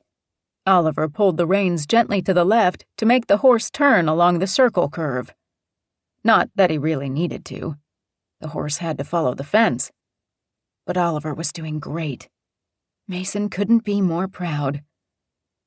They gave Oliver a good 10 minutes to ride circles around them. His smile never wavered. Does this mean we can ride out in the pastures with you on our own now? Mason planted his hand on Danny's riding helmet and stared down at him. One step at a time. Oliver isn't quite ready. You both need a little more practice. But soon. Just as he said that, Oliver got tired of slow circles and kicked the horse into a nice trot. At first his eyes went wide with surprise, but then he laughed and enjoyed the faster pace. Sierra took a video, then looked up at him. What were you saying? They're fearless. You gave them the tools and training to know they can do it. He gave her a worried look. We're in trouble with them. You know that, right? I think we can handle it. He hoped so. Because if anything happened to one of the boys, he'd be devastated. This is what it feels like to be a parent. It hit him all at once. He'd accepted that the boys came with Sierra. He welcomed them in his life. He thought of them as his. But for the first time it really hit him what that meant. A lifetime of worry and hoping that they had safe and happy lives. Sierra looked up at him and read his mind. Scary, right? You want everything good for them, but there's so much that could go wrong, so much that you can't control, including that they're their own people and have a mind and will of their own. Can we lock them up until they're at least 30? She laughed. They're good kids. Discipline and boundaries. The rest is just hoping they use their heads and hearts. Oliver brought the horse around in front of them and reined in like he'd been riding forever. He turned to his mom with another big smile. Did you see? I saw it all, baby. You were fantastic. Mason felt like he'd lost at least a year off his life worrying about the boys. But he had to admit, they rode well and followed all his directions and rules. He was so impressed with Oliver, he plucked him right out of the saddle and swung him around. Excellent job. He grinned down at Danny. You too. He set Oliver down next to his brother. I think this calls for a guys-only lunch in town. He'd already spoken to Sierra about taking the boys for a couple hours. Time enough for her to decorate the boys' rooms with all the things she'd bought for them. Yes, the boys said in unison, then turned to their mom. Please. Okay, but you need to go up to the house and wash your hands before you go. The boys took off for the house. With an arm around Sierra, Mason took the horse's reins and walked with her and Kit back toward the stables. We're so close to really making this happen. The boys are going to love their new rooms. I mean everything. You and me, a life together. She smiled up at him. I can't wait. Mason had no intention of making her wait long, mostly because he was impatient to make her his wife. Danny and Oliver demolished a cheeseburger, fries, and shakes. Chocolate for Danny, vanilla with caramel sauce for Oliver. Mason finished his burger, but he'd barely tasted it with his stomach tied in knots and filled with butterflies. So, guys, I thought we'd stop at a store before we head home and buy your mom something. Danny sucked on the straw, but with barely any shake left, all he did was make loud gurgling noises. What? Oliver stared at him, waiting patiently for the answer. Mason dove in. I love your mom. You know that, right? Two dark heads bobbed across from him. We've talked about us living together and being a family. Mom said soon, but so far nothing's happened, Danny pointed out. Right. Your mom and I are working on it. But I want to make sure your mom knows moving in means a lot more than just us sharing a house. Both boys' heads tipped to the side, their eyes filled with questions. I want her to be my wife. She said you guys might get married. Oliver stared at him, letting him know they'd covered this and to get on to something new. I'm going to ask your mom to marry me. But before I do, I wanted to make sure that you're both okay with that. I'm pretty sure that's what she wants. Danny abandoned the empty shake and pushed the glass away. She smiles a lot more now, so that's good. Oliver nodded his agreement at that assessment of their mom and Mason's relationship. He'd obviously stressed about this talk a lot more than needed. The boys were happy their mom was happy. They liked being with him. Sierra and he had laid the foundation for the boys to know this was coming, and they accepted it because they were all happy being together. Do you guys want to help me pick out a ring? Both boys sat up straighter. Danny's eyes filled with excitement. Really? What kind? Oliver asked. A sparkly one. They slid out of their side of the booth, ready to get the job done. He thought about asking Amy to help him with the perfect ring for Sierra, but he wanted the boys to be a part of everything they did, including getting engaged. Mason tossed some bills on the table to cover their lunch and the tip, and ushered the boys out of the diner and across the street to the jewelry store.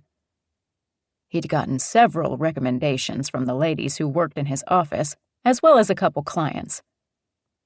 The place was pricey, but they were known for their custom designs. He wanted Sierra to have something special. The boys walked along the cases, checking out all the pieces. May I help you? The woman behind the counter asked, smiling at him and keeping an eye on the boys.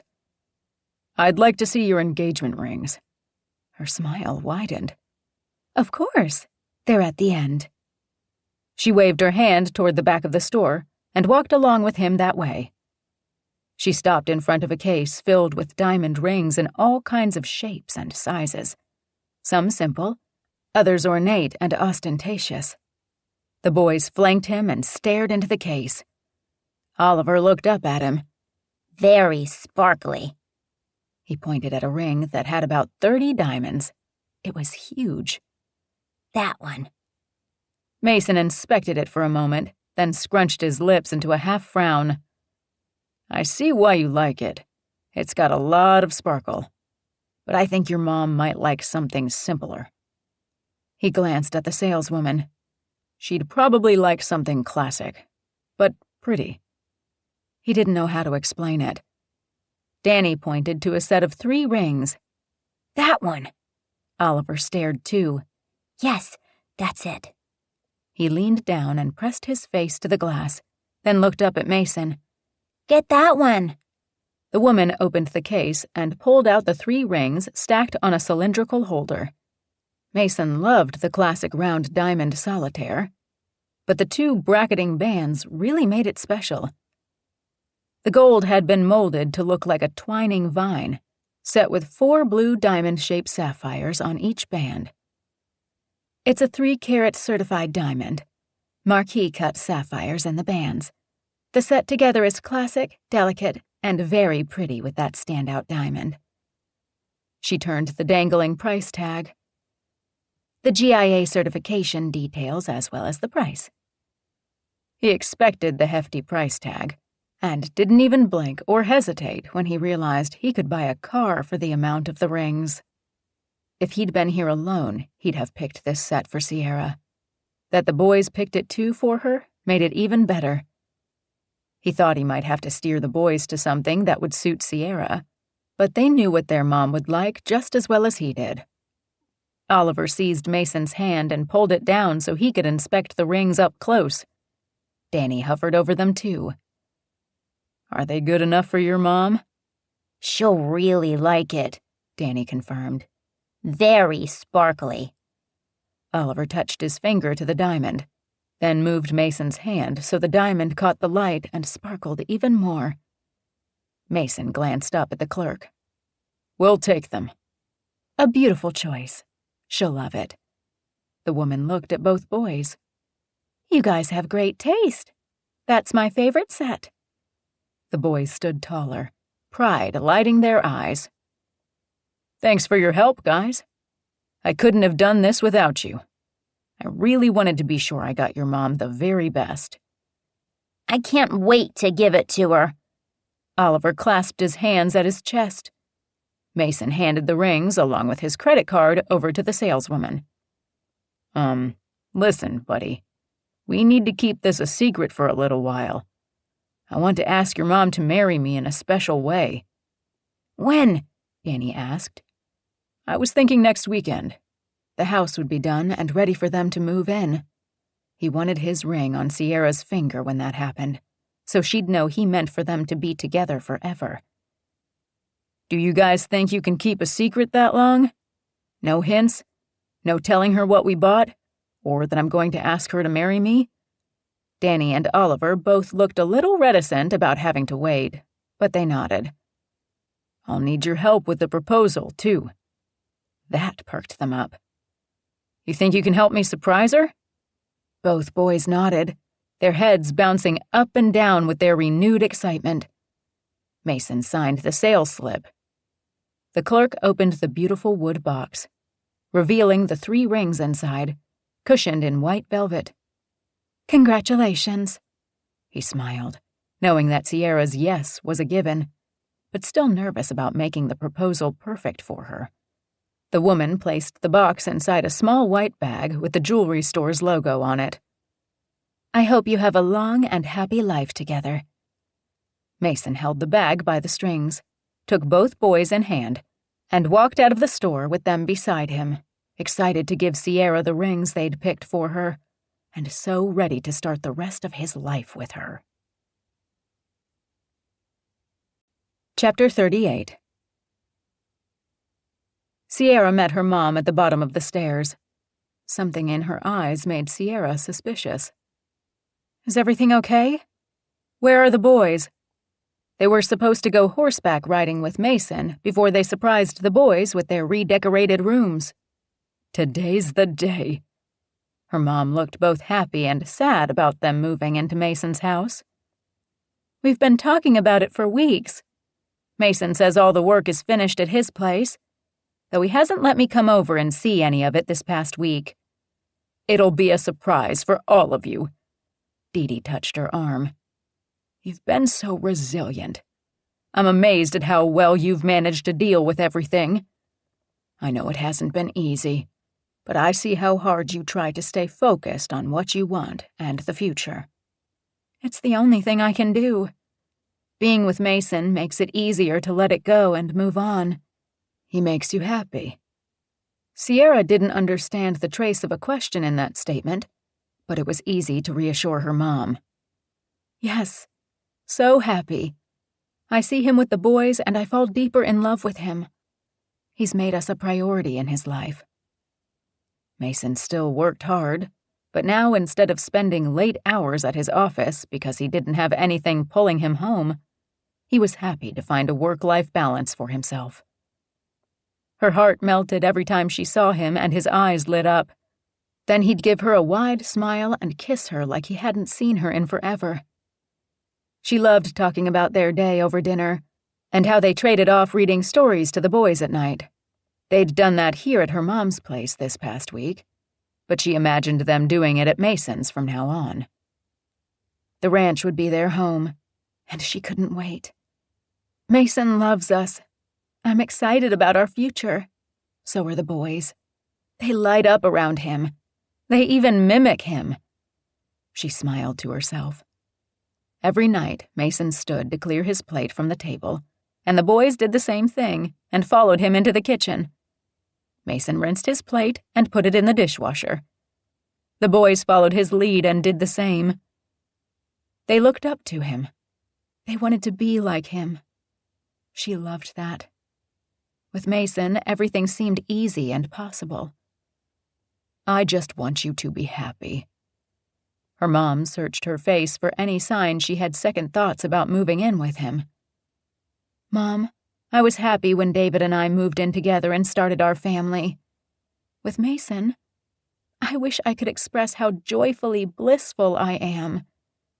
I think about him and I smile. I see him and all I want to do is hug him and kiss him and just be with him. When we talk, I know he's listening and wants to know about my day and what I want and need in my life. From the start, he's talked about us. It's not about him or me, but what we'll do going forward. How we'll raise the boys, the life we'll share. That's how it should be. After all this business with him investigating David and learning about Heather, I know I can count on him to have my back and stand beside me. I know that if we disagree or he does something I don't like, he's willing to talk it out, apologize, and make things right. Sierra appreciated his openness so much. I know that if we hit a rough patch, he'll speak up about what he needs, and that we'll talk it through together. He's seen so many relationships fall apart. He knows how devastating David's betrayal was for me. Our relationship is different. It's better. When Mason is happy, I'm happy. Then you're truly fated. For some reason, that sparked a memory from the past. Something she'd forgotten, but suddenly wanted to share with Mason. It shifted something in her heart and eased the sting of what David had done to her. Where are the boys? We need to get going. Dee Dee checked her watch. Mason picked them up 20 minutes ago and took them over to the ranch to get the horses ready for your ride. Mason taught the boys all about chores and caring for the horses. Strange. I told him last night we'd head over together. Dee Dee shrugged and looked away. He must be anxious to have you all there together today. Sierra had spent the morning packing up their rooms, while her mom kept the boys occupied downstairs with breakfast and cartoons. Well, I'm headed over there. We'll be back later to pick up the bags and boxes. They'd use Mason's truck, because they'd accumulated a lot of new stuff since arriving. Excited, Sierra's belly fluttered with anticipation. She couldn't wait to merge their lives together. She wanted to be his partner in every way, and that included finally being together every night. She wanted to wake up with the man of her dreams every morning. She couldn't think of a better way to start and end her day than being with Mason. Go. Have fun. Sierra took a step toward the door, then turned back and wrapped her mom in a huge hug. Thank you for everything, Mom. For being my sounding board, welcoming us home when we had nowhere else to go, and understanding that I need time when it comes to Heather. If I could erase that from your heart, I would. I know. Thank you for all the support.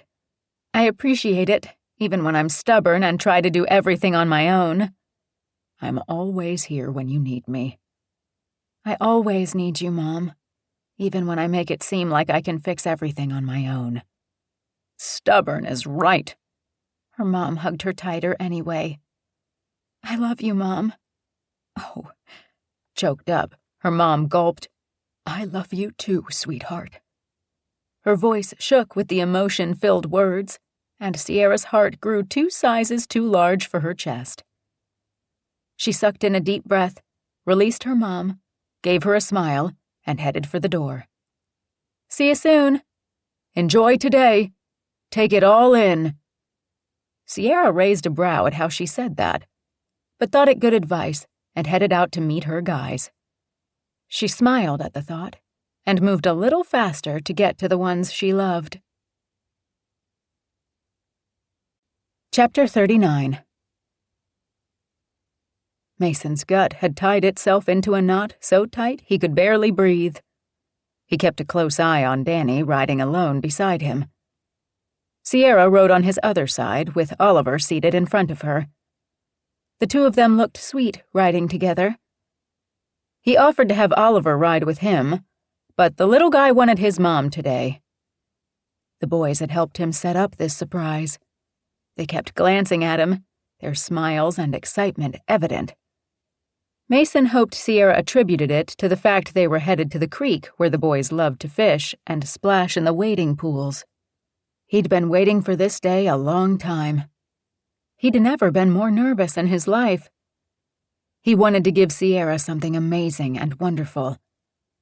The creek came into view. Danny reined in his horse and dismounted, just like Mason taught him. The horse cropped grass and remained docile with Danny holding the reins. Mason dismounted and plucked Oliver from his mother's lap. "This is going to be so good." Mason appreciated the little guy's enthusiasm and optimism. "What is all this?" Mason gripped Sierra's hips and lifted her right off her horse, drew her body to his, and let her slide down him until she stood close in his embrace. A celebratory picnic. Her gaze left the blanket spread out under one of the huge oak trees with the food basket and cooler to meet his. "What are we celebrating?" "Us." He took her hand and drew her toward the creek. Danny had already tied off the horse's reins to the bushes like Mason had shown him earlier in the morning, when they rode out to set everything up while Sierra packed up their stuff. Tonight, they'd all sleep under the same roof for the first time. Mason couldn't wait. But first, he needed Sierra to answer one question. "Do you remember this spot?" "We came here all the time when we were in high school. We'd skip stones and just hang out listening to the water. I poured out all my secrets to you." "We share some history."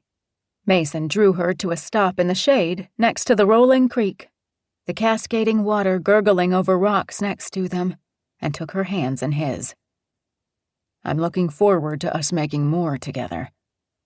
Danny and Oliver appeared on either side of him and stared up at their mom. She glanced down at them. "What's going on?" Danny pulled out his hand from behind his back and showed Sierra the small white box. Mason explained. "This represents our past." Danny flipped the lid open on the box and revealed the charm bracelet Mason had had made for her. "A horse for all the rides we took together. A diamond for all the nights we spent staring up at the stars and talking. Whether it was in the back of my truck, out in the pasture, or right here, those are some of my best memories."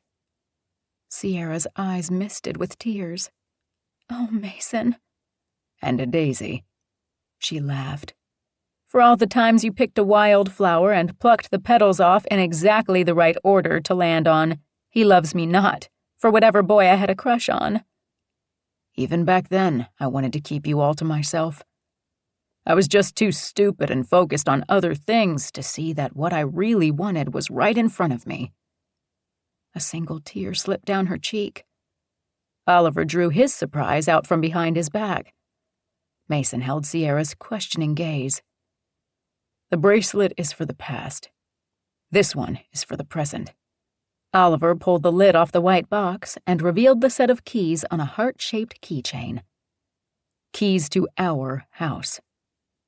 She smiled and pressed her lips together as her eyes glassed over again. "I can't wait to make it our home." "Tonight will be the first night of the rest of our lives, where we go to sleep and wake up together." Both boys' heads turned up to him. He glanced at both of them. "Did I forget to tell you you're moving in today?" The boys looked to their mom for confirmation. She nodded. "That's right. We are." "Yes," the boys said in unison, their big smiles conveying their excitement. Mason squeezed Sierra's hands to draw her full attention back to him. "Before you do, and I show you the surprises I have for you at the house, there's one more thing I want to give you." He slipped his hand in his front pocket, but didn't draw it back out just yet. "This one is for our future." He pulled out the wood ring case, used his thumb to open the lid, and held it out in his palm as he sank to one knee. Sierra gasped, put her fingertips to her lips, and stared from the ring to him to the ring and back again. "Mason." "I love you. So much that it fills me up and I feel like I can't possibly feel this much for one person. Then you smile at me, and that feeling gets bigger, and my whole world gets brighter. I want to build a life with you. I want a lifetime of memories filled with you and our children."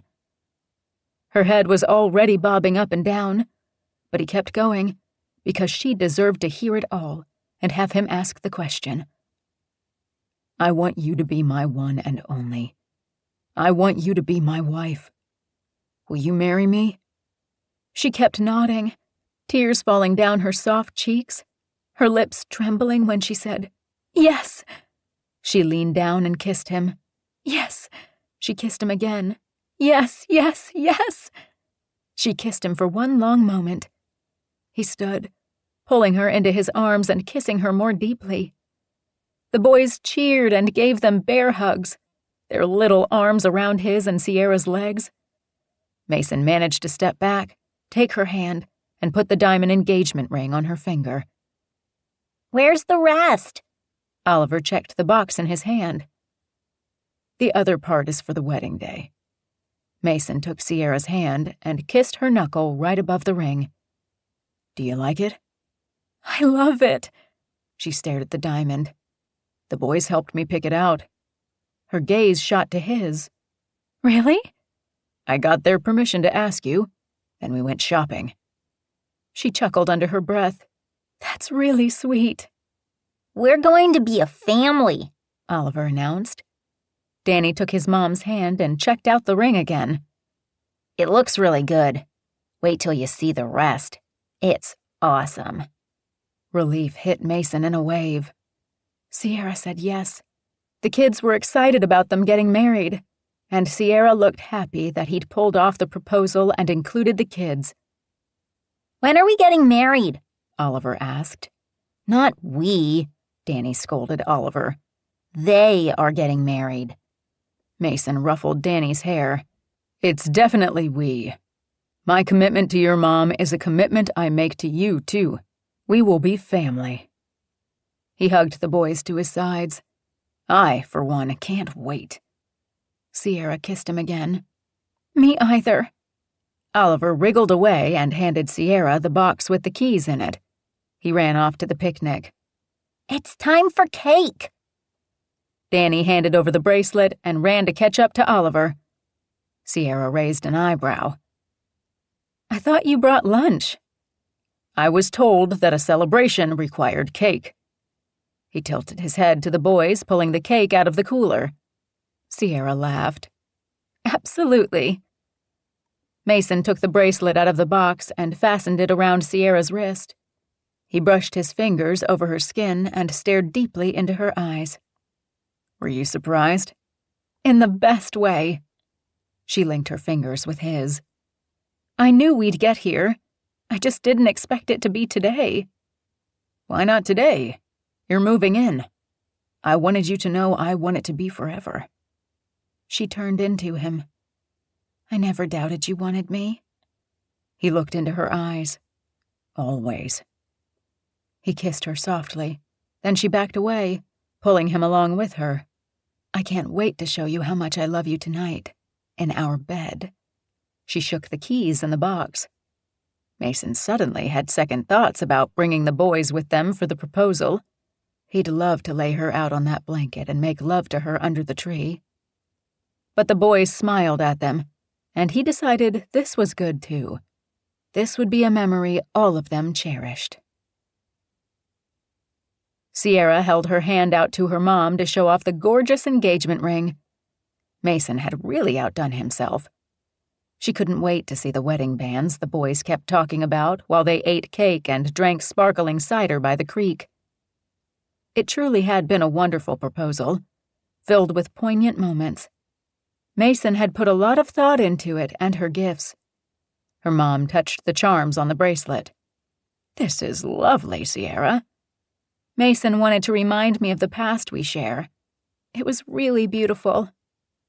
Her mom looked from her to Mason, standing right behind her, his hands on her shoulders.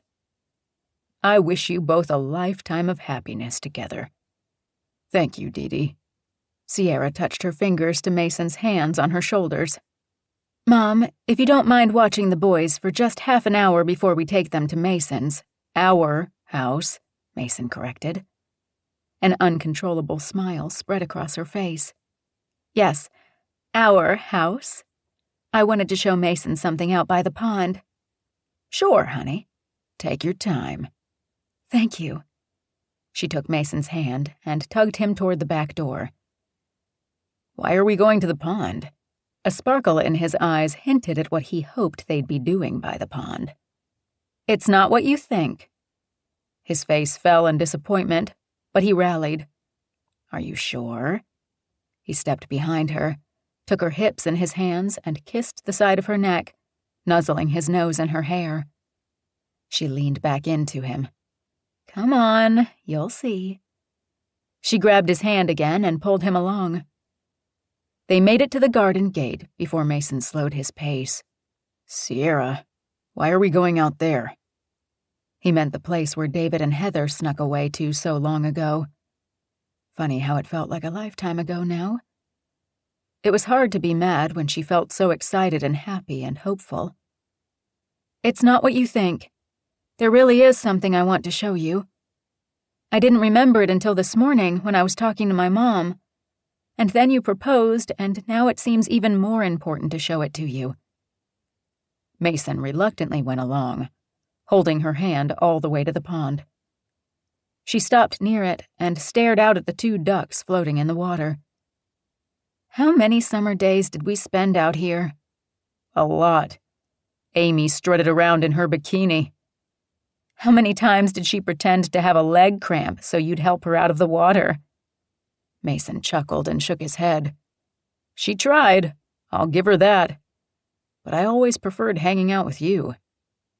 Funny how we never took it further back then. Maybe we always knew there was time and we'd be together eventually. Sierra's heart sped up. I think you're right. And I can prove it. She grabbed his hand and led him to the shed they used as a little cabin. She didn't hesitate to push the door open and step inside. Memories assailed her as she stared at the board games stacked on a bookshelf, the old Afghan and mismatched pillows on the worn leather sofa, the blue and cream braided rug on the floor they had sat on during countless card games, bowls of snacks spread around them. But it was the dozens of pictures they'd tacked up on the walls over the years that caught and held her attention.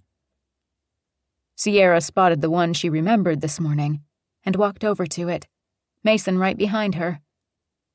She plucked the old Polaroid from the wall, the tack still stuck in the top. She turned to him and showed him the picture of the 2 of them sitting on the small dock that stretched into the pond that they used to jump off all the time. They were sitting so close together, their shoulders and arms touched. She was looking up at him, and he was looking down at her, both of them smiling. She traced her finger over the picture. I don't even remember someone taking this shot of us. They'd often been lost in conversation together, avoiding everyone else, happy to just keep things between the 2 of them. It could have been taken any number of days. He bumped his arm to her shoulder. We spent a lot of time together. I'd bring my friends out here. You and your sisters would have yours. It was always a party. Nothing wild, just fun. I really loved our friendship. I had my sisters, but somehow you were always easier to talk to and be around. Probably because I was an only child. I liked hanging out with you guys. It was better than being alone at the ranch. And you liked doing everything I liked to do. But there's something else that's special about this picture that I remembered this morning. Even back then, I think I knew we'd always be together. She turned the picture over and showed him what she'd written on the back. Inside a big red heart, she had written, Sierra plus Mason. I don't know why I wrote it like this. We were just friends. But I knew I loved you. Not the way I do now. It's so much bigger now, but still. He linked his fingers with hers. We laid the foundation. Now we're both ready to build on the love that started all those years ago. You get it. I know it's sappy. But she didn't care. No, it's not. He tapped the picture. Sometimes we wish for something and feel like it will never come true. Maybe that's how you felt when we didn't take things to the next level back then. But here we are, back together, and getting married." Her smile came fast and filled with joy. "We're getting married!" He tapped the photo. "Because Sierra plus Mason equals a whole lot of love." He kissed her then, drawing it out, letting her feel how much he loved her. He broke the kiss and stared down at her. "I'm glad you showed me this. After Amy told me you weren't interested before you married David, I thought I was the only one who harbored feelings from back then. I know now that wasn't true, but this just really seals it for me." "I always knew what I wanted, but I guess we both had to experience what didn't work so we could really appreciate what we have now." That's a great way to put it. She hadn't exactly wasted that time. She had the boys to show for it, and she'd never regret her relationship with David for that reason alone. And maybe it was a little petty, but she found it fitting to know that David and Heather came here to this little hideaway and carried out their betrayal, and all the while this picture hung on the wall, with her wish clearly stated on the back. Standing next to Mason, his ring on her finger, a future of happiness on the horizon, Sierra found it easy to let go of the past. Life had led her to this home when she was a teen, and she'd found her first friend in this new place with the boy next door. When circumstances turned her life upside down and took everything but the boys from her, she'd landed here again and found that friendship with the boy who'd turned into a very good man was even more necessary.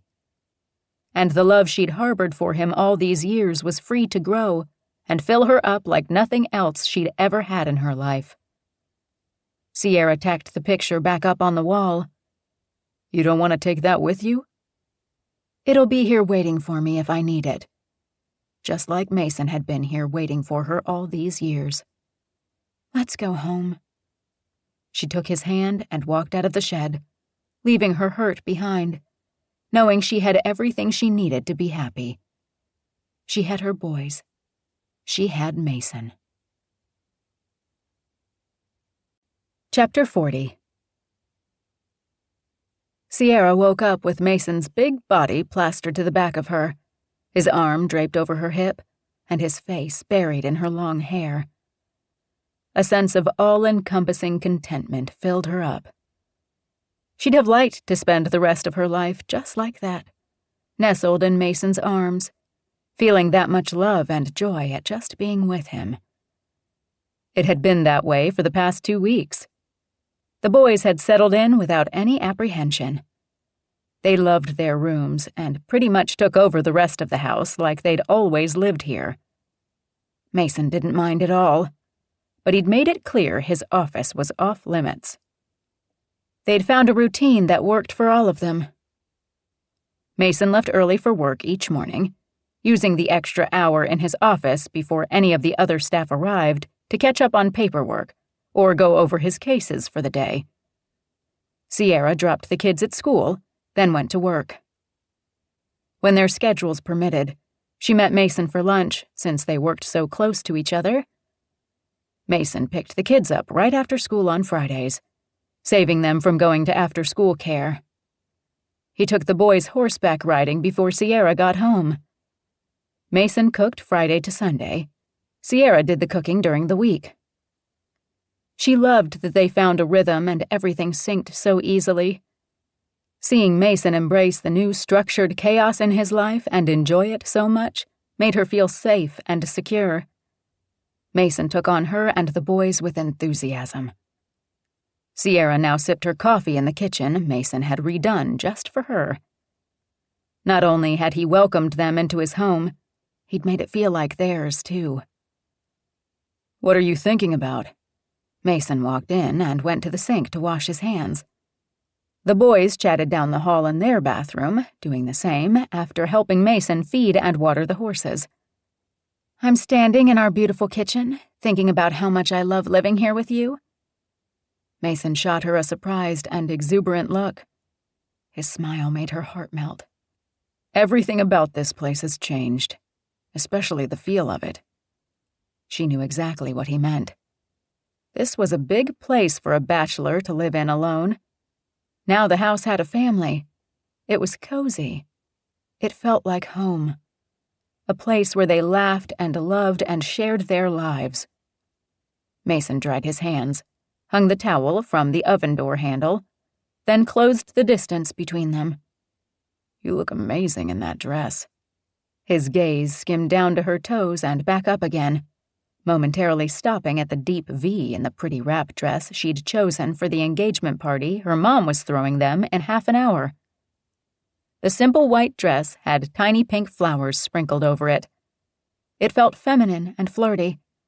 With Mason's hot gaze sweeping over her, she felt sexy and desirable. She placed her hands on his chest. I thought you might like it. Mason traced his fingers along her shoulder and settled his warm hand on her neck. Are you ready for today? She heard what he didn't ask in that question. I asked my mom to invite Heather and Hallie to the party. His eyebrow shot up. You did? I listened to your argument, thought about it, and decided you were right. I can't ignore her forever. What she did doesn't erase the fact we are family, and at some point I need to accept that the boys have a sister they should get to know better. And you and Heather need to have a real talk about what happened. It's not good to keep your feelings all bottled up. I know. I heard you, counselor. I'm not sure today is the day to do that. But as you said, I don't want to look back and miss having everyone together to celebrate with us. She wanted to see if she could be in the same vicinity as her sister and not want to kill her. If nothing else, this will make my mom happy. It's the least I can do, since she's throwing us the engagement party. Wait until she finds out we're getting married in less than 3 months. Sierra felt the nervous butterflies in her stomach. We have so much to do in such a short time. The Ocean View boutique hotel she fell in love with had a cancellation, and because the owner and Mason were friends, they got first dibs on booking the date. They planned to keep the guest list to family and close friends, but on Mason's side, that meant a lot of people because of his status in the community. She didn't mind. Not when it meant she'd be Mason's wife. We have a lot to celebrate. They sure did. Besides their upcoming wedding, Sierra had sold the property in Napa for a better-than-decent price to a developer, thanks to Mason's brilliant negotiations on her behalf. Most of the insurance money she'd received went to paying off the loan and setting up college funds for the kids, but she invested the property money and set aside a chunk in savings for a rainy day. Going forward, she and Mason would combine their funds. Mason's income far exceeded hers. He'd told her she could quit her job or scale back her hours, whatever she wanted to do. He had no problem supporting them. At first, she'd balked at the thought of not working. After what David had done to her financially, she wanted to know she had the money if something happened. But then she reminded herself that Mason wasn't David. He didn't hide things from her. He didn't lie. She trusted him. So she talked to her boss and scaled back her hours to 30 a week, so long as she was available by phone for emergencies. After the wedding, her new hours would take effect. And who knew? Maybe she'd quit altogether when a new baby came along. Talk of marriage had sparked talk of expanding their family. They planned to start right after the wedding, and Sierra couldn't wait. She wanted another child. Mason loved the boys, but he dreamed of a child of his own. She wanted to give him one. Maybe 2. You've got that sweet smile again. This year we'll celebrate our wedding. Maybe next year we'll celebrate the birth of our child. Mason's hand brushed down her arm and swept over her hip. I can't wait. A few months ago, I had nothing left of my old life. The boys and I came here with next to nothing. We have a whole new life, and it's wonderful and so full I couldn't ask for more. I didn't know how much I was missing in my life until you came back into it. I can't help but feel like this is how it was always meant to be." He kissed her softly. "Kissing again," Oliver announced to Danny, who followed him into the kitchen. "Aren't we supposed to leave now?" Danny finished buttoning his white dress shirt. Oliver had also changed into his party outfit. The boys looked great in their black pants and white dress shirts. "I guess I better get dressed." Mason kissed her on the forehead and gave each boy a shoulder squeeze on his way out. She smiled at Danny and Oliver. "How lucky are we?" They both stared back at her, wondering what she meant. But deep down they understood. In the years to come, with the life she and Mason would give them, they'd understand. Home is where you are always loved and welcome. Chapter 41. Dee Dee wanted the party to be everything Sierra and Mason deserved for this happy occasion. So far, the guests seemed happy. The food and drinks were plentiful, and everyone gathered in small groups to chat on this beautiful sunny day. She checked her watch. Almost time for the cake and a toast to the happy couple. The caterer was already setting out the plates and forks. The poster by the cake table caught her eye again. She loved how Sierra had blown up the old Polaroid of her and Mason sitting on the dock when they were teens. Amy had snapped a new picture of the pair in the exact same pose. The poster showed the two pics side by side. They'd grown up, but their smiles, and the way they looked at each other, were the same. "Thank you so much for the party, Mom. It's beautiful." Dee Dee encircled Sierra's waist with one arm and used her other hand to point to the poster and the old photo. Those two belonged together. "It took us a while to get here, but we're really happy." Dee Dee turned and faced Sierra. "Thank you for including Heather and Hallie. I know it's hard, but I think it's important for both of you to keep a connection, no matter how tenuous." Sierra put her hand on Dee Dee's shoulder. "I mostly did it for you, Mom. But I also wanted to see if I could do it without making today about the past. And I can. Today is about me and Mason and our love story." She held her glass up toward the poster, the past and future represented. "I want to keep looking forward, not back." "I hoped you'd feel that way." Sierra glanced over at Mason talking to his friend and neighbor, Luke Thompson, with Oliver hanging on Mason's back, his chin propped on Mason's shoulder. "Look at him. At them. How could I not be happy today? I just want you to know I know it's there, under all the good. And I appreciate that you're strong enough to bury it and appreciate what you do have, not what you lost." "Maybe it's callous," Sierra frowned. "Or maybe it's just my way of coping. But what Mason and I have is so much bigger and better than what I had with David. Don't get me wrong, it wasn't all bad." Dee Dee touched Sierra's hand. "I've been married and divorced 3 times, sweetheart. I know what you mean. The love you have for Mason is different from what you felt for David. It's okay to feel that way. It's okay to celebrate it without feeling like you're disparaging David's memory and what you had with him before it went bad." "I don't feel bad. I've gotten to a place where I can hold on to the good and not let the bad steal the joy from that. We loved each other. We had 2 children together. That's worth holding on to fondly without letting the bad taint it." "Good for you, Sierra." Dee Dee hugged Sierra again and whispered her wish. "Maybe in time, you'll be able to do that with your sister." The caterer waved her mom over, and Sierra took a minute to appreciate her mom for being the rock she needed, and the thread that tied Heather, Amy, and Sierra together. "I know you invited her, but are you ready for me to ask her to leave?" Amy pointed her wine glass at Heather, who walked back into the garden area from the path that led to the pond and shed. It made Sierra think of how Heather and David snuck off there. Anger flared. but the sad look in Heather's red-rimmed eyes drew sympathy from what she thought was her hardened heart. Sierra thought about her trip back to the shed with Mason, and how the memories came back and filled her with all the emotions she'd felt then and now for him. Heather missed David. She'd loved him. They'd had a child together. If David hadn't been Sierra's husband, and she saw her sister in this state over a man she'd loved and lost, how would she feel? She'd sympathize. She'd want to comfort and console her sister. No one had done that for Heather because David had been Sierra's husband. What they did was wrong, no doubt. It caused a lot of damage. Heather deserved to feel terrible for what she'd done. But for the first time, Sierra put herself in her sister's place.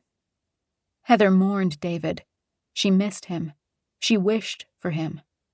Sierra felt all those things when he died, and she was just a widow, not the wife of a philanderer. That's who David turned her into after she grieved and found out about what he did. That's not who David was to Heather. I need to talk to her, Amy scoffed. You're not seriously going to forgive her for what she did. Sierra met Amy's disbelieving gaze. She's been carrying the weight of what happened for both her and David. Because she deserves it. She knows that. But I can't keep feeding this anger. I'm working harder at hating her than I am on forgiving her. Maybe if I did it the other way around, this pit in my stomach every time I think about her would go away. Because I don't want to hate my sister. It hurt her heart to shut her sister out like this, to think such terrible things about her, to wish bad things for her. She couldn't do it anymore. Amy sighed. I know what you mean. It's hard. She left me a message last week asking if I'd call her with the name and number of a good babysitter. I don't know if she didn't want to ask me to watch Hallie for her, or she wants someone as backup, or what. I want to see my niece. I want her to know that I'll always help with Hallie, and that if she's really in a bind, I'm here. That's just it. You and Mom got sucked into our drama. I'm sure Heather feels like it's us against her because of what she did. I don't want it to be that way. I don't want Mom to feel like she's stuck in the middle of us for the rest of her life. Like she can't support both of us without feeling guilty or disloyal to either of us. As a mom, I feel for her. Because I don't know that I could do that with Danny and Oliver. Me either. PJ and Emma have their squabbles. I help them work it out. Mom can't fix this with forced apologies and making you two talk it out. This is a deep kind of hurt. Talking about it will only hurt more. Maybe the only way past this is through the hurt. Sierra grasped Amy's arm. Thanks for being on my side. But I want you to know it's okay to have her back, too. You're a kinder person than I am. I don't think I would have worked my way through this the way you have and gotten to a point where I could even contemplate talking to her, let alone trying to work it out. I feel like if I don't try, I'll regret it. If David was still here, I'd want to find a way to at least be civil with each other for the kids' sake. The least I can do is give my sister the same courtesy for the same reason. When you put it like that, yeah, it makes sense. Amy bounced her gaze from Sierra to Heather and back. We do a lot for our kids. Amy hugged her, then gave her an encouraging smile. Sierra walked toward Heather, stopping briefly to clasp hands with Mason, who'd stood by watching her and Amy quietly talking alone. He had to know the gist of the conversation and where she was headed. He gave her a reassuring smile and let her move on toward her sister. Heather sat alone, her head down, holding a drink she hadn't touched. Her head snapped up when Sierra approached the table and took the seat across from her. Hello. Hi. They had to break the ice somehow. Inane greetings seemed a good way to start, but Sierra wanted to make this as quick and painless as possible. You hurt me. I know. Heather looked her in the eye, hers filled with remorse and pain. I'm sorry. Sierra took that in and let it settle in her heart. I believe you. You do? Why? After what I did? She shook her head. I can't take it back. I sincerely doubt you'd want to. Otherwise, it wouldn't have continued after the first encounter. And then there was Hallie. One side of Heather's mouth drew back in a half-frown, and tears glistened in her eyes. I don't know what to say to you. Because they weren't meant to share the details. Those memories belonged to Heather. Sierra didn't need to pile on to the hurt by hearing all the sordid specifics.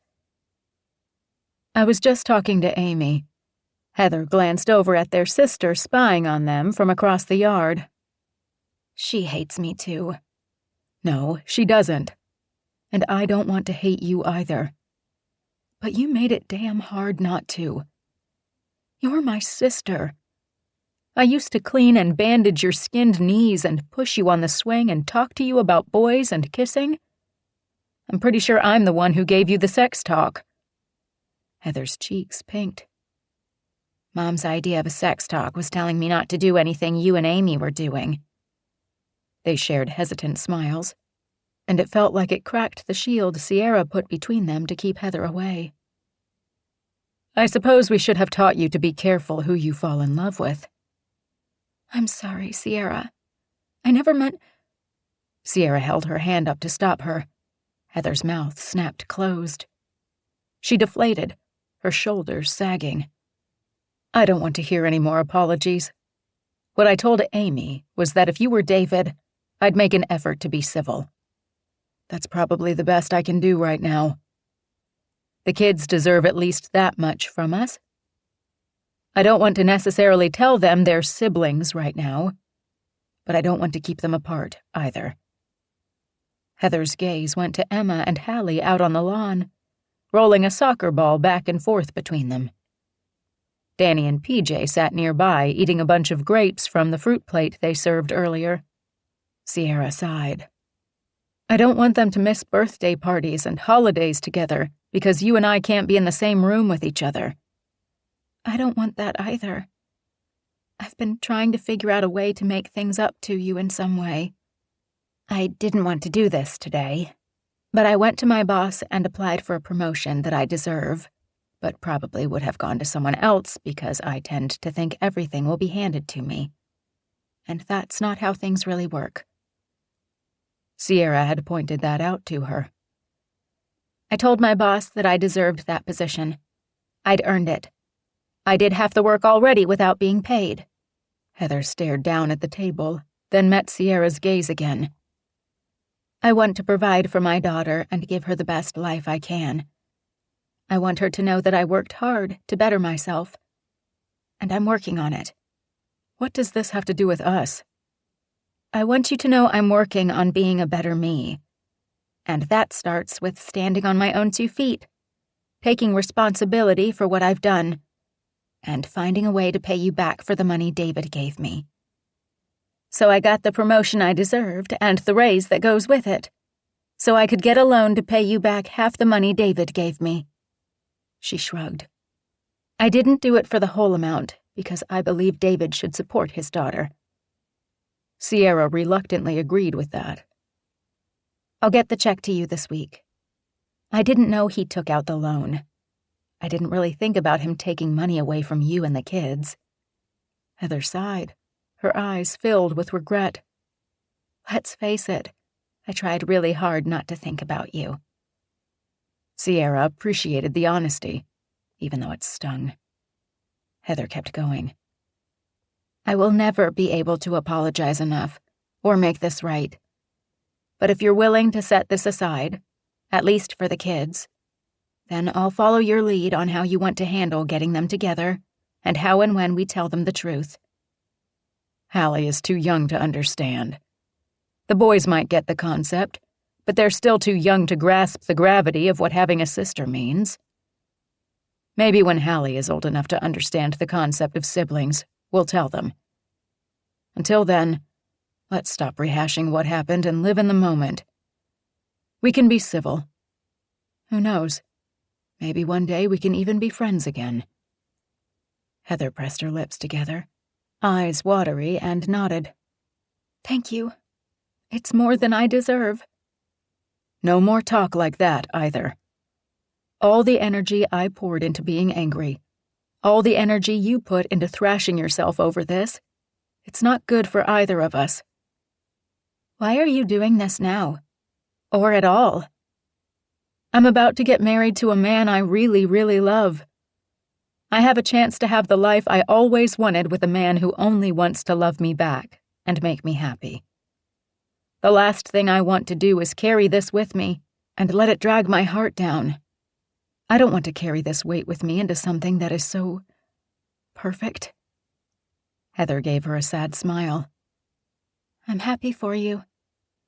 Sierra stood and stared down at her sister and gave her the truth. I hope one day I'll be happy for you, too. She turned to go and spotted the kids playing duck, duck, goose on the lawn. She smiled when Oliver goosed Hallie, and the little one jumped up and tried her best to chase Oliver, who was faster and steadier on his legs than the toddler. Hallie lost, but the sweet grin on her face said she didn't care. She started around the circle of kids, touching each of their heads, saying duck each time. Sierra hadn't put a lot of thought into the wedding details. But one thing she absolutely wanted was all the kids to participate. Danny and Oliver would share the duty as best man to Mason. She'd ask Amy to be her matron of honor, but Emma and Hallie would be adorable flower girls.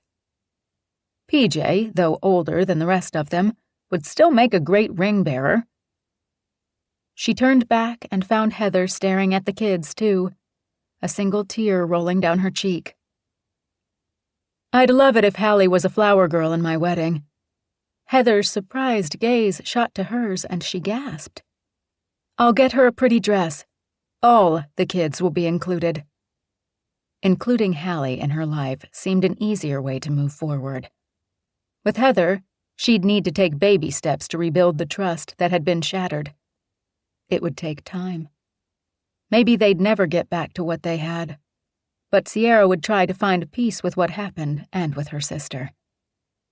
She left Heather and went back to Mason and their celebration, content she'd not only salved the discord with her sister, but made wedding plans that amped her anticipation for their big day. She couldn't wait to get married and look back on it knowing she'd done her best to leave the past behind and start fresh with the man she knew would be her perfect partner.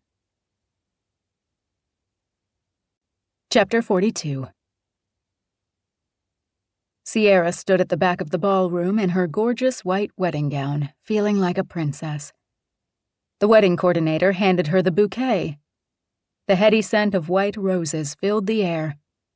The simple bouquet complemented the lavender hydrangea, pink peony, and white spider-mum bouquets decorating the tables at the back of the ballroom and the aisle leading to the temporary stage in the middle of the dance floor. Mason stood there with Danny and Oliver waiting for her grand entrance. They all looked dashing in their black tuxes. PJ stood just inside the door, holding a white satin pillow with the rings tied to it. He tugged at the collar of his dress shirt. Amy stood next to him, wearing a gorgeous fuchsia A-line chiffon off-the-shoulder dress, looking spectacular. She brushed PJ's hand away from the offending collar. Stop fidgeting. Emma and Hallie stood behind them in their matching pale pink dresses, with the tulle-overlaid skirts and, tied around their waists, fuchsia satin ribbons that matched Amy's dress. So sweet and cute. The florist handed them each a basket filled with pink rose petals. Hallie spotted her and ran over, the basket bouncing against her side. She set the basket down and grabbed fistfuls of her beaded wedding gown. Pretty. Sierra stared down into Hallie's beautiful hazel eyes. For the first time, she allowed herself to really see the resemblance to Danny's eyes, and she saw David in the little girl. There was, of course, a hint of her sister in Hallie's pert nose and bowed mouth. Hallie threw her arms around Sierra's legs. Auntie, pretty. Sierra's eyes teared. She patted Haley on the back, then dipped down and traced her finger along the curve of Hallie's sweet face, admiring her dark curls that always seemed to be in disarray, just like Heather's. "You look like a princess in your dress, too." Hallie spun around and almost toppled over with the momentum, but Sierra caught her waist and kept her upright. "It's time to start," the wedding coordinator announced. PJ started out first. Sierra touched her fingertip to Hallie's nose, making her smile. "It's your turn, sweetheart. Go with Emma." The girls followed PJ down the aisle, tossing flower petals into the air and watching them fall in disarray on the white draped aisle. Amy took the edges of Sierra's dress, pulled and shook it out, then let it drop. "Gorgeous, sis." Sierra smiled, but a pang in her heart made it stop before it hit maximum wattage. For a heartbeat, she wished things were better between her and Heather. She'd excluded her from all the wedding preparations. She hadn't even included Heather in picking out Hallie's dress.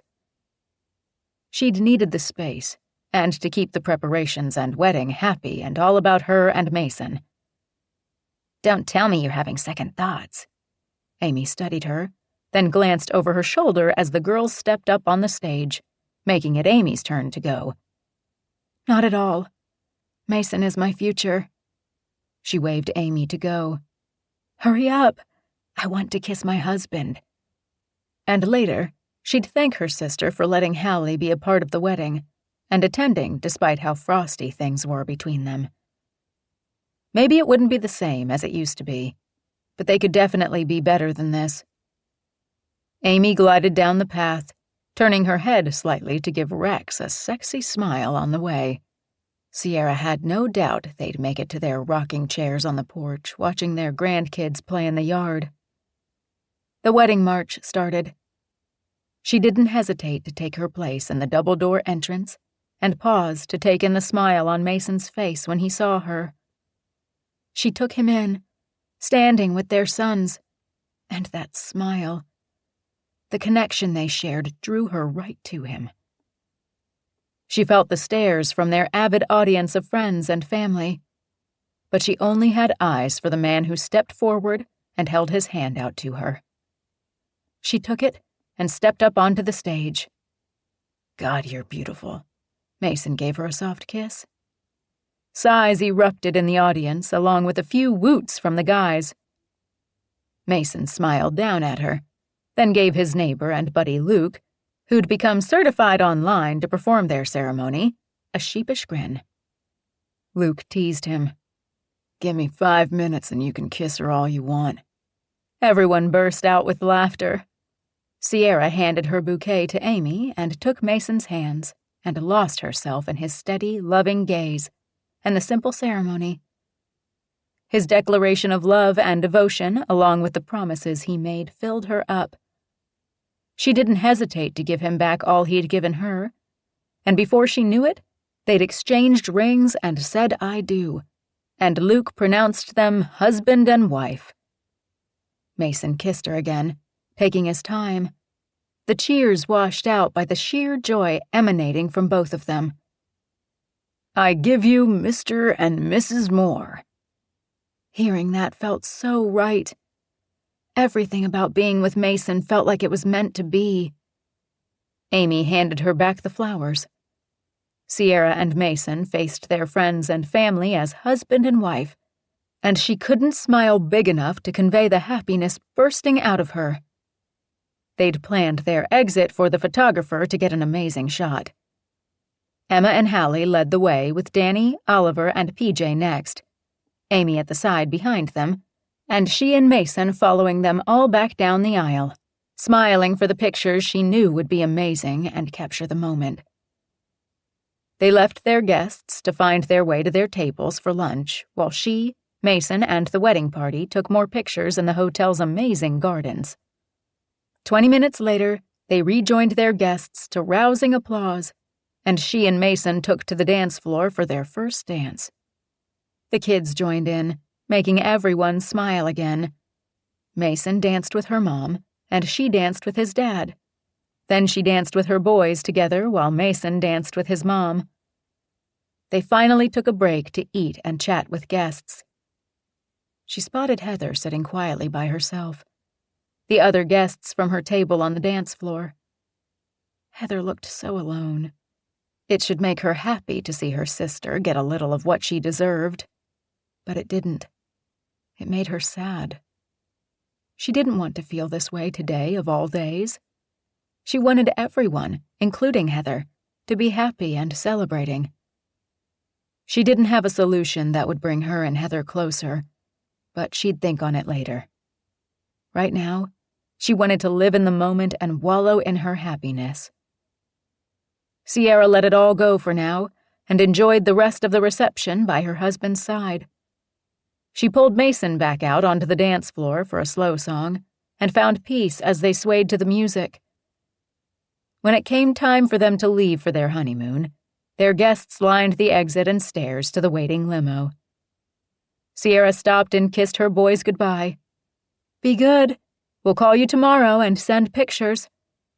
She looked forward to spending the next week in Hawaii at a luxury resort, soaking up the sun and working on a brother or sister for the boys.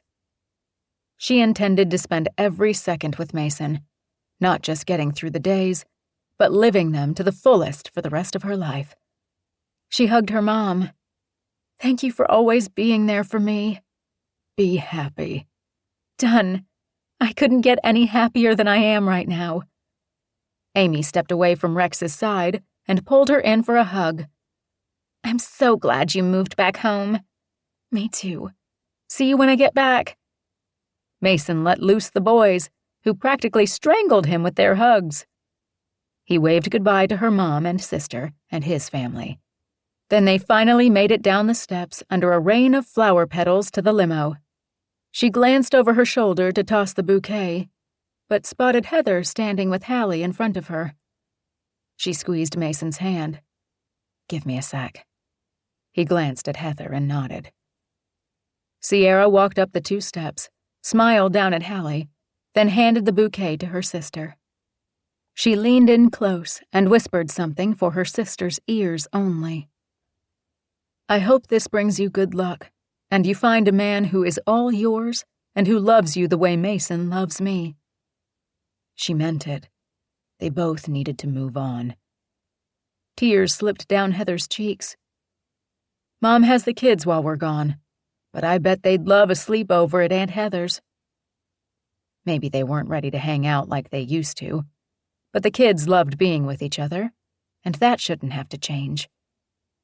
Heather wiped away a tear, found a smile, and nodded. "I'd love that." Sierra rejoined her husband, light of heart and filled with hope for the future, knowing no matter what, she didn't have to face anything alone again. She had her family, the boys, and Mason. This is Megan Tusing. We hope you have enjoyed this unabridged production of Sisters and Secrets, a novel by Jennifer Ryan, presented by William Morrow and Harper Audio. This program was produced by B Audio Limited. Executive producer Jennifer Lopes. Text copyright 2020 by Jennifer Ryan. Production copyright 2020 by HarperCollins Publishers. All rights reserved. Thank you for listening.